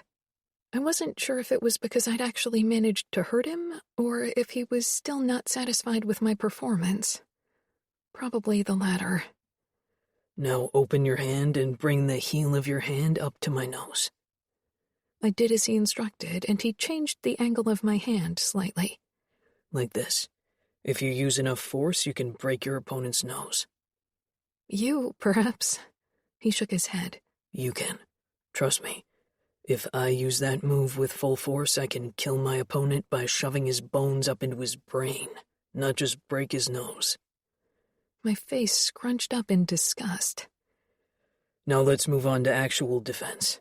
I will attack you, throw you on the ground, and force myself between your legs, and you will try to stop me with everything you have. Don't hold back, Kiara. You can't hurt me. Okay, I said. I wiped my hands on my pants because they were sweaty from nerves. Nino regarded me calmly, but then something in his expression shifted, becoming calculating and predatory, and I knew he was about to pounce. Despite that knowledge, I yelped when he grabbed me by the hips. After a second of freezing, I brought my knee up, but he dodged it with his thigh and pressed me to the ground with his body. Then he was over me, kneeling between my legs, his pelvis pressed to mine. My wrists were pinned above my head, and no amount of struggling made him budge. My breathing turned ragged as panic swirled in the pit of my stomach. Not as bad as before, but it was definitely there. Fight it, Nino ordered sharply. I knew what he meant, but it was so very hard to fight my own mind. I focused on his cool, gray eyes. They had now freed me from my panic twice, and they did again. Slowly, my terror waned and my breathing slowed. Nino shook his head as he released my wrist, but he stayed on top of me. It's good that you find comfort in my eyes, Kiara, but it won't help you if you ever get attacked. I closed my eyes. Maybe we just have to accept that I will never be able to defend myself, and that the next time someone like my uncle comes around, he can take whatever he wants from me. Nino's lips brushed my ear, making my eyes shoot open in surprise. You will learn to defend yourself, and I swear nobody will ever hurt you again. Nobody will ever get close. He pulled back, and his expression set my heart aflame with silly emotions. For a moment, neither of us moved, and I touched my palms to his muscled chest. My breathing quickened for another reason. For the first time in my life, I was comfortable with a man being on top of me, with him between my legs. Nino finally broke the moment, pushing himself off me, and held a hand out for me. I took it and let him pull me to my feet, but my body still tingled from his closeness. Again, he said, and the tension in his voice overpowered the fluttering in my belly. Nino. After working out and we came home, Kiara kept throwing glances my way, but the moment I returned them, she looked away. I couldn't read her mood. She seemed nervous. I went into the shower after she was done, but kept the door open as usual. Kiara never came in. My nakedness still made her nervous, and it wasn't only from fear. Ramo had been right. She needed to learn to fight someone who scared her, and that person wasn't me. Kiara had come to trust me, and I hadn't expected it. Of course, I had treated her in a way that made me hope for her to be able to relax in my presence. Her cowering fear wasn't something I could tolerate in a wife. I needed someone who could stand up to me, and Kiara was getting there. We still had a ways to go, but unlike my brother, I was patient. Leaning back against the shower stall, I turned the water to cold so my cock didn't get any ideas. I had a feeling Kiara wouldn't be ready for more exploring today. The fight with Fabiano had unsettled her, and if I was being honest, it had been difficult for me to stand back and watch him touch her, hold her, kneel between her legs. It was something I had never experienced before. I couldn't place an emotion on what I was feeling.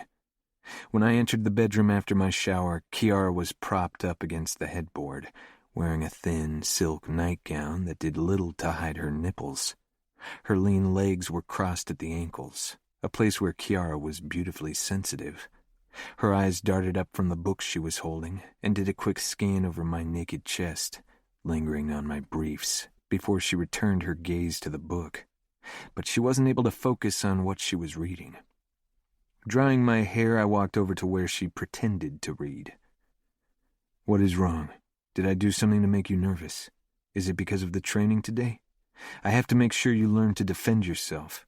Going easy on you won't have the desired effect."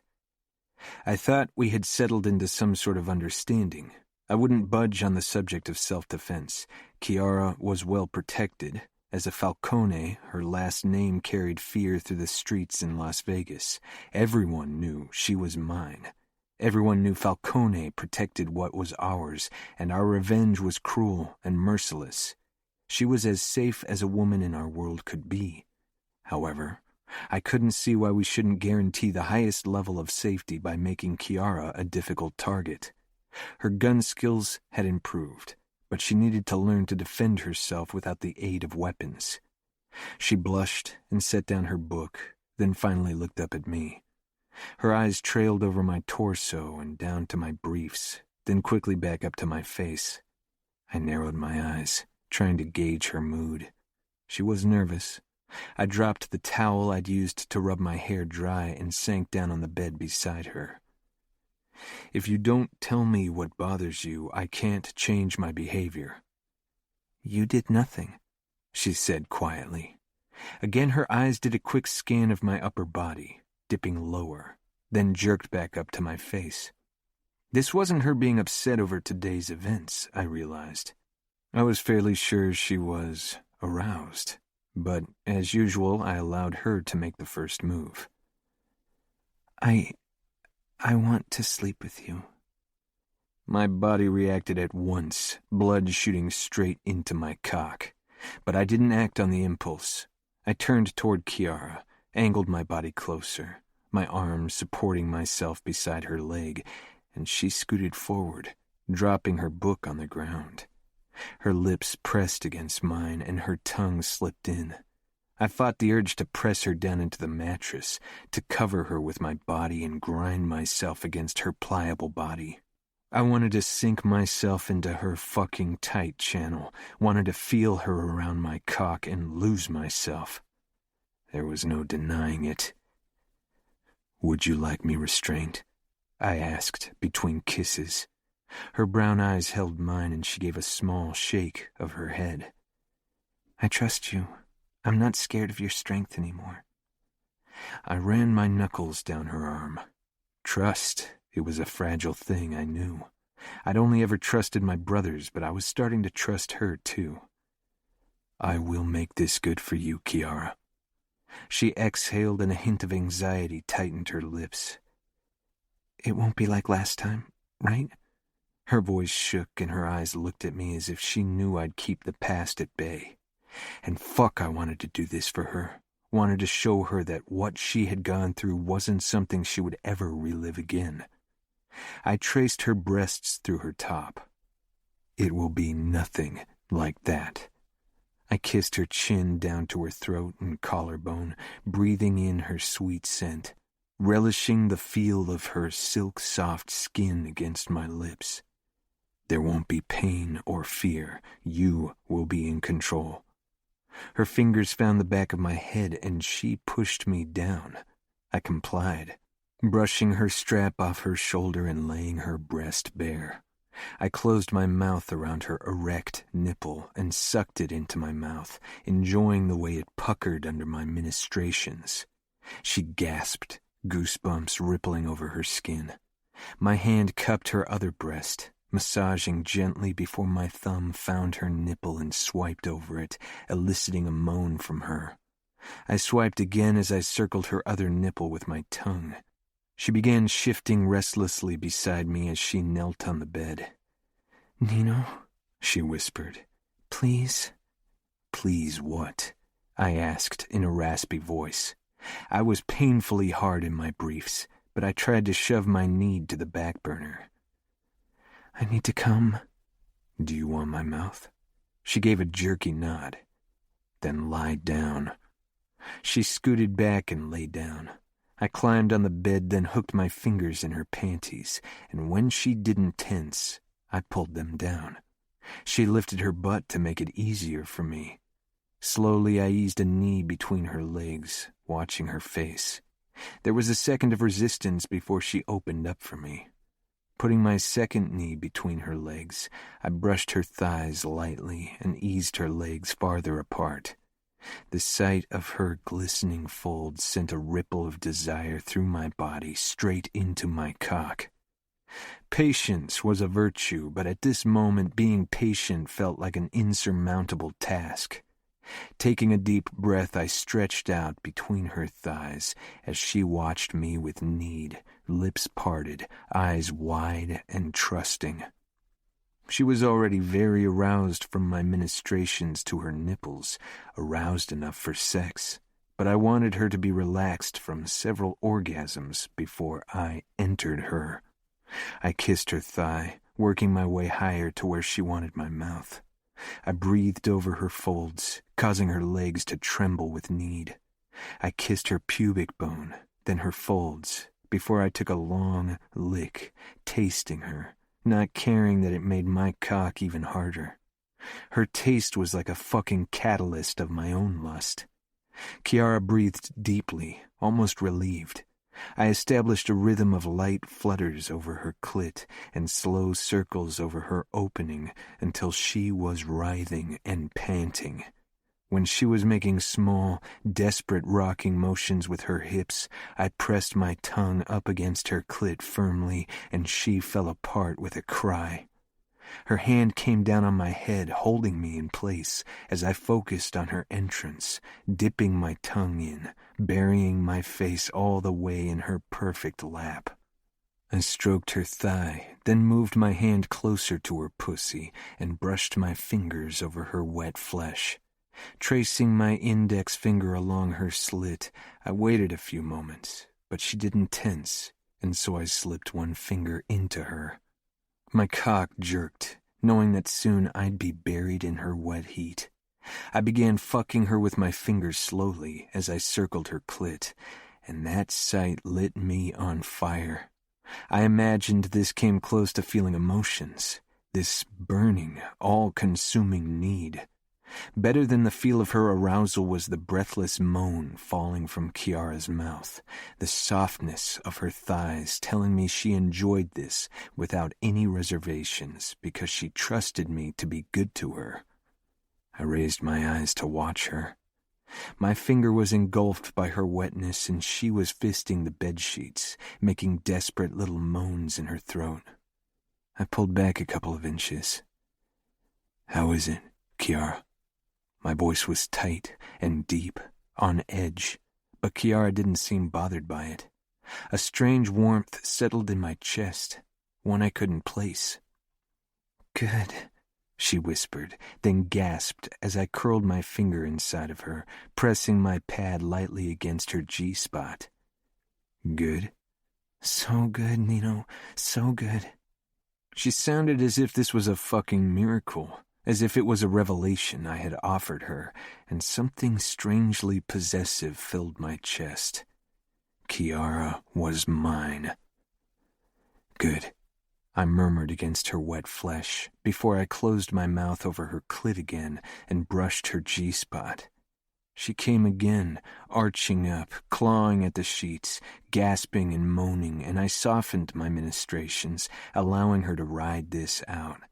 I knew I needed to test her readiness with another finger, but warning her about it posed the risk that she'd tense again. However, she needed to feel in control. "I want to put a second finger in you." A moment of hesitation. "Okay." "Try to relax, or I will tickle you again," I warned as I slid my finger in and out slowly. She laughed, and I eased my second finger into her. She tightened in surprise, and I didn't move, letting her realize that no pain would follow. She was too wet for that. "Good?" "Okay," she said. "Then let's try to make it good." I moved up her body, keeping my fingers inside of her, and closed my mouth over her nipple.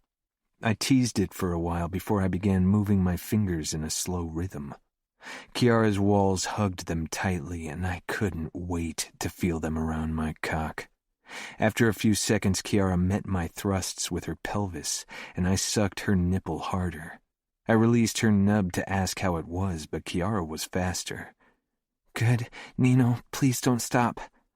I returned my mouth to her waiting nipple, lightly nibbling, and soon Kiara arched under me, crying out her release.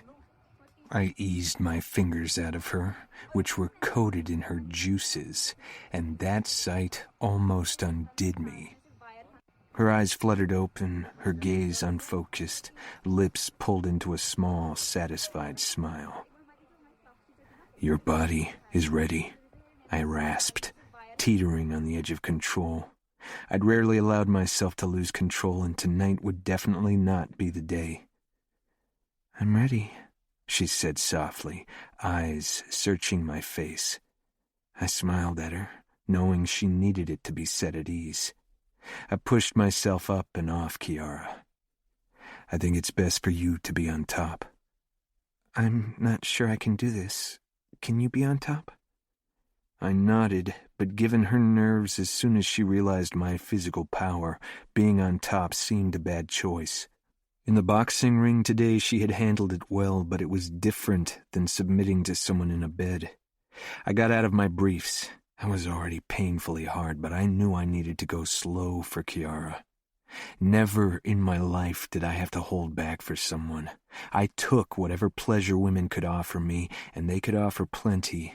But Kiara was my wife, and I wanted to treat her right, treat her like a wife was supposed to be treated.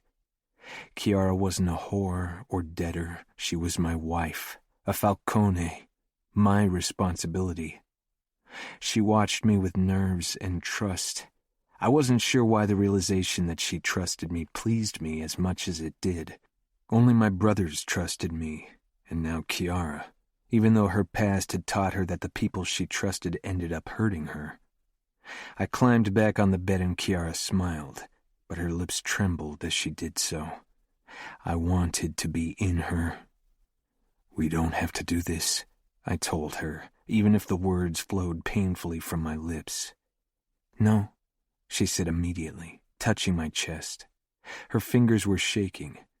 I brought her palm to my mouth and kissed it. She relaxed slightly, reacting well to tenderness, as usual. I enjoyed being gentle with Kiara because the way she responded gave me a great deal of satisfaction. It was a new experience that I hadn't thought possible. I moved over her slowly, and she opened her legs for me so I could kneel between them. Supporting myself in my arms, I looked down at my wife. I could already see that she was getting overwhelmed by my presence. Her breathing had quickened and her lashes were fluttering nervously. I wished there was a way for her to realize that this had nothing to do with the rape of her past. Her being on top of me still seemed like the best solution to the problem. I hovered over her, not moving. "You will feel even more out of control if I enter you. My weight will press you into the mattress and you will have to yield to the pressure I apply. There really is no helping it," I rasped, trying to ignore the way my cock jerked as I grazed the inside of her thigh. A slight shift of my hips and one thrust was all it would take to sate the burning desire in my veins. "Why do you want this position?" I asked quietly. "Because I want you to take lead, and I want to be close to you when we have sex with each other." "Even when you sit on top of me, I can hold you in my arms. I can easily lead even when you ride me." Her cheeks flushed at the word ride. I pushed myself off her and sat back against the headrest. "Move on top," I ordered, deciding to take the decision off her hands. Kiara got to her knees, biting her lower lip in uncertainty. I softened my expression and brushed her unruly curls away from her face. She leaned into the touch at once. I stroked her cheek with my thumb, then ran my fingers down her throat and over her arm. She let out a small breath.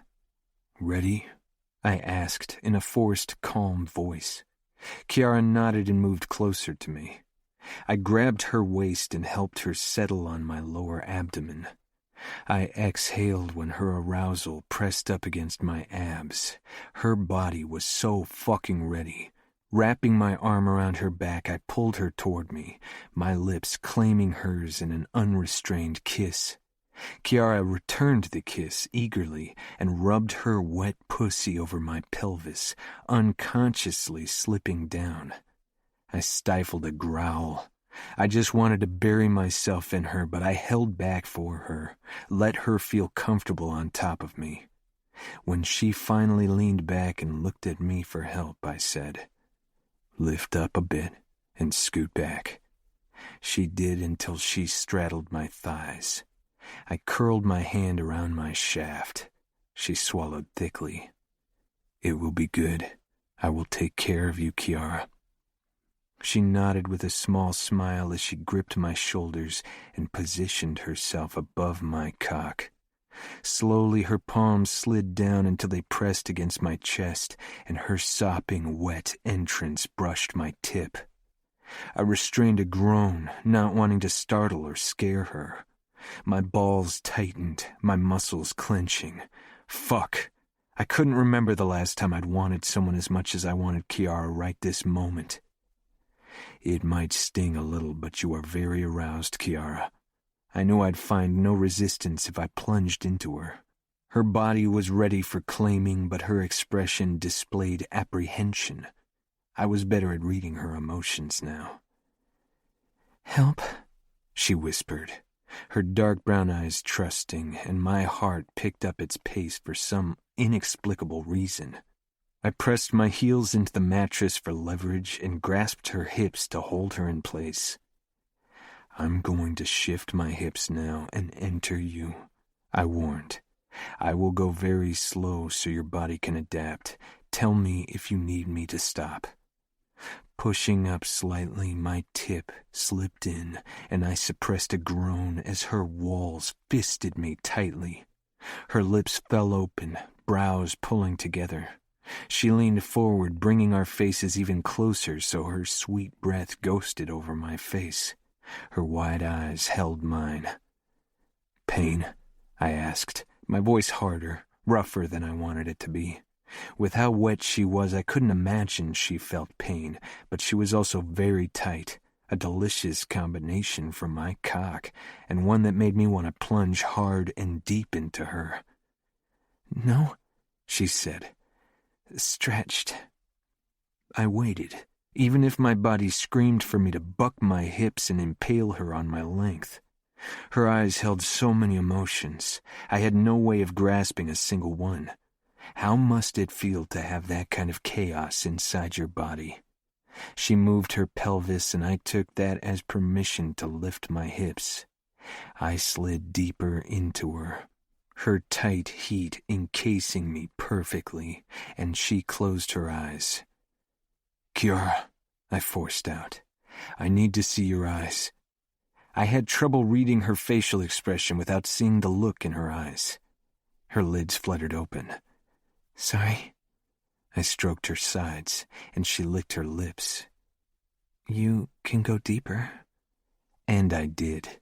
This time, I didn't stop. As I raised my hips, I held her down until her pussy pressed against my pelvis. I lowered myself to the mattress and took her with me. She became still on top of me as I filled her completely. Fuck. This felt as close to perfection as I could imagine. She breathed out and her fingers flexed against my skin. I swallowed. Never before had someone felt as good around my cock. My body screamed to move, to seek the pleasure her tightness could offer. She clung to me, completely motionless. "Okay?" I asked in a low voice. Kiara exhaled again. "It feels good." Tears filled her eyes, and I became as still as she was. "Why the tears?" She leaned forward to kiss me and shifted my cock inside of her. I moaned against her mouth, and she gave a small shudder. Her lips brushed mine, and I took her up on the invitation, tasting her mouth. Kissing had always seemed a necessary evil many women required during intercourse, but with Kiara it spiked my own arousal. Slowly she pulled back, eyes dark and teary. "I feel like I'm finally free of him." I stroked her back gently, trying to understand. I had killed him as brutally as I was capable of, and yet this act of tenderness finally destroyed the demons of her past, the memories of his actions. I tightened my hold on her, bringing our bodies flush together, my back pressed against the headboard. For once, I didn't know what to say, and it was an unsettling experience. I began moving, rotating my hips slowly, gently, and she gasped. She looked into my eyes and brushed her lips over mine. Trust, tenderness, and so many more emotions I didn't understand. I'd never truly resented my incapability to feel, but in this moment I did. "It feels so good, Nino." I angled my hips the same way, and Kiara's lids fluttered, but she didn't close her eyes. It was as if she needed to see me, so I returned her gaze. Her lips parted for a soft moan. It was a perfect sound, more perfect than any melody Kiara had ever created on her piano, and she had created some of the most beautiful melodies I'd ever heard. Brushing my thumb over her clit, it moved easily over her heated flesh, coated with her juices. My other hand cupped her breast, my thumb flicking over her hardened nub. She cried out and clenched around me. My eyes rolled back as I fought for control. I wanted to go harder, faster. Fuck! I forced the urge down and focused on my wife as she rocked her hips, almost helplessly, trying to find more pleasure but uncertain of her moves. I let her discover the motion she loved as I kept slowly thrusting upward. Every time her eyes widened or her lips parted, my fucking heart clenched. I wasn't sure what was wrong with me. It wasn't a physical response I'd ever encountered during sex. I flicked my thumb over her clit faster and sped up my thrusts. Kiara's walls clamped tightly around my cock, her nails digging into my skin. She rocked faster, barely meeting my thrusts. It was uncoordinated and unpracticed, and yet the best thing I'd ever watched. The fucking best thing I'd ever felt. Her eyes grew wide, body tightening as she came with a loud moan, and finally I let loose, slamming harder into her and hoping she could take it, but too far gone to ask, until my release hit me like a tidal wave. My head fell back against the headboard and I spent myself inside her. The fucking tightness in my chest remained. She fell forward and clung to me, her face buried in my neck, her lips leaving kiss after kiss against my sweaty skin. I ran my hands over her back and arms, but stayed away from her neck. That was still a spot she was nervous about. She softened under my touch, breathing deeply. "I love you," she whispered, and we both stiffened at the same time. Her breathing hitched against my throat. Love? Chapter 19. Kiara. I love you. Nino grew tense beneath me, and I stiffened in turn. I closed my eyes. I couldn't believe I uttered those words. I hadn't considered saying them because I knew Nino couldn't say them back. Love. For him, it was something unfathomable, illogical, impossible. He simulated affection for me. Every act of tenderness, every smile and soft expression was a conscious effort. I swallowed.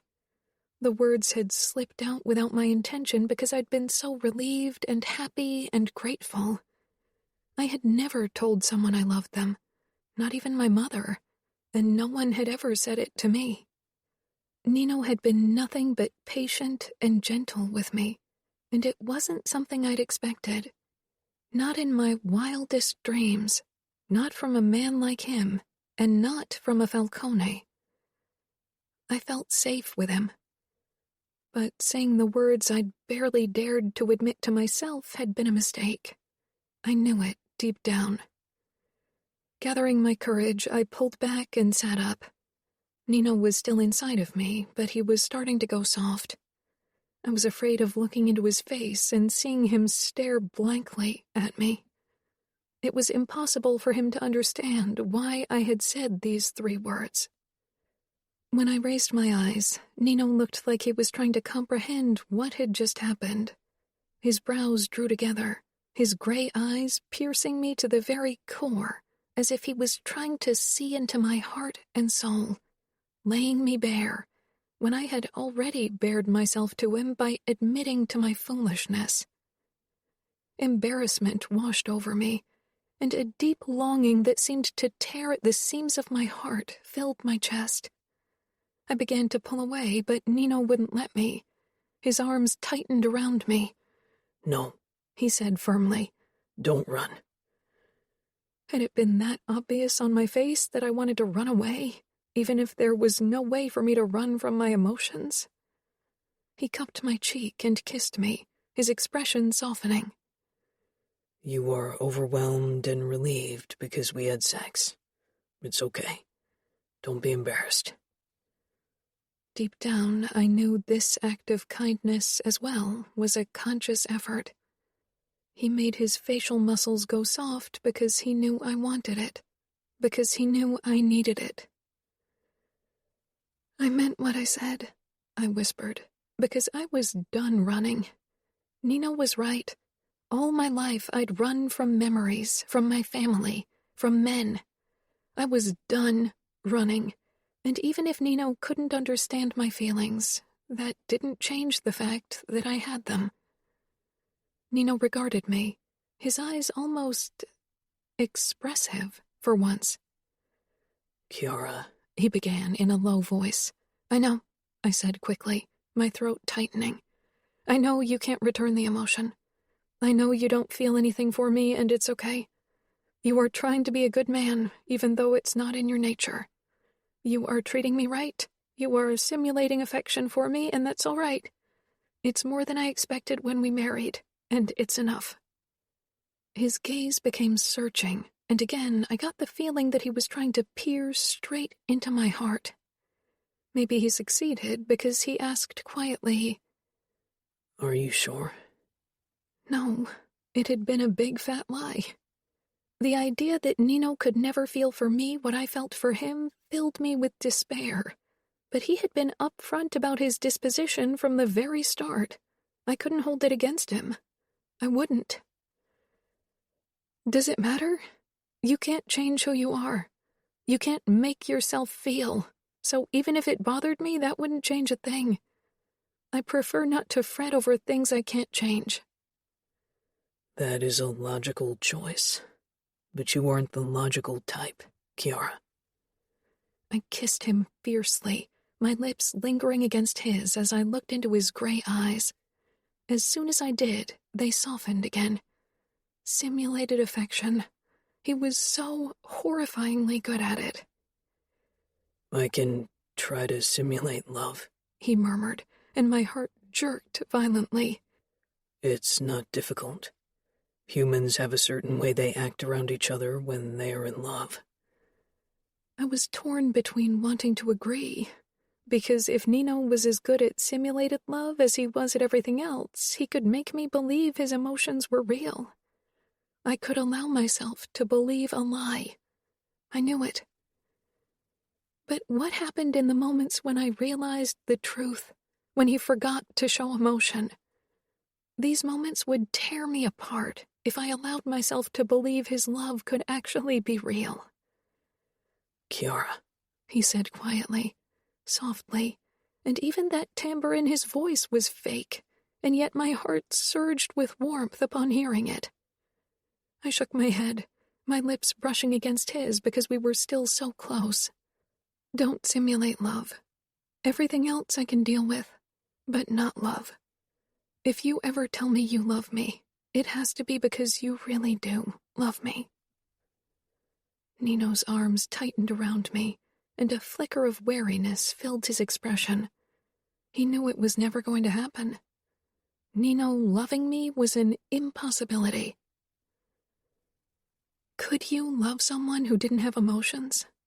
Someone who analyzed love as if it were a mathematical problem? It wasn't a question that needed answering.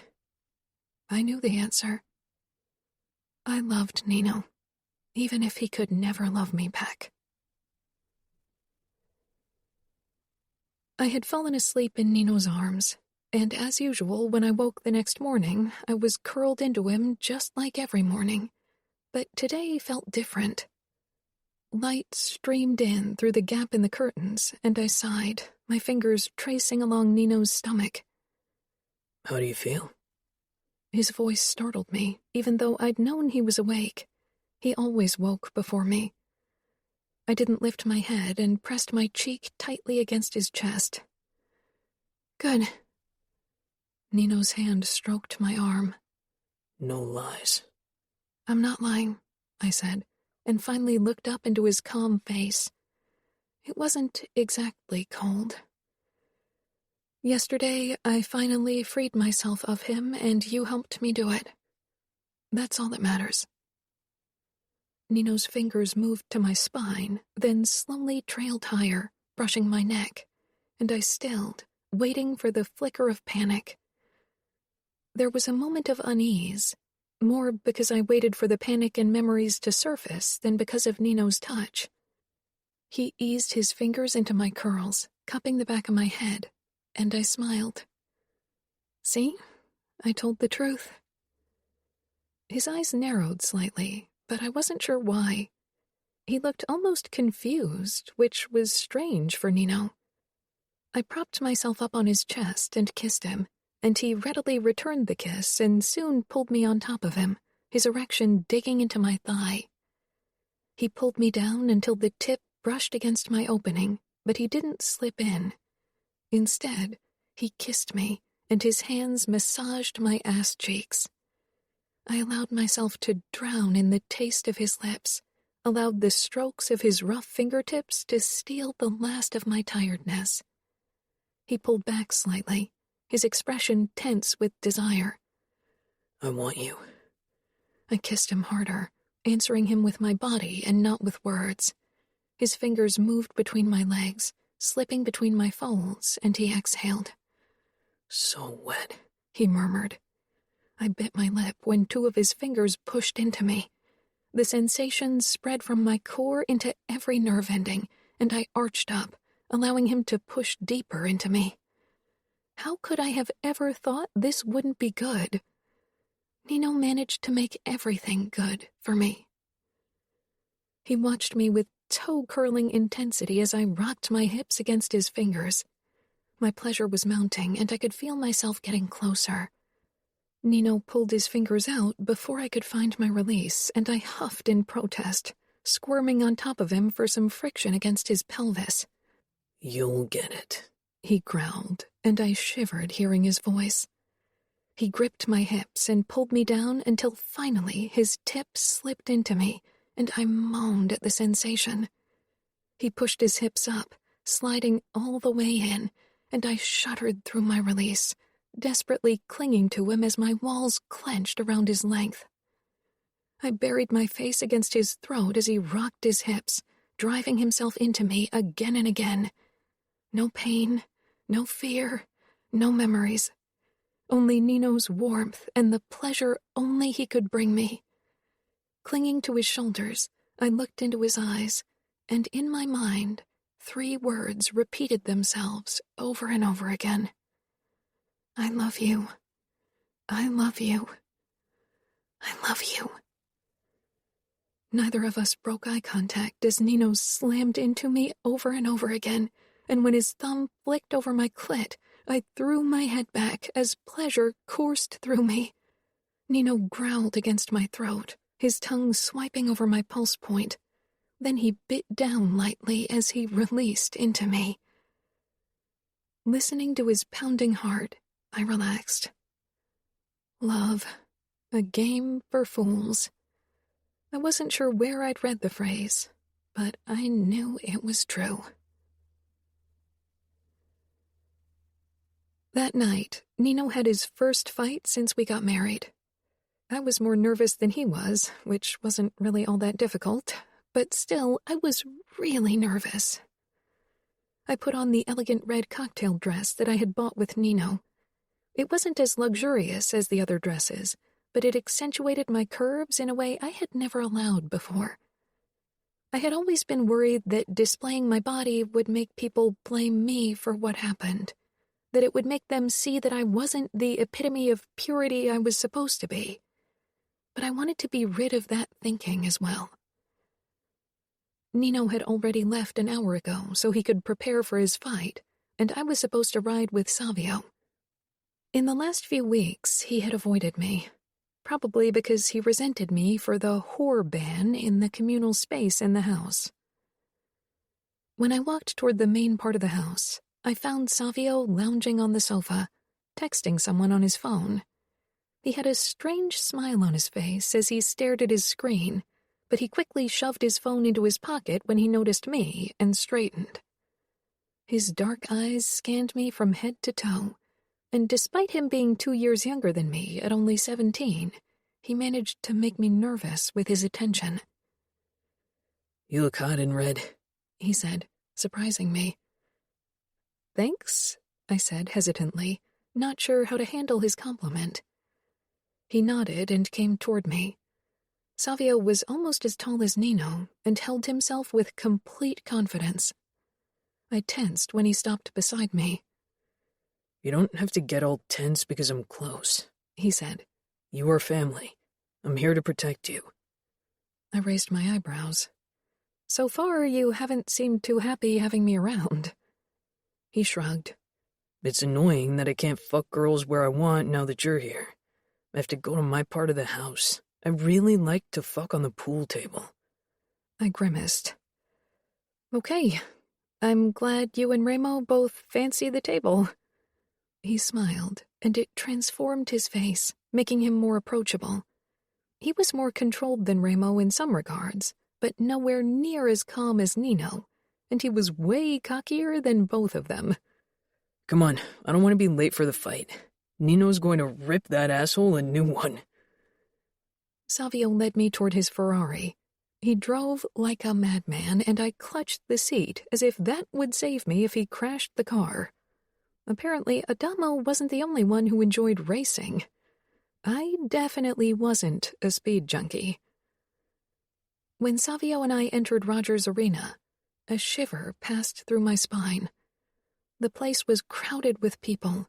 Every table and booth was occupied, and many people stood against the wall.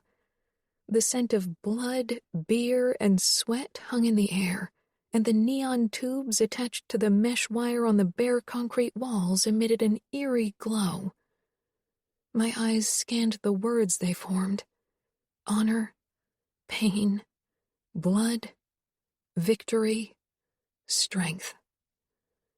The bar was cast in the same red glow, and the women behind it worked in overdrive to serve the customers quickly. Looking down at myself, I realized how well the blood red of my dress fit the occasion. Savio nodded toward a red leather booth close to the cage, where Fabiano and Leona were sitting. Come on, let's go over to them. In passing, we greeted his friends and their fathers and a few people I didn't know but who obviously knew who I was. Arriving at the booth, Leona gave me an encouraging smile. It'll be okay. Nino is undefeated in the cage. Fabiano nodded. He's brain and muscle. That's too much for most opponents. I gave them both a grateful smile as I slipped into the booth across from them. I know, but I'm really not looking forward to seeing Nino getting hurt. Savio snorted. Don't worry, my brother is invincible. Nobody was, not even Nino, even if his emotionless mask made everyone believe it. Nino was human. He could fail. He could get hurt. Leona regarded me curiously, and I wondered if my feelings for Nino were obvious to people around me. I hoped I could hide them, because how foolish would I appear if people realized I'd come to love someone incapable of emotion? I'll be back in a few minutes. I need to talk to Diego, he said. His friend was giving him signs. Savio walked off without another word, and a waitress with long black hair and pink lipstick appeared at our booth. She gave Leona a tense smile, ignoring Fabiano, and finally turned to me with a wary expression. What would you like to drink, Mrs. Falcone? That name still made me pause. Do you have wine? The waitress pursed her lips. This is a fight bar. We have liquor or beer. Careful, Cheryl, Fabiano said in a low voice that sent a shiver through my body. His blue eyes held a clear warning as he regarded the waitress. You better remember who she is. Leona touched his arm, which was propped up on the table, but Fabiano didn't take his eyes off the woman. Enforcer. It was easy to forget what that meant. I felt bad for her and quickly said, Then a beer. I needed something alcoholic to calm my nerves, and hard liquor was out of the question. I didn't have the necessary tolerance for it. And one for me, Remo said as he appeared close behind Cheryl. She tensed and stepped aside to let him pass. I'll bring it over in a moment, she said, then rushed off. To my surprise, Remo slipped into my booth. As usual, my body tightened with unease at his closeness. He gave me a challenging look, but didn't come close enough so we'd touch. Still? He asked with a twisted smile. He didn't have to elaborate. I knew what he meant, and I didn't think I'd stop being wary of him anytime soon. He hadn't given me reason to do so, but something about Remo just screamed danger, and I wasn't the only one who felt that way. Leona rolled her eyes when Remo turned to Fabiano. I saw that, he said under his breath. I stifled a laugh. Sometimes, very rarely, I managed to get past my fear of Remo. In those moments, I almost understood why Nino thought so highly of his brother. 2 men in fight shorts entered the cage. My brows furrowed. I thought Nino's fight was next. The biggest fight is always last, Fabiano explained. There are 2 fights before Nino's. Whoever wins might end up fighting me or perhaps Savio next. Why do you do this? Why do you keep fighting? It's not like people don't fear you enough. If you get comfortable, you get weak. That happens to many people in positions of power. It's good to prove to people and to yourself that you are still someone to fear, Remo said, his dark eyes passionate and fierce. The referee gave the signal. At once, the 2 men barreled toward each other and collided with grunts. I winced as I watched their kicks and punches. Cheryl returned with our beers, and I took a deep gulp despite my aversion to the taste. One of the men flew against the cage and blood spurted out of his mouth. I covered my own with my hand. Oh, God. Remo cocked an eyebrow. This is nothing. Maybe for you, I muttered. You'll get used to the sight. He nodded toward Leona. She did? I still don't enjoy it, Leona said. Especially if Fabiano's in the cage. It's horrible, seeing him getting hurt. She shuddered. I'm not getting hurt, Fabiano said firmly. I always win. Savio returned and sank down beside Remo. Because you've never fought against me. I've fought against you and I kicked your ass, Fabiano muttered. That was more than a year ago. The crowd burst into applause, and my eyes darted toward the cage where one man lay unmoving on the floor while the others stood above him with raised hands. My heart beat in my throat when the referee finally announced Nino's fight. His opponent, a man the size of a giant, was already waiting in the cage when Nino stepped out of the changing room. The crowd regarded Nino with respect and fear as he walked through the aisle they'd made for him. His eyes were directed straight ahead at the cage with an expression of cold determination, yet something was different about him. For once, the emotionless mask seemed almost forced, as if he had to make it appear that way. Or maybe my own nerves had me imagining things. Nino climbed into the cage under the roaring applause of the crowd.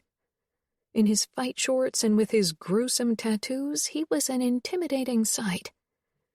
The moment Nino had entered the room, Remo, Savio, and Fabiano had changed their behavior. Their expressions showed no hint of doubt or worry, only pride and the grim knowledge that Nino would win. I knew Nino was a good fighter, but his opponent was several inches taller and much wider than Nino. My husband didn't seem impressed by the man in front of him, and the moment the ref got out of the cage and closed the door, he switched into predator mode. His entire body became taut, his eyes cautious as they regarded their opponent. The man was the first to attack. I tensed when he barreled toward Nino, who jumped to the side and landed a hard kick in the man's side.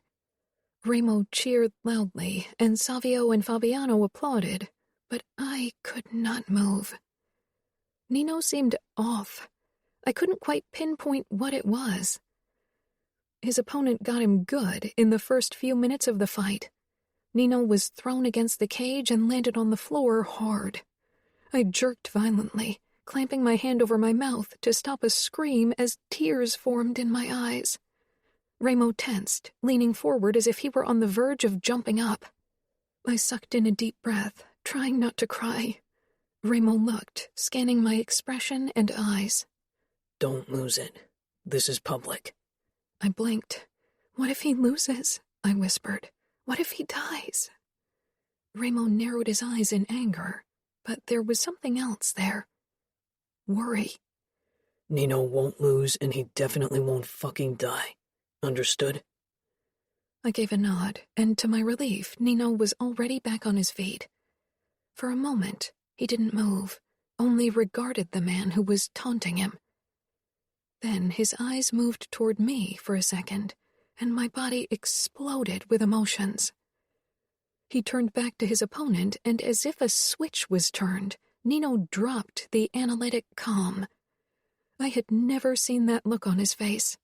He lunged at the other man and attacked viciously. He looked unhinged, hungry for blood and death, and he kicked and punched his opponent over and over again, not stopping even as the man dropped to the ground. It was a deeply unsettling sight. "What's gotten into him?" Savio muttered. Remo didn't take his eyes off the cage, but his mouth thinned. "I don't know." Nino thrust his fist down on the unconscious man one more time. Then he staggered to his feet, covered in blood, gray eyes alight with fury. Even scarier was how quickly the emotion was replaced with his usual calm. What had just happened? Nino left the cage before the judge declared him the winner and stalked toward the changing rooms under the applause of the crowd. I jumped to my feet. "Let me out," I said. Remo stood as well and gripped my arm. I tensed but didn't pull away because people were watching and I knew how to keep up appearances. "I don't think this is a good time for you to go to Nino. I will handle him." "Nino won't hurt me," I said quietly. Remo tilted his head. "Are you sure about that?" His voice held a challenge. I gave a resolute nod. "Absolutely. Let me go to him." Remo smiled coldly and motioned for Savio to make room. They both stepped out of the booth so I could leave before sitting back down. Remo held my gaze. "I've never seen Nino like this, but if you think you can handle him, be my guest." Straightening my spine, I moved through the crowd, who backed away from me as if I was contagious. Some people gave me pitying looks. Others regarded me as if I was someone to be scared of. Kiara Falcone. I heard their hushed whispers. I was glad when I reached the changing room and stepped inside. Nino wasn't in front of the lockers, but I heard the shower running and walked around the corner until I caught sight of him in the last stall. He was braced against the tiles, head hanging low as water poured down his body. His head turned, and the look in his gray eyes sent a stab of worry through me. "Are you all right?" I asked breathlessly. Nino straightened in all his naked glory, covered in cuts and bruises. Magnificent. "Come closer," he said in a strange voice. I moved toward him but stopped in front of the shower. Nino stared down at me as if I was a problem he wanted to solve. His expression was intense, on the verge of angry, which didn't make sense considering this was Nino. He didn't feel anger. He didn't feel anything. He curled his fingers around my wrist and pulled me toward him, his eyes not once breaking their staring. "Nino," I protested, "my clothes." But he didn't hear me.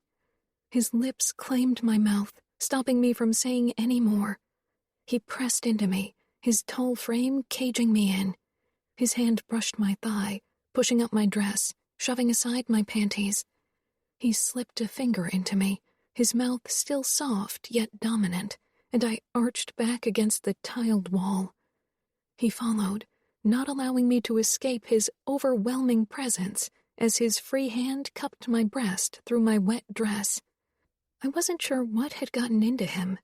His touch and kisses were overwhelming, but my body reacted with a tidal wave of arousal as he slid his finger in and out of me.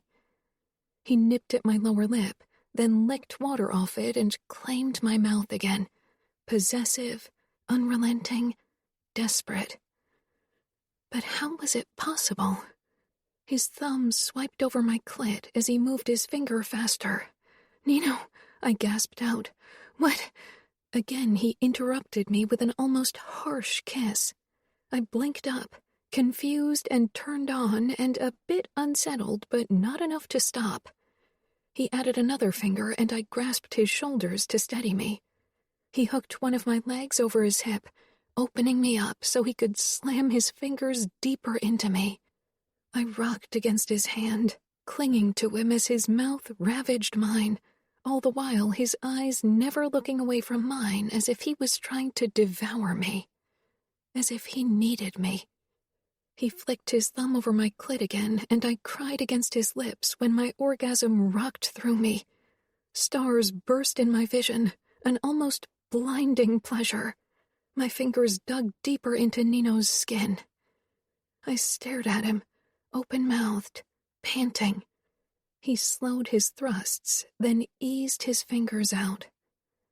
He released me, but moved even closer until he filled all of my vision and breathed harshly as he stared down at me. He was hard, digging into my stomach, but he made no move to take things further, and it confused me, like his expression confused me.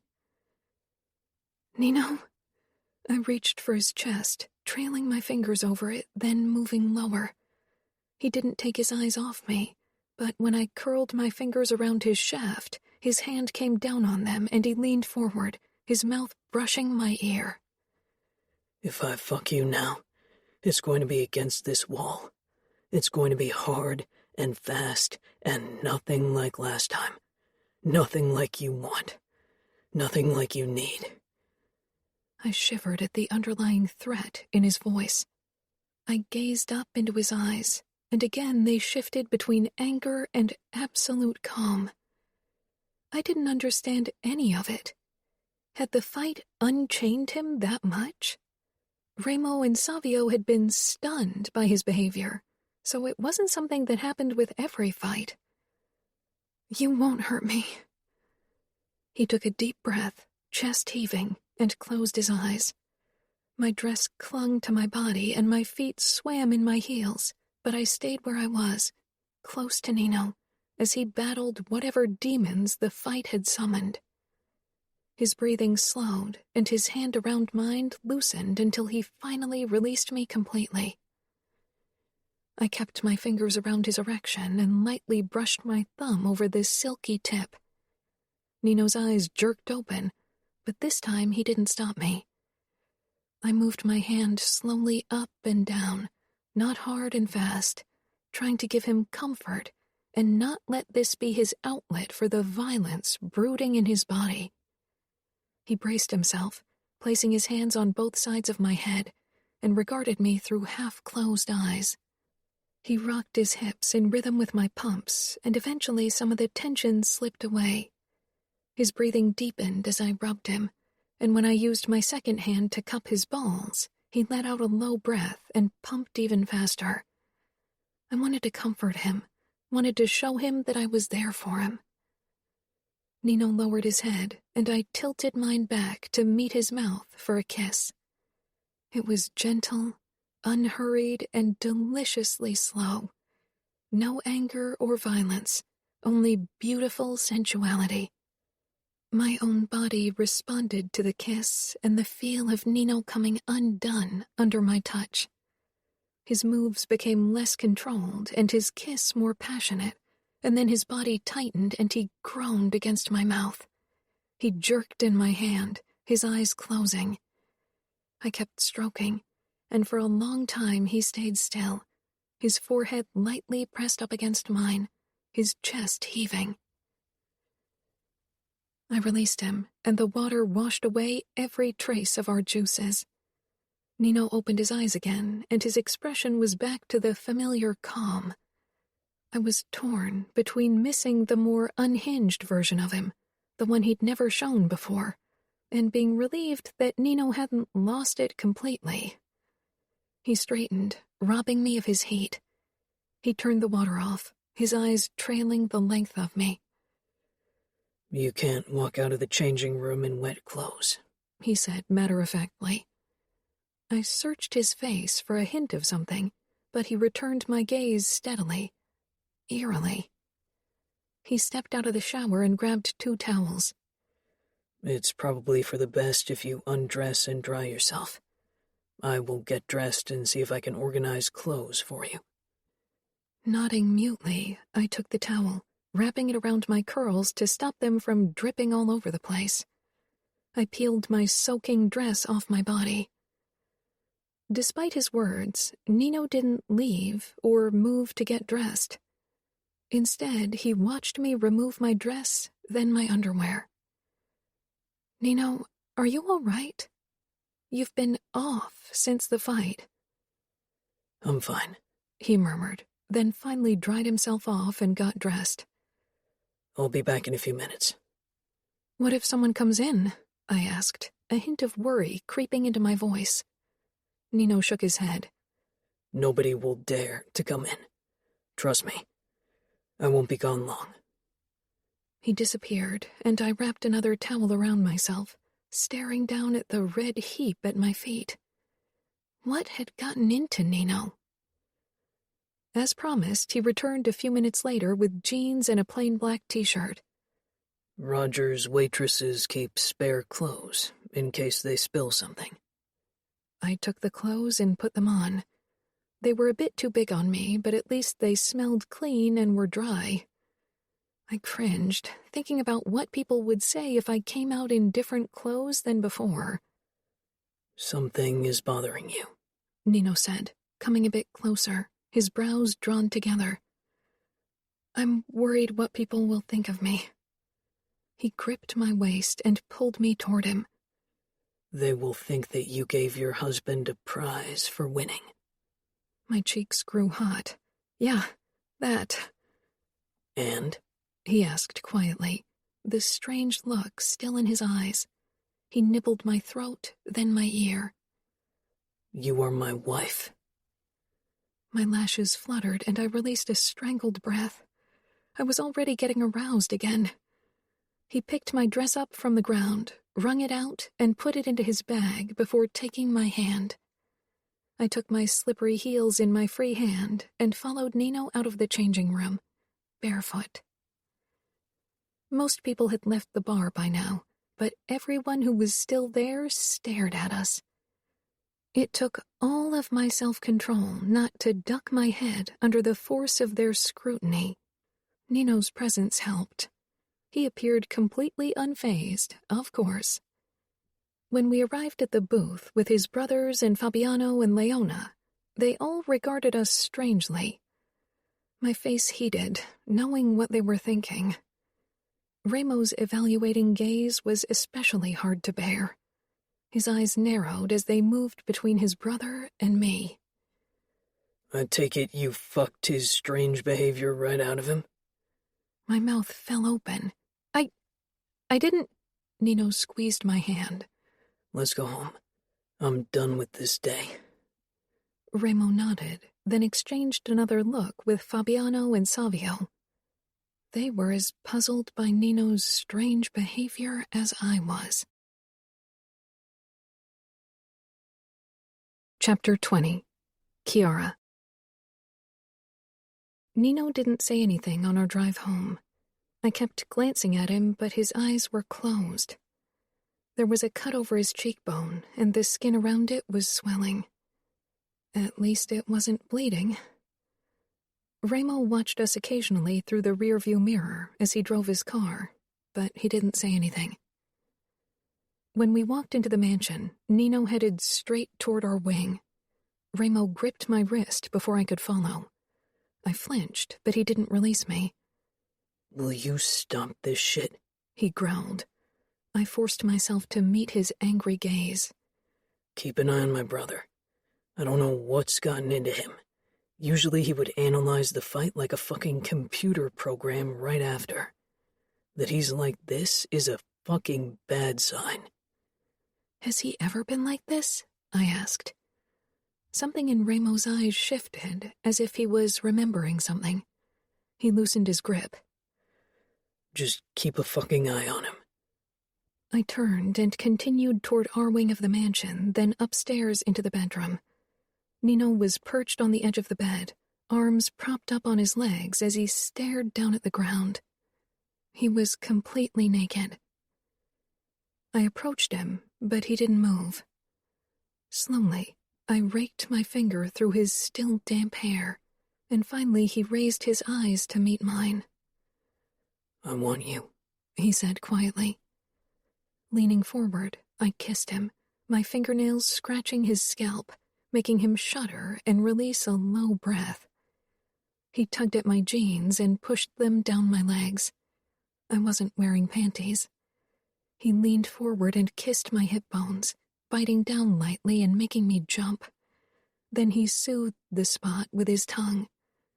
Slowly, he trailed his tongue down from my hip bones to my upper thigh, and then between my legs. I gasped when he slipped his tongue between my folds.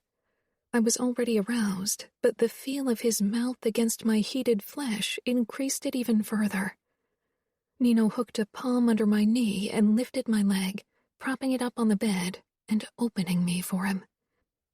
Watching him through half-closed eyes, his lips moved over my folds and his tongue slid along my crease, tasting me.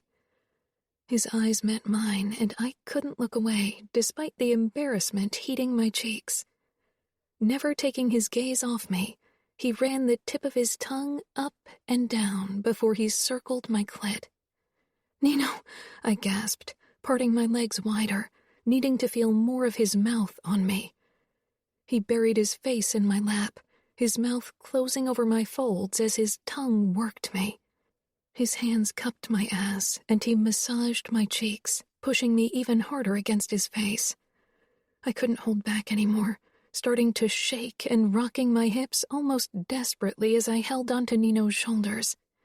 My moans spurred him on, and he licked and nibbled greedily until I was sure I'd come again. But then he pulled away, his face glistening with my arousal. His eyes were alight with desire. I quickly pulled my shirt over my head, then bit my lip. "How?" I asked quietly. He curled a hand over my hip and tugged me toward the bed. I climbed on top of the mattress. "Lie down on your side," Nino instructed in a low voice. Surprised, I stretched out, my back facing Nino. He lay down behind me and pressed up against my body, his erection digging into my butt. I tensed. His mouth grazed my ear. "Trust me, I'm not going to do anal, Kiara." I felt foolish, but nodded. Nino slid one arm under me, then lifted my upper leg with his other and moved it slightly back so my foot rested on his strong calf. Then he pressed his pelvis against my butt, and I felt his tip nudge my opening. He changed the angle slightly and slowly slid in. I arched back against him. He didn't go as deep in this position, but I loved the feel of his chest against my back, his hot mouth against my shoulder and neck, his arms around me from behind. His movements were slow, but his tip seemed to rub my clit from the inside, and when he trailed his hand down between my legs, I released a low moan. "This position okay for you?" He rasped against my ear as his next stroke hit me even deeper. "Yes," I gasped. Nino's closeness, his warm embrace, his soft kisses along my shoulder blade, they made this perfect. Nino cupped my breasts, fingers tweaking my nipple as his other hand worked nimbly between my legs. He slammed into me over and over again, slow, precise strokes that curled my toes and made my eyes roll back with pleasure. It was beautiful and breathtaking, and I let myself fall completely. I trusted Nino without reservation to guide me over the edge, to take care of me, and he did. I tightened as my release hit me, and I cried out Nino's name. He rasped mine into my ear, the word almost desperate as he spilled inside me moments after my orgasm. He didn't pull back, holding me closely against his body, still buried deep inside of me. He eased out of me, and I turned in his embrace. I lightly traced the skin around the cut in his cheekbone, then the blooming bruises over his ribs. He tensed under my touch.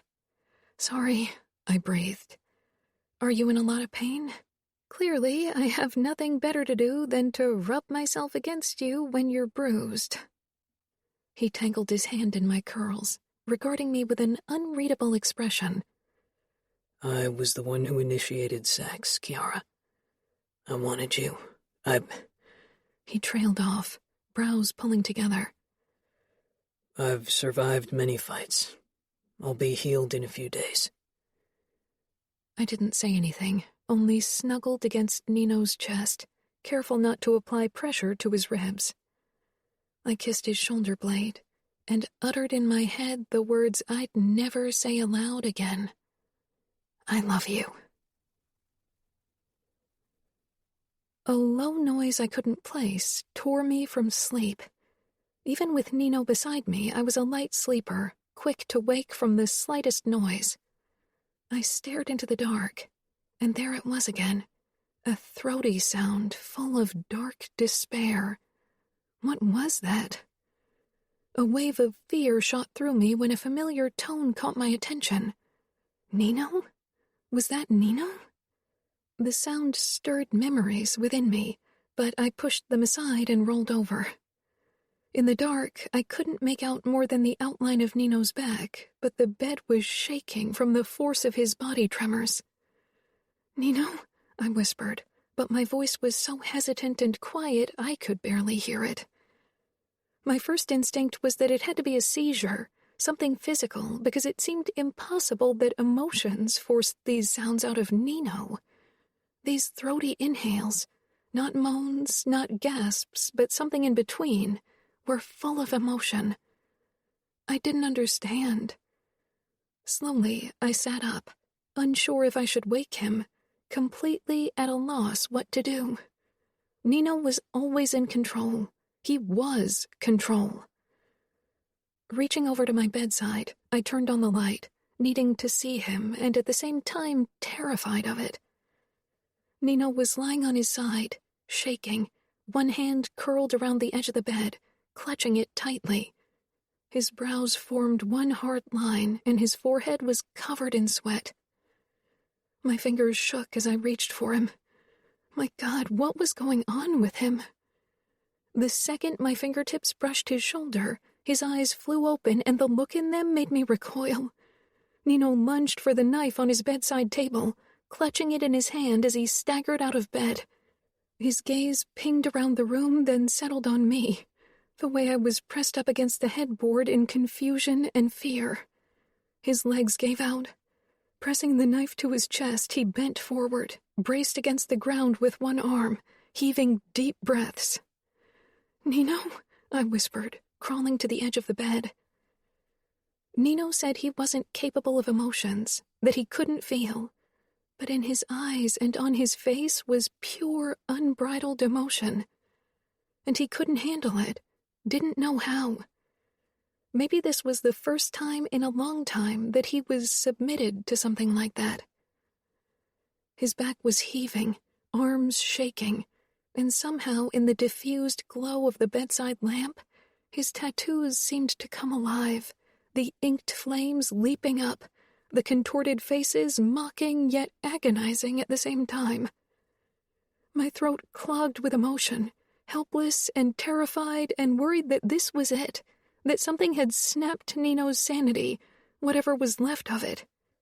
My love for him didn't make me blind to the truth, that Nino and Remo both were messed up in a way that couldn't be resolved with a few pills and countless sessions with a shrink. Something awful had twisted them into what they were today, twisted Nino's emotions into a tight knot. Something had managed to untie it. Seeing him like this made me think that maybe there had been a good reason why his mind and body had tied that knot in the first place. I slid out of bed and approached Nino hesitantly, but he jerked his head to the side. "Remo," he croaked. Then it got louder, more desperate. "Get Remo." Stumbling toward the door, I ripped it open and ran down the corridor. My heart beat in my throat, and my bare feet smacked loudly against the cold granite. What was going on with Nino? Fear, raw and unhinged, rushed through me. What if I lost Nino to whatever this was? I crossed over into the east wing, Remo's domain. I'd never been there before, and I knew I wasn't welcome, but Nino needed his brother, so no matter how scared I was of Remo, I would get him. It took me a moment to get my bearings in the unfamiliar part of the house. I wasn't sure where Ramo's bedroom was, and with only minimal moonlight streaming in through the window at the end of the corridor, it was difficult to make out more than the hazy outlines of doors. Panicking, I ripped open the first door, and even in the dark I could make out the shape of a bed. An old smell hung in the air, something dusty and abandoned. Nobody had lived there in a while. There were so many rooms in this house, I'd never find him in time. I felt the wall for a light switch, but my body shook and I couldn't get my bearings. The dark was beginning to close in on me, but I moved on to the next door, my finger curling around the handle. Then there was a warm breath against my ear and a low murmur. "What the fuck are you doing here?" I screamed and lashed out instinctively, my hand colliding with his stubble-covered chin a moment before I realized whom I'd just hit. A strong hand clamped down on my wrist. I stilled, suddenly glad for the dark, because it hid Ramo's expression from me. "Let me go," I whispered, voice shaking. He released me, and I stepped back. "I'm sorry for hitting you," I got out. "You scared me." He remained silent for another moment, towering over me with that unsettling vibe of violence. "Answer my question," he ordered. "It's Nino. I don't know what's happening with him. He's upset." "Upset?" Ramo said doubtfully. "Ramo, please, can you turn on the light?" I swallowed. "It's making me nervous being in the dark with you." He shifted, and his arm brushed mine. Then light flooded the corridor. When my eyes grew accustomed to the blinding light, Ramo came into focus, tall and naked except for briefs. His eyes slid down my body, dressed only in my thin nightgown, before they returned to my face. His chin was slightly red from where I'd hit him. "I'm losing my patience here, Kiara." "Nino needs your help," I said, annoyed, because there was no way I could explain Nino's situation to him. And finally, something went through to him, and he turned around and began running. I had absolutely no chance to catch up with him with his long legs. Panting, I arrived in our bedroom a couple of minutes later. Ramo was kneeling beside his brother, who was on the ground, his hand on Nino's shoulder. They both looked like fallen angels with their curved backs, their scars and tattoos, the muscles formed from years of fighting. Ramo's fallen angel on his back with the broken wings had never made more sense than it did now. "What's happening?" I croaked, and Ramo looked up from where he knelt beside his brother. For a moment, he looked as helpless, as terrified as I felt, and that sight undid me because this was Ramo. This was a man always commanding, always hard and powerful and cruel and not afraid of anything. It came almost as a relief when he narrowed his eyes at me, his mouth pulling into a twisted smile, as if this was my fault, as if without realizing it I had broken Nino, even though I held nowhere close to the power over him to do so. "Get out," Ramo growled, but I didn't want to leave. "Get out," he snarled, and I knew he'd make me if I didn't, so I rushed out and ran along the corridor, down the stairs, and into our living room, which wasn't really called that because most living room activities took place in the shared area of the mansion when all the brothers were together. This was my sanctuary, and sometimes Nino's, when he tried to simulate affection for me. I sank down on the piano bench. My fingers instantly found the keys, needing to feel their cool smoothness. The first notes of the song I'd written for Nino rang out.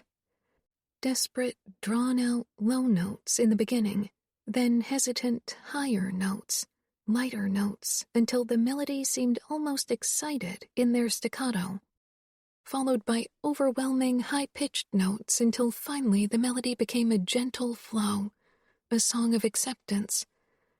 But this ending seemed wrong now, and my fingers moved on, the notes reaching higher and higher, filling me up until my emotions created this melody. I breathed harshly as Nino's despair became music, as my fear let the melody burst through me with hard, short notes. Emotion was everywhere, and I could not stop, and felt like this was the only way I could get through this. Heavy steps sounded, and my fingers slid off the keys as Ramos stalked into the room and toward me, still only in his briefs and a look of murder on his face. I stiffened but didn't follow my impulse to run. Instead, I lowered my shaking hands to my lap and returned Ramos' gaze. He stopped halfway into the room as if he was torn between anger and despair, but then he bridged the remaining distance between us, dwarfing me with his height and sheer brutal presence. He leaned down, and I drew back but didn't look away.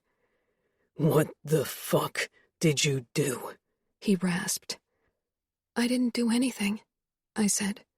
What could I have possibly done to unhinge Nino like that? I was only a woman. I didn't have any power over him. "Bullshit. Ramo, leave her alone." It was Nino's voice, strangled, raw, and yet cool and controlled. I sagged with relief. Ramo stepped back from me and turned to his brother, opening my view to Nino as well. Like Ramo, Nino was only in briefs, and yet there were layers over layers of barriers I could never bridge. His expression was the blank canvas I'd grown used to, but there was something haunted, something hunted in his gray eyes as he stared at Ramo. A look passed between the brothers that spoke of horrors I could not grasp.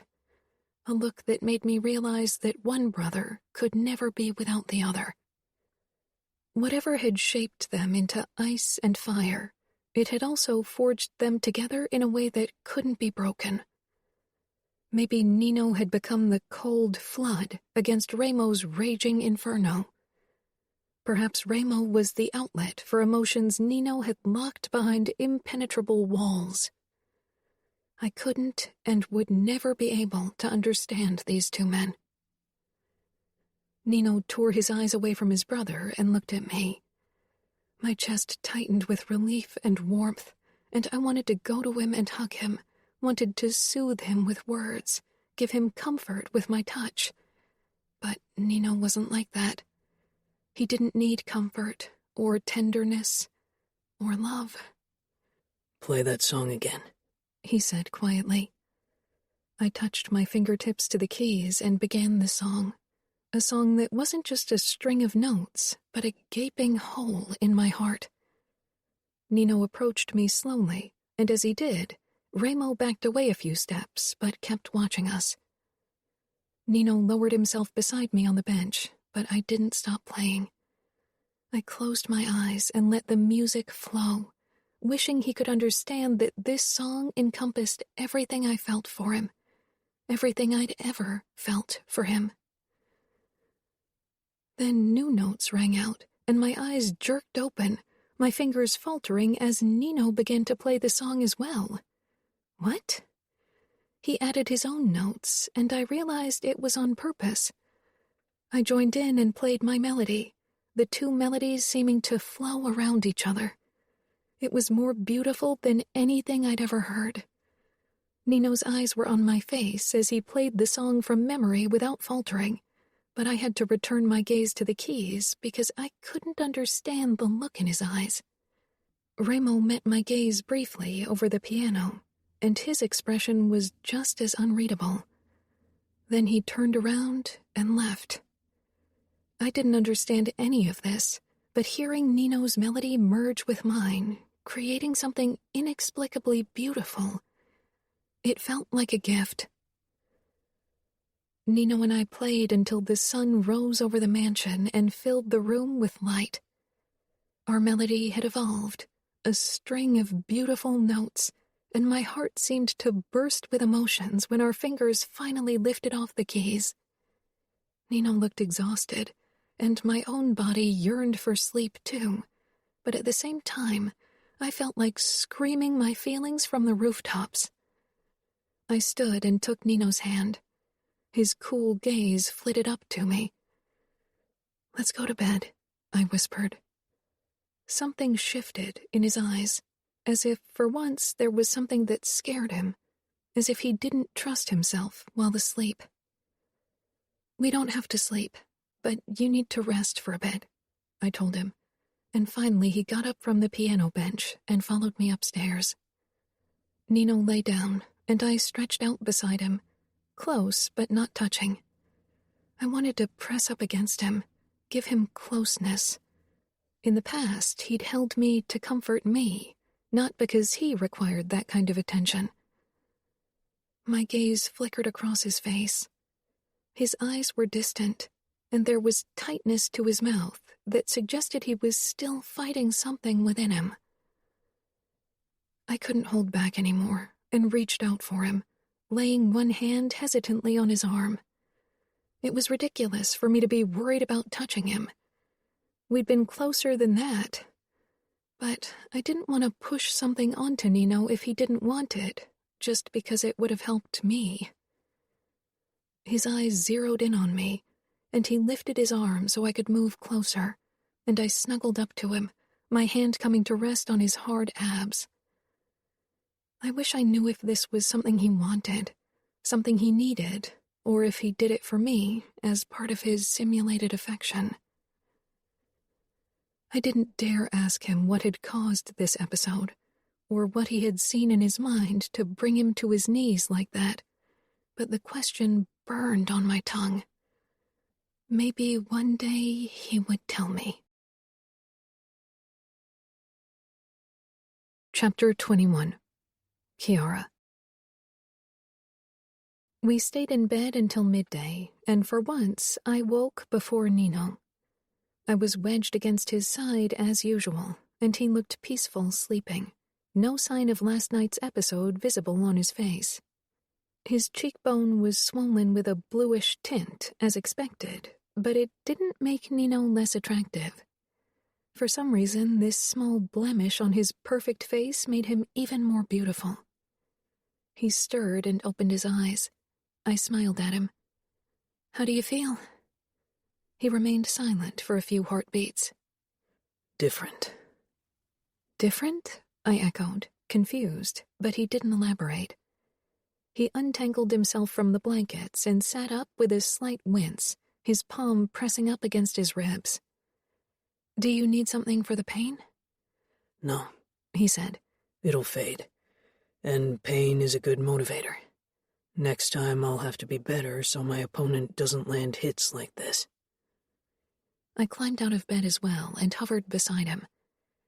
"Will you go swimming?" Nino nodded. "It'll help with the tiredness." I grabbed my book and put on my bathrobe while Nino put on his swim trunks. He didn't bother going into the bathroom anymore. We were past that point. We headed outside in silence, and I took my usual place in the lounge chair while Nino dove into the water. His movements weren't as rhythmic or as smooth as usual. He drove himself harder than ever before, swimming fast and almost angrily. I wasn't sure how one could swim angrily, but it sure looked like it. I put my book down and stood to get a better view. Nino's breaths were short, less controlled, as he swam one round after the other. This was a much longer swimming session than his daily 30 minutes. Worry gnawed at me as I watched him overexert himself, as if he was trying to swim away from something. Finally, he stopped and held himself against the wall of the pool, his chest heaving, panting. He pushed himself out of the water, inked arms flexing, and staggered to his feet. I handed him his towel, and he pressed it against his face. When he lowered it to dry the rest of his body, the calm returned to his expression, but it looked wrong, off. I couldn't even pinpoint why. "Let's go inside. I'll make us something to eat." Nino didn't bother changing out of his swim trunks, and he followed me into the kitchen. I began to gather everything needed to make pancakes. The sounds of the clanking pots had Ramo joining us. He was dressed and looked surprisingly well-rested, despite my intrusion last night. His eyes darted from me to Nino, who was reading the news on his phone without looking up. Remo moved to my side, as usual, ignoring my personal space as his hip bumped against mine. He watched me whip together the batter. "How's he doing?" he murmured, his dark eyes filled with worry. I paused because that sight still got to me. I don't know. He's still acting weird. Remo moved to the kitchen table and sank down in a chair across from Nino. "So, are you up for work today?" Nino put down his phone and looked up. "What do you have in mind?" "We caught 2 outfit bastards. I thought we could get some information out of them. When we're done, we can send them back to Cavallaro in a few nicely wrapped packages. What do you think? Will a nice round of torture lift your spirits?" Remo smiled twistedly. Was he being serious? Did he really want to involve Nino in something this brutal when he wasn't quite himself? I don't think that's a good idea. Both Nino and Remo glanced my way. Nino furrowed his brows in an almost confused expression while Remo had murder on his face. I was growing used to it. "You better remember your place," Remo said harshly. Nino met my gaze. "Your worry is unnecessary, Kiara." I doubted it, but I kept my mouth shut and prepared the pancakes, dividing them between 3 plates, and carried them over to the table. Remo seemed surprised. I assumed you'd want to eat with us. Even if you threaten me, I won't let you go hungry. His dark eyes assessed my face, and I returned his gaze. Didn't he always insist I needed to learn to be a Falcone? Not cowering to him was a good step toward that goal. I couldn't be sure, but I thought I saw a flicker of respect in his eyes. "I like you better now that you aren't scared of your own fucking shadow anymore." I shrugged. And I like you better when you're not being scary and bossy. "Then you don't like me very often," Remo said, digging into his pancakes. I sat down beside Nino, and he surprised me by putting his hand down on my thigh and squeezing. When I chanced to glance at him, he was focused on eating. "When do we need to leave?" Nino asked his brother. "The assholes are in the basement of the sugar trap. Savio and Fabiano are already there. I wanted to wait for you before we started." Nino nodded and finished his pancakes. "I'll get dressed and then we can leave." He turned to me and hesitated. "Is Damo here?" "He should be here, but the asshole snuck out this morning and took my Bugatti. If he gets back, I'll kick his fucking ass. Until then, your girl will be alone here." Nino shook his head. "No, she can't defend herself yet." I frowned. The mansion is safe, and I'm good with a gun. Well, decent, but that should be enough. "Decent is not good enough against most of our enemies. Cavallaro will soon realize we have his soldiers. I won't leave you unguarded." "She can come with us," Remo said with a shrug. I knew the sugar trap was a strip club and whorehouse. But if the Camorra's enemies were taken there, that probably wasn't all it was used for. Nino regarded me. "That is a difficult place for Kiara." "I can deal," I said firmly. The second we stepped into the sugar trap, everyone's eyes swiveled toward us. A few scantily clad women were gathered around the bar, talking to a tall black guy sorting bottles. He nodded at Remo and Nino, but regarded me curiously. The women, however, only mumbled a few words of greeting before they returned to what they had been doing. Poles were spread around the room on small stages, and there were several doors branching off the main bar. I assumed they were for private sessions. Remo's hard eyes only brushed over the women, as if their mere presence annoyed him. Nino turned to me. "You can wait in our office while Remo and I are in the basement." I shook my head.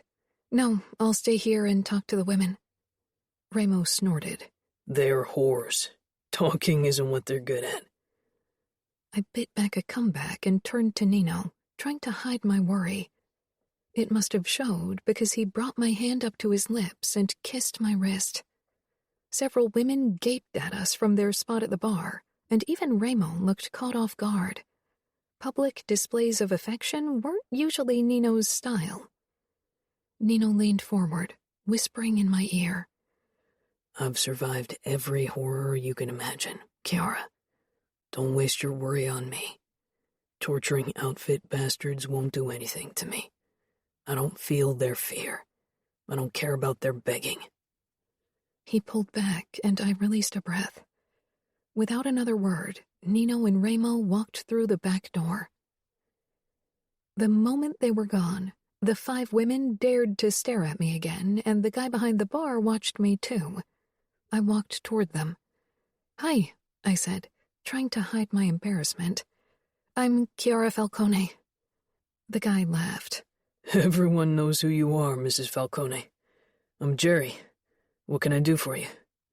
His white teeth contrasted with his dark face, and I liked him at once. The women whispered among themselves, but didn't say anything directly to me. A few months ago, this would have driven me away, but I'd learned to brave unsettling situations. "What do you have?" I asked Jerry. Everything you want. Wine, beer, shots, cocktails. And even if we don't have it, I'd get it for you, Mrs. Falcone.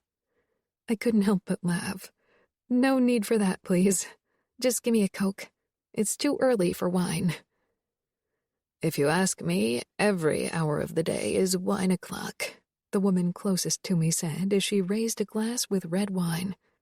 She was very tall and had long blonde hair and was heavily made up like the other women. I supposed it was required in their field of work. I'd never before dealt with a sex worker.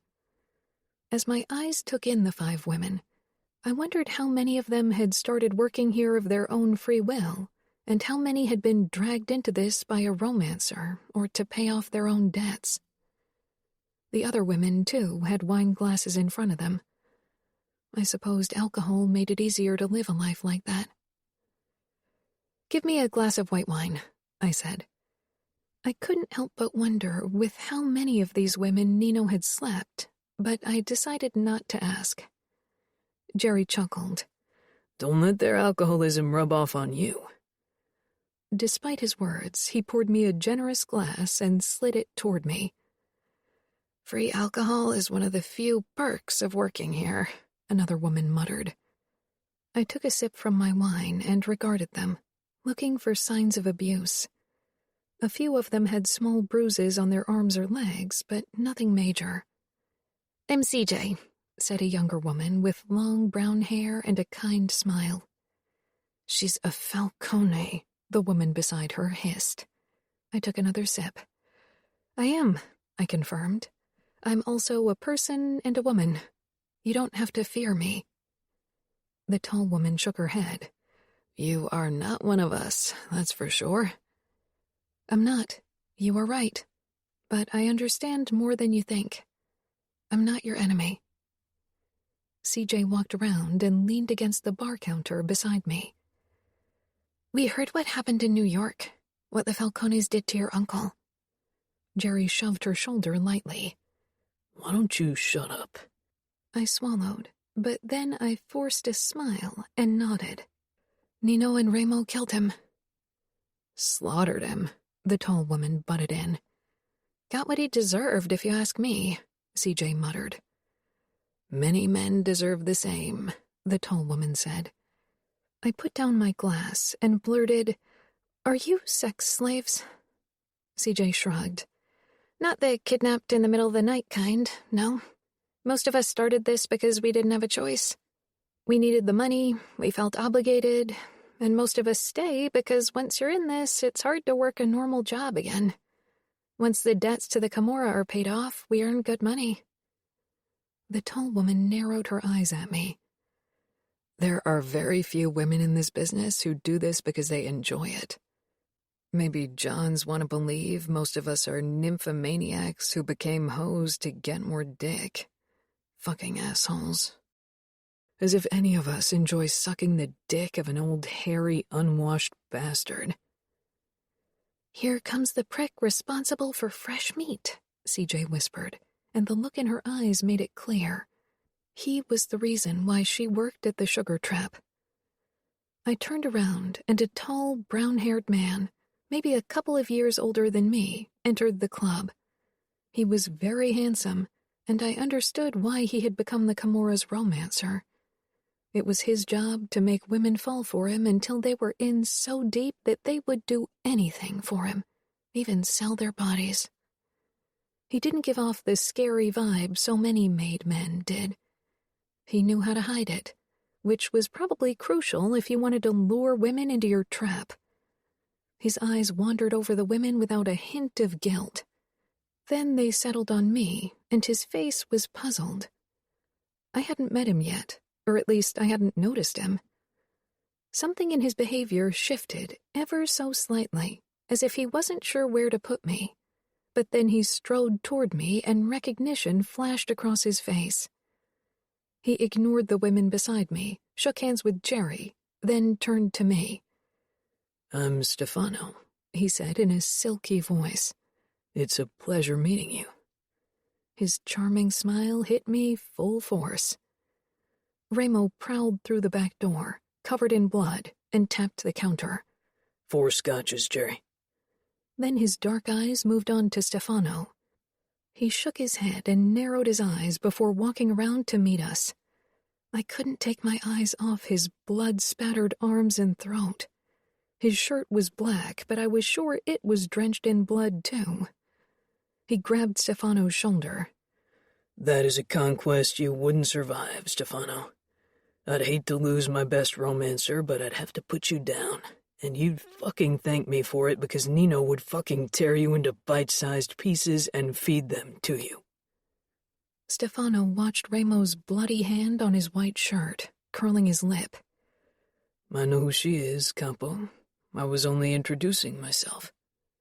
We know how it goes. You charm them and then they fall head over heels and lose their few remaining brain cells." Remo flashed a cruel smile at the gathered women. I rolled my eyes.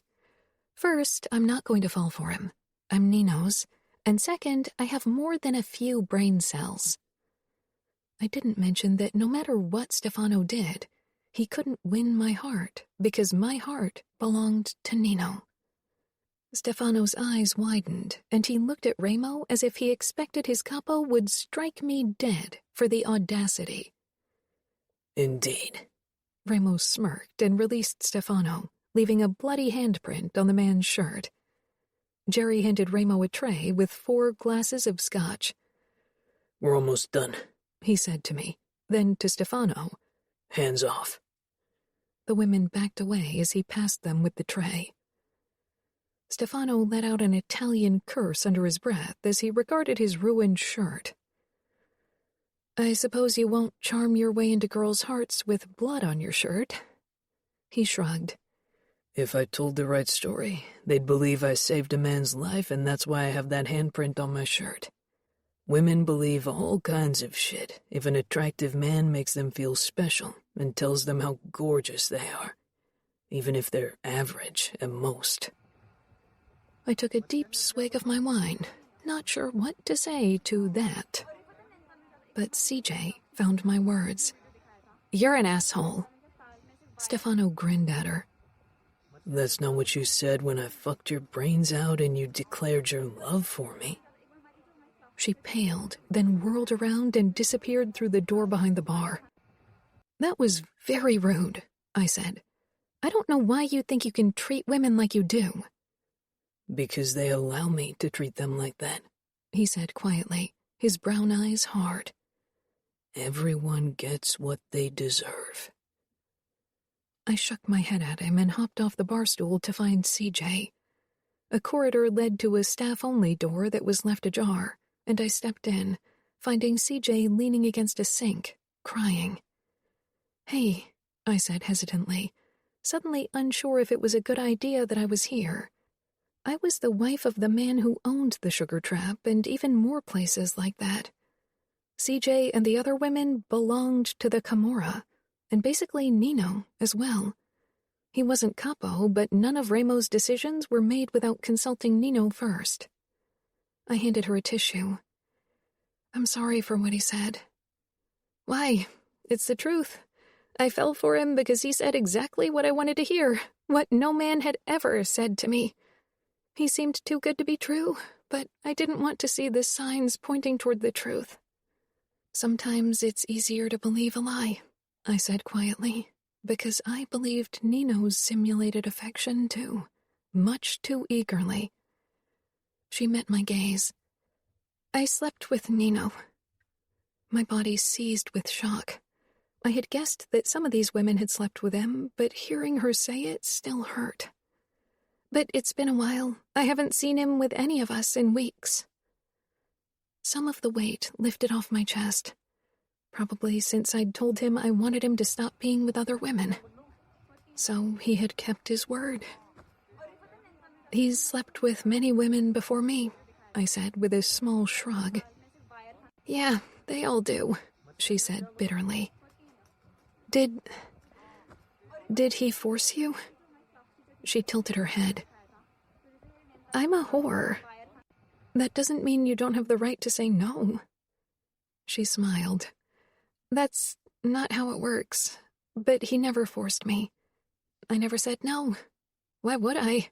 There are far worse men out there than Nino Falcone. He's good-looking and not cruel during sex. That's a good thing. I nodded quickly, glad when she stopped talking about having sex with Nino. Why don't you leave? Or are you still paying off your debt? Not anymore, no. It's been paid off for a year now, but I don't have anything to return to. I've grown used to this life. If you've been around here for a while, it's not like you can work a normal job. We've all seen too much. We could work as waitresses in one of the Camorra's clubs or bars, but there aren't many other options once you're in this. So you were a prisoner of the Camorra. CJ touched my arm. Aren't we all? Don't tell me your life has ever been yours. No, it wasn't. Born in blood. That was what every child, girl or boy, was in our world. I was no longer bound to the Famiglia. Now I was bound to the Camorra. But free? That wasn't something I would ever be. It wasn't something I'd ever considered an option. A bird born in captivity will never know the feeling of unbridled freedom the open sky can offer. How can you long for something you have never experienced? It's okay, don't blame yourself. Some things just can't be changed. I know, I said, but it didn't change the fact that I wanted to change them.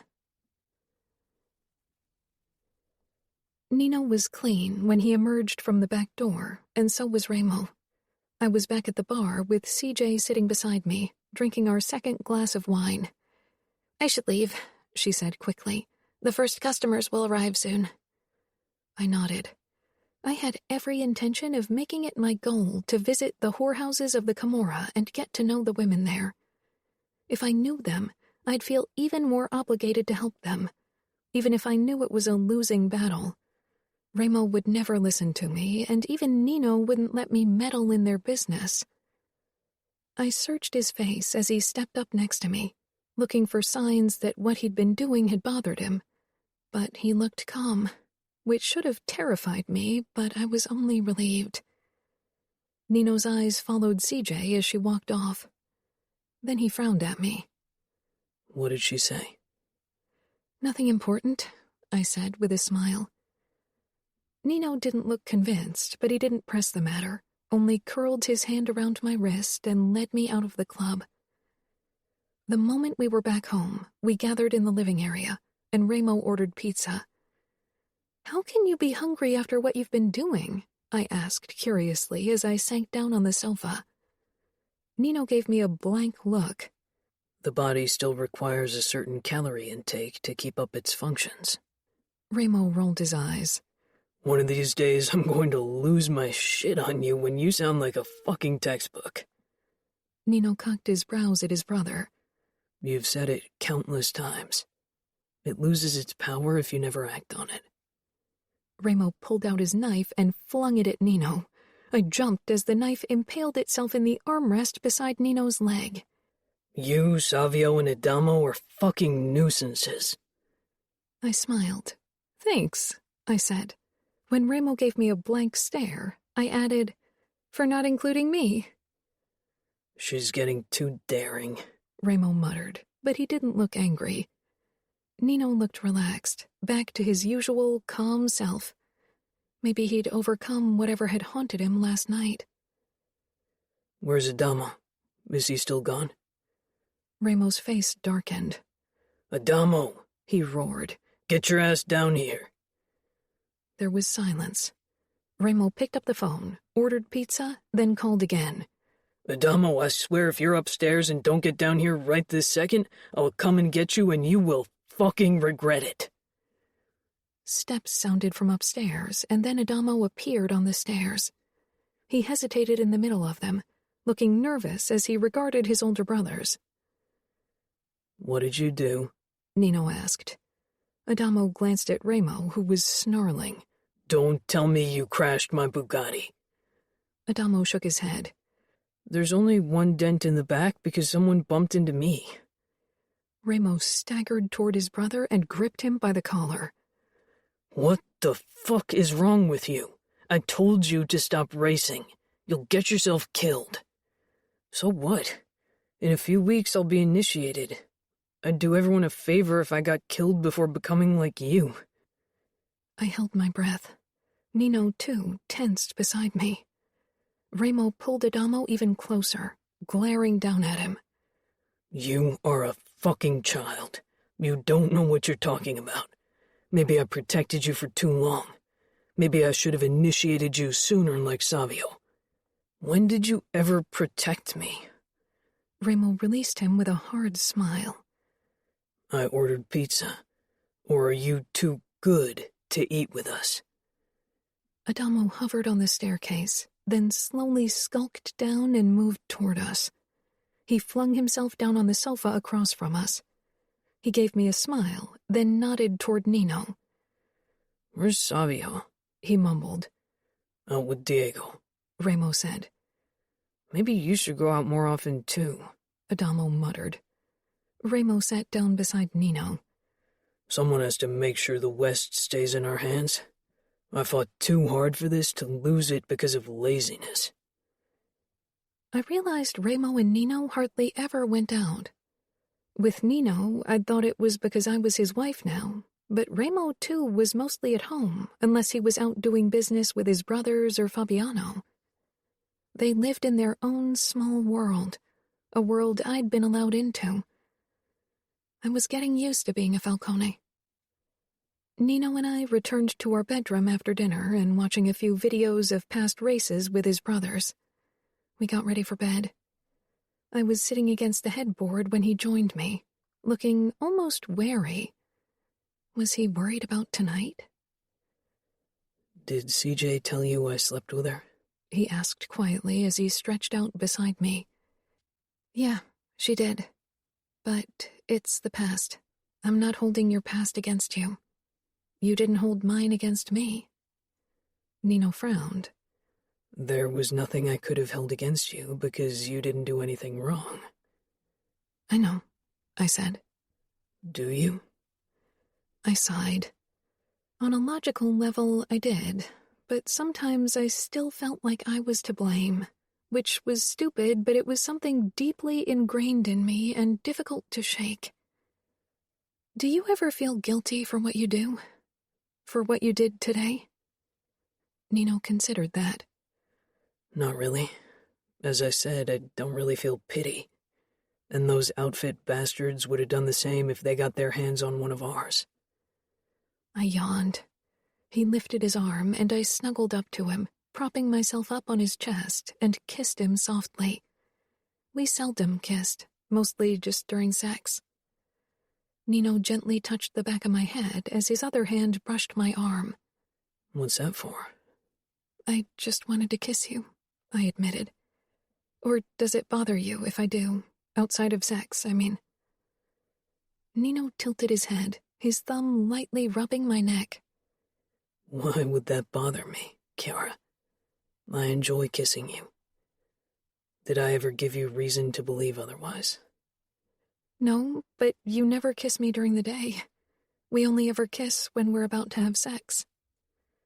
When would you want me to kiss you? I sighed. I don't want you to kiss me because I want it. I want you to kiss me because you want to do it, because you feel like it. I realized how foolish I sounded. Nino would never feel like kissing me. Every act of tenderness was for my benefit. Nino searched my face and pulled me toward him, then kissed me, the brush of his lips soft, his gray eyes almost unsure. I blinked at him. Why did you do that? I don't know, he said quietly. I lowered my head to his bare chest, my cheek pressed up to his warm skin, confused by his actions and words. Chapter 22. Kiara. That night, familiar sounds of distress woke me. I sat up and fumbled for the light switch, blinking against the sudden brightness. Nino jerked upright beside me, his hand reaching for the bedside table and grabbing his knife. His wild eyes locked on me, chest heaving, his fingers clutching the handle. "I'm getting Ramo," I murmured, and slowly slid out of bed, worried about startling Nino. His free hand curled around my wrist, stopping me. I gasped in surprise, my gaze searching his face. The wild despair was gone from his expression, replaced by a mix of confusion and the familiar blankness he had always displayed in the past. "Stay," he said quietly. Hesitating, I climbed back into bed, and Nino pulled me toward him. I settled on his chest. He put the knife back down on his nightstand, but the tension remained in his body. Tracing the tattoos on his torso, I tried to count his scars to distract myself, but it was difficult to determine where many of them ended and others began. All these tattoos. Why did you get them? Nino's fingers trailed up my spine and continued to my neck, then higher up, tangling in my hair. His lips brushed my forehead, and I peered up at him. Was this simulated affection? Simulated tenderness? "Pain and pleasure," he said in a low voice. "I can feel those like anybody else. Maybe even stronger." But if you feel pain even stronger than others, why would you submit yourself to having a needle pierce your skin over and over again for many hours? Why do you go into the cage? Why do you seek out pain? His mouth twisted. "To remind myself that I'm alive." My brows drew together. "To remember who I am, what I am." I don't understand, I admitted. What happened to you and Ramo to make you the way you are? Nino tilted his head down to me and regarded me. I returned his gaze, even if I didn't know what he was looking for. "Like you said, it's not only my story, but also Ramo's." I won't talk to him about it, I promised at once. I would never think about talking to Ramo about something that obviously affected both him and Nino like that. It would be suicidal. "Our mother was insane," Nino began in a distant voice. "Maybe she always was, or maybe our father made her that way. I only remember her like that. She had better days when our father stuffed her full of pills, but on this particular day, she was heavily pregnant with Adamo. She couldn't take the pills. Maybe she had wanted to kill herself for a while." Something tight coiled in my stomach, and I almost asked him to stop because I knew that day was when Nino's childhood ended. Nino's mother wasn't the first wife of a capo who ended her life. Being married to someone raised to be cruel could destroy anyone. Our father had sent us all to our cabin out in the Rockies because he wanted us gone from Vegas. We were a burden.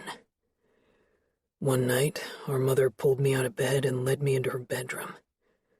Savio was already there, but he wasn't moving. She'd given him her sleeping pills. I didn't know what was going on, but she gripped my arms and slit both my wrists with a knife. She wanted to kill us, too. Maybe to punish our father. I sucked in my breath, fingers seizing on Nino's stomach, but he was stock still. Those scars on his wrists, they were remnants of that day. I was confused and scared. His brows drew together as if he was trying to remember how being scared felt. She left after that, and came back with Ramo a few minutes later. I think she took him last because she knew he'd be her biggest challenge. The house was filling with smoke by then. She'd set fire to the kitchen and living room. Ramo rushed over to me and she locked the door and shoved the key under the gap below the door. Then she moved to cut Ramo's wrists, but he fought her, unlike me. She managed to cut him over and over. That's where he got the cut on his face. When she realized she couldn't hold him down, she set the curtains on fire and then slit her own wrists. The room filled with smoke and I sat in my own blood. Savio wasn't moving on the bed. Nino's voice was mechanical, detached, cold. His eyes were as smooth and impenetrable as mercury, but each of his words burned into me, wedged itself like a knife into my heart. The horrors he described, they were incomprehensible. I had lived my own share of horrors, true, but somehow hearing him describe what he'd gone through as a young boy broke me. How did you get out? Ramo threw a lamp through the window and got burned ripping the curtains off the ceiling. Part of his clothes began burning too, but he didn't stop. My father's men were trying to get inside the house and trying to extinguish the flames. Ramo grabbed me and helped me out of the window. I jumped and broke my leg from the impact. Ramo jumped out with Savio in his arms. He broke his elbow and shoulder because he tried to protect Savio. Our mother was saved by my father's men later. I swallowed hard, unable to speak, and Nino fell silent as well. It seemed to take forever as I watched my own blood run down my arms. I felt the deep burn, and it was almost soothing. He lifted his arms, wrists up, showing me the long, thin scars covered by dark ink. I leaned forward and kissed both of his wrists, my heart aching for Nino and for Ramo. I tried to picture Nino as a child, kneeling in his blood, watching his mother cut Ramo, smelling the smoke. I could picture how scared he must have been, how utterly broken and shocked that his own mother had tried to kill them in a barbaric way. It explained so much. Explained why he had shut off his emotions and why Ramo had turned toward them. Different ways to cope with the same horror. Where is she now? Did your father kill her after what she did to you? Nino shook his head. After the doctors cut Adamo out of her, he sent her off to a psychiatric hospital for a while, but eventually he moved her back home. He forced you to live under a roof with the woman who tried to kill you? Nino's eyes were focused on his fingers, which ran up and down my side. For the first few years. What doesn't kill you makes you stronger. The smile on his face felt like a bucket of ice. But things were difficult. Ramo became harder to control, and my lack of emotions eventually unsettled my father too much, so he sent us off to boarding school in England, up in the countryside north of Norwich. But what about Savio and Adamo? Weren't they too young? Nino nodded. Adamo was 4 and Savio 7 when we were shipped off. At the time, Remo had already been inducted and killed a few, but he wouldn't let us be separated, so we went together to England. Of course, that's what our father had intended. He wanted Remo and me gone. He was scared of us.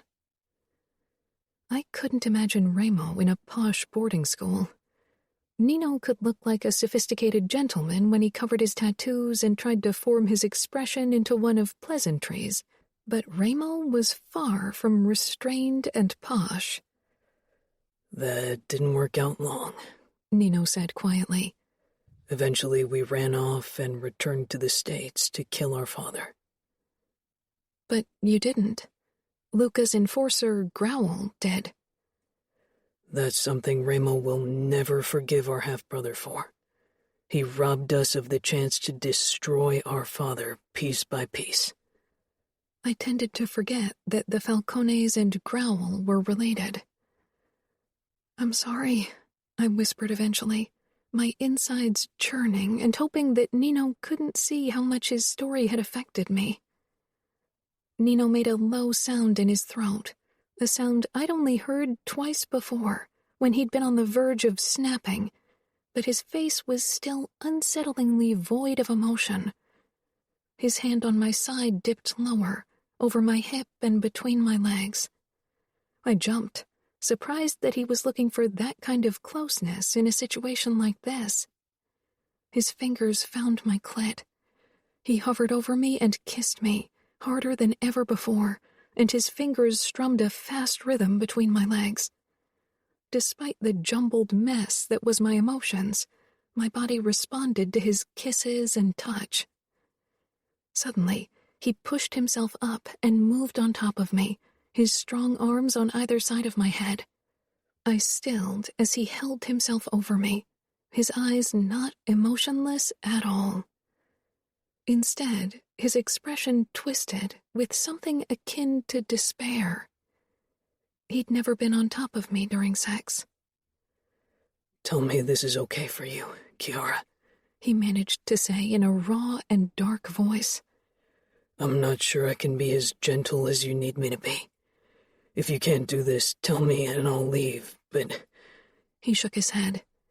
It's okay, I whispered, because I wanted to console him in any way I could. If this was what he needed, I could give it to him. I wasn't scared of Nino or his body. Nino. Kiara looked up at me with trust that I had no trouble reading in her eyes. Her hands curled around my shoulders, holding on to me, and I grabbed my cock and guided it toward her pussy. She was wet and soft, even though she had been anxious about this position because it made her feel like she had no control, because my physical strength intimidated her. I lowered myself to my elbows. The closeness would calm her, not unsettle her, and I felt her body become even softer under me. She tugged me down for a kiss, and I allowed her this small sliver of control, even if I was longing for something harder, darker, even if I wanted to exert dominance and not gentleness. But I needed to be inside her now. I slid in without pause until her pussy touched my pelvis. I shuddered, needing more, needing it fast, needing to get rid of the sudden pressure on my chest that had never been there before. I forced myself to wait a couple of heartbeats, allowed her body to adapt, forced down the raging flood of need in my body. I had never felt like this, like I needed to consume Kiara completely, like she was the only thing that could satisfy a hunger unlike anything I'd ever felt.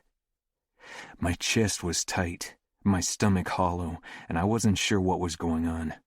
Why, suddenly, every look from Kiara made my insides explode with fire, almost painfully, but good, too.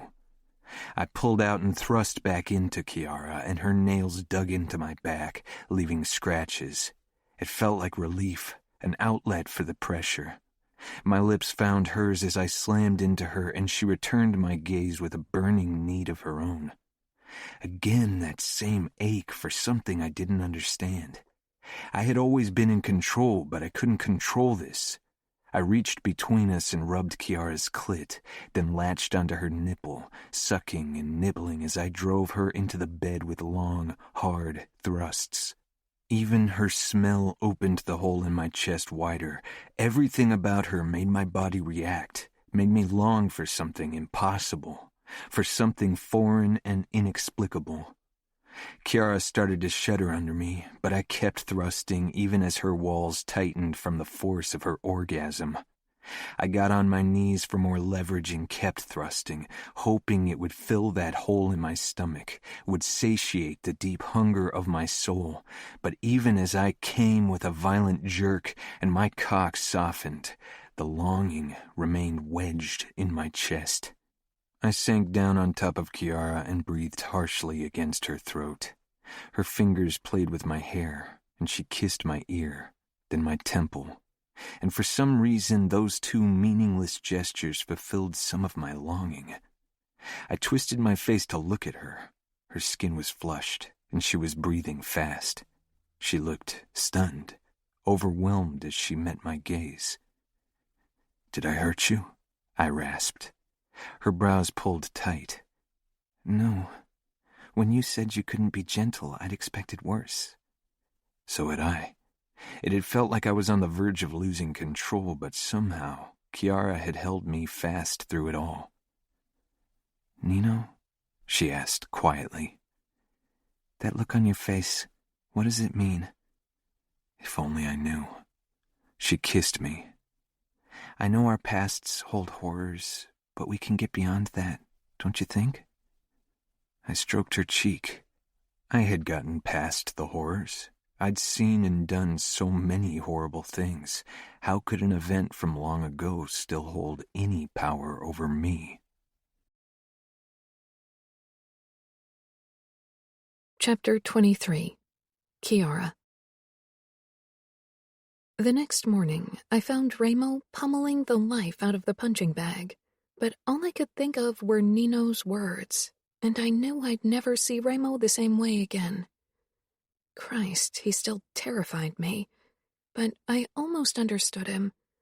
Part of him, anyway. Ramo was cruel and brutal, merciless and quick to snap, but it wasn't all there was to him. "Why are you staring?" he panted as he sent the bag flying with another hard kick. I wasn't even sure why I had come here. It was where Nino and his brothers hung out to play pool, watch fights, and discuss business, or pummel a punching bag during the day. In the evening, when we all had dinner together, my presence was tolerated, but I usually stayed away the rest of the time, giving them their space. My eyes were drawn to Ramo's back. I had never been close enough to him to notice that the tattooed fallen angel covered up burn scars. I hadn't realized the rough patches on his palms were burns and healed wounds from fending off his mother. Ramo turned to me fully, narrowing his eyes, and for a moment I wanted to go over and hug him, hug the young boy who saved Nino and Savio and even the unborn Adamo, who fought an insane mother and burned so they could all live. But Ramo was a man now, and not one you wanted to console. My eyes lingered on the scar crossing his eyebrow, and compassion for him filled me. Maybe Ramo was beyond redemption in many people's eyes, but he had saved his brothers, had saved Nino. I wondered how he remembered that day, but I wasn't brave enough to ask him. Ramo stalked toward me, and I looked up into his face when he stopped right in front of me. "Why are you giving me that fucked up look?" he growled, but for once there wasn't only anger in his eyes. There was apprehension. I shook my head. "I wanted to thank you for saving Nino." Ramo stiffened, and something hard and dangerous curled in the depth of his eyes. 2 nights ago, I added, because self-preservation kicked in, but Ramo knew that wasn't what I'd been referring to. Yet he stepped back and gave a tense shrug. "Someone had to snap him out of it." I took a step back as well. Oh, and Kiara, not a word about any of this to Savio and Adamo. They don't need to know. About Nino's breakdown, about the past. They didn't remember, didn't know, and keeping that truth from them was probably another way Remo protected them. My eyes were closed as I listened to the music, my fingers gliding over the keys. Nothing brought me more serenity than creating melodies. It was an outlet for the chaos of emotions inside of me. You're really good at it, Remo said. I jumped, my eyes flying open and settling on Remo. He stood in the doorway for a moment, then walked toward me. As usual, my body tensed in his presence. Still? He asked with a wry smile. He leaned against the piano, looking down on me with these impossibly dark, dangerous eyes. Still terrified of me. I laughed. Remo, is there a woman in Las Vegas or anywhere else who isn't scared of you? His smile pulled wider. There's no man either. I sighed. My gaze flickered to the scar on his face, remembering the story Nino had told me, wondering how a man capable of unspeakable acts could have risked his life to save his brothers. Remo Falcone was a complete mystery to me. Remo's eyes narrowed, and he moved closer, leaning over me, one hand braced on the keys, causing the piano to release a high-pitched whine. Why are you looking at me like that? He growled. What did Nino tell you? I swallowed. Don't come so close, I said firmly. Remo's lips tightened dangerously, but he straightened his body, giving me more space. I told you before, and I will tell you again. You are Nino's. You are safe. I know, I said, but I can't help my body's reaction to you. Maybe it'll fade. He shrugged. He told you about our mother, didn't he? There was a tone to his voice that made the little hairs on my neck rise. He did. Remo gave a sharp nod. Then he warned in a low voice.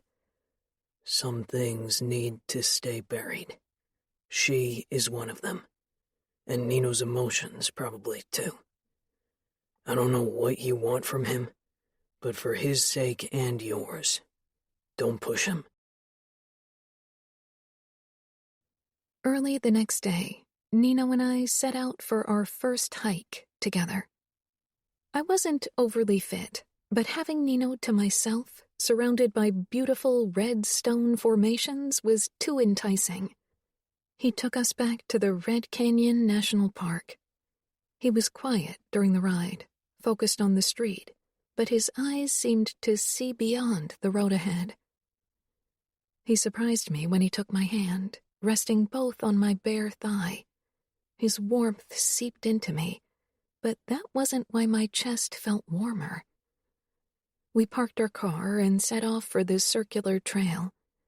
Nino was dressed in a tight white t-shirt and gym shorts, his hair falling into his eyes. He also carried a massive backpack with provisions. I had opted for shorts and a top. It was only 7 o'clock, but the day would be hot. Nino lightly touched my back. Ready for your first hike? I smiled. With you at my side, I can do anything. His expression softened. He nudged me closer and kissed me before he straightened and pointed at the trail. I was still taken aback by his show of affection. Not trying to analyze it, I fell into a stride beside Nino. He pointed out particularly beautiful stone formations. They glowed in different shades of red and orange. Despite nature's beauty, my gaze kept returning to Nino. He had been different since I'd told him I loved him. Did he feel pressured to simulate emotions more often? Was that why he had been acting off? But I couldn't imagine that Nino yielded under pressure. Nino was strong, hardened. He was a Falcone. Nino slowed his pace when he noticed I was having trouble keeping up. Eventually, he chose a spot overlooking a valley of smaller stone formations so we could take a break. We sat down on the ground, hip to hip, and Nino handed me a sandwich. "And? Do you enjoy it?" he asked. I tilted my head at him. The hike or the sandwich? "Both would be optimum." I shook my head. Optimum. I put my chin down on his shoulder. I bet in school the other kids hated how clever and proper you were. Nino's eyebrows shot up. "I was not proper, and the kids hated me for many reasons." But I doubt they ever teased you. "When Ramo and I first started boarding school in England, the kids didn't know who we were. We were supposed to blend in. I was 2 years ahead, same year as Ramo. Many of the boys in my classes were taller. They tried taunting me at first. That didn't go over well. A few of them had unfortunate incidents leading to hospital stays," Nino said. "Most of them were Ramo's doing, but I got a few of them as well." And you weren't thrown out of school? "The teachers knew who we were," Nino said with a dark smile. I searched his face, trying to imagine how he had been as a child. Nino met my gaze, and something softer, warmer filled his eyes. He leaned forward, touched my hip, and claimed my mouth for a kiss. I kissed him back, and eventually we stretched out on the warm stone, Nino leaning over me, kissing me, stroking my waist and rib cage. He rolled us over until I was lying on top of him. His hands roamed over my back, but the sound of a twig breaking tore us apart, and Nino sat up with me still on top of him. His eyes scanned our surroundings. Then he relaxed again. His lips left a soft trail along my cheek down to my throat. His gentleness, his loving gestures, they made my heart throb with love and despair. He simulated love for me. Sometimes I managed to forget. But whenever I remembered, the pain was acute and heartbreaking. I shoved that thought aside. Nino cupped my cheek again, angled my head until our mouths connected.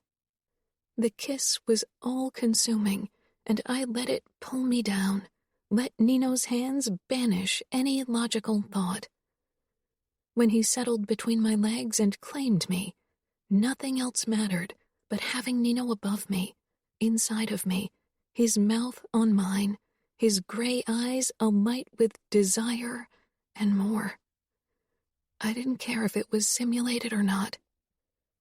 Afterward, we got dressed and continued our hike. His expression was calm and serene as it scanned the landscape around us, as long as he wasn't trying to simulate emotions. Was that how we would all be? Calm and serene, if we hadn't been burdened with the ability to feel at birth? Calm and serene. I wished I could be like that, but my thoughts and emotions were a whirlwind in my body, confusing and terrifying and completely foolish. A few days later, Nino had gone to train for a fight with Fabiano, and I was left alone with Ramo. It was the first time he was the one to guard me. Nino had mentioned that Ramo would be leaving soon for a mission in outfit territory, which was why he was busy with last-minute preparations at home. I found him in his favorite spot on the sofa, checking something on his tablet. He didn't look up when I entered, and I watched him silently. He raised his head, his expression hardening. "What now?" His voice was low, on the verge of angry. "Why do you enjoy hurting women?" I whispered. Ramo narrowed his eyes. "I enjoy hurting people. I don't differentiate if it's a man or a woman." "And yet you punish women differently than men," I said. "Do I?" he murmured, dark eyes burning into me. He put down his tablet and stood. "They get a choice. They can submit to torture, or submit to another form of torture, I said, growing angry. You give them a choice between 2 forms of torture. He stalked toward me, but for once I didn't back away. Almost 3 months in his presence gave me the necessary courage. That combined with the knowledge that Nino trusted Remo. But one of them is far less painful than the other. It's a choice. More than men get. I shuddered. I can assure you that it was very painful for me. Remo regarded me a moment. He was close enough I could see the myriad of scars marring his upper body. He seldom wore shirts in the house. In the beginning, I thought it was to unsettle me even more, like Remo wasn't unsettling enough on his own. You were a child. Nobody touches children in my territory, nor underage girls. Don't they bring more money? I muttered. Of course. Most fuckers would pay a fortune to pop a girl's cherry, but we don't allow that kind of thing in our territory. Why not? You allow sex slavery, don't you? You have romancers who seduce women, make them believe they are being loved, and then turn them into whores. Remo sneered. Sometimes I wondered how a single person could harbor so much violence and hatred. These women start working as whores because they want to please a man they should kill instead. If a woman allows a man to treat her like that, it's as much her fault as it is his. They agree to sell their bodies because they think they are in love. That's stupid, and they pay for their stupidity. They want to help someone they love, I said indignantly. Your romancers make them believe they are indebted to the Camorra, and then the women take over the debt and have to work it off as whores. That's horrible. Remo took another step closer to me, but I still didn't back off. If women act as the weaker sex, they will be treated that way. Why don't these idiotic women tell my romancers to go fuck themselves? You will never understand, because you've never loved someone. Remo smiled dryly. Loving someone who doesn't love you back is the biggest kind of stupidity I can imagine. I flinched, because this hit too close to home, and because I knew he was right. Realization filled Remo's face, and my insides twisted. Now he knew I loved Nino. I turned to leave, but he grasped my wrist. Let me go. For once, he didn't. Instead, he drew me back, so I had to face him. I glared up at his cruel, dark eyes. He shook his head, and I waited for him to taunt me. He can't feel. I know, I muttered, tugging at his hold, but his fingers tightened around my wrist. Finally, my anger and despair bubbled over. Do you think I don't know that? But I can't change how I feel.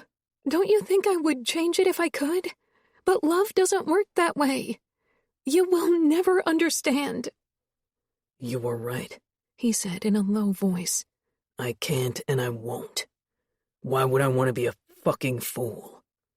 I hope one day you will find someone you want so much it burns you up inside, and then we'll talk when she doesn't return your feelings. Remo backed me against the wall, his expression hard and cruel. That will never happen. And I've burned before, Kiara. I can brave flames and torture. I'm not weak like you. I'm not weak. I wrenched my wrist out of his grip and shoved him hard. He took a deliberate step back, staring down at my hands still pressed against his chest. I dropped them quickly, shock filling me. Remo raised his gaze, and I tensed, worried about his anger. But he was smirking. Finally, you didn't let your fucking fear win. I blinked at him, but he stepped back and turned around, heading toward the door. But before he reached it, he stopped and looked at me over his shoulder, his eyes hard. Oh, and Kiara, you will never speak to me like that again. I am your Capo. Understood? I gave a stunned nod and watched as he left. Nino. Fabiano aimed a kick at my head. I dodged it a bit too late and he lightly grazed my chin. Surprise crossed over his face, which I used to land 2 hard punches against his lower back. He gasped, but quickly recovered and got in a hit of his own. He tilted his head. "What's up with you?" "What do you mean?" I asked carefully, grabbing the towel I'd thrown over the rope.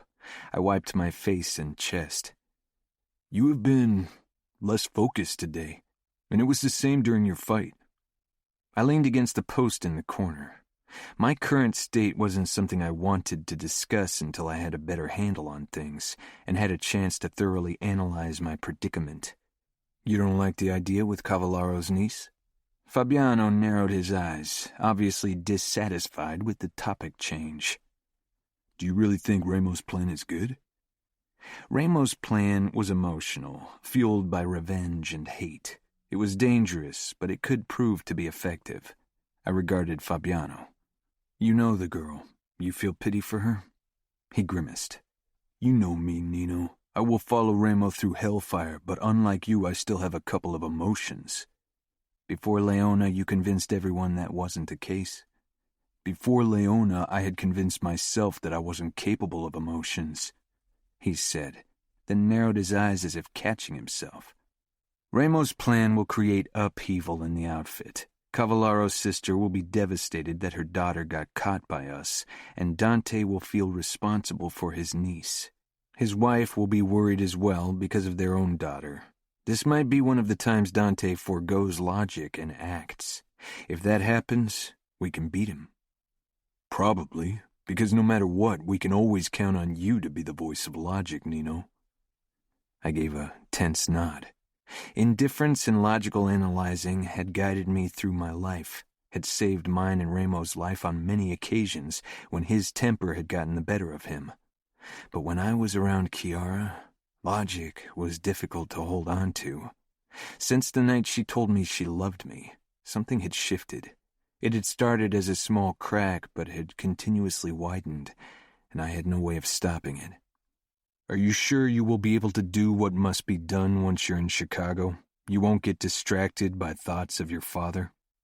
Hate flashed across Fabiano's face. "I've waited a long time. I can wait a few more weeks or months. You don't have to worry. I will stand by Ramo no matter how insane his plan is.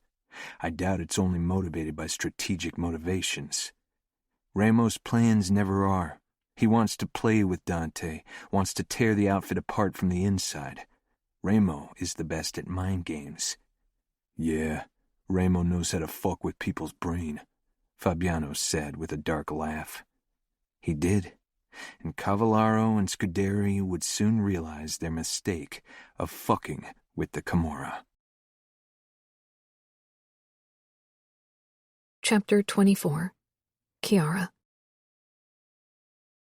Nothing brought me as much comfort as playing Nino's song, which was ironic considering it filled me with a crushing longing and wistfulness at the same time. When my fingers got to the part where I came to the realization of my feelings, the melody turned low and dark, as if the piano was reluctant to play the notes, like I had been reluctant to admit my feelings to myself. Nino stepped in and regarded me silently for a while. I didn't glance up from the piano keys, playing the song to the end, shivering as the low notes faded away. "What does it mean?" Nino murmured. "Since you started the song, it has evolved more and more." I raised my eyes to his. "It's the story of my feelings for you," I admitted. "How I came to accept that I love you and that you can never love me back." As usual, my throat tightened at my admittance. Nino's expression softened ever so slightly, and warmth filled his gray eyes, and today I could not take it. This simulated emotion, no matter how good he was at it, would never be enough. I knew it, deep down. "Stop it," I whispered harshly. His eyes narrowed, and he moved closer, his motions graceful as always. and I resented even that. He could be so beautiful and intelligent and powerful, but he could never be the one thing I longed for. Emotional. I glared up into his beautifully cold face. You are too good at this. Too good at simulating affection, at pretending that you care for me. So good, sometimes I almost believe you could really love me, Nino. Tears welled in my eyes. Weak. A fucking fool. What else had Ramo called me? He had been right in every regard. Nino braced himself on the piano, staring down at me. Maybe I don't have to simulate, he said in that smooth voice. Maybe I love you. This was the last straw. I could not take any more. I jumped up from the bench, wishing he could understand how it tore me apart, knowing that I loved someone who could never grasp what it meant to look at another and feel like you would shatter if that person was taken from you. I gripped the front of his shirt, turning toward my anger. Don't lie to me. I told you not to say those words to me if you didn't mean them. So just don't. I released his shirt, stunned by the look in his eyes. It seemed as if they were burning with emotion. How good was he at faking this? Swallowing thickly, I whirled around, needing to get away before I allowed myself to become trapped in this horrid simulation again. A clear, low note rang out when I was halfway up the stairs, and I froze, listening to the melody unfolding. It was a beautiful melody, every note complementing the other. It was well composed, but lacked emotion. It was a melody a computer might have created because it was just a bunch of notes strung together to please the average ear. You could listen to it over casual dinner with strangers because it never got your pulse rate up, never tore at your heartstrings, or filled your body with sweet longing. Never made you want to cry from the sheer force of emotion it carried. Then something shifted. At first it was subtle, a slight hiccup in the perfect composition. Darker notes begged for attention, and were followed by short, high notes until they battled each other and what appeared to be a perfect composition. Slowly I turned, terrified of what I would see. Nino sat at the piano, eyes closed, head tilted to the side, as his fingers flew over the keys. He was a sight to behold with his gruesome tattoos, countless scars, and that perfectly sculpted, emotionless face. I was sure, no matter how long I'd live, I would never see anything more breathtaking than Nino forcing wondrous notes out of my piano. The perfect composition battled with the unhinged notes, and then suddenly, inexplicably, they were no longer fighting for dominance. They wound around each other, and it was more perfect together than any calculated symphony could ever be, because it carried longing and hope, fear and resignation, love and hate. It carried it all, and I couldn't protect myself from it. The tears I'd been holding back slipped out, and I wrapped my arms around my chest as if that could stop my heart from jumping out of my rib cage. When the last note died off, I stood there shaking. Nino opened his eyes and looked at me, and I knew then that if what I saw in Nino's eyes, what I saw on his face, was simulated, then I could live with it, because it filled my heart with so much warmth it burned me from the inside out. "What is this?" he asked in a raw voice. I took a step toward him. "What is what?" "Tell me," he said as he rose. "What is this, if not emotion?" I stared, not able to comprehend what he was saying, not daring to hope. "The song, that's what you feel?" Nino walked toward me slowly and regarded me as if I had shattered everything he believed. He stopped right in front of me, standing 2 steps below me so we were on eye level, and I could barely breathe. Before you, there was calm. There was order and logic. I remembered the beginning of his song, that perfect composition.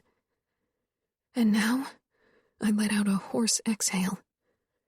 Now, He growled, and his expression twisted. now there's chaos. I swallowed. What was I supposed to do with that kind of revelation?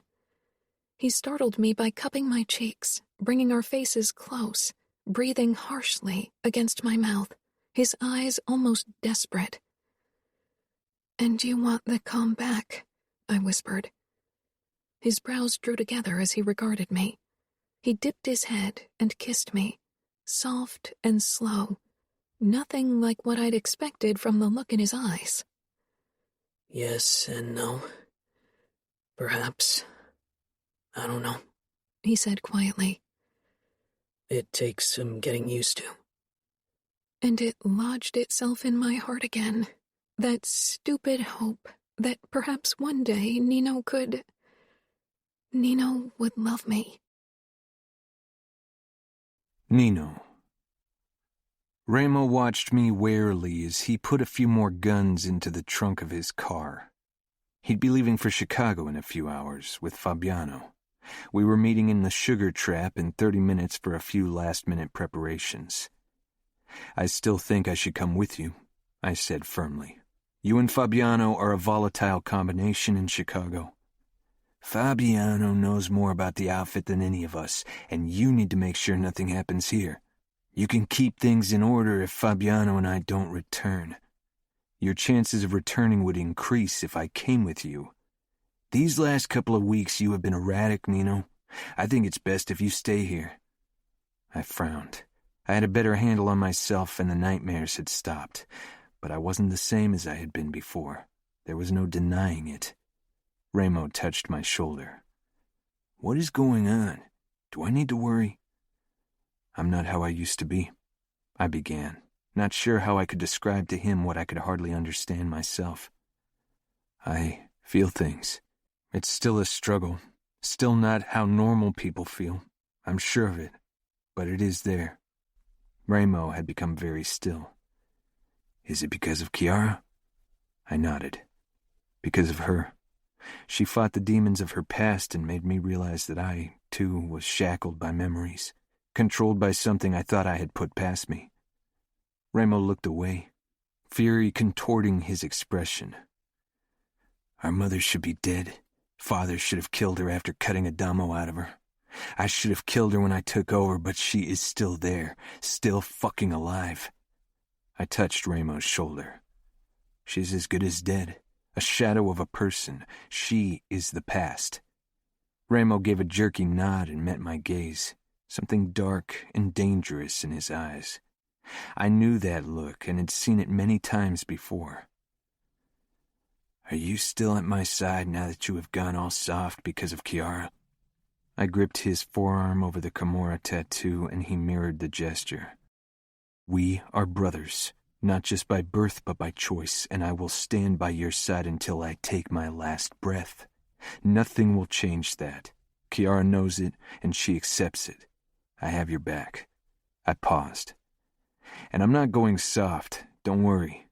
These new sensations, I worried they would weaken me, that I couldn't be what you needed anymore, but they don't, and they won't. I still don't feel a flicker of pity or guilt when I kill and torture for our cause, and that won't change."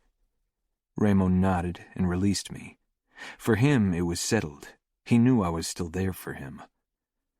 "Now that I know you can take care of Vegas while I'm gone, I'll have to focus on kidnapping the lucky bride." I shook my head. Ramo was obsessed. I should have been the voice of reason in this and made sure our plan actually worked. Emotions wouldn't change the fact that I was the voice of logic between the two of us, that I would always be better at controlling my emotions. But Ramo would follow his plan no matter what I said. Kiara had freed me from the shackles of my past, and I wished the same for Ramo. But Ramo was Ramo, and he would never allow a woman to see any side of him that didn't evoke terror and fear. When I returned home early in the evening, Kiara was outside in the garden and practicing how to shoot a gun. She had improved greatly since she'd first held a gun in her hand. Adamo was beside her, adjusting her arms every now and then. He'd be inducted in 3 weeks, on his 14th birthday, and now he'd pulled back even further from Remo, Savio, and myself. The only person he still spoke to on a daily basis was Kiara. She shot again, hitting bullseye. Adamo smiled. Then he spotted me and stiffened. After saying something to Kiara, he walked off. Kiara headed my way, the gun still in her hand. She was beaming, looking fucking proud, and my heart did that strange flip again. It always startled me. "Did you see that?" she asked as she stopped in front of me. "You're a good shot." Her brows drew together. "Everything all right? You have a strange look on your face again." I took her hand and led her inside the mansion. She followed without hesitation, but chanced the occasional confused look at me. When we arrived in our bedroom, I took the gun from her and set it down on the nightstand. Then I pulled her against me and kissed her. Her hands came up to my chest, stroking and tugging as her mouth moved against mine. She tasted like peppermint and chocolate, and I couldn't get enough of it. Lifting her up, I laid her down on the bed, then climbed on top of her, pressing my hard cock against her center. She moaned into my mouth and wrenched my shirt out of my pants. I sat up and quickly discarded my shirt before lowering myself back onto Kiara's soft body. Her hands roamed over my back, up to my neck, pulling me closer, and I kissed her harder and rocked my hips against her pelvis. She gasped. "Nino, I need you." I pushed her shirt over her head, then sucked her breast into my mouth, through her lace bra as my hand traveled down to her shorts. I opened them and slipped my hand into her panties, over her soft hair and between her folds, finding her hot and wet and ready. Fuck. I ripped her shorts down her legs, then made quick work of her panties as well, and pushed down my own pants and briefs before I moved back between her legs and thrust into her in one deep, hard move. We groaned, and Kiara's nails raked over my back. I growled as my balls twitched. I guided one of her legs up, then began fucking her in slow, hard thrusts. Her eyes remained on mine as I elicited from her lips one moan after another. There was trust and love in her eyes. I could see it now. I wasn't sure why I ever had trouble reading those emotions in her gaze. My own chest tightened and my dead heart swelled with fucking emotion. Fuck. It was painful, but it was the best pain I'd ever felt. I wrapped my arms around Kiara, bringing our bodies even closer, needing her fucking closer because only she filled the hole in my chest. Only she could look down into the black abyss that was my soul and find something lovable in it. My throat became tight, but I forced the words out that I'd wanted to say for days now. I love you. My thrusts faltered when I heard those 3 words aloud, heard them spill from my lips. Kiara tensed under me, her eyes widening, and I fucking pulled myself together and thrust into her again. "You do?" she whispered. "I do, with my fucking dead heart, with every fucking fiber of my being." She gasped as I angled my thrusts higher, and her eyes still showed incomprehension, like she couldn't believe it. I reached between us, touching her clit, and claimed her lips. She arched up, shuddering, and I let loose as well. I kept my eyes open, kept watching Kiara's gorgeous face contort with pleasure. I'd always enjoyed sex. It was the closest I could come to feel. But sex with emotion was something else entirely. It was fucking perfection. I remained on top of Kiara, even as I began to go soft and kissed her once more. "You love me," she whispered. "For real?" "I love you. For real. No simulated affection or love ever again, because with you, I don't need to simulate. You dragged that dead part of me out of the past and revived it. I didn't die 15 years ago, but I didn't live either. Until you. She held even tighter onto me. I love you, Nino. A part of me died 6 years ago, but you helped me live again. We had both been scarred by our past, but together we fought our demons and came out as the champions. Never had a victory felt better. The story continues in Twisted Bonds. Thank you for listening to Twisted Emotions, Book 2 of the Camorra Chronicles. Written by Cora Reilly. Narrated by Emma Wilder and Teddy Hamilton. Post-production by ARS Audio. Text copyright 2019 by Cora Reilly. Production copyright 2020 by Cora Reilly. All rights reserved.